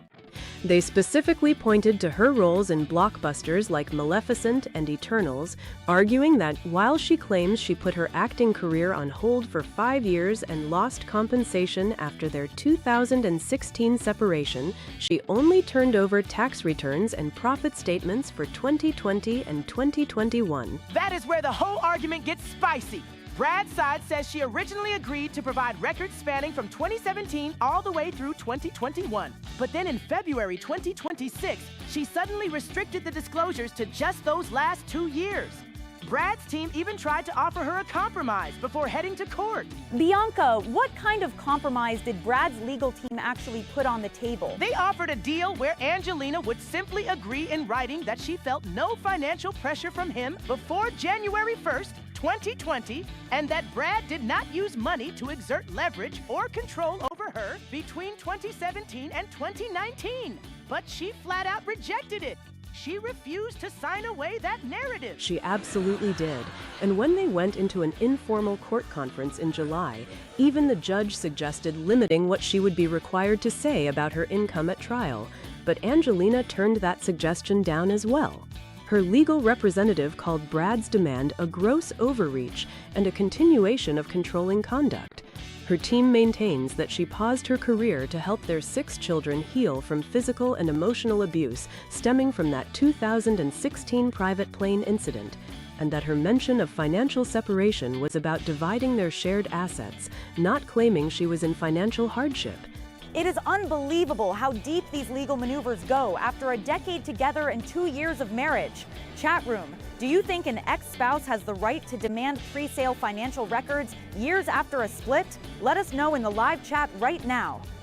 Bianca, when you look at how far this has spiraled since their separation in 2016 and their divorce finalization in December 2024, it is a complete dynamic shift from where they started. It is night and day, Rachel. If you go back to 2007, just a couple of years after they met on the set of Mr. and Mrs. Smith, her brother James Haven gave a candid interview defending their relationship. He said back then that he had never seen a single moment of tension or controlling behavior between them, that they made every decision together as a balanced team, and that Brad brought out the best in her. Fast forward to today, and we have legal filings accusing him of abusive conduct, allegations over non-disclosure agreements, and their kids literally dropping his last name. That contrast shows how deeply damaged the relationship became over the winery dispute alone.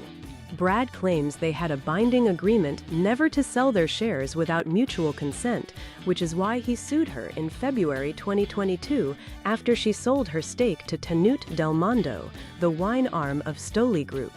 Meanwhile, Angelina's team countered that she refused to sell to Brad because he demanded a broad non-disclosure agreement to silence her about the alleged 2016 incident. It really is a high-stakes standoff where every single motion is a tactical battle. But while Hollywood heavyweights are locked in court battles over French estates, there is a completely different energy coming out of the music world right now that is all about unity and global ambition. Dee, tell us about the J-pop sensation Psychic Fever from Exile Tribe. They are making massive waves, Rachel. Psychic Fever just released their second album titled Different, and they are completely redefining what a modern boy group looks like. The group consists of 7 members: Jimmy, Kokoro, Wisa, Tsurugi, Ryoga, Ren, and their group mates, and what makes them fascinating is that they do not have a traditional center member or a single lead vocalist. Every single member carries equal weight, brings a distinct identity, and showcases unique talents. That equal structure is so refreshing. In most boy bands, you have one clear breakout star or center vocalist who gets all the spotlight while everyone else does backup choreography.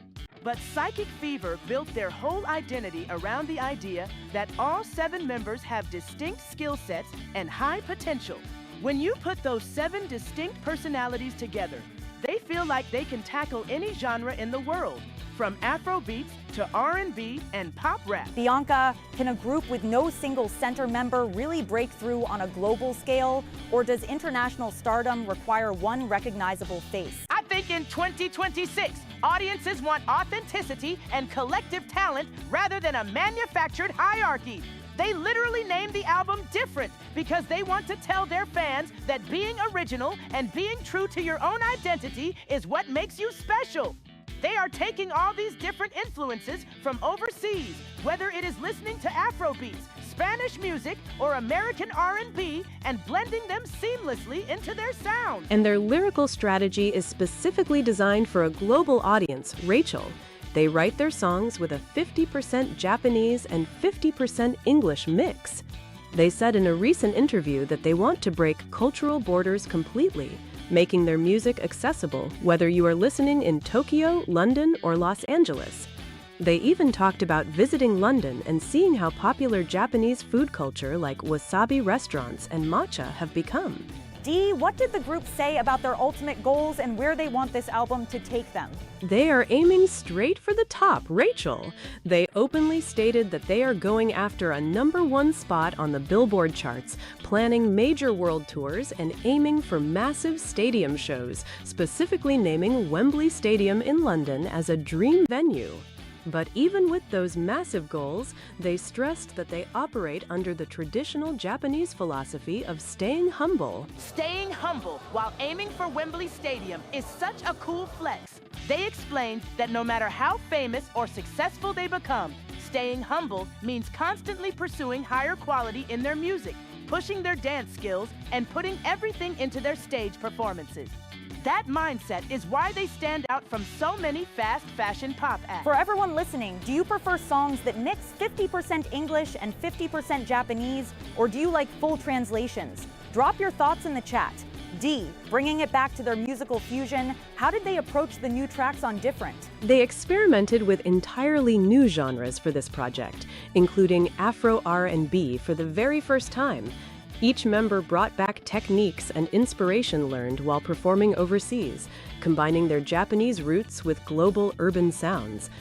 They genuinely believe that music transcends language, which is why that 50-50 lyrical split works so naturally for them.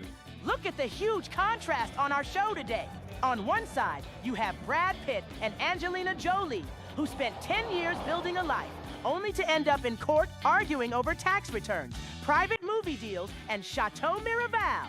And on the other side, you have 7 young artists in psychic fever coming together, sharing the spotlight equally, staying humble, and dreaming of Wembley Stadium. And that legal battle between Brad and Angelina shows zero signs of slowing down. Rachel, with the judge still weighing whether to force Angelina to hand over those 2017 to 2019 film and sponsorship records, both legal teams are digging in for what could be a landmark court decision on privacy versus financial discovery. D, if the judge rules in Brad's favor on this motion, does that mean Angelina's legal team could immediately file an appeal to protect those private contracts? They could certainly challenge the ruling, Rachel, because her team maintains that digging into her pre-2020 earnings is a direct violation of her privacy that has no direct bearing on the winery sale itself.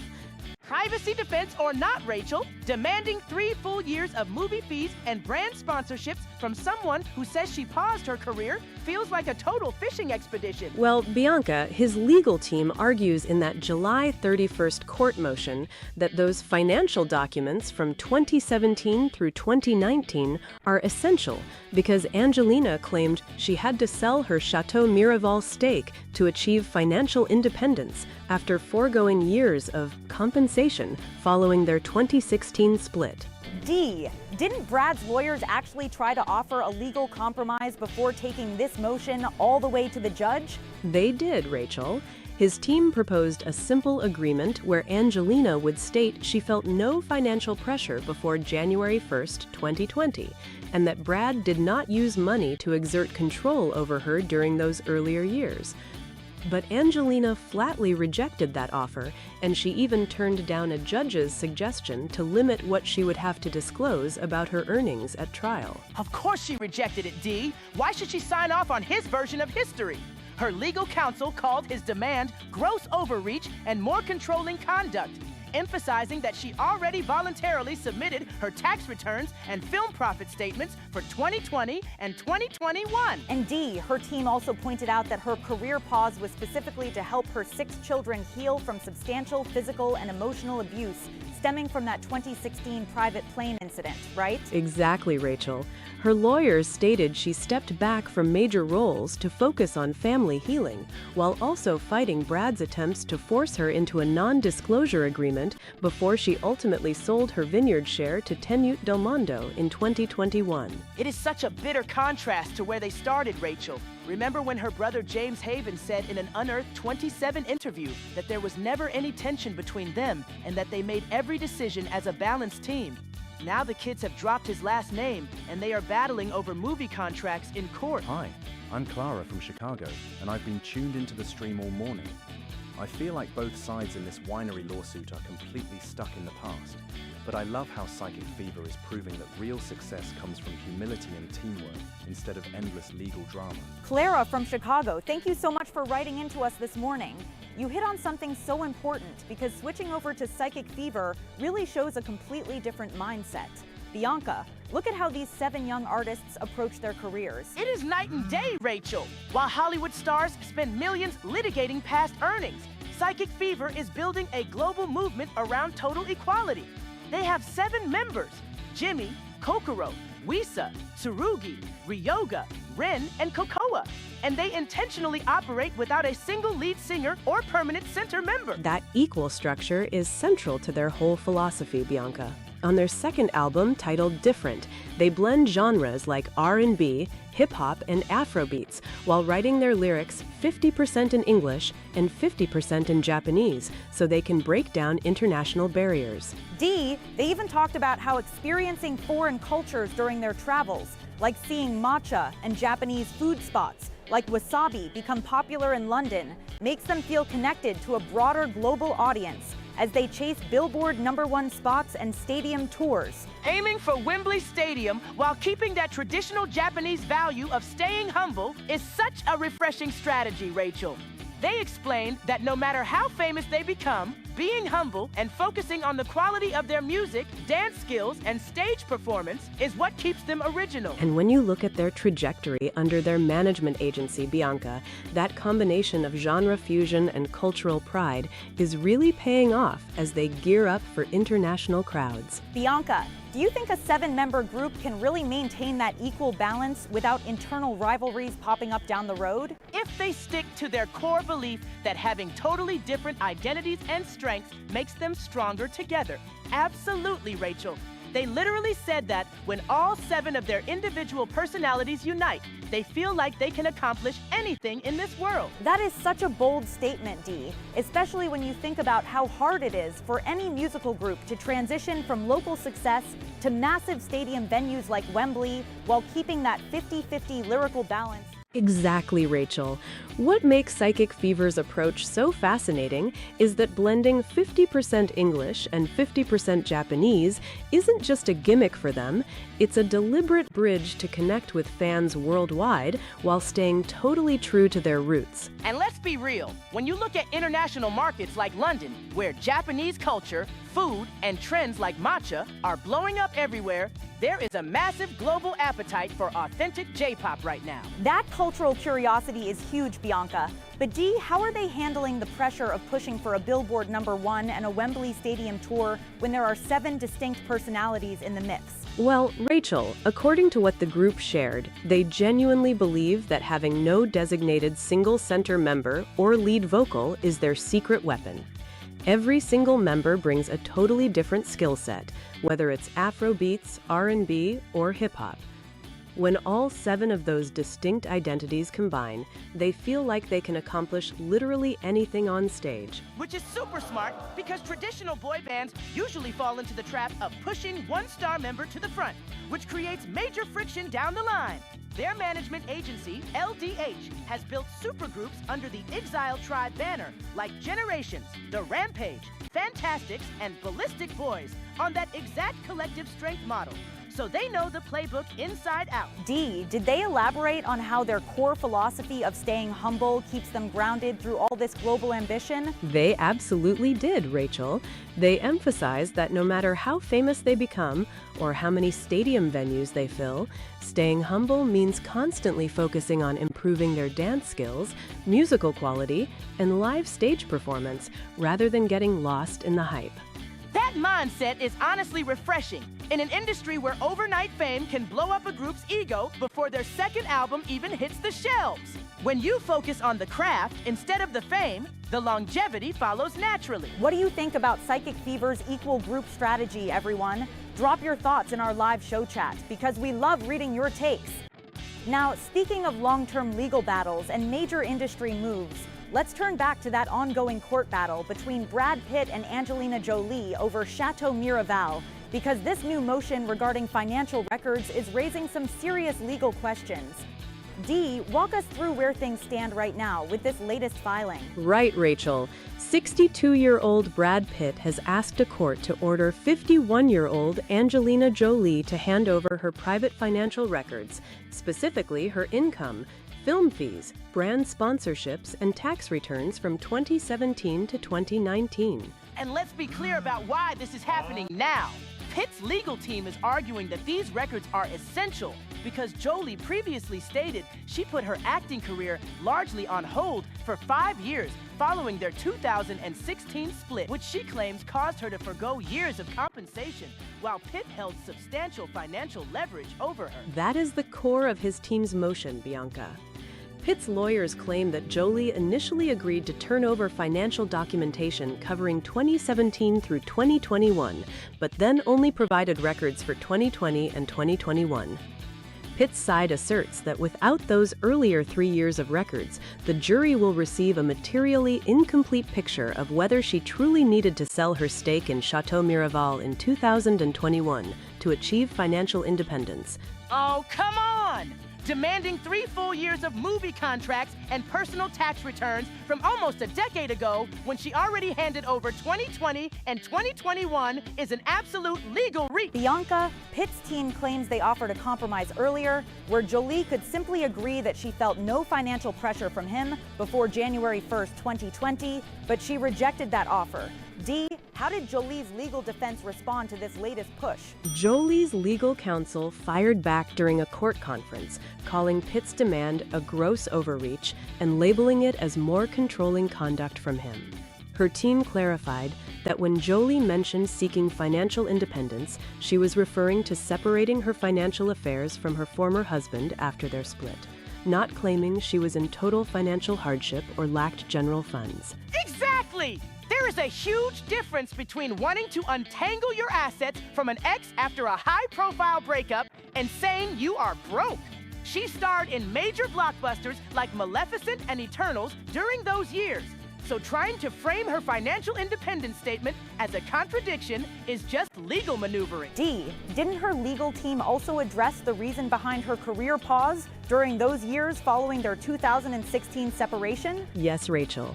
Her lawyers reiterated that Jolie stepped back from her heavy filming schedule for 5 years, specifically to help her 6 children heal from substantial physical and emotional abuse that alleged occurred during that private plane ride in 2016, although Pitt was never criminally charged. And let's not forget the Chateau Miraval backstory here. They bought that French vineyard together back in 2008. Got married on the property in 2014, and then Jolie sold her 50% stake in 2021 to Tenute Del Mundo, a division of Stoli Group. Pitt sued her in February 2022, claiming they had an unwritten agreement never to sell without mutual consent. Right, Bianca. While Jolie's team maintains that no such consent was required and that negotiations with Pitt broke down earlier because he allegedly demanded she sign an expansive non-disclosure agreement to remain silent about his past conduct towards the family before he would buy her share. It is wild to think about how much their dynamic has shifted when you contrast it with the early days of their relationship. Dee, didn't Jolie's brother, James Haven, give an interview years ago that painted a completely different picture of them? He did, Rachel. Back in 2007, a few years into their relationship after they met on the set of Mr. and Mrs. Smith, James Haven gave an interview where he defended their bond. He said he had never seen any tension between Brad and Angelina, that they made all their decisions together equally, and that Pitt brought out the absolute best in his sister. Well, that was nearly 2 decades ago when they were the ultimate Hollywood power couple. Fast forward through a 2016 separation, a finalized divorce in December 2024, and years of bitter court fights over custody and French real estate, and that old picture-perfect image is completely gone. It really highlights how complex these prolonged high-stakes celebrity divorces become when personal history and massive business assets like Chateau Miraval overlap. Which side of this financial records dispute do you lean towards? Send us your views on our show's social handle. Look, at the end of the day, a judge hasn't even ruled on Pitt's motion yet. Jolie's team is standing firm on privacy protection and attorney-client privilege, while Pitt's side insists they need those 2017 to 2019 film fees to test her claims in front of a jury. And remember, Rachel, during a recent meeting, the judge even suggested limiting what Jolie would have to say about her income in court. But Jolie turned that down as well, confirming she won't argue at trial that Pitt used Miraval to financially control her, but rather that her career pause relates to why his proposed privacy agreement was unacceptable to her. So both sides are holding their ground firmly as they head closer to trial. Now, going back to Psychic Fever and their international push with Different, Dee, what are the next major milestones on their radar as they take this genre-blending album on the road? They are aiming straight for the top, Rachel. Beyond their dream of headlining Wembley Stadium in London, they are actively targeting the Billboard charts and planning extensive international touring to bring their fusion of English and Japanese tracks to global audiences. And with tracks touching on everything from R&B to Afro beats, they are positioning themselves to tap into totally different music markets at once, which is a massive advantage for a modern J-pop group. But Dee, when a group sets goals as massive as Wembley Stadium and Billboard chart tops, how do they ensure that equal 7-member dynamic stays solid under the stress of international touring? Well, Rachel, they credit their shared commitment to that stay humble philosophy. And for Psychic Fever, that stay humble philosophy is literally their guiding rule no matter how famous they become. They emphasize that regardless of how far their global footprint expands, every single one of the 7 members remains focused on constantly pursuing higher quality in their music, their choreography, and their stage performances, rather than getting swept up by ego. That is such a refreshing mindset in today's music industry, Dee, where boy bands so often end up with one clear frontrunner pushed into the spotlight while the others fade into the background. When a group operates with an equal 7-member structure where everyone brings distinct identities, strong individual talents, and equal stage presence, maintaining that shared humility is what keeps the group unified under the pressure of international touring. Exactly, Bianca. And Dee, they actually pointed out how performing internationally and visiting places like London really opened their eyes to how much global audiences are already embracing Japanese culture, didn't they? They really did, Rachel. During their time in London, the members noticed how widely integrated Japanese food culture has become over there, highlighting popular dining spots like Wasabi and the widespread obsession with matcha. They realized that international fans are already genuinely curious about Japanese culture, lifestyle, and food, which makes their strategy of splitting their lyrics 50% English and 50% Japanese feel completely natural to a global audience. It is a brilliant strategy for global expansion. By combining R&B, Afro beats, and hip-hop beats with that 50-50 lyrical blend, they are breaking down traditional language barriers while tapping directly into a global cultural wave that youth culture is already celebrating. It really makes you wonder whether this equal 7-member structure and half English, half Japanese formula will set a brand new benchmark for J-pop groups taking their music to international stadiums. What do you think about Psychic Fever's approach to global music charts? Let us know in the comments on our live stream right now. But while Psychic Fever is building a unified future around shared values and staying grounded across the entertainment industry, long-standing joint ventures between former partners show just how messy things get when that shared vision completely collapses. You are pointing right back to Brad Pitt and Angelina Jolie. Bianca, that contrast could not be more dramatic. Here we have 2 people who once jointly owned Chateau Miraval as a dream vineyard in France, where they got married back in 2014 after nearly a decade together. And now, years after their 2016 separation, They are trapped in one of the most contentious courtroom sagas in Hollywood history. That is right, Rachel. The core of Brad Pitt's latest legal motion revolves around Angelina Jolie's assertion that she needed to sell her share of Chateau Miraval in 2021 in order to achieve financial independence from him.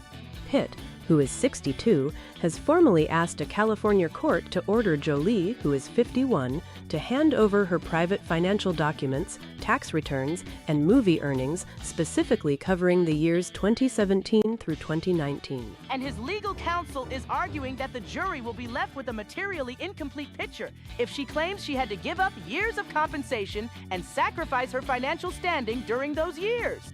Pitt's lawyers are demanding to see her upfront fees for massive film roles like Maleficent and Eternals, alongside her brand sponsorships, to argue she was never in financial distress before selling her stake to Tanut Del Mondo. Precisely, Bianca. According to the court documents, Pitt's legal team points out that Jolie initially agreed to produce records spanning from 2017 all the way through 2021. But then, on February 23, 2026, she restricted her disclosure to only tax returns and profit statements for 2020 and 2021. Pitt's lawyers even offered a simplified compromise, proposing that Jolie agree she felt no financial pressure prior to January 1, 2020, and that Pitt did not exercise financial leverage over her between 2017 and 2019. But Dee, Jolie turned down that proposed deal, didn't she? She completely rejected it, Rachel.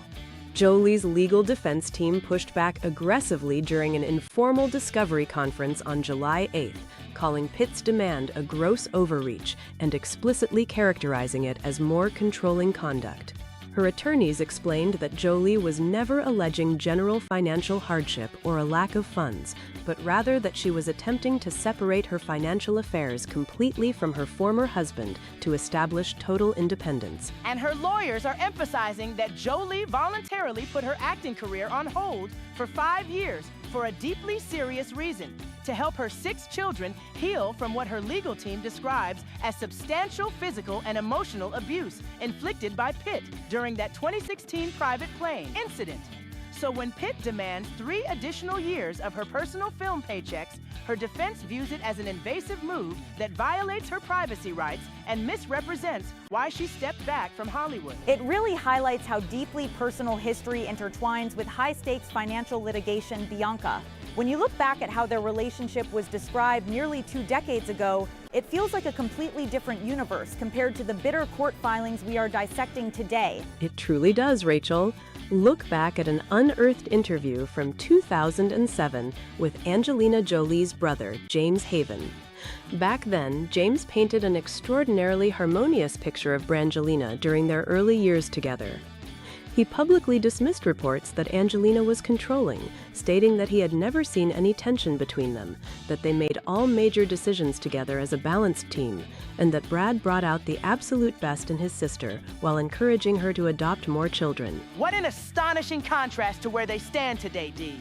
To go from a supportive family member describing a perfectly balanced relationship where neither person nagged or controlled the other in 2007 to their current reality, where their divorce was finalized in December 2024, their 6 children have dropped Pitt's last name, and both sides are locked in legal warfare over non-disclosure agreements, abuse allegations, and French winery shares. And the legal arguments over the winery deal itself remain incredibly sharp, Rachel.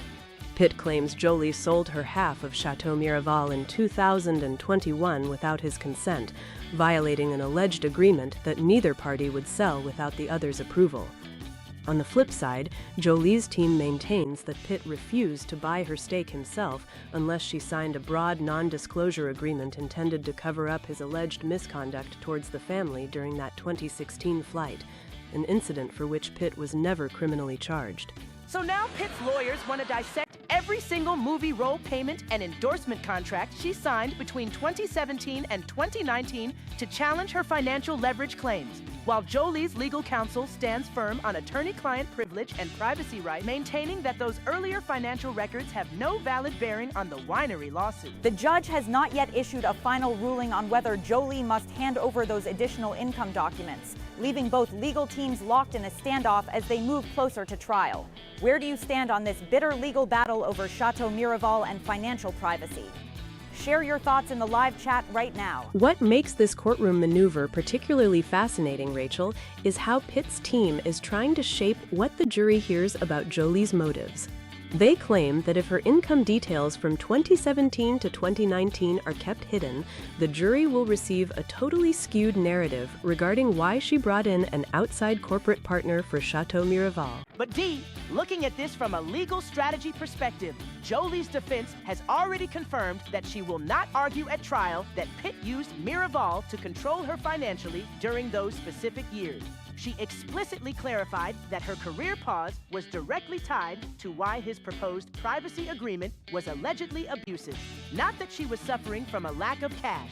So dragging out her movie fees from nearly a decade ago really looks like an attempt to probe into her private financial affairs rather than resolve the core business dispute. And as both sides prepare their final arguments for the upcoming court date over Chateau Miraval, the judge will have to determine whether these requested financial records are genuinely material to the property sale or whether they constitute an excessive intrusion into personal privacy. That is precisely the wedge, Rachel, because Pitt's team is insisting that without those full tax returns and profit statements from 2017 through 2019, the jury is going to receive a completely skewed narrative about her true motivation for selling her stake in Chateau Miraval. And to build on that, Bianca, what the court documents reveal is that Jolie actually did hand over her income records and tax details for 2020 and 2021. Her legal defense maintains that going back to 2017 is nothing more than an invasive fishing expedition into her upfront movie fees, brand deals, and personal accounting. But let us be real for a second. When someone explicitly cites seeking financial independence as the core reason for liquidating a multi-million-dollar property asset, the opposing side's lawyers are naturally going to demand to see the ledger. It is standard courtroom procedure in a high-stakes corporate fight over a French vineyard. Yet Dee, Jolie's counsel hit back hard during that informal discovery conference, didn't they? They explicitly called this motion a gross overreach and labeled it a continuation of controlling conduct by Pitt. Exactly, Rachel.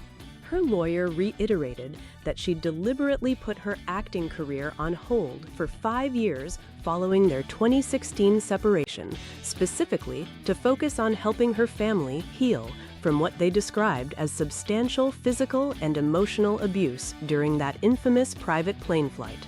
They maintain she was never claiming to be in financial difficulty or lacking funds, but rather attempting to separate her financial affairs from her former husband once and for all. And that is where the non-disclosure agreement claims re-enter the battle.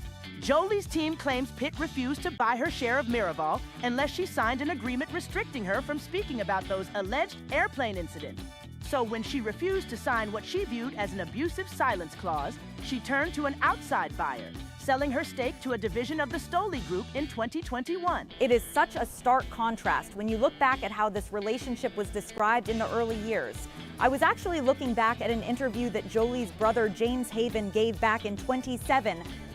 Back then, he stated that he had never seen any tension between Brad and Angelina, that they made every single decision together, and that it was total rubbish that she tried to control him or that there was any nagging. It really highlights how drastically things shifted after 2016, Rachel.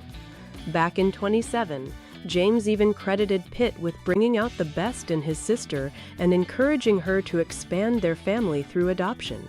Now, nearly 2 decades later, their children have dropped the Pitt surname, and the former couple is locked in this endless courtroom warfare over tax records, non-disclosure agreements, and movie fees for big blockbusters like Maleficent and Eternals. We actually have a viewer message coming in on our live display board right now about this exact legal standoff. Hi everyone, I'm Brenda from Ohio, and I've watched Brad and Angelina ever since Mr. and Mrs. Smith.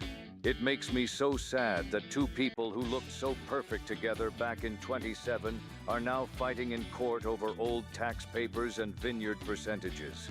Can't they just settle this outside of court for the sake of their 6 kids? Oh, Brenda, bless your heart.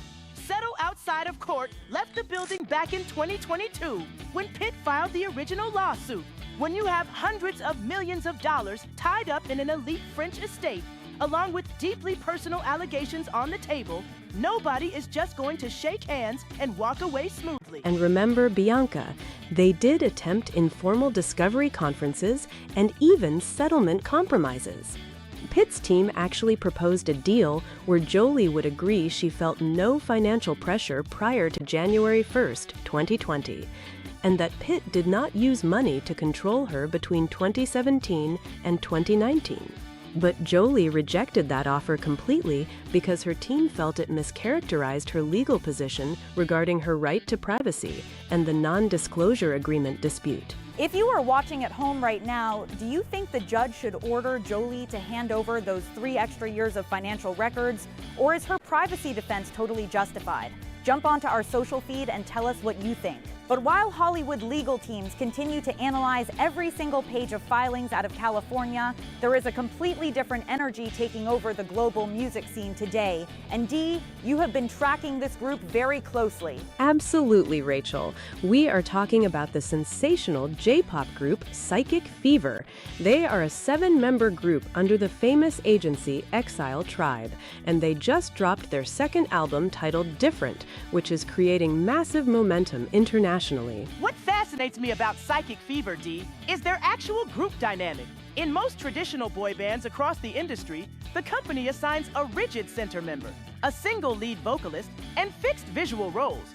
But Psychic Fever completely rejected that formula. You nailed it, Bianca.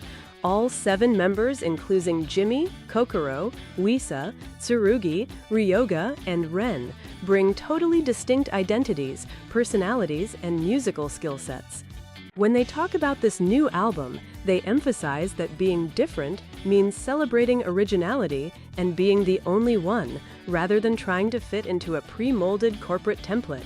And musically, they are pushing creative boundaries far beyond standard J-pop expectations, aren't they, Dee? They are blending urban R&B, pop rap, like their stellar single Choose One. And for this new album, they even experimented with Afro R&B for the very first time. Yes, Rachel.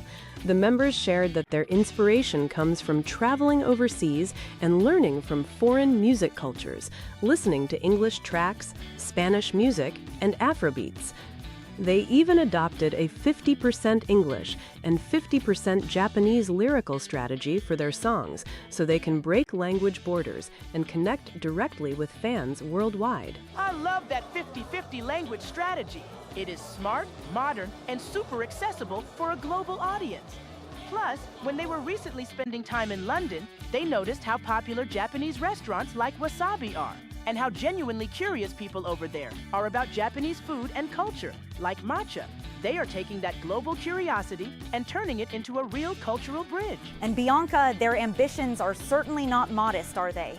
These 7 guys have stated loud and clear that they are aiming for the #1 spot on the Billboard charts, world tours, and specifically performing at Wembley Stadium in London. Dream big or go home, right, Rachel? But what I respect most about Psychic Fever is that despite those huge dreams of stadium tours and Billboard chart success, they constantly talk about the traditional Japanese philosophy of stay humble. That is their absolute core foundation, Bianca. The members explained that no matter how famous or successful they become, staying humble is the secret to longevity. For them, being humble means constantly grinding in the studio, perfecting their vocal delivery, honing their dance choreography, and raising the quality of every single live performance on stage. Which of Psychic Fever's 7 members stands out the most to you? Or what is your favorite genre blend on their new album, Different? Jump into our live chat right now and share your take. You know, Dee, when you look at how Psychic Fever operates, working as an equal 7-member unit without a single center member sucking up all the spotlight, it is almost the complete opposite of Western celebrity culture, where giant individual egos so often end up clashing in court years later over profits and control. It really is an incredible contrast, Bianca. While Pitt and Jolie are fighting in court over who earned what upfront fee between 2017 and 2019 for movie roles, Psychic Fever is operating on a collective mindset where every member's unique strength serves the entire group's mission to reach Wembley Stadium. And speaking of that journey toward Wembley, Dee, when Psychic Fever talked about blending Afro R&B on this latest album, did they mention how their international fan base reacted when they first performed those tracks live? Well, Rachel, they said that performing overseas and taking those fresh Afro R&B rhythms directly to international crowds completely confirmed that music transcends any language barrier. And let us be realistic here. Writing their lyrics 50% in English and 50% in Japanese is an absolute stroke of genius for building a global audience. It really is, Bianca. They noticed during their trips abroad how fascinated people are with Japanese culture, pointing out how matcha is trending everywhere and how popular Japanese food spots like wasabi are in London. So blending Afro R&B with their own native identity felt like a completely natural evolution. That cultural bridge is so fascinating, Dee. Combining Afro R&B with pop rap and Japanese lyrics while setting their sights on Billboard and Wembley Stadium is massive ambition. But what really blew me away was their dedication to that core Japanese mindset, staying humble. Oh, keeping a stay humble philosophy while openly aiming for global stadium tours is such a refreshing contrast, Rachel. They explicitly explain that no matter how famous or successful they become, they refuse to let ego take over. They stay focused on constantly elevating their dance skills, stage performances, and musical quality. That humble mindset shapes their entire group dynamic as well, because none of the 7 members functions as a dominant center or sole lead vocal. Every single artist gets to bring their own unique identity and strengths to the stage without pushing anyone else into the shadows. It really highlights how powerful team dynamics can be when everyone works toward a shared vision without letting individual egos cause friction. If you are watching us live right now, jump into the chat and tell us, do you prefer groups with one main superstar center or a 7-member team where every single person shines equally? Audiences love a true team effort when everyone stays grounded, Rachel. But when massive egos do end up taking over, you get the exact opposite result. Years of bitter courtroom warfare like what we are seeing unfold right now in Hollywood. That leads us right back to Chateau Miraval and the ongoing legal battle between Brad Pitt, who is 62, and Angelina Jolie, who is 51. Things are getting increasingly intense in that courtroom fight, Rachel. Pitt's legal team has filed a new motion asking a judge to compel Jolie to hand over her complete financial records, including upfront movie fees, brand sponsorship deals, and professional service income from 2017 through 2019. Which is completely unnecessary and invasive if you ask me. She already voluntarily turned over her tax returns and profit statements for 2020 and 2021, so why on earth does he need to pry into 3 additional years of her personal financial history? Well, Bianca, Pitt's attorneys claim those specific years are essential because Jolie previously stated in court documents that she sold her stake in Chateau Miraval back in 2021 in order to achieve financial independence from him. That is the core argument behind his filing, Dee.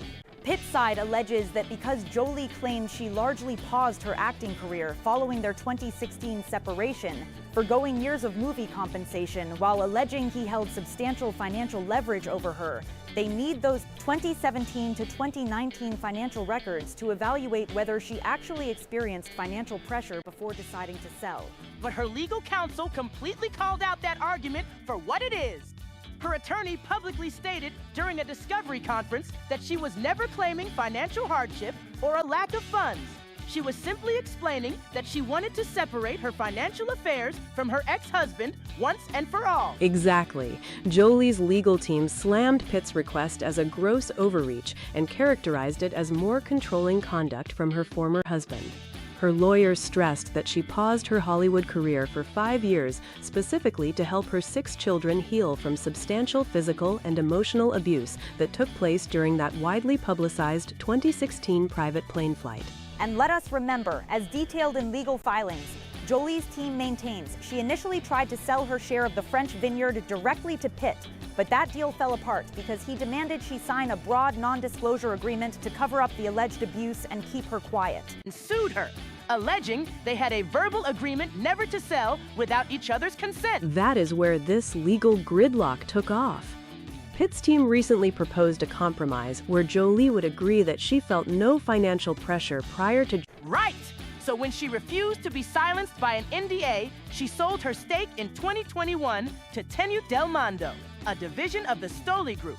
And Pitt turned around in February 2022 and January 1st, 2020, and that Pitt did not use money to control her between 2017 and 2019, but Jolie rejected that offer completely. She also turned down a judge's suggestion during a recent discovery meeting to limit what she could say about her personal income in court, D. She confirmed she will not argue at trial that Pitt used the winery to exert financial control over her, but she insists her career pause explains why his proposed silence agreement was so toxic. look at how far this has devolved since 2014, when they got married at that very same French estate after falling in love on the set of Mr. and Mrs. Smith 2 decades ago. It is such a stark contrast to how things used to be.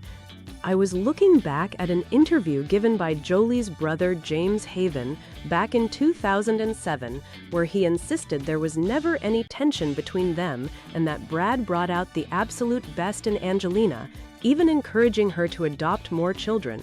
James Haven said back then that they made every decision as a balanced team without anyone nagging or controlling the other, which feels light years away from where they are now, with several of their children even dropping Pitt's last name, while legal battles persist past their divorce finalization in December 2024. It just goes to show how quickly a Hollywood romance can turn into endless litigation over property rights, non-disclosure agreements, and tax records. And Pitt's lawyers are warning that if the court does not grant access to those 2017 to 2019 financial papers, the jury will be left with a materially incomplete picture of the circumstances surrounding the winery sale. While Jolie's side insists that digging into her income from years before 2020 is a gross violation of her right to privacy when she never claimed to be in financial distress. To everyone tuning in, we want to hear your perspective on this ongoing legal fight. Do you think pre-sale financial records are fair game in court, or is this just an unnecessary intrusion? It feels like pure courtroom strategy, Rachel. But while Brad and Angelina remain locked in legal drama in California, Psychic Fever is demonstrating how powerful a unified team can be when everyone shares the same dream. It really is two completely opposite energy levels. While Hollywood lawyers argue over vineyard shares and tax documents, the 7 members of Psychic Fever are focusing on blending Afro R&B with pop rap and taking Japanese culture to a global stage. Jimmy, Kokoro, Wisa, Tsurugi, Ryoga, Ren, and Kohei are proving that when you leave ego out of the equation and focus on being original, you can build a movement that stretches from Tokyo all the way to Wembley Stadium. And that second album title, Different, says it all. They are showing young artists everywhere that being different means being original, being authentic, and being the only one of your kind in an industry full of copycats. Plus, writing lyrics 50% in English and 50% in Japanese gives them that perfect balance to connect with fans in London, across Asia, and everywhere else. They noticed how international fans are embracing matcha and Japanese culture, and they are riding that wave straight to international stardom. They have set their sights on a Billboard #1 spot, a world tour, and a massive stadium tour. But as Dee brought up earlier, they swear they will never abandon that foundational mindset of staying humble. That is why they stand out, Rachel. They stay humble, keep grinding on their dance skills, and put the musical quality above personal ego or individual spotlight demand. Meanwhile, back in court, everyone is waiting to see whether the judge will side with Pitt's motion or dismiss the request for those 2017 to 2019 financial records altogether. Exactly, Dee. And that is the central legal question hanging over this entire winery dispute right now. Oh, absolutely, Rachel. 62-year-old Brad Pitt is not backing down one bit in this court battle. His legal team is practically demanding that Angelina Jolie open up her books and show every single dollar she made between 2017 and 2019. That is right, Bianca. In filings submitted late last month, Pitt's attorneys asked the court to force Jolie to hand over full records of her income, including tax returns, upfront payments for film roles, lucrative brand sponsorships, and any other professional fees she collected after their 2016 split. And his entire legal argument hinges on her previous statements regarding why she sold her stake in Chateau Miraval, doesn't it, Dee? Yes, Rachel. Pitt's team points to Jolie's earlier statements, where she explained that she needed to sell her share of the French vineyard in 2021 to achieve financial independence from him. His lawyers argue that since she claimed she put her career on hold and gave up years of compensation, they need those 2017 to 2019 financial documents to prove whether that was actually the case. But look at how Angelina's defense team completely fired back at that, Rachel. During an informal discovery conference on July 8th, her lawyer did not mince words at all. He called Pitt's demand a gross overreach and characterized it as yet another example of controlling conduct by her ex-husband. Her lawyers are painting a very different picture of why she paused her Hollywood career after their breakup. Right, Dee? Exactly, Rachel. Her defense team emphasized that Jolie, who starred in major films like Maleficent and Eternals during that time frame, intentionally paused her career for 5 years to help her 6 children heal from what she described as substantial physical and emotional abuse inflicted by Pitt during that infamous private plane incident in 2016. And let us talk about that non-disclosure agreement, Bianca. Her team has consistently maintained that Pitt refused to buy out her share of Chateau Miraval unless she signed a strict agreement to stay silent about his alleged misconduct toward the family, which she refused to sign. So in October 2021, she went ahead and sold her 50% share of Miraval to Tenute del Mondo, which is a division of the Stoli Group, sparking Pitt's original lawsuit against her in February 2022. Precisely, Rachel. Pitt claims they had a binding verbal agreement never to sell their respective shares in the estate without each other's consent.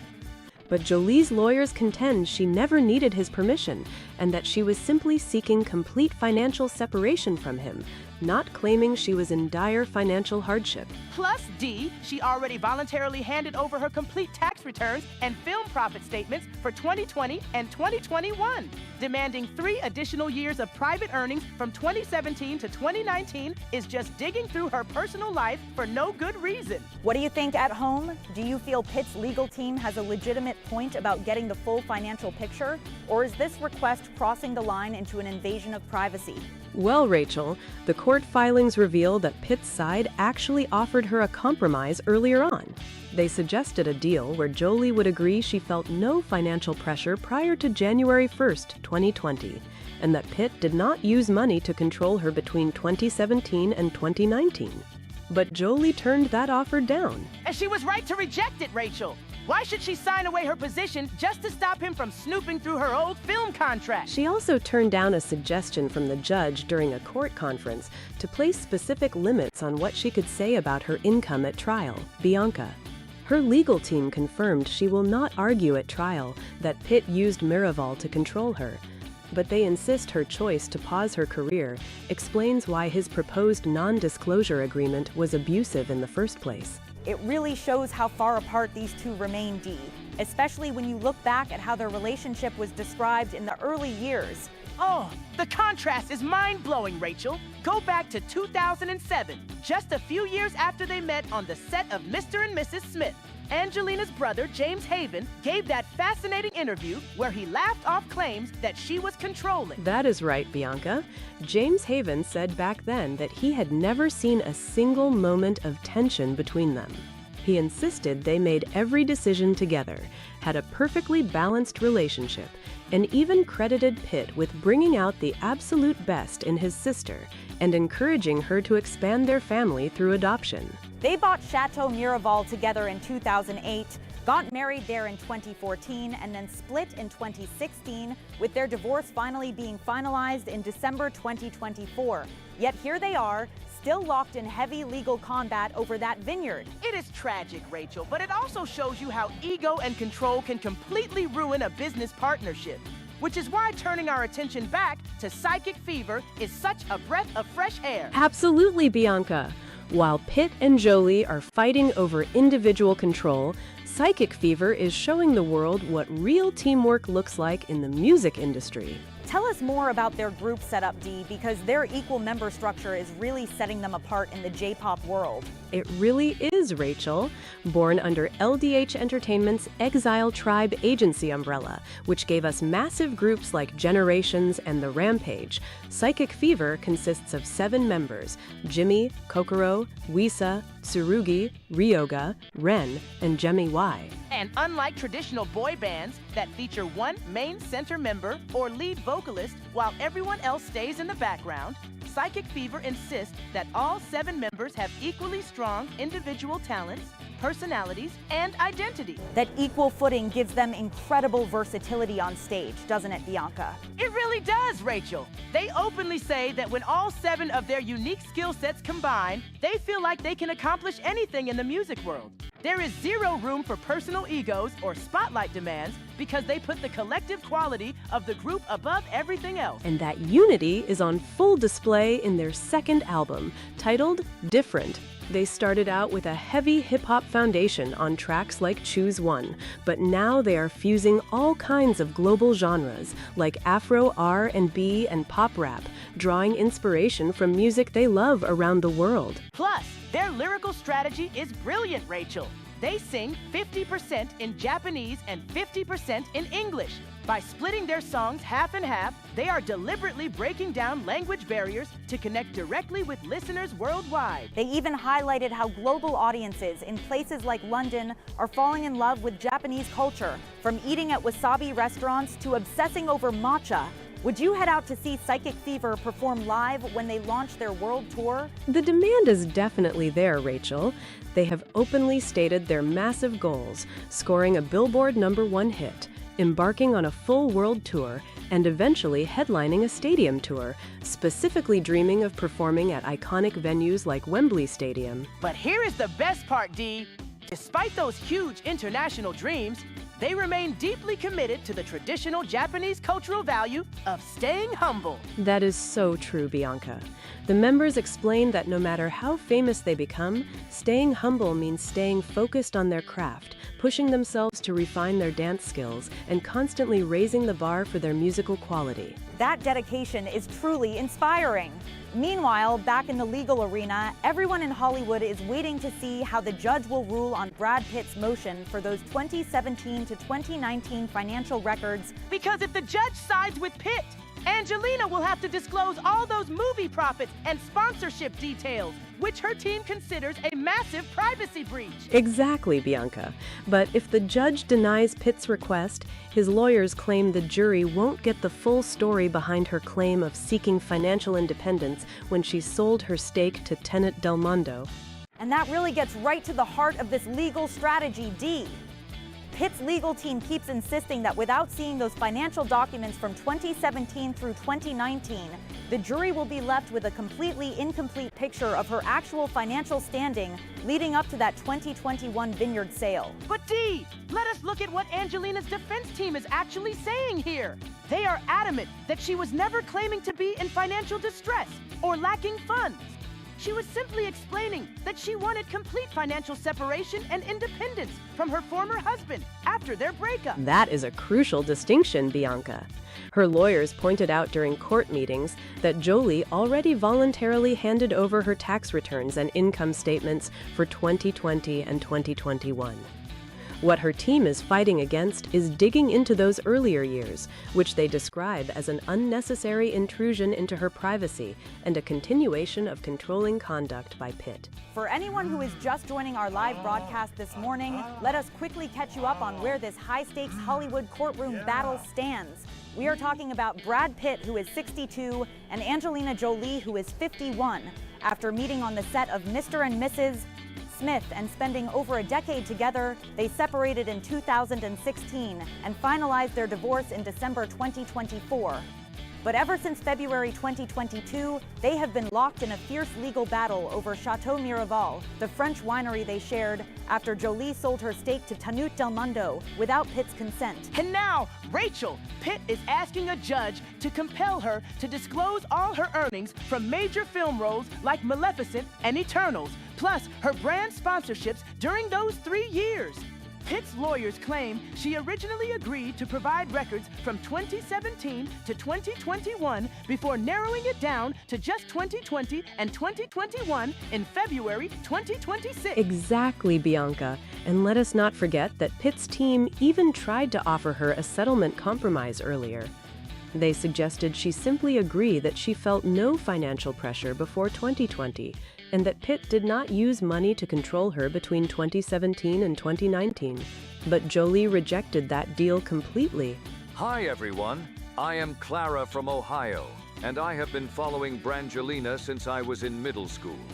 I feel so heartbroken seeing two people who looked so deeply in love during Mr. and Mrs. Smith now spending years fighting in court over tax returns and French winery shares. Oh, Clara, welcome to the harsh reality of celebrity legal battles. When hundreds of millions of dollars and deep personal history are involved, romantic memories fade and court motions take over. It really is a remarkable shift from the past, Clara, especially when you recall what Angelina's brother, James Haven, said in an interview back in 2007. Back then, he insisted they were a completely balanced team with zero tension, making every decision together without either person nagging or controlling the other. It really shows how vastly different things became after their split. Bianca, if you are watching us at home, do you think court records from years after a split should stay private? Let us know in our live chat. While the lawyers keep filing motions in California, let us look at a group that is focusing all its energy on unity and artistic growth. J-pop sensation Psychic Fever. That transition brings us right back to their second album, Different Bianca. What makes this 7-member group so special is that, unlike typical boy bands, they do not have a single center member or main vocalist. Members like Jimmy, Kokoro, Wisa, and Ren all share equal footing. That equal group dynamic is what gives them so much power, Dee. The members mentioned that having diverse individual strengths allows them to feel like together they can accomplish anything in the world. And they are taking that energy straight onto the global stage, Rachel. They are blending genres like Afro, R&B, and pop rap, singing 50% of their lyrics in English and 50% in Japanese to break down international borders. Plus, Bianca. They have massive ambitions. They are aiming for Billboard chart spots and world tours, including performing at Wembley Stadium. But even with those enormous stadium goals, they stay deeply committed to the traditional Japanese concept of staying humble, focusing every day on improving their dance skills and music quality. How do you feel about Psychic Fever's global crossover strategy? Share your thoughts with our show. That dedication is why their music feels so authentic, Rachel. They are balancing big international dreams with real discipline. Exactly, Bianca. And that discipline comes directly from that traditional Japanese concept of staying humble that they talked about. They said no matter how famous they get, they refuse to lose sight of pushing their dance skills and music quality. And it really shows in how they approach global culture, Rachel. When they were talking about traveling overseas, they noticed how much people everywhere are embracing Japanese culture right now, from matcha becoming a massive global trend to Japanese food spots popping up all over places like London. Well, who does not love matcha, Dee? But seriously, using that cultural curiosity to connect with international fans while singing 50% in English and 50% in Japanese is brilliant. They are not abandoning their roots. They are expanding them. It really creates this seamless bridge for listeners worldwide. Plus, having 7 members who each bring a totally distinct identity means every single fan can find someone they relate to. There is no background member in that group. That is the core message of their second album, Different, Rachel. They explained that being different means being original and being the only one of your kind. They want their audience to embrace what makes them unique, just like the 7 of them do on stage. Which is so refreshing in an industry where groups are sometimes pushed into identical molds. Taking that mindset from local venues all the way to dreaming of Billboard chart spots and Wembley Stadium takes serious guts, and I am completely here for it. What about you watching at home? Do you think Psychic Fever's 50-50 language mix is the secret to breaking global records? Send us your opinions live to our show right now. But speaking of long-running battles and high stakes, Bianca, we have to pivot back to the massive legal showdown that is tearing through Hollywood legal circles today. Oh, you mean the never-ending courtroom war over Chateau Miraval between Brad Pitt and Angelina Jolie? Because just when you think this estate saga cannot get any more tense, another wave of court motions drop. That is right, Bianca. The latest update revolves around Brad Pitt, who is 62, demanding that 62-year-old actor's legal team get full access to Angelina Jolie's private financial records covering the years 2017 through 2019. Walk us through why those specific years are causing such a firestorm, Dee. Because we know Jolie already handed over her financial documents for 2020 and 2021, right? Exactly, Rachel. According to the latest court filings, Pitt's lawyers allege that Jolie previously agreed to provide documents from 2017 all the way through 2021. But then in February of 2026, she restricted her disclosure to only 2020 and 2021 tax returns and film profit statements. And Brad's team is calling foul on that. They claim that without those 3 earlier years of earnings, her upfront fees for massive movie roles, brand sponsorships, and professional services, the jury is going to get a completely incomplete picture of the situation. Precisely, Bianca. Pitt's filing from July 31st argues that Jolie claimed she needed to sell her stake in the French winery in 2021 to achieve financial independence from him. Pitt's team wants her income records from 2017 to 2019 to test that claim, arguing she stated she put her career on hold after their 2016 split and gave up years of compensation. But Jolie's defense team is striking back hard against this motion. Isn't that right, Dee? Absolutely, Rachel. During an informal court meeting on July 8th, Jolie's attorney forcefully called Brad's demand a gross overreach and labeled it more controlling conduct.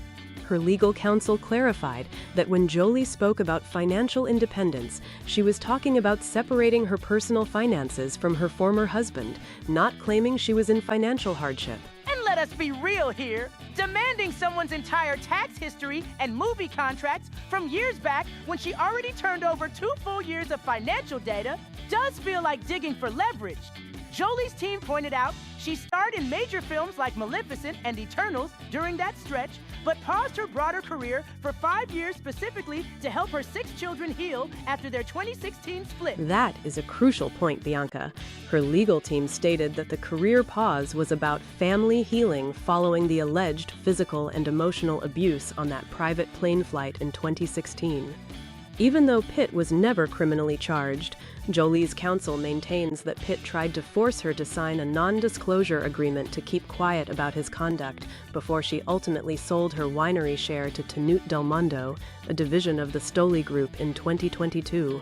And Pitt sued her shortly after, in February of 2022, alleging they had a binding agreement that neither party would sell their share of Chateau Miraval without the other person's explicit consent. Which Jolie completely denies. Her team says no such approval was ever needed and that Pitt actually backed out of buying her share himself because she refused his non-disclosure agreement. Now they are fighting over attorney-client privilege and financial document. It is a complete legal stalemate. Pitt's team even tried to offer a legal compromise before filing this latest motion, Rachel. They proposed a deal where Jolie would agree that she felt no financial pressure before January 1st, 2020, and that Pitt did not use money to exert control over her between 2017 and 2019. And she turned that down in a heartbeat, didn't she, Dee? She sure did, Bianca. She rejected that offer completely. Even when the judge suggested limiting what details about her personal earnings would be discussed in open court, Jolie declined that option as well. She confirmed she will not argue at trial that Pitt used the winery itself to control her, but maintained her career pause, explains why his proposed privacy agreement was allegedly abusive. It is so wild when you look at where they are today compared to where they started. They met on the set of Mr. and Mrs. Smith, spent over a decade together, were married for 2 years, and finalized their divorce in December of 2024. But this winery fight just keeps escalating. It really makes you rethink the whole history, Rachel, because back in 2007, Jolie's brother, James Haven, gave a magazine interview where he insisted there was zero tension between Brad and Angelina. He said they made all their decisions together, hailed Brad for bringing out the best in her, and insisted she was never controlling. That historical interview with James Haven, who recently shared publicly that he is gay, shows just how unified they seemed to family back then, Bianca. He spoke about how balanced their partnership was in 2007. But fast forward to today, after years of legal battles, their 6 children have faced massive changes, with some even dropping Pitt's last name entirely. Where do you stand on this ongoing courtroom saga? Do you think the judge should order those earlier financial records, or is Jolie right to protect her privacy? Tell us on social media for our show. I mean, looking at the pure legal strategy, Rachel, Pitt's team is trying to dismantle her narrative piece by piece. If she claims she sacrificed compensation after 2016, they want the exact figures down to the penny to show a jury whether her earning capacity was actually impacted or if she was pulling in massive upfront movie paychecks all along. Exactly, Bianca. Jolie's legal counsel maintains that she was seeking financial independence, specifically by severing financial ties with her former husband, not claiming she had zero money in her bank account. They view requesting older income records as an unnecessary infringement on her right to privacy. And remember, this French estate, Chateau Miraval, is not just any property. They bought it together in 2008, got married on the grounds in 2014, and now it remains the center of a bitter court battle over corporate shares, non-disclosure